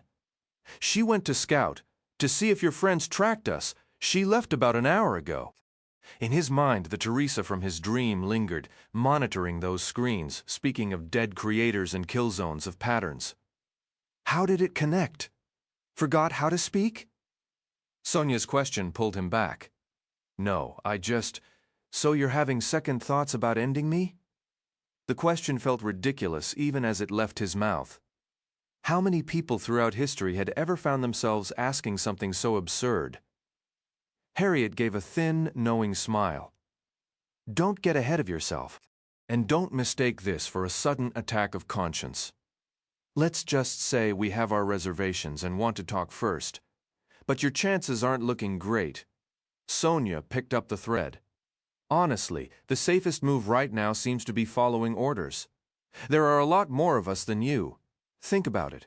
If you were in our position, what would you do? I'm pretty sure I'd pick the option where I don't end up dead. Thomas shot back. Stop being difficult. This isn't a joke, Sonia pressed, her expression hardening. If you had to choose, you die or all of us die. Which would it be? This boils down to you or us. Her seriousness landed like a physical blow. On some level, she was right. If their survival truly depended on eliminating him, how could he expect them to hesitate? Well? Sonia pushed. Are you going to answer? I'm thinking, he said, wiping sweat from his brow. The persistent, haunting dream tried to surface again, and he forced it down. Okay, being completely honest here, I swear, if I were in your shoes, I'd choose not to kill me. Harriet rolled her eyes. Easy for you to say when it's your life on the line. It's not just that, Thomas insisted, his pulse quickening. He believed what he was saying, but doubted they'd buy it. I think this is another kind of test. Maybe you're not actually supposed to go through with it. What if we pooled what we know and tried to figure this out together? Harriet and Sonia exchanged a long, silent look. Finally, Sonia gave a slight nod. We've had a bad feeling about this from the start, Harriet admitted. Something about it feels off, so talk. But let us get everyone else here first. They stood to wake the others. Hurry then, Thomas said, a fragile hope stirring. We should do this before Teresa gets back. It didn't take long to gather the group. Thomas figured the curiosity of hearing what the condemned man had to say was too tempting to ignore. The girls formed a tight semicircle in front of him. He remained bound to the gnarled, barren tree. All right, Harriet announced. You talk first, then we will. Thomas nodded, clearing his throat. He started speaking, even though his thoughts weren't fully ordered. All I know about your group comes from Eris. It sounds like we all went through similar things inside the maze. But since we got out, a lot has been different. I'm not sure how much you know about Wicht. Not much, Sonia admitted quickly. The admission gave Thomas a flicker of confidence and made Sonia's candor seem like a tactical error. Well, I've learned more. All of us are special in some way. We're being tested because they have plans for us. He paused, but no one reacted, so he continued. A lot of what they do to us seems senseless because it's just part of the trials, what Wicht calls the variables. They're watching how we react under pressure. I don't understand all of it, not even close, but I think this order to kill me is just another layer. Or another lie? I believe this is just another variable to see what we'll all do. In other words, Harriet said dryly, you want us to risk our lives based on this stunning theory of yours? Can't you see? Killing me serves no real purpose. Maybe it's a test for you, I don't know. But I do know I can be more useful to you alive than dead. Or, Harriet countered, we're being tested to see if we have the nerve to eliminate the leader of a rival group. Isn't that the whole point? To see which group comes out on top? Eliminate the weak and keep the strong? Thomas shook his head firmly. But I haven't even been the leader, Minhyo has. Think about it. What strength does it show to kill me now? You outnumber me completely and have all the weapons. How does that prove who's stronger? Then what's the real point? A voice called from the back of the group. Thomas paused, weighing his words. I believe it's a test to see if you'll think independently, adapt your plans, make a logical choice. The more of us who survive, the better our chances of reaching the safe haven. Killing me serves no purpose and helps no one. You've already shown your strength by capturing me. Now show them you won't follow orders blindly all the way to the end. He leaned back against the rough bark of the tree, letting his words hang in the air. He had nothing left to say. The decision was theirs now. Interesting theory, Sonia remarked. Sounds an awful lot like something a desperate person would say to stay alive. Thomas shrugged. I truly believe it's the truth. If you kill me, you'll have failed the real challenge Wicht is putting before you. Yeah, I'm sure you believe that, Harriet said, standing up. Honestly, we've been wondering the same things, but we wanted to hear what you had to say. The sun's almost down, and Teresa will be back any minute. We'll decide when she gets here. A spike of worry shot through Thomas. Teresa might not be persuaded. Wait, he said quickly. She's the one who seems most determined to go through with it. He said this even as a part of him hoped it wasn't true. Despite how she'd acted, could she really be serious about murder? I think the rest of you should make the call. Relax, Harriet replied, a faint smile touching her lips. If we decide to spare you, there's nothing she can do about it. But if we... She trailed off, a flicker of unease crossing her face, as if she'd said too much. We'll work it out. Thomas tried to mask his relief. He might have nudged their pride a little, but he fought to keep his hopes in check. He watched as the girls gathered their gear, stuffing supplies into backpacks. Where did they get those? Preparing to move out under the cover of night. Whispers wove through the dimming light, and he caught frequent glances in his direction. The shadows deepened until Teresa finally emerged from the direction they'd traveled earlier. She sensed the shift immediately, her eyes darting between Thomas and the others. What? She demanded, her expression as hardened as it had been since the previous day. Harriet stepped forward. We need to talk. Teresa looked puzzled, but followed the group to a secluded spot along the cliff face. A storm of hushed, urgent voices erupted, though Thomas couldn't distinguish any words. His stomach tightened as he awaited their judgment. From his vantage point, he could see the discussion growing heated, Teresa's gestures sharp and impassioned. It seemed she was arguing against the others, which twisted his nerves into knots. Just as full darkness settled, Teresa suddenly turned and stalked away from the group, heading north out of the camp with her spear over one shoulder and a pack on the other.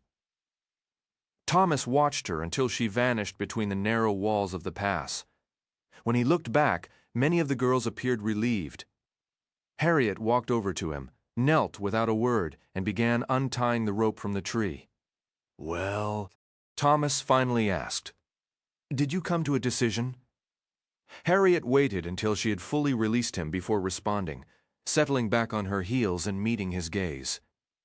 Her dark eyes held the faint gleam of the moon and stars. Consider it your lucky break. We've decided to spare your life. It can't be a coincidence that we've all been quietly thinking the same thing. Strangely, Thomas felt no surge of relief. In that moment, he realized he had already known what their verdict would be. But here's the thing, Harriet said, rising and offering a hand to help him up. Teresa genuinely dislikes you. If I were you, I'd be very careful around her.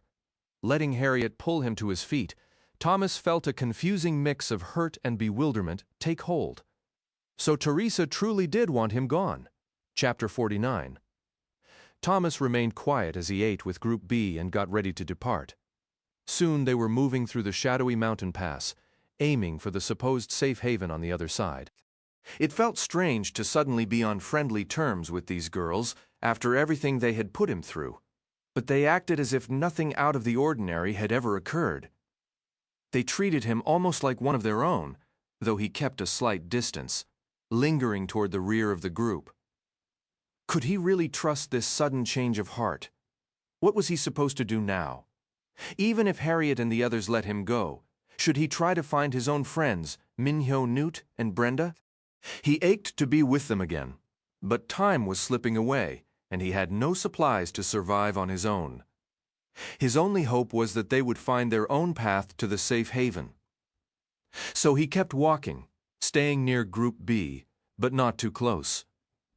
For a couple of hours, there was nothing but the towering stone cliffs and the steady crunch of gravel under his boots to keep him company.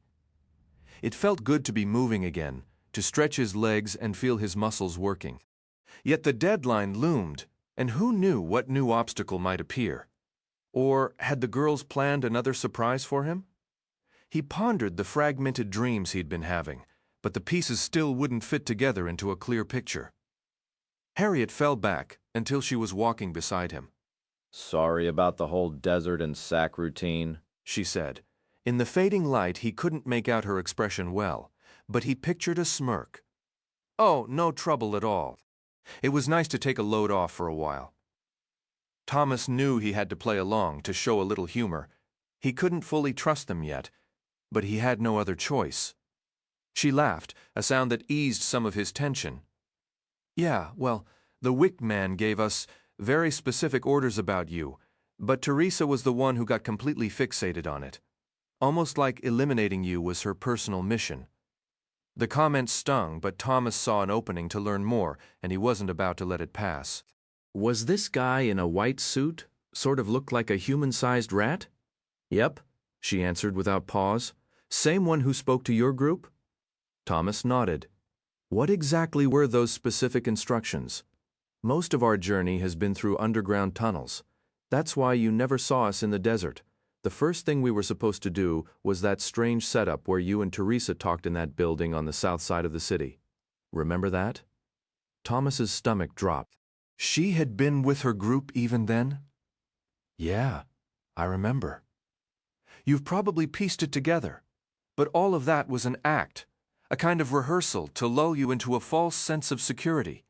She even told us they somehow controlled her long enough to make her kiss you. Is that true? Thomas stopped walking, bending over to brace his hands on his knees, as if the air had been knocked from his lungs. That was it. Every last shred of doubt was officially gone. Teresa had turned against him, or perhaps she had never been on his side at all. I know this is rough, Harriet said softly. Thomas felt a knot tighten in his chest.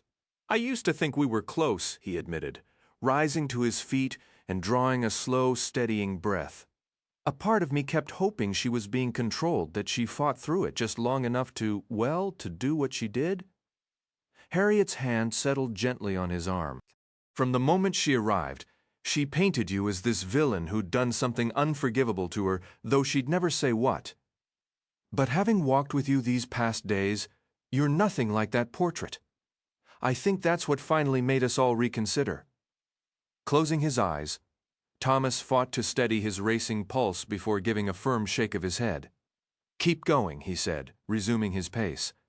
I need to hear everything. Harriet fell into step beside him. The rest of the plan was straightforward. Intercept you in the desert just as we did, bring you back, and keep you concealed until we were clear of Group A's patrols. The execution was scheduled for the day after tomorrow. There's a structure built into the northern mountainside, a specific place meant for carrying it out. Thomas forced himself to keep walking. A structure? What kind of place? None of us were given details, Harriet replied. We were just told we'd understand once we arrived. She paused, then snapped her fingers as a thought struck her. You know, that's probably where she disappeared to earlier. Why? How far is the northern side from here? Honestly, I have no idea. They lapsed into silence, continuing their trek. The journey through the pass felt longer than Thomas had anticipated. It was deep into their second night when shouts from the front signaled they'd finally reached the end. Hanging toward the rear, Thomas broke into a sprint, driven by a desperate need to see what awaited them on the other side. His fate, one way or another, was waiting there. The group had gathered on a broad fan of shattered rock that spilled from the narrow canyon mouth before plunging down a steep mountainside. Below, under the glow of a three-quarter moon, stretched a valley washed in dark, eerie purple. It was relentlessly flat, miles upon miles of sparse, barren ground with no sign of shelter or movement. Absolutely nothing. Maybe it's just hidden from view, someone murmured. Thomas didn't see who spoke, but he recognized the fragile hope in the words, "could be." Harriet chimed in, her tone deliberately bright. Might be another tunnel entrance underground. It's got to be there. Sonia turned to Harriet. How much farther do you think? Can't be more than 10 miles from our start point, judging by what we were told. More like 7 or 8, really? Harriet gave a dry, humorless laugh. I kind of expected to come out here and see a big, friendly building with a welcome sign. Thomas had been scanning the darkness the whole time, but all he saw was an endless black plain meeting a star-strewn horizon, and still no sign of Teresa. Well, Sonia announced, not much choice but to keep moving north. We should have known better than to expect anything easy. If we push, we might reach the base by sunrise and finally sleep on level ground. The others murmured agreement and began shifting toward a faint winding path leading downward when Thomas spoke up. Where's Teresa? Harriet glanced back, her features pale in the moonlight. At this point, I'm past worrying. If she's grown enough to wander off in a sulk, she's grown enough to find us when she's done. Let's go. They started down the switchback trail, the loose soil and rock crunching beneath their boots as they descended into the shadowed valley. Thomas glanced back, his eyes scanning the mountain's rugged face and the narrow gap of the pass for any trace of Teresa. A confusing mix of emotions churned inside him, yet a persistent pull drew his thoughts to her. He studied the darkened slopes, finding only faint shapes and the moon's pale gleam. Turning away, he felt an odd sense of relief at her absence. The group descended in silence, weaving down the winding trail. Thomas hung back once more, struck by the hollow numbness in his mind. He had no clue where his friends might be, or what new threats the scorch held. After about an hour, his legs aching from the uneven descent, they reached a broad stretch of lifeless trees climbing the mountainside in a sharp arrow-like formation. It resembled the ghost of an ancient waterfall's path, though any water had vanished long ago into the barren land. As Thomas, still trailing the others, moved past the far edge of this skeletal grove, a voice spoke his name. He nearly stumbled in surprise. Whirling around, he saw Teresa emerge from behind a gnarled white trunk, a spear in her hand, her features lost in shadow. The rest of the group continued on, unaware. Teresa, he whispered, words failing him. Tom, we need to talk, she said, her tone almost familiar. Forget about them. Come with me. She tilted her head toward the trees behind her. He looked after the retreating figures of Group B, then back at Teresa. Is that really a good idea? Just come. The performance is finished. Without another word, she turned and vanished into the dead forest. Thomas hesitated, his instincts shouting warnings, but after a brief internal struggle, he followed. The barren trees, though lifeless, snagged his clothes and scraped his skin with brittle branches. Bathed in cold moonlight, the white wood cast streaky shadows across the ground, giving the place an eerie, haunted atmosphere. Teresa moved ahead without a sound, gliding uphill like some spectral guide. Gathering his nerve, Thomas finally spoke. Where are you taking me? And you honestly expect me to buy that everything was just an act? Why didn't you stop when the others decided to spare me? Her response was unexpected. Without fully turning, she asked, "You've met Eris, haven't you?" She kept walking. Thomas halted, stunned. Eris? How do you know about him?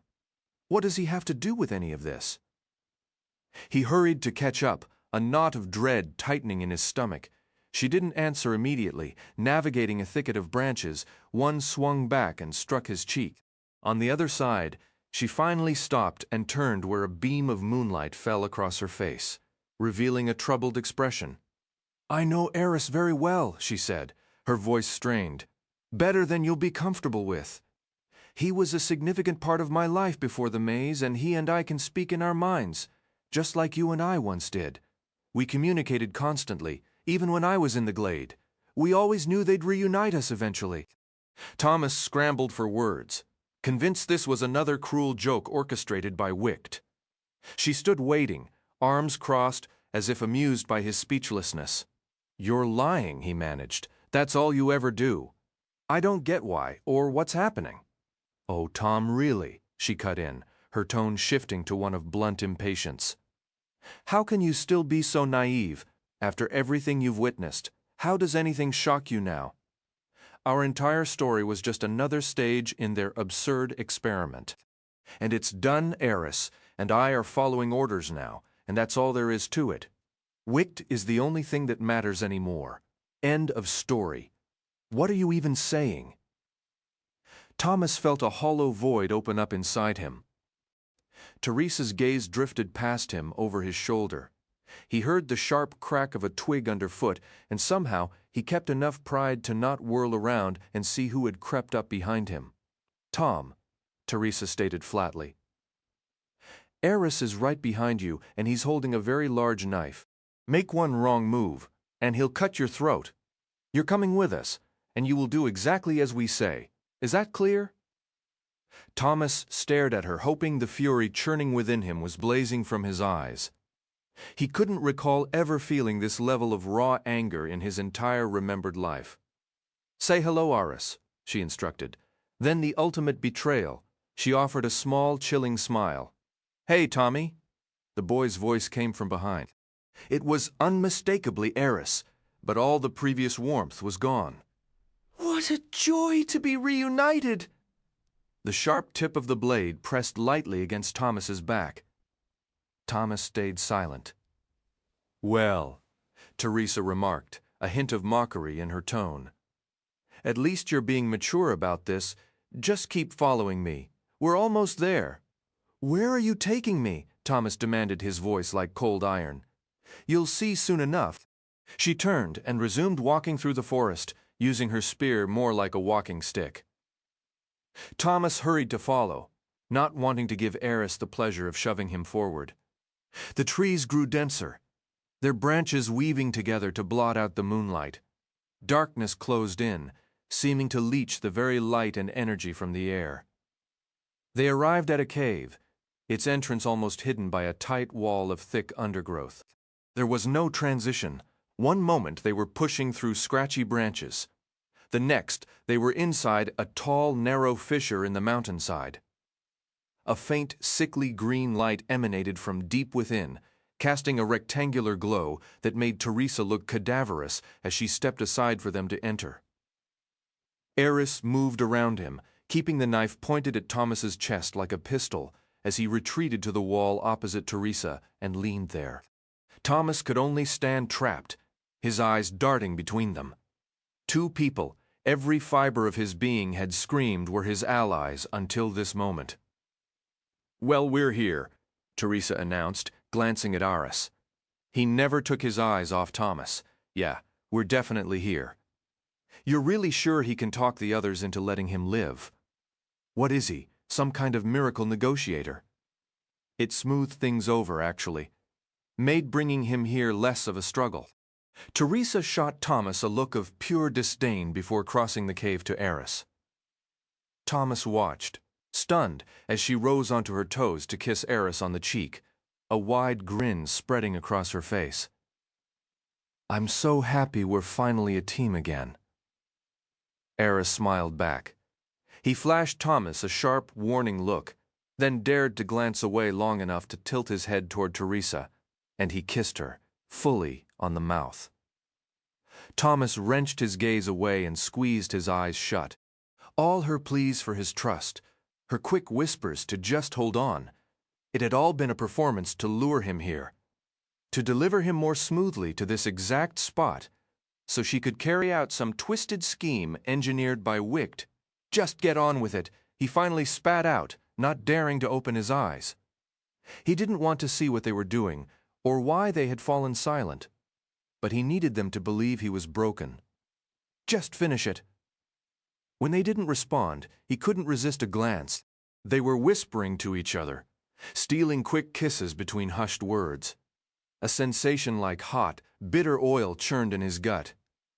He looked away again, fixing his attention on the strange light source at the rear of the cave. A large rectangle of pale green embedded in the dark rock throbbed with an unnatural glow. It stood as tall as a man and was perhaps 4 feet wide. Dirty streaks marred its dull surface, a filthy window looking in on something that resembled glowing, hazardous sludge. From the corner of his eye, he saw Teresa step back from Eris. Their little romantic interlude apparently concluded. He looked at her, wondering if his expression revealed just how completely she had shattered him.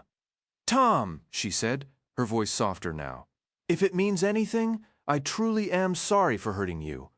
Back in the maze, I made the calls I had to make. Playing the friend card was the only play to get the memories we needed to crack that code and find a way out. Here in the Scorch, the options were just as thin. The mission was simple. Get you here to face the trials. It's you or us, Tom." Teresa paused, and a cold, unfamiliar light shone in her eyes. "Eris is my best friend, Thomas," she stated, her voice steady and flat. That was the sentence that shattered him. "I don't care," he roared, the lie tearing at his throat. "All I'm saying is, if you ever cared about me, you'd get why I'd move heaven and earth to survive this and protect him." Tell me you wouldn't have done the exact same thing for me? A chasm opened inside Thomas, wider than the Scorch itself. This wasn't the girl from his memories, the one who was always at his side. What is this? Some kind of game? Are you just brainstorming new and creative ways to destroy me? Shut your mouth and do what you dragged me here to do. His chest burned with each furious breath, his heart hammering a frantic, desperate rhythm against his ribs. "Fine," she said, her tone chillingly final. "Eris, let's open the door. It's time for Thomas to go." Thomas was finished with words, but he wasn't finished fighting. He decided to bide his time, to watch and wait for his moment. Eris kept the knife trained on him as Teresa moved toward the large rectangle of glowing green glass. Despite everything, a thread of curiosity pulled at Thomas about the door itself. She stepped into the light until it backlit her entire form, blurring her edges, making her seem like she was fading away. She crossed the cave floor, leaving the eerie glow behind, and felt along the stone wall. He heard the soft, deliberate taps of her finger on what had to be a hidden keypad. She finished and stepped back. "We'll see if that actually does anything," Eris muttered. "It will," Teresa replied. A loud pop echoed, followed by a sharp, prolonged hiss. Thomas watched as the right edge of the glass began to swing outward. Wisps of ghostly white vapor curled through the growing gap, vanishing almost as soon as they touched the warmer cave air, like the last breath of a long-sealed tomb. The rectangle of glass still shone with that unnatural green light, but behind it was only darkness. So it wasn't a window, Thomas realized. Just a door, a green door. Maybe a vat of toxic sludge wasn't in his immediate future after all. He could only hope. The door stopped moving with a final icy scrape against the jagged rock wall, revealing a pit of absolute black. The mist had ceased. A deep, cold dread began to pool in Thomas's stomach. "Got a light?" Eris asked. Teresa laid her spear down, shrugged off her backpack, and rummaged through it. A moment later, she produced a flashlight and clicked it on. Eris jerked his head toward the opening. Take a look while I keep an eye on him. Don't get any ideas, Thomas.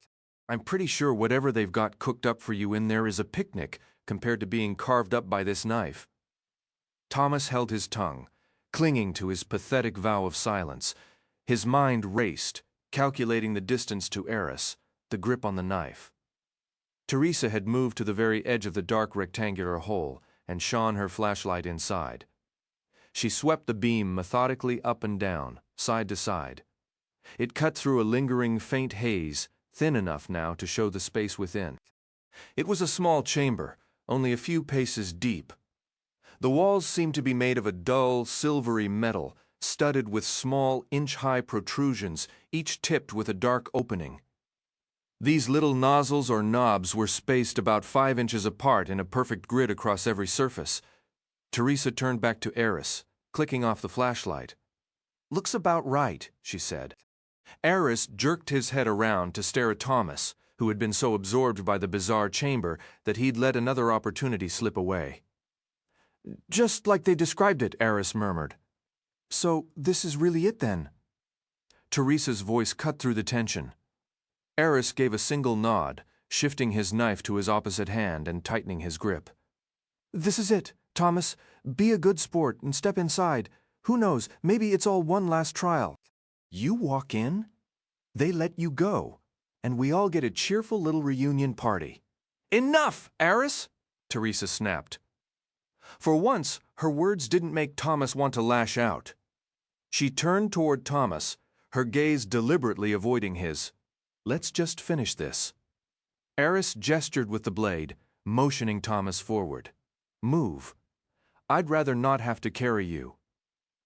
Thomas met his stare, fighting to keep his face expressionless while his thoughts raced. A wave of raw panic surged through him. This was the moment. Fight now, or be finished. He shifted his eyes to the dark doorway and began a slow, deliberate walk. 3 steps cut the distance in half. Teresa stiffened, arms coiled, ready for any sudden move. Eris kept the knife pointed steadily at Thomas's throat. Another step, then another. Now Eris was directly to his left, barely an arm's length away. Teresa had fallen behind him, out of view, leaving only the open entrance and that eerie silver-walled room ahead. Thomas halted, glancing sideways at Eris. What did Rachel's face look like when she died? He asked, the words a calculated gamble meant to shatter Eris's focus. The question hit its mark. Stunned and wounded, Eris froze for a critical instant, and Thomas seized it. He lunged, swinging his left arm in a wide arc to knock the knife from Eris's hand. The blade clattered across the stony ground. Without pause, Thomas drove his right fist hard into Eris's stomach, doubling him over as he gasped for air. A sharp click of metal on stone made Thomas hesitate before kicking the boy at his feet. He looked up to see Teresa had retrieved her spear. Their eyes met briefly, then she rushed him. Thomas threw his hands up, but he was too slow. The weapon's stock swung through the air and struck him hard on the temple. Stars burst behind his eyes as he fell, struggling to cling to consciousness. The moment he hit the dirt, he scrambled onto hands and knees trying to crawl away. A scream from Teresa was his only warning before the wooden shaft crashed down onto the crown of his skull. With a heavy thud, Thomas collapsed again. Something warm and wet seeped through his hair, tracing paths down both sides of his face. Pain exploded in his head, sharp and deep as a splitting axe, then radiated through his body until his stomach churned. Gritting his teeth, he managed to roll onto his back. Teresa stood over him, the spear raised high once more. "Get in the room, Thomas," she panted, breath ragged. "Get in now, or I'll hit you again. I swear I won't stop until you're unconscious or dead." Eris had recovered, and now stood beside her, breathing hard.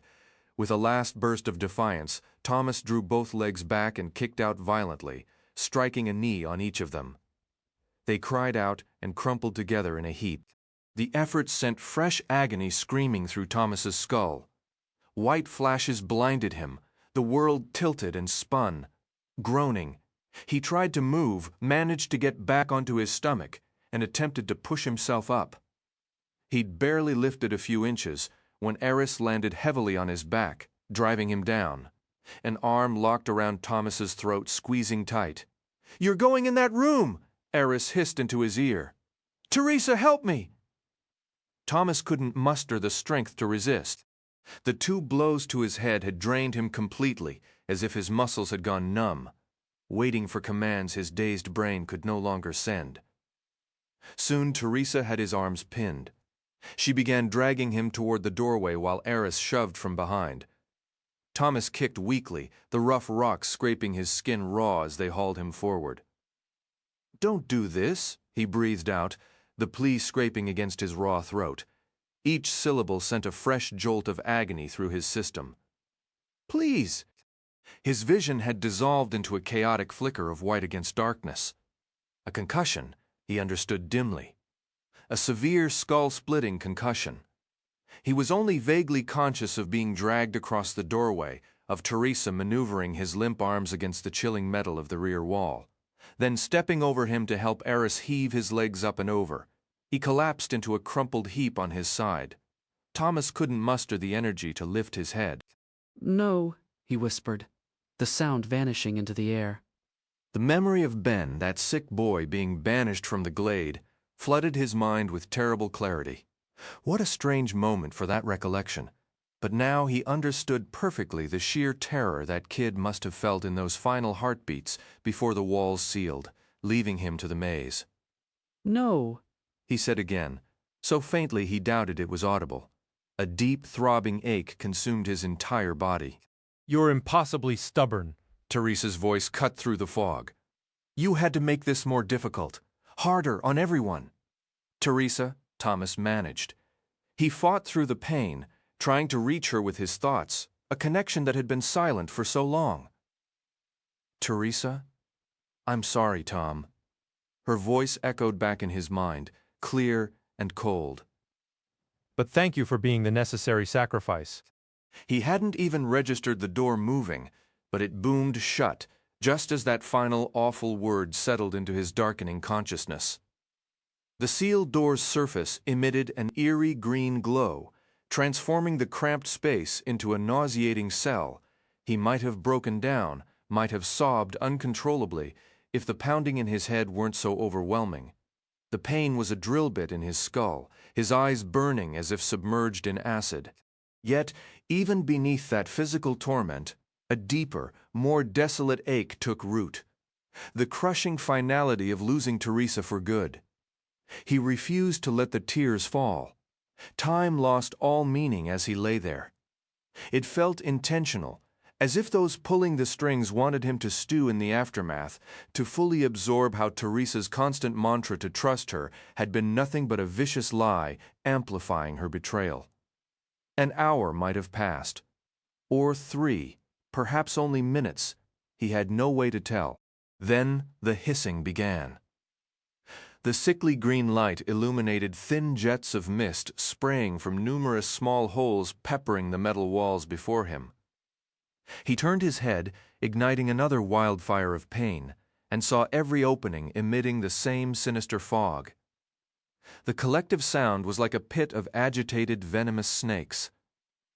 So this is how it ends, he thought.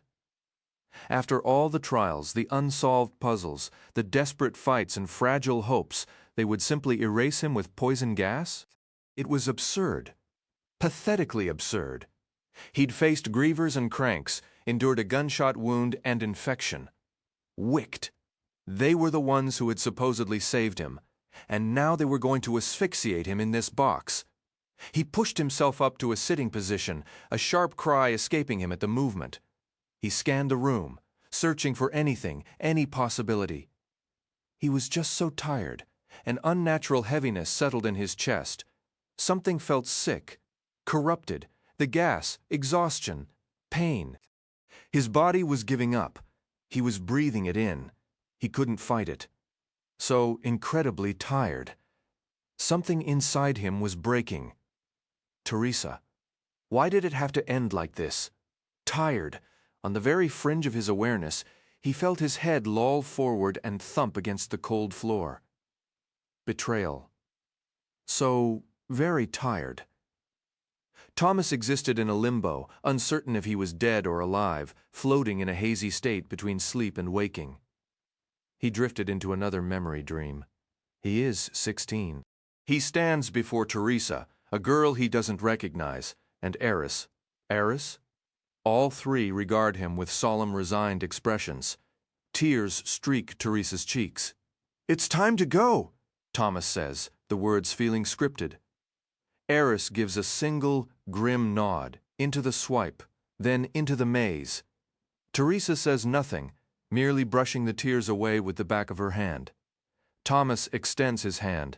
Eris shakes it firmly. Then Thomas turns and does the same with the unfamiliar girl, her grip surprisingly strong. Teresa surged forward, wrapping him in a desperate hug. He felt her body shaking with sobs, and only then did Thomas become aware of the hot tears spilling from his own eyes. He held her close, his cheek pressed against her hair. "It's time," Eris urged gently.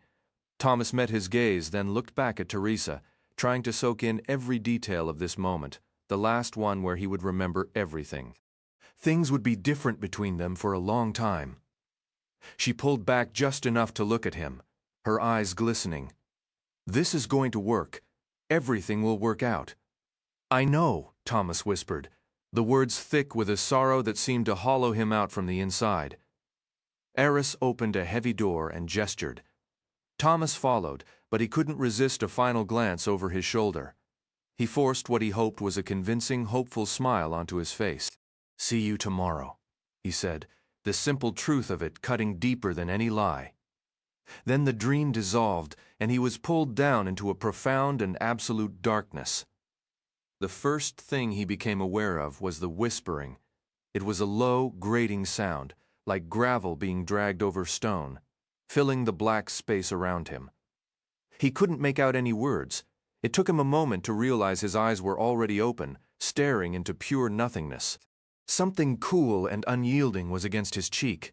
The floor he hadn't moved since the gas had taken him. Strangely, there was no pain. Instead, a wave of bizarre, giddy relief washed through him, so strong it was disorienting. Maybe just being alive was cause for celebration. He planted his palms and pushed himself up to sit. Peering into the gloom revealed nothing. Not a single sliver of light pierced the perfect dark. What had happened to the green glow from the door Teresa had sealed? Teresa? The fleeting euphoria vanished, replaced by the cold memory of her betrayal.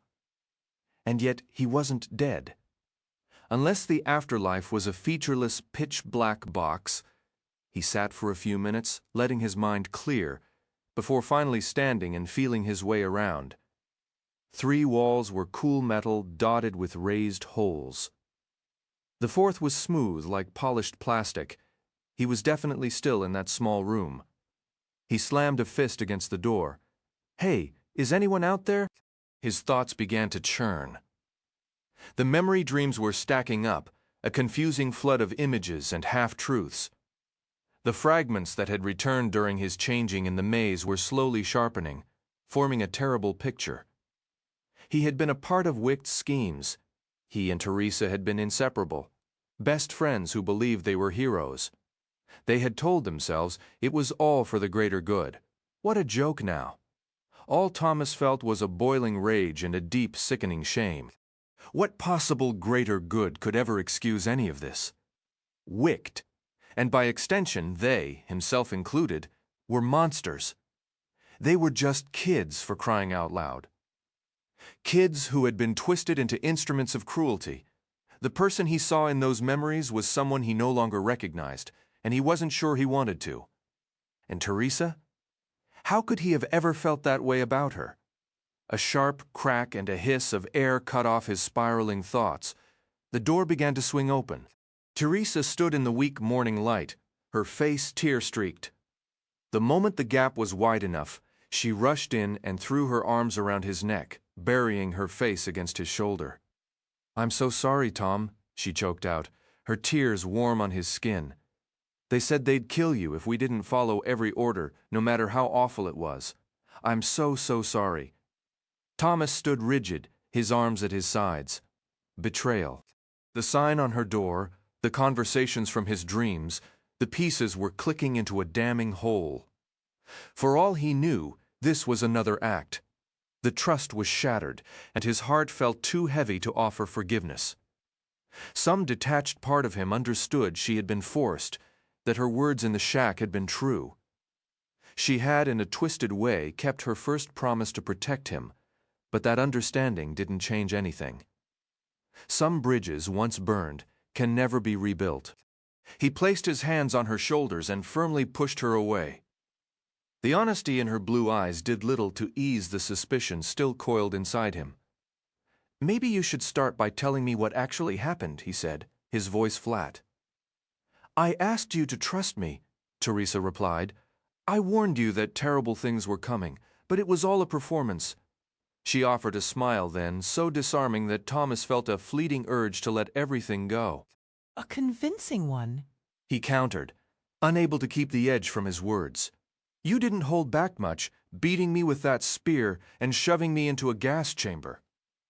He shot a look at Aris, who shifted uncomfortably, as if he'd stumbled into something deeply personal. "Sorry," Aris mumbled. "Why didn't you tell me we knew each other before?" Thomas pressed, turning back to Teresa. The question hung in the air. "It was an act, Tom," she insisted, her expression pleading. You have to believe that. We were guaranteed from the start that you wouldn't die. The chamber had a purpose, and then it would end. I'm so sorry. Thomas stared past her at the still open doorway, a dark maw in the dull light. I think I need a minute to process this. He could feel her desperate hope for instant forgiveness, a return to how things were. Every instinct told him to mask the bitterness, but it was a struggle. What did happen in there, anyway? Teresa asked, softly. Thomas met her gaze. "How about you talk first? Then I will. I think I've earned that much." She reached for his hand, but he pulled away, feigning a need to scratch his neck. A flicker of pain crossed her features, and he felt a small, cold satisfaction. "You're right," she said, her voice firmer. "You deserve the truth. I think it's okay to tell you everything now, not that we understand all the reasons behind it." Eris cleared his throat, a deliberate interruption. "But, we should probably do this while we're moving, or running. We're down to just a few hours. Today's the day." Those words snapped Thomas fully back to the present. He glanced at his watch.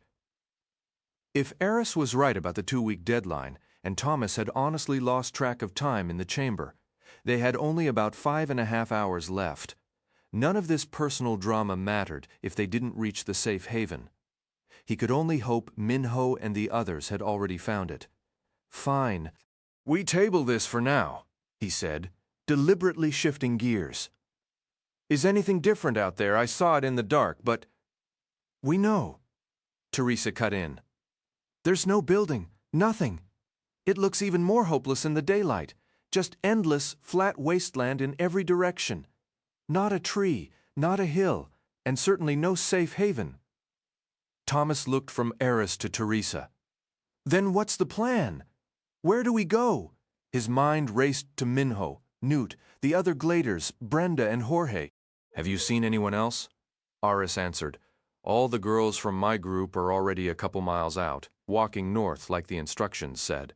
We spotted your friends at the base of the mountain, a mile or 2 west of here.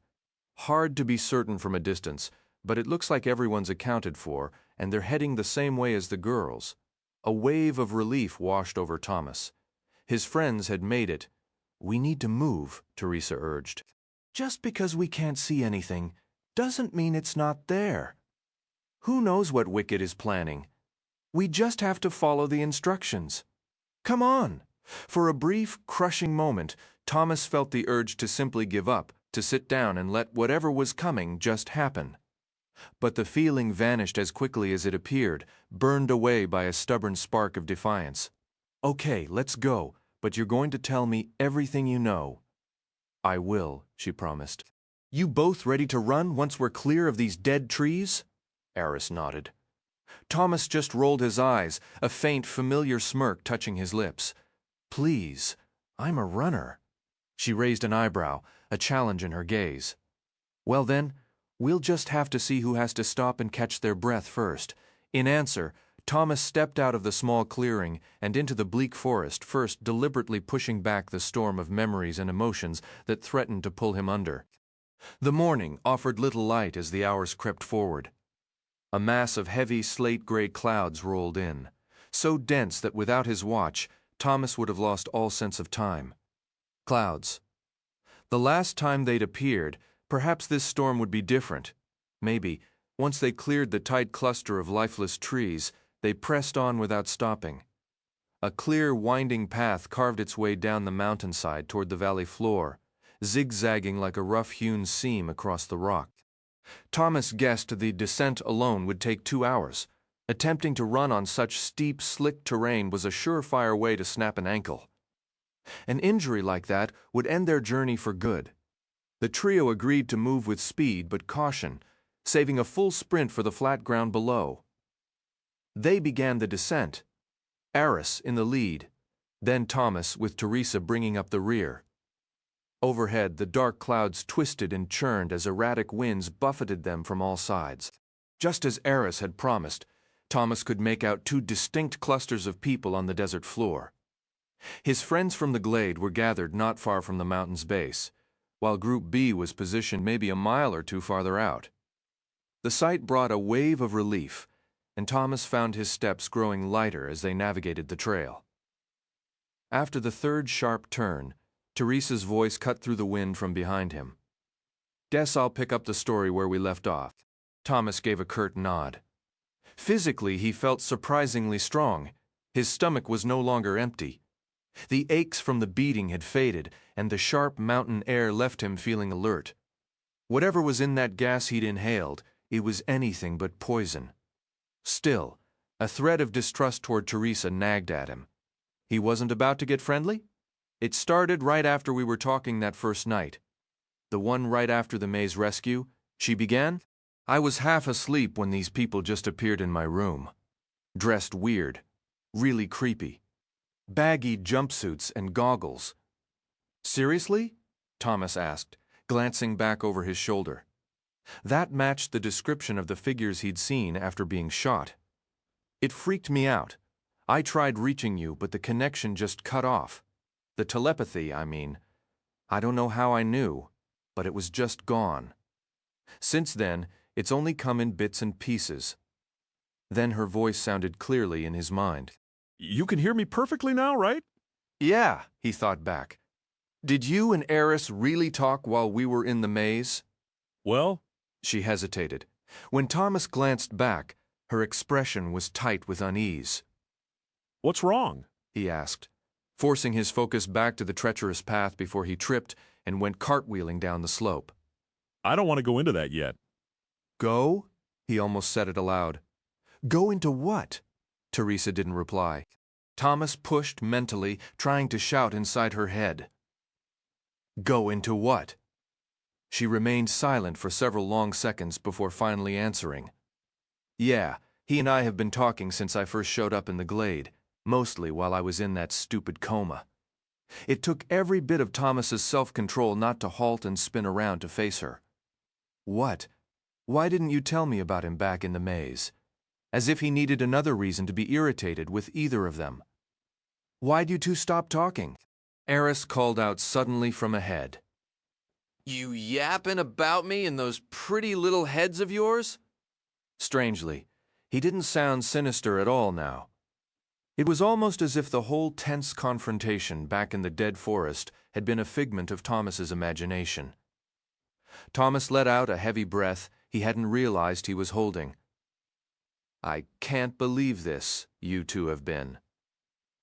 He stopped, realizing maybe he wasn't all that shocked. He'd seen Eris in the fragmented memories of his most recent dream. Eris was part of this, whatever this was, and the way they'd interacted in that brief flashback suggested they'd once been on the same side. At least, they used to be. Forget it. Thomas finally muttered, Just keep talking. All right, Teresa said, her voice firming. There's a lot to explain, so from here on out, just listen. Thomas's thighs were beginning to ache from the steady climb up the incline. All right, I get it, he said, breathing heavily. But how can you tell the difference? How do you know when you're speaking to me and when you're speaking to him? What's the trick? It's instinct, Teresa replied, her voice steady. It's like asking how you know to move your right foot instead of your left. You just do. It's wired into my mind, a part of how I function now. We've managed it as well, Eris added from behind them. Don't you recall any of that? Of course I remember, Thomas muttered, a wave of irritation and exhaustion washing over him. If only he could reclaim every lost fragment of his past, he was certain the entire puzzle would snap into place, allowing him to finally move ahead. He couldn't begin to understand why Wicted was so determined to keep their minds scrubbed clean. And what about the recent sporadic memory flashes? Were those intentional or merely accidents, lingering side effects of the changing? The questions piled up, one frustrating mystery after another, with no answers in sight. Fine, he said at last, his voice tight. I'll keep my thoughts to myself. Just keep going. We can discuss Eris and me another time. Teresa continued. Honestly, I barely remember our conversations. Almost everything vanished when I woke up. Those comas were likely part of the variables. Maybe the telepathy was a lifeline, something to keep us from losing our minds in isolation. After all, we helped design this entire scenario, didn't we? Helped design it, Thomas asked, confusion knitting his brow. I don't.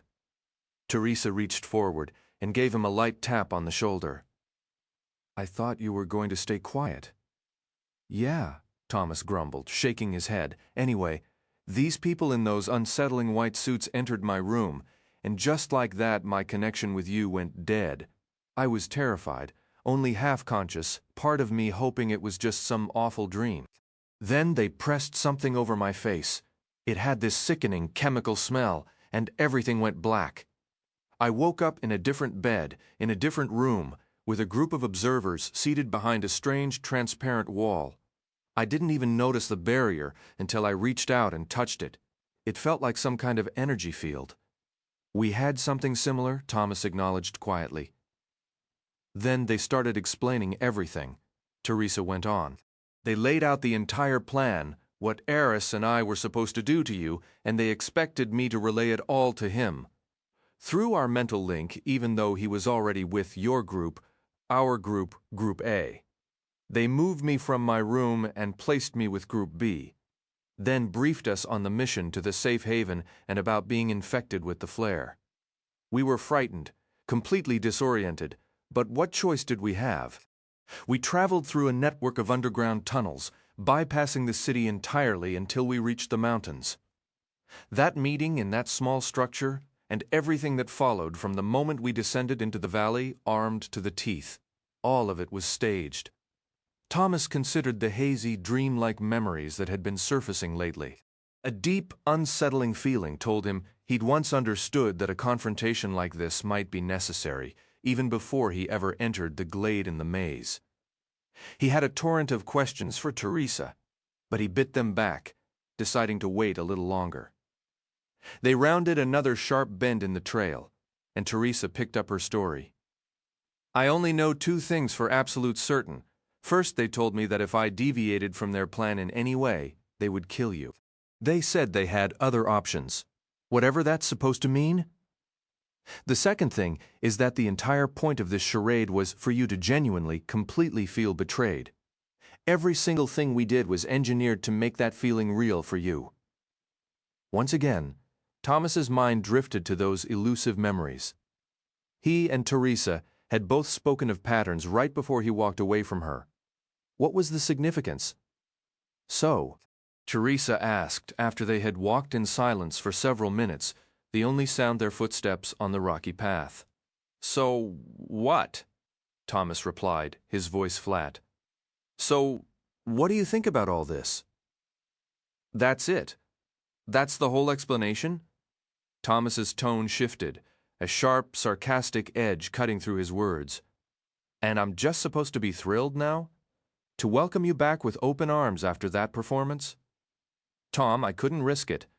Teresa insisted, her own voice growing firm. I was convinced they would murder you if I didn't play along, no matter what happened. The end goal was for you to believe with every fiber of your being that I had utterly betrayed you. That's why I committed so fully to the act. But as for why that feeling was so crucial to them, that's the part I still don't understand. Thomas had no clue. Suddenly, all this new information was giving him another pounding headache. You were really convincing, though. What about in that building? The kiss?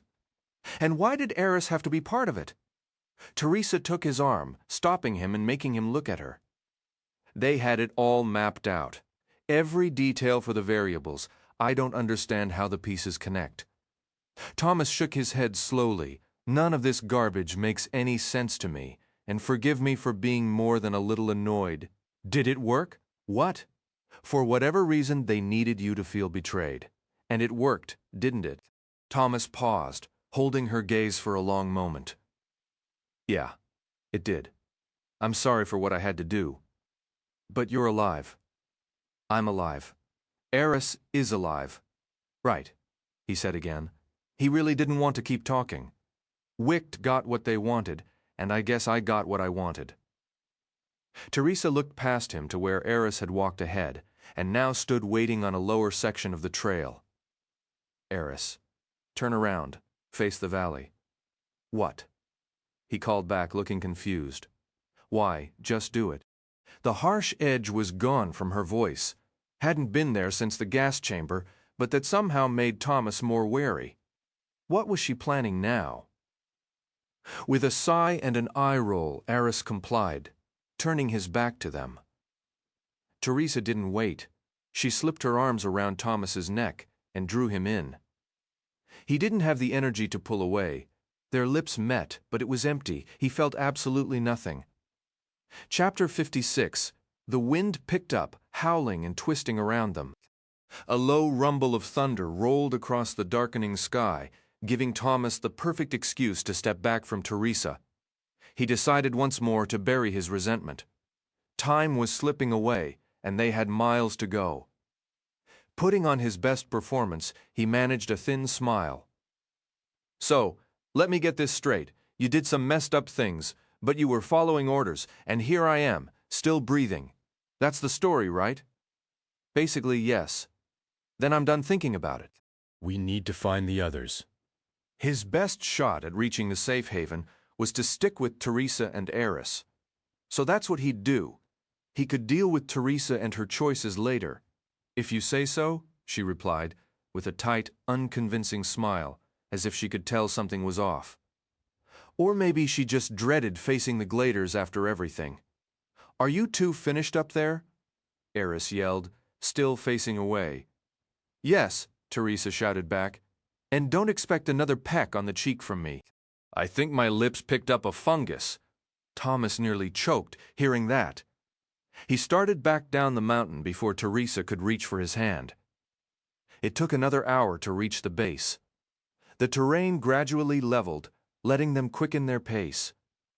Finally, the winding switchbacks ended, and they broke into a jog for the last stretch across a flat, barren expanse that seemed to go on forever. The air was hot, but the heavy clouds and persistent wind made it tolerable. Thomas could no longer get a clear view of the slowly merging groups, A and B ahead.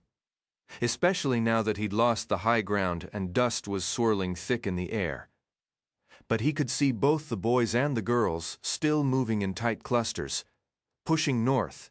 Even from this distance, they appeared to be leaning into the strengthening gale as they trudged forward. Grit stung Thomas's eyes. He kept rubbing at them, which only made the skin around them feel raw and sore. The world grew darker as the clouds thickened overhead. After a brief stop to eat and drink, their supplies were running dangerously low. The three of them took a moment to watch the other groups. They're just walking up there, Teresa said, pointing ahead with one hand while using the other to shield her eyes from the stinging wind. Why aren't they running? Thomas asked, his voice barely carrying over the rising wind. Aris checked his watch, the face smudged with dust. We've still got over 3 hours before the deadline.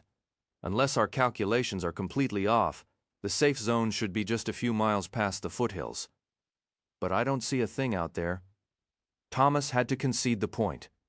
The faint hope that the haven was simply hidden by the terrain had evaporated. Look at how slowly they're moving. They can't see it either.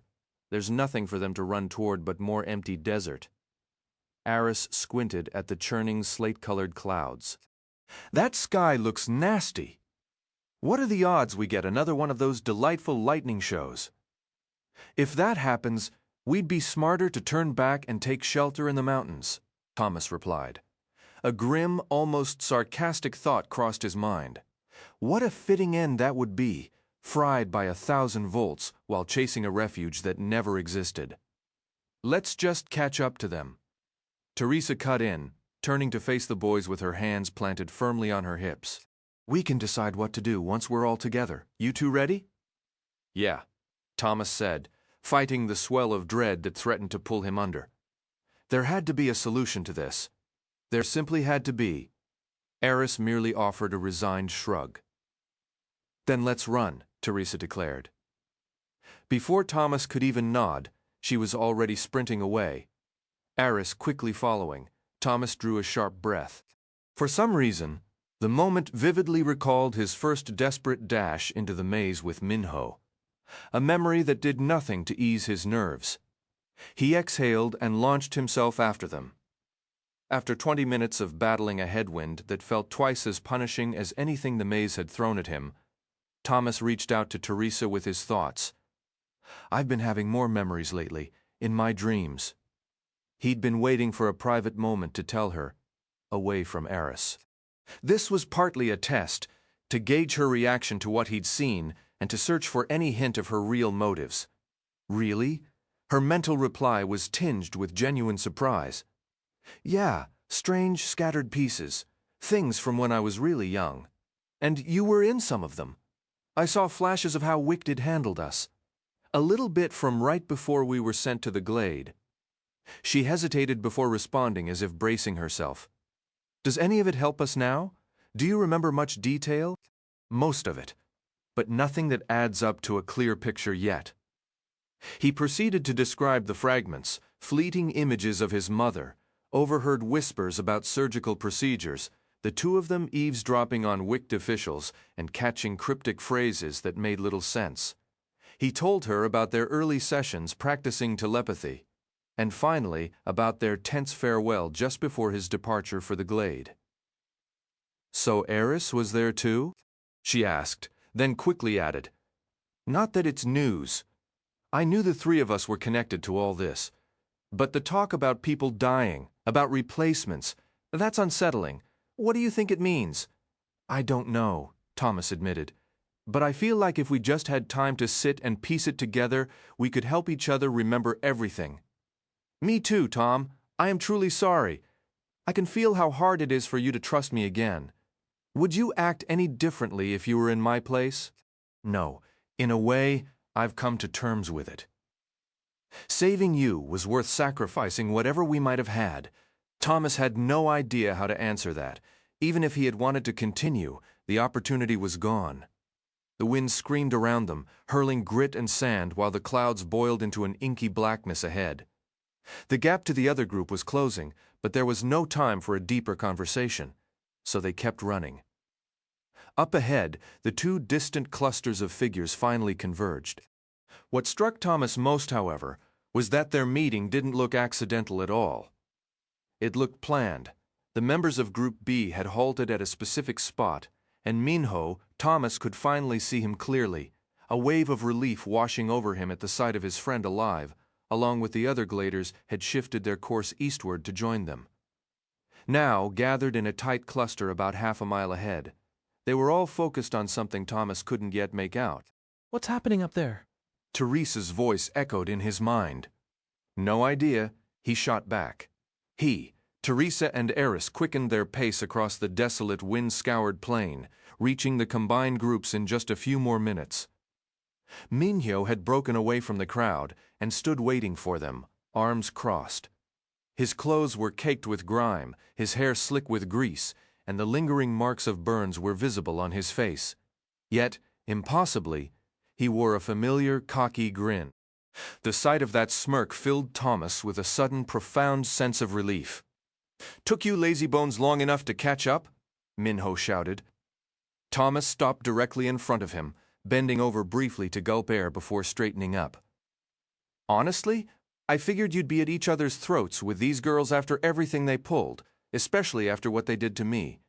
Minho glanced back at the intermingling group of boys and girls, then returned his sharp gaze to Thomas. "Well, for starters, they're packing some seriously nasty gear, including bows, not exactly a fair fight.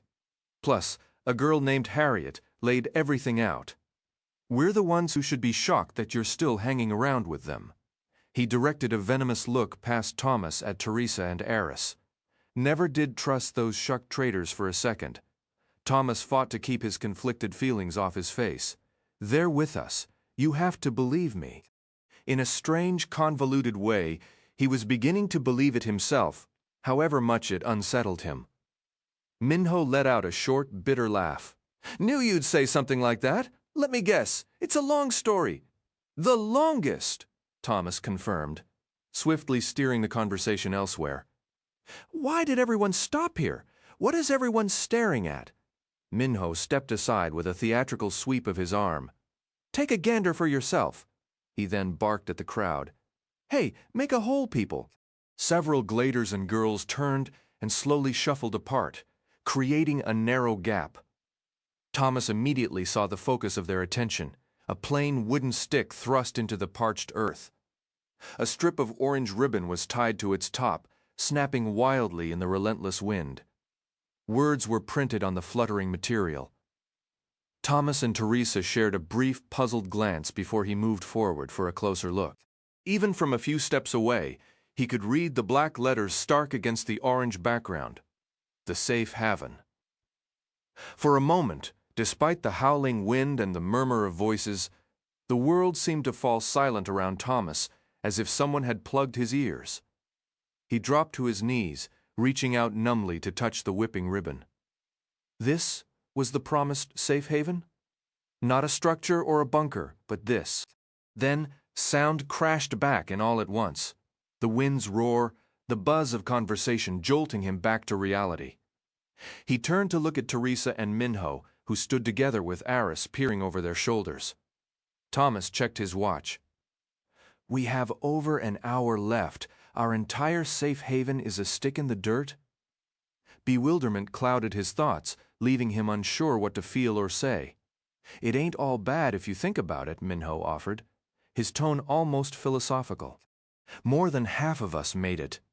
Looks like even more of the girls' group did, too." Thomas pushed himself to his feet, a hot spike of frustration cutting through his confusion. "Has the flare already fried your brain?" "Yeah, we arrived, safe and sound at a stick." Minho scoffed. "Come on, they didn't send us all this way for nothing. We beat their clock. Now we just wait it out. Something's going to happen when time's up." "That's exactly what worries me," Thomas said, his voice tight. "Hate to admit it," Teresa added, stepping closer. "But I'm with Thomas on this one. After everything they'd put us through, it would be way too convenient to just have a little sign here and then get picked up by a nice helicopter as some kind of reward. Something bad is definitely about to happen. Whatever you say, traitor." Minho shot back, not bothering to hide the disgust in his voice. "I don't want to hear another word from you." He turned and stalked away, angrier than Thomas had ever seen him. Thomas glanced at Teresa, who looked genuinely stunned. "You really shouldn't be surprised." She just shrugged, her expression hardening. "I'm tired of apologizing. I did what I thought was right." Thomas couldn't believe she meant it. "Whatever, I need to find Newt." Before he could finish, Brenda emerged from the crowd, her eyes darting between him and Teresa. The wind tore through her long hair, whipping it wildly so that every time she tucked it behind her ears, it flew right back out. "Brenda," Thomas said, feeling an unexpected pang of guilt. "Hey there," Brenda replied, stepping right up to stand between him and Teresa. "Is this the girl you told me about, back when we were cozy in that truck?" "Yeah." Thomas blurted out, then immediately corrected himself. "No, I mean, yes." Teresa extended a hand toward Brenda, who shook it firmly. "I'm Teresa." "Nice to meet you," Brenda said flatly. "I'm a crank, slowly losing my mind. Sometimes I get the urge to chew off my own fingers or randomly attack people. Thomas here promised he'd save me."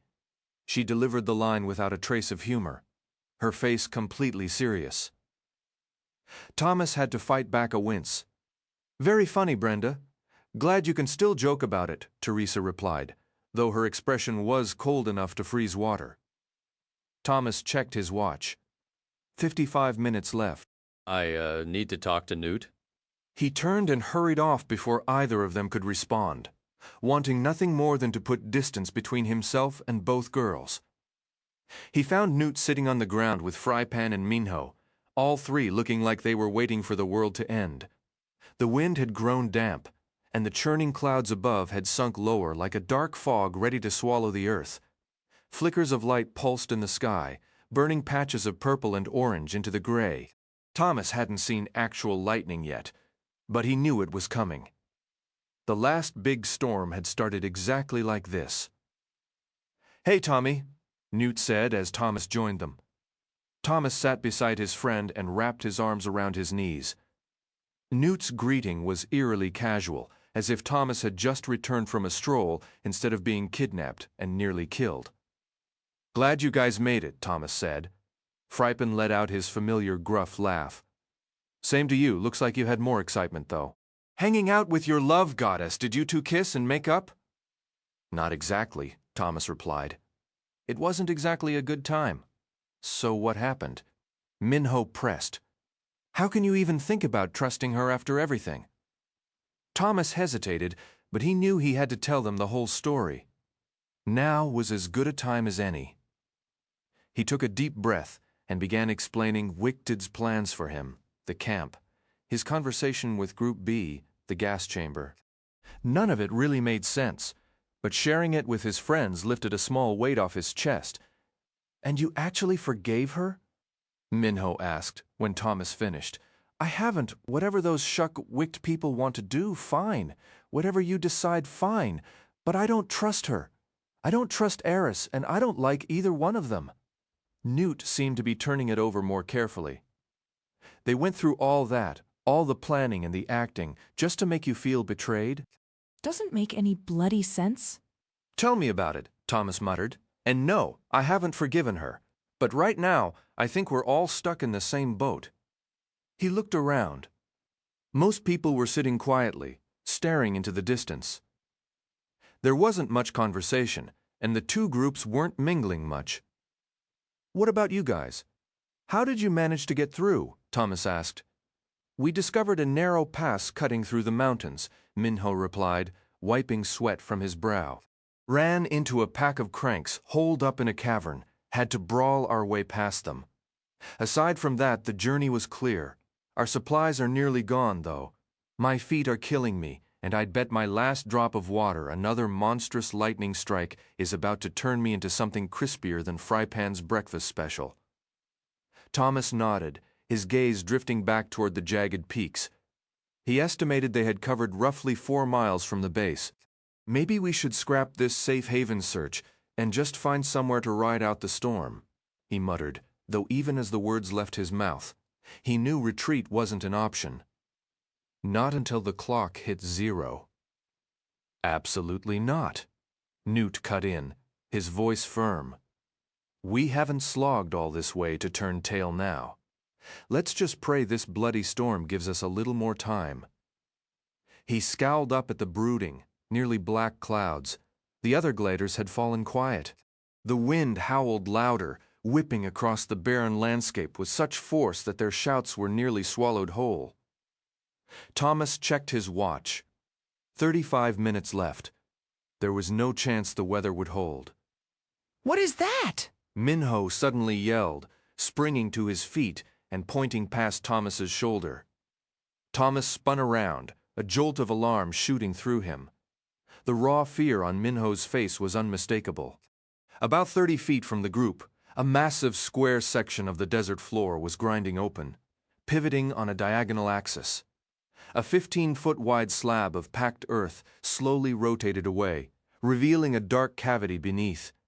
The screech of straining metal tore through the air, louder even than the raging wind. Within moments, the panel had fully flipped, replaced by a smooth black surface supporting a single oblong white pod with rounded edges. Thomas's breath caught. He'd seen these before, several of them, in fact.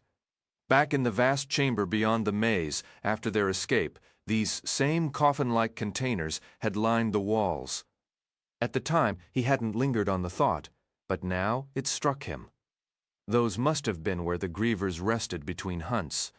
Before he could voice the chilling realization, more sections of the desert floor began to rotate open all around them, forming a wide encircling ring of gaping dark squares, dozens of them. The shriek of metal was overwhelming as each panel slowly turned. Thomas clamped his hands over his ears. The others did the same. Scattered evenly in a wide circle around their position, patches of desert ground twisted and vanished, each one finally clanking into place as a black square topped with one of those bulbous white pods. At least 30 in total. Then, as abruptly as it began, the metallic screaming ceased. No one spoke. The wind roared across the plain, driving streams of grit and dust against the rounded containers. The constant gritty pinging sound that followed set Thomas's teeth on edge. He had to squint against the stinging debris. Nothing else moved. There was only the wind, the cold, the biting dust, and those silent alien pods. Tom? Teresa's voice reached him in his mind. Yeah. You remember those, don't you? Yeah. You think grievers are inside? That was precisely what he feared, but Thomas had also learned to expect the unexpected. He thought for a second before responding. I don't know. The grievers had slimy, wet bodies. This desert would be brutal for them. It felt like a weak argument, but he was scrambling for logic. Maybe we're supposed to get inside them, Teresa suggested after a pause. Maybe these are the safe haven, or they transport us somewhere. Thomas recoiled at the idea, yet a part of him suspected she might be right. He forced his eyes away from the ominous pods and scanned the group until he found her face in the gloom. She was already moving in his direction, and he felt a small wave of relief that she was by herself. Dealing with both her and Brenda at that moment would have been too much. "Hey!" he called out, but the word was snatched by the gale before it could fully leave his lips. He almost extended a hand toward her, then caught himself, the memory of their shifted dynamic hitting him sharply. She didn't appear to register the aborted gesture as she continued past him to nudge Minho and Newt in greeting. They turned, and Thomas stepped closer to join their huddle. "So what's the plan?" Minho asked, shooting Teresa a look that made it clear he considered her an unnecessary addition to the discussion. Newt was the one who answered. If those pods are full of bloody grievers, we better brace ourselves for a fight. "What's going on over here?" Thomas turned to see Harriet and Sonia. Harriet had been the one to speak. Brenda stood just behind them, with Jorge at her shoulder. Fantastic, Minho muttered under his breath. The Royal Court of Group B has arrived. Harriet ignored the comment entirely. I'm guessing you all saw those pods back in the Wick chamber too. They had to be charging stations or something along those lines. Exactly, Newt agreed. No other explanation. Above them thunder roared and the sky lit up with increasingly bright flashes. The wind whipped at their clothes and hair, carrying the odd scent of impending rain mixed with ancient dust. Thomas checked the time again, his stomach tightening. "We're down to 25 minutes. Either we're about to fight or we need to be inside those giant coffins when the clock hits 0. Maybe they're—" A piercing, omnipresent hiss sliced through the air, drilling into Thomas's skull. He clamped his hands over his ears again. Movement at the edges of their circle drew his eye. The large white pods were activating. A seam of dark blue light appeared on each one, widening as the top half began to rise smoothly on hidden hinges, like a lid being lifted. The motion was eerily silent against the backdrop of howling wind and thunder. Almost instinctively, the gladers and the others drew inward, forming a tight, nervous cluster. Everyone was backing away from the pods until they were a coiled knot of bodies surrounded by roughly 30 open, rounded, white containers. Something bulky was inside each one. From his vantage point, Thomas couldn't make out any familiar, slithering appendages. Nothing stirred, but he knew better than to relax. Teresa? He reached out with his thoughts, not daring to shout over the storm. "Yeah," came her immediate reply. Someone needs to get a closer look. See what's inside, he suggested it, but he desperately hoped he wouldn't be volunteered. "Let's go together," she responded, her mental voice calm. Her readiness surprised him. "Sometimes you have the worst ideas," he shot back, trying to lace the thought with sarcasm to mask the cold fear he truly felt. "Thomas!" Minho shouted. The wind was now nearly drowned out by the cacophony of the storm directly overhead, lightning cracking the sky open. "What?" Thomas yelled back. "You, me, and Newt, let's go! Check it out!" He was just gathering the courage to step forward when something slid out of the nearest pod. A unified, sharp intake of breath came from those around him. He turned, straining to see. Now things were shifting in all the pod's forms he couldn't immediately process. They were definitely emerging. He focused on the container closest to him, squinting through the dusty air. A malformed arm draped over the pod's edge, its hand hanging limp, fingers just brushing the ground. 4 twisted fingers, each a different length and sickly beige in color, twitched and grasped at the empty air. They seemed to be searching for a handhold, something to pull the rest of the horror from its pod. The wrinkled, lumpy arm was grotesque, but the strangest feature was at the elbow, a perfectly round 4-inch sphere glowing, a fierce, bright orange, like a light bulb had been fused into its flesh. The creature kept emerging. A leg flopped over the pod's edge. The foot a shapeless mass with 4 knobby toes, writhing just like the fingers. On its knee was another one of those impossible orange orbs, shining from within its own skin. "What is that?" Minho yelled, his voice barely carrying over the howling storm. No one replied. Thomas was transfixed, a mix of dread and awful fascination holding him in place. He managed to tear his gaze away for just a second, long enough to see identical horrors emerging from every other pod in perfect, chilling sync, before looking back at the nearest one. It had found enough leverage with its right arm and leg to heave the rest of its body out. With a sickening lurch, the abomination tumbled over the pod's rim and crashed to the ground. Roughly human in shape, but towering over everyone present, its naked body was thick, pockmarked, and covered in deep wrinkles. The most disturbing details were the 24 or more of those bulbous growths scattered across its form, each pulsing with that same brilliant orange light. They dotted its chest and back, one on each elbow and knee. The orb on its right knee had shattered in a shower of sparks upon impact, and several more protruded from a large, lumpy mass that served as a head. It had no eyes, no nose, no mouth, and no hair. The monster swayed as it found its feet, then turned squarely toward the huddled humans.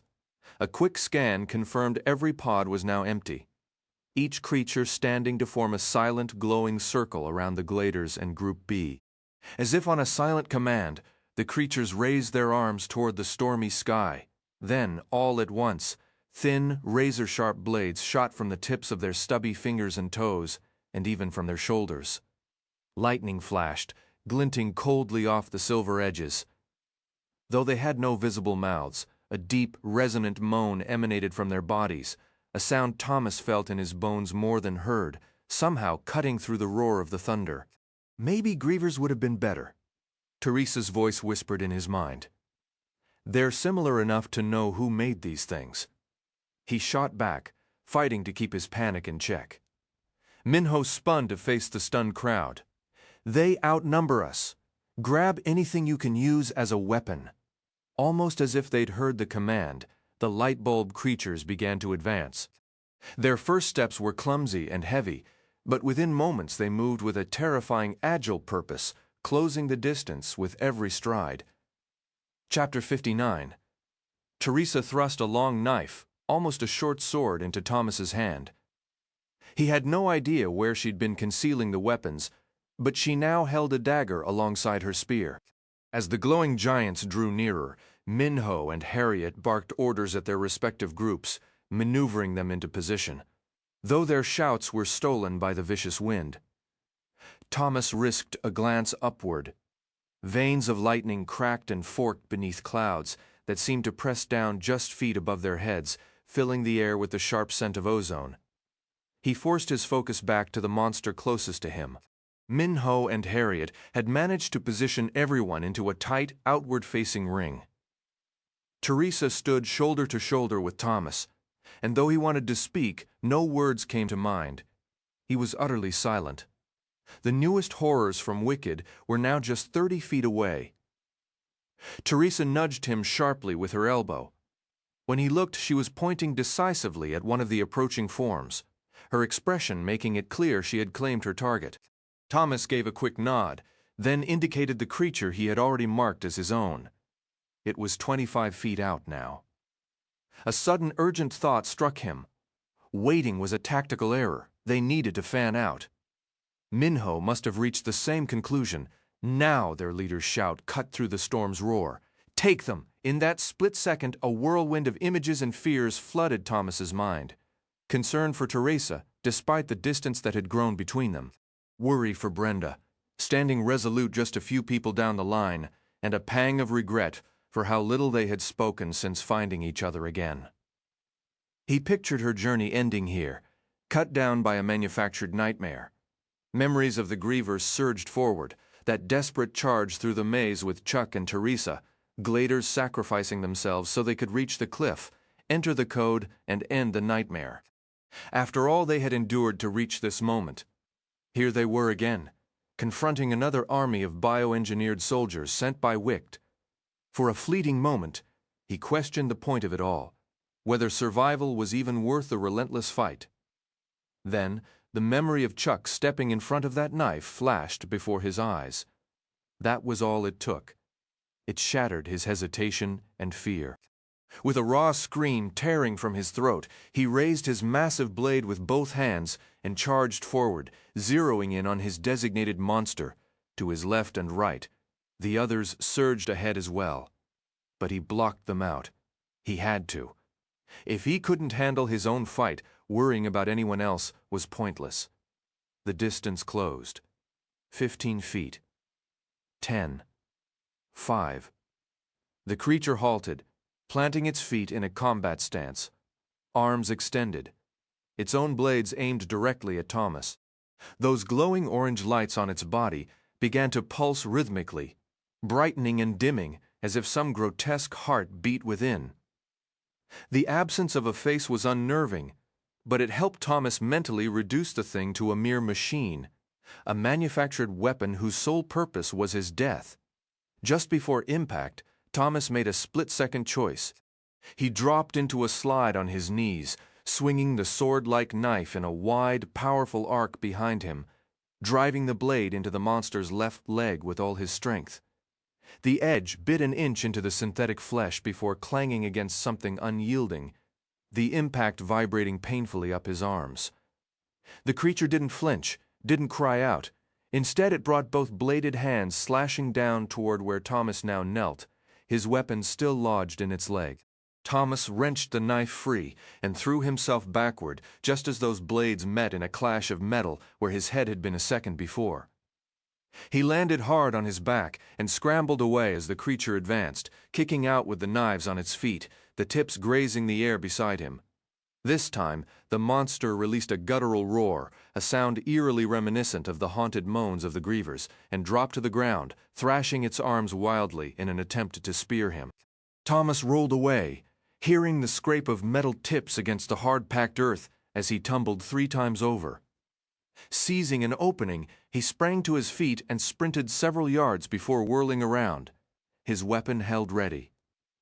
The creature was just rising, its stubby, bladed fingers slashing at empty air. Thomas drew in ragged, deep breaths, the sounds and movements of the other battles flickering at the edges of his vision. Minho was a whirlwind of steel, driving his opponent back with a blade in each fist. Newt scrambled desperately across the dirt, the creature chasing him, now moving with a heavy, wounded limp. Teresa was closest, a blur of motion as she danced around her foe, not slashing but jabbing with the blunt end of her spear. Why? Thomas tore his eyes away just in time to duck a silver blur, feeling the air stir his hair as a bladed arm whistled past. He spun low, stabbing wildly at the pursuing monster, his strikes glancing off tough hide. One desperate lunge connected with an orange bulbous growth on its chest. It shattered in a burst of sparks, the light winking out instantly. His luck wouldn't last. He dove into a tuck and roll, springing up several feet away. The creature hesitated, just for the second it took Thomas to escape, then came on again. But an idea was crystallizing. He looked back at Teresa. Her monster now moved in stiff, halting jerks.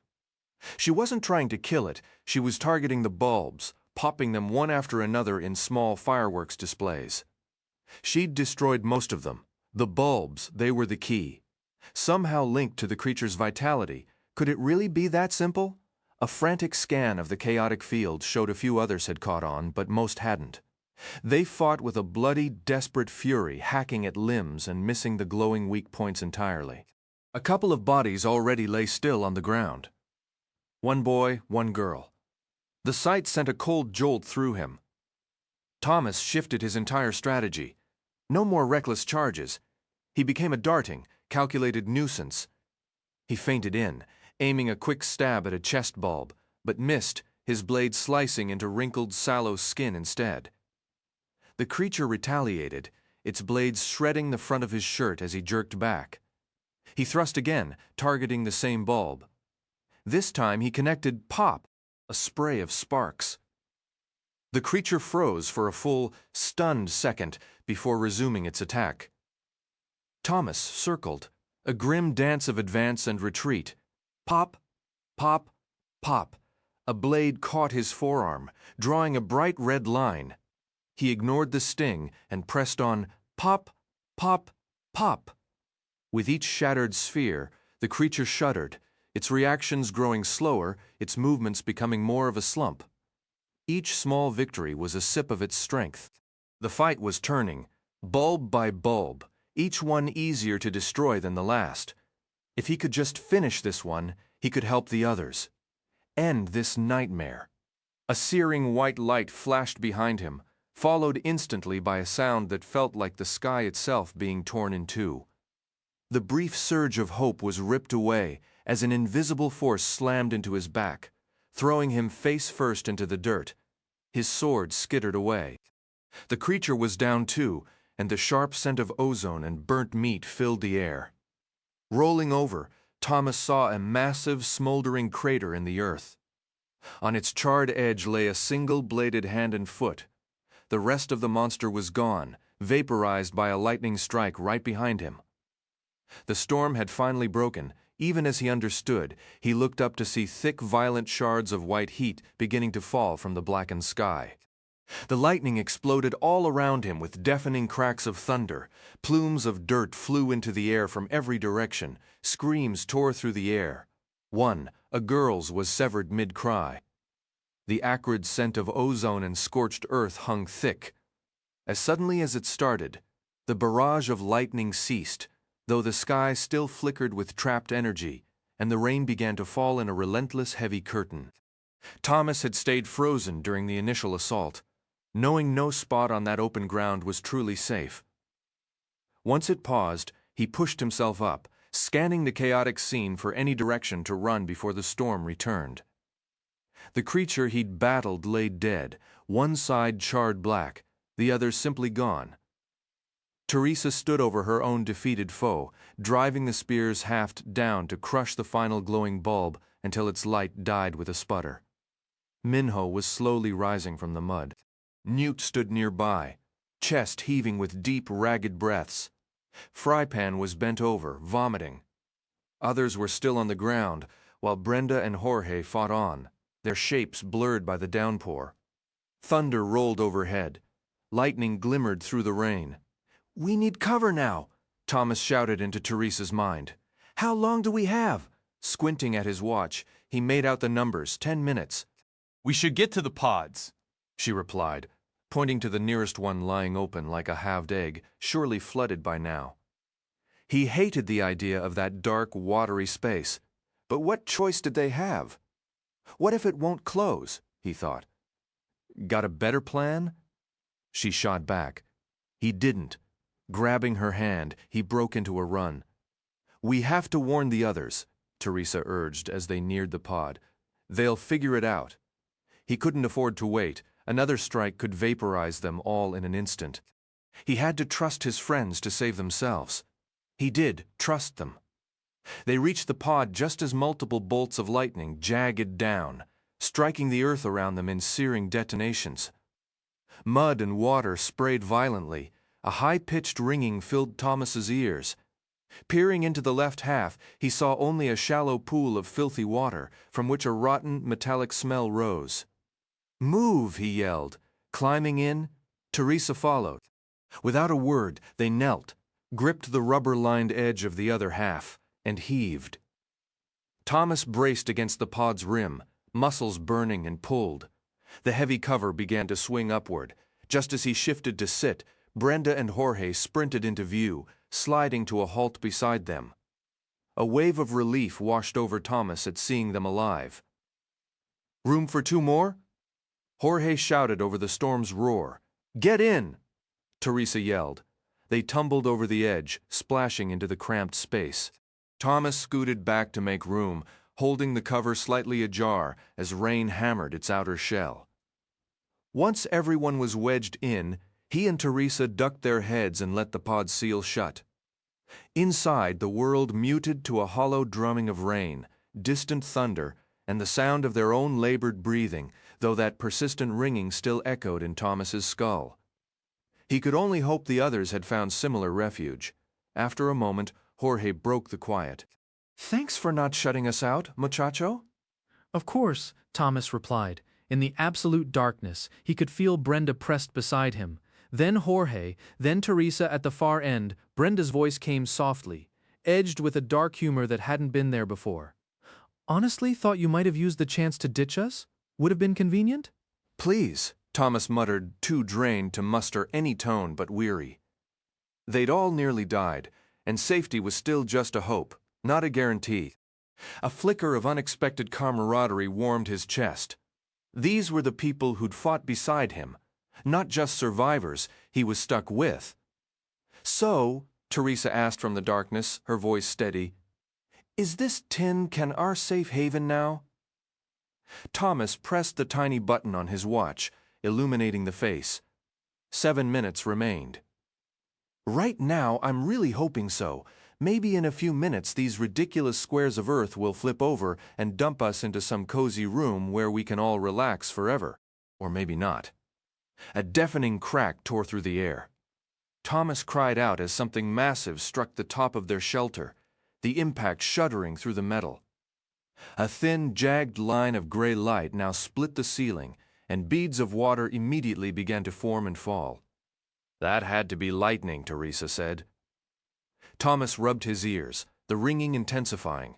"A couple more hits like that and we'll be right back where we started in this mess." His own voice sounded distant and strange. He checked the watch again. 5 minutes left. The water dripped steadily into the growing puddle.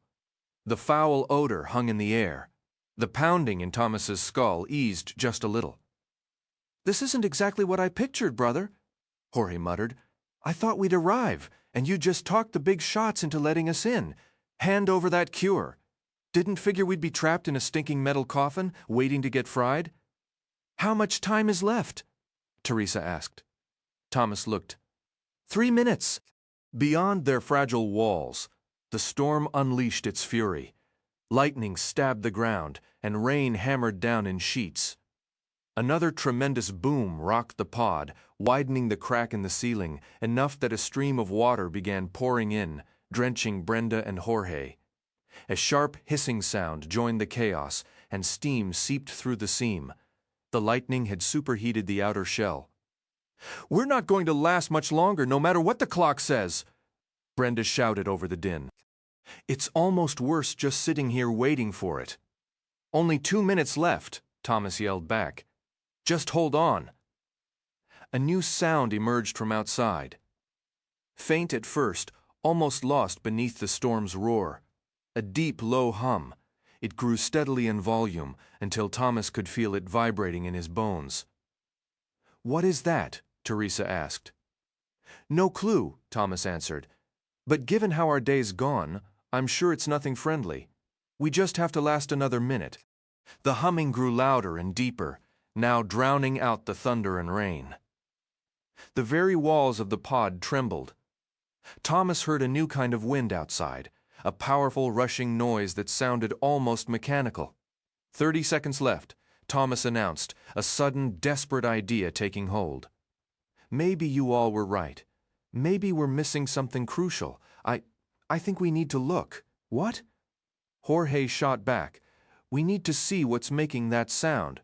Come on, help me get this open again. And if a nice big bolt of lightning decides to barbecue my backside?" Thomas placed his palms flat against the ceiling. "We have to take the chance. Come on, push. He's right," Teresa said, bracing her hands beside his. Brenda followed suit, and finally, with a grumble, Jorge added his strength. "Just about halfway," Thomas said. "Ready?" After a chorus of strained affirmations, he counted, 1, 2, 3. They shoved upward with all their might, and their combined effort was far too much. The lid flew open, flipping over completely before crashing into the mud, leaving the pod fully exposed. Rain assaulted them, driven sideways by a ferocious gale. Thomas gripped the edge of the pod and stared, his jaw slack, at the massive round craft hovering 30 feet above the ground, descending rapidly. It was studded with flickering lights, and blue flames roared from its thrusters. It was the same ship that had rescued him after he was shot. The Berg. Thomas glanced at his watch just as the final second vanished. He looked back up. The Berg settled onto claw-like landing gear, and a huge cargo door began to grind open in its metal belly. Thomas knew hesitation was a luxury they could no longer afford. No more questions, no more fear, no more arguments, only movement. "Let's go!" he shouted, grabbing Brenda's arm as he climbed out. His foot slipped in the churned mud, and he toppled over, landing with a wet splat. He pushed himself up, spitting out the gritty sludge and wiping it from his eyes, then scrambled back to his feet. The storm unleashed its fury, rain sheeting down in a relentless torrent, while thunder shook the very ground. Jagged forks of lightning tore through the black sky, casting everything in stark, terrifying flashes. With Brenda's help, Jorge and Teresa had escaped the immediate danger. Thomas's eyes locked onto the Berg, maybe 60 feet distant, its cargo ramp fully lowered like a hungry mouth, offering a glimpse of sanctuary within.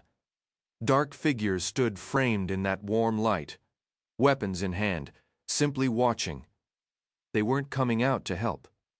This was the real deal, the actual escape. Move! Thomas roared, already sprinting forward, his knife a firm extension of his will in case any of those things were still lurking. Teresa and the others matched his pace. The rain had turned the earth into a slick, treacherous bog. Thomas lost his footing, tumbling hard into the muck before Teresa seized his collar and hauled him back up without breaking stride. A chaotic scramble of other survivors surged around them, all desperate for the ship. The storm's gloom and the blinding curtains of rain made it impossible to tell friend from foe. Not that it mattered now. Then, from the right, lurching from behind the wrecked tail section of the plane, a pack of the bulb creatures shambled into view. They moved to intercept, to cut off the path to that open ramp. Their bladed arms glistened wetly, some darkened with old blood.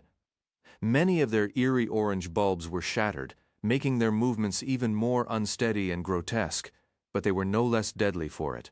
And still, the figures in the berg just watched, straight through them. Thomas bellowed. Almost as if summoned, Minho and Newt appeared at his side, joined by a handful of other gladers. Harriet and some of the Group B girls fell in too. A wordless understanding passed between them all. Take out these last obstacles and get off this cursed ground, for the first time since he'd woken up in the box what felt like a lifetime ago. Thomas felt a strange, cold clarity where fear should have been. It was just gone, replaced by a furious focus. The world dissolved into chaos. Lightning detonated nearby. Someone shrieked, and the wind howled, driving stinging rain and grit against his skin. The creatures thrashed their blades, emitting that awful, grating shriek. Thomas charged directly into the fray, knife held high. No hesitation. He launched himself at the nearest monster, driving both feet into a cluster of bulbs on its torso. They erupted with a sickening sizzle and pop, and the creature crumpled backward with a dying wail. Thomas hit the mud, rolled and sprang up, already dancing around the flailing thing. He became a whirlwind of precise, brutal motion, dodging a wild slash, jabbing his knife forward. Pop, pop, pop. Each burst of light marked a step closer to its end. With only a few bulbs left, it was barely twitching. In a final decisive move, Thomas pinned it and delivered the killing strikes. The last light fizzled into nothing. He spun, scanning the skirmish. Teresa stood over a motionless form. Minho and Jorge were wiping their blades. Newt, leaning on Brenda for support, was ensuring his opponent stayed down. In moments, it was finished. No more glowing orange eyes in the storm. Panting, Thomas looked up. The berg's ramp was still there, a mere 20 feet away, a promise. Then, with a deep roar, its engines flared to life and it began to rise. "It's taking off," Thomas screamed, his voice raw, pointing desperately. The words were still hanging in the air when Teresa's hand clamped onto his arm, yanking him forward into a final desperate sprint. He stumbled, then found his footing, driving himself through the mud. Thunder cracked at their backs, lightning illuminated the panicked faces of others running beside him, all converging on that shrinking hope of escape. Newt hobbled forward, Minho keeping pace beside him, a watchful eye ensuring his friend didn't stumble. The berg hovered just 3 feet above the pavement, its engines humming as it slowly ascended and pivoted, poised to fire its thrusters and vanish in an instant. A handful of gladers and 3 young women reached it first, throwing themselves onto the platform of the gaping cargo door. Still, the ship rose. More survivors scrambled up, clawing their way inside. Thomas arrived with Teresa right behind him. The open hatch was now level with his chest. He leaped, planting his palms flat on the cold metal. Arms locked, his midsection pressed against the thick rim.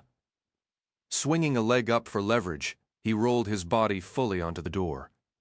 The berg continued its steady climb. Others were climbing aboard, reaching down to haul more up. Teresa was only halfway on, struggling for a grip. Thomas seized her hand and yanked her inward. She tumbled on top of him, and for a fleeting second their eyes met in shared triumph. Then she was up, and both moved to the edge to help whoever remained. The berg was now 6 feet high and beginning to tilt. 3 figures still clung desperately to the lip. Harriet and Newt were hauling a girl to safety. Minho was pulling Eris up, but Brenda hung by her hands alone, her body swinging as she kicked, trying to find purchase. Thomas dropped to his stomach and slid forward, grabbing her right arm. Teresa seized the other. The cargo door was slick with rain. As Thomas pulled, he began to slide toward the edge before jerking to a sudden stop. A glance back showed Jorge braced firmly, anchoring both Thomas and Teresa. Thomas turned back to Brenda and pulled with renewed force. With Teresa's help, they dragged her far enough that her stomach caught the edge. From there, she crawled fully inside. As Brenda moved farther in, Thomas looked back at the ground receding below. Nothing remained but those grotesque creatures, now lifeless and soaked, their once glowy flesh sagging in loose, deflated pockets. A few human bodies lay scattered, none of them familiar to Thomas. He scooted back from the edge, a wave of profound relief washing over him. They'd done it. Most of them had made it. They'd survived the cranks, the storm, the monsters. They'd actually made it. He bumped into Teresa, turned, and pulled her into a fierce hug, momentarily forgetting everything that had come between them. They'd made it. Who are these two? Thomas broke away from Teresa to see who had shouted, a man with cropped red hair, aiming a black pistol at Brenda and Jorge, where they sat shivering, drenched and bruised. "Somebody answer me!" the man yelled again. Thomas spoke without thinking. "They helped us get through the city. We wouldn't be here without them." The man's head snapped toward Thomas. "You picked up strays along the way." Thomas nodded, a knot forming in his stomach. "We made a deal. Promised them the cure too. We still lost people getting here." "Doesn't matter," the man said flatly. "We never authorized bringing outsiders." The berg climbed higher, but the cargo door remained wide open. Wind howled through the gap. One strong jolt could send someone tumbling to their death. Thomas stood anyway, ready to defend the promise he'd made. "You told us to come here, and we did what we had to do to survive." The armed man paused, as if turning the words over in his mind. "Sometimes I forget how little you all understand. Fine. You can keep one of them. The other goes." Thomas fought to keep his reaction in check. "What do you mean, goes?" The man thumbed a switch on the gun, then pressed the barrel closer to Brenda's temple. "We're out of time. You have 5 seconds to pick who stays. No choice. They both die. One. Wait." Thomas looked from Brenda to Jorge. Both stared at the floor, silent. Their faces went white with terror. 2. Thomas pushed down the surge of panic, shutting his eyes. This wasn't anything new. No, he saw things clearly now. He understood what was required. 3. No more fear. No more stunned disbelief. No more hesitation. Accept what comes. Follow the script. Survive the evaluations. Survive the trials. 4. The man's face flushed crimson. Decide this instant, or they both die. Thomas opened his eyes and moved forward. Then he gestured toward Brenda and spoke the 2 ugliest words he had ever uttered. "Kill her." Due to the bizarre rule that only one could remain, Thomas believed he had it figured out, was certain he knew the outcome. That it was just another variable and they would take the person he didn't select, but he was mistaken. The man shoved his pistol into his waistband, then bent and seized Brenda's shirt with both hands, hauling the girl upright. Without a sound, he started toward the open sky, pulling her along. Chapter 62. Brenda stared at Thomas with frantic eyes, her expression twisted in agony as the stranger hauled her across the berg's metal deck, toward the open hatch and a guaranteed death. When he was midway there, Thomas moved. He lunged forward and crashed into the man's legs, bringing him down hard. The gun skittered across the floor nearby. Brenda tumbled to the side, but Teresa was there to grab her, yanking her back from the dangerous brink of the doorway. Thomas pressed his left forearm against the man's throat and groped for the weapon with his free hand. His fingers closed around it, tightened, pulled it to his chest. He scrambled up and back, holding the pistol in both hands, aiming it at the stranger now lying flat on his back. "No one else is dying," Thomas stated, breathing hard, a little stunned by his own actions. "If we haven't done enough to pass your ridiculous tests, then we fail. The testing is finished." As he spoke, he wondered if this was meant to happen, but even that didn't matter. He meant every word. The pointless slaughter and suffering had to stop. The stranger's expression softened into the faintest ghost of a smile, and he sat up, scooting backward until his shoulders hit the wall. As he did, the massive cargo door began to swing shut, its hinges shrieking like stuck pigs. Nobody spoke until it slammed closed, one final gust of wind whipping through before it sealed. "My name is David," the man said, his voice loud in the sudden quiet, broken only by the low drone of the ship's engines. And don't worry, you're correct, it's over. All of it. Thomas gave a mocking nod. Right. We've heard that song before. This time we're serious. We're not going to just sit back and let you run experiments on us anymore. We're finished. David took a moment to look around the large cargo bay, perhaps checking if the others backed what Thomas had just declared.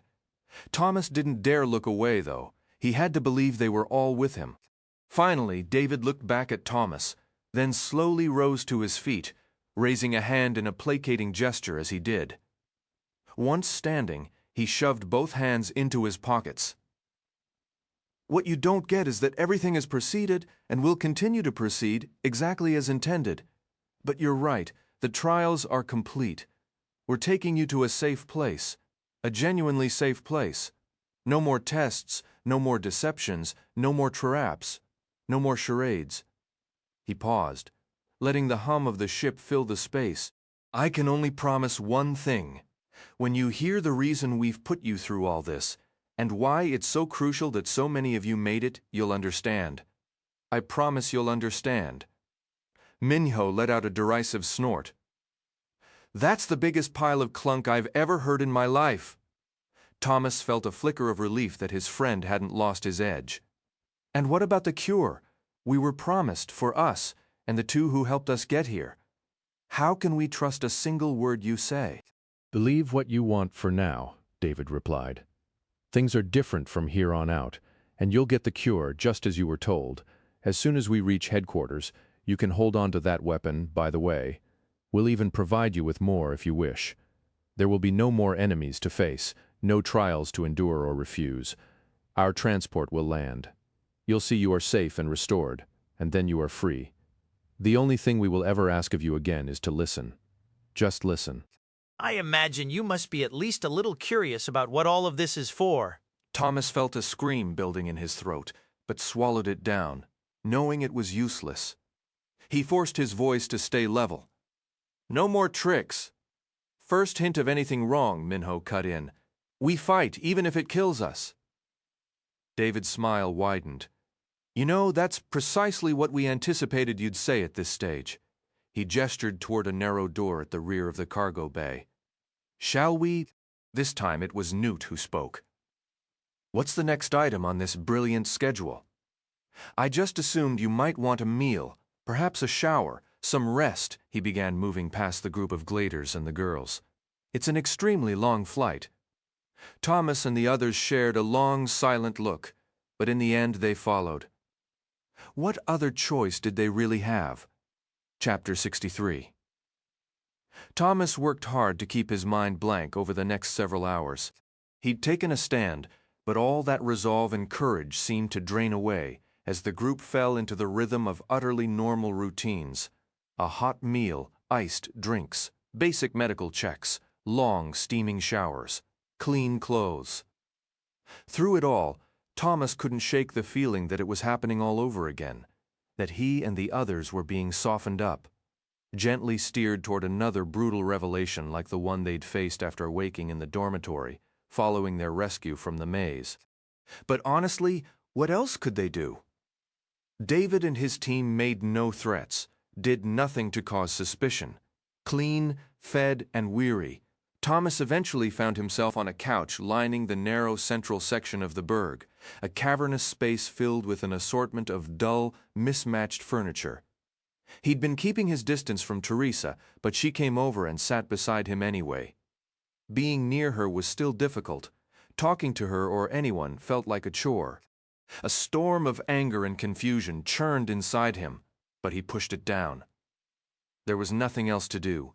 He didn't know how to pilot the berg, and even if he could seize it, he had no idea where to go. They would go wherever Wicht directed. They would listen, and then they would decide. What's on your mind? Teresa asked finally. Thomas was relieved she'd spoken aloud. He wasn't sure he wanted to share thoughts with her telepathically ever again. What am I thinking? Mostly trying not to think at all. I get it. Maybe we should just appreciate the quiet for a little while. Thomas looked at her. She sat there as if everything between them was perfectly fine, as if they were still the closest of friends. And he couldn't take it anymore. I can't stand you acting like nothing happened. Teresa dropped her gaze. I'm trying to forget too, you know? I'm not an idiot. I know things can't go back to how they were, but I still wouldn't change what I did. It was the plan, and it worked. You're alive, and that's what matters to me. Maybe someday you'll understand. He almost resented her for sounding so calm and logical. Right now, all I care about is stopping these people. What they've done to us isn't right. It doesn't matter how involved I once was. It's wrong. Teresa shifted, leaning her head back against the couch's arm. Come on, Tom. They wiped our memories, but they didn't take our minds. We were both part of this from the beginning. And when they explain it all, when we remember why we agreed to go through this, we'll probably end up doing exactly what they ask. Thomas considered that for a moment and knew he couldn't disagree more. Maybe once he had felt that way, but not anymore. Arguing with Teresa, however, was the last thing he wanted to do. Maybe you're right, he said softly, his voice barely a whisper in the quiet room. Teresa stretched her arms above her head, a weary sigh escaping her lips. When was the last time we actually slept? I honestly can't remember. Thomas couldn't help but roll his eyes at her attempt to act normal. I remember mine, at least. It involved a gas chamber and you hitting me with a rather large spear. He tried to keep his tone light, but the memory was still sharp. Teresa gave a half-hearted shrug. I've apologized more times than I can count. At least you managed to get some rest. I didn't sleep a wink the whole time you were out. Feels like I've been awake for 2 straight days now. Poor baby, Thomas muttered through a sudden yawn, his own exhaustion pulling at him. He glanced over and saw her eyes were already closed, her breathing slow and steady. She had fallen asleep that quickly.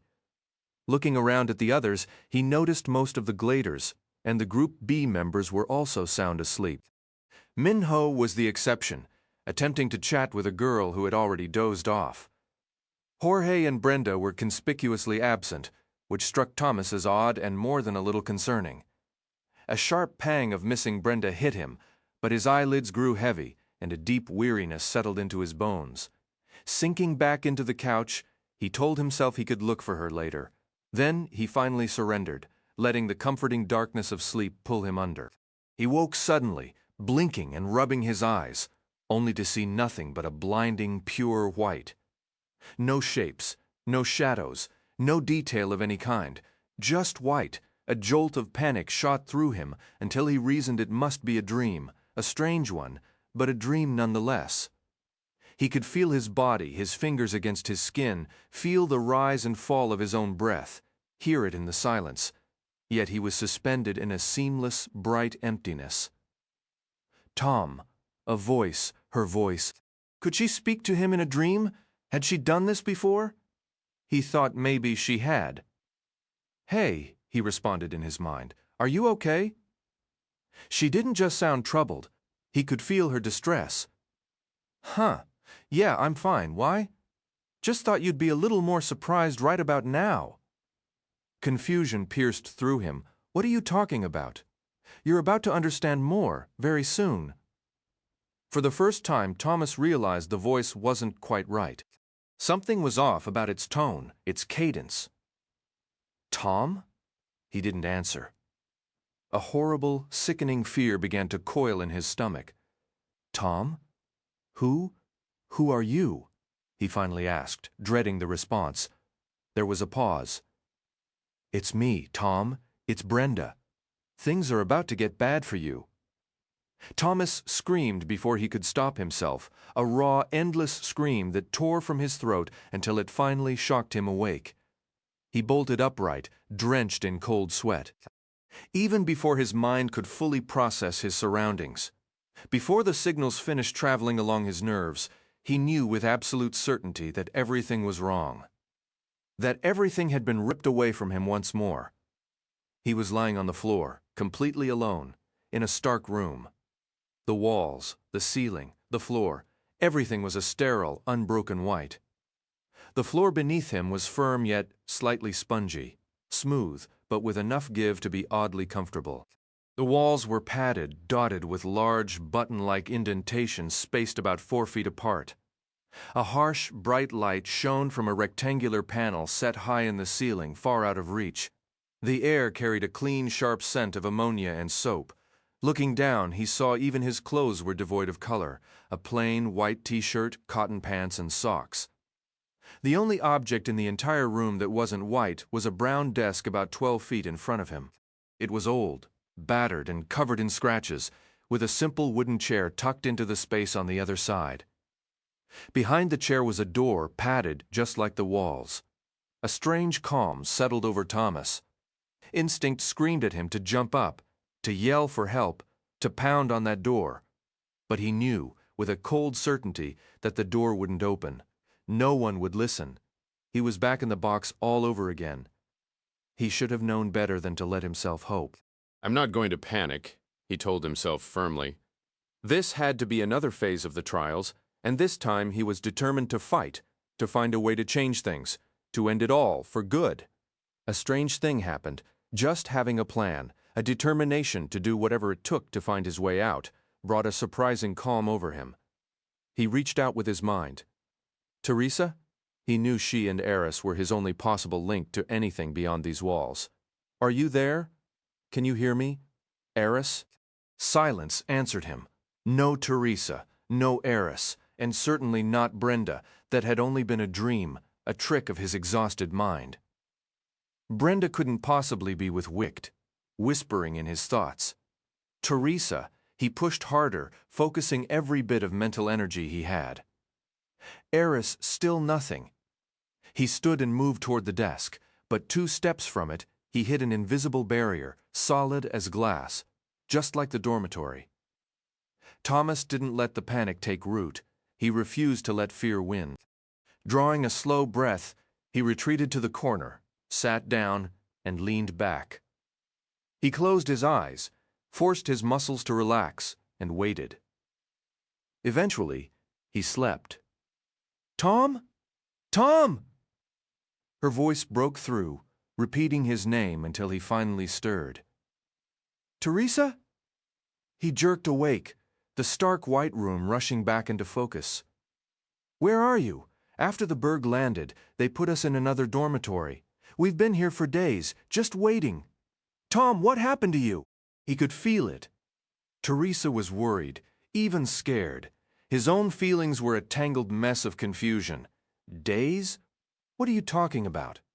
They took you away the moment we landed. They keep saying it was too late, that the flare has taken too deep a hold.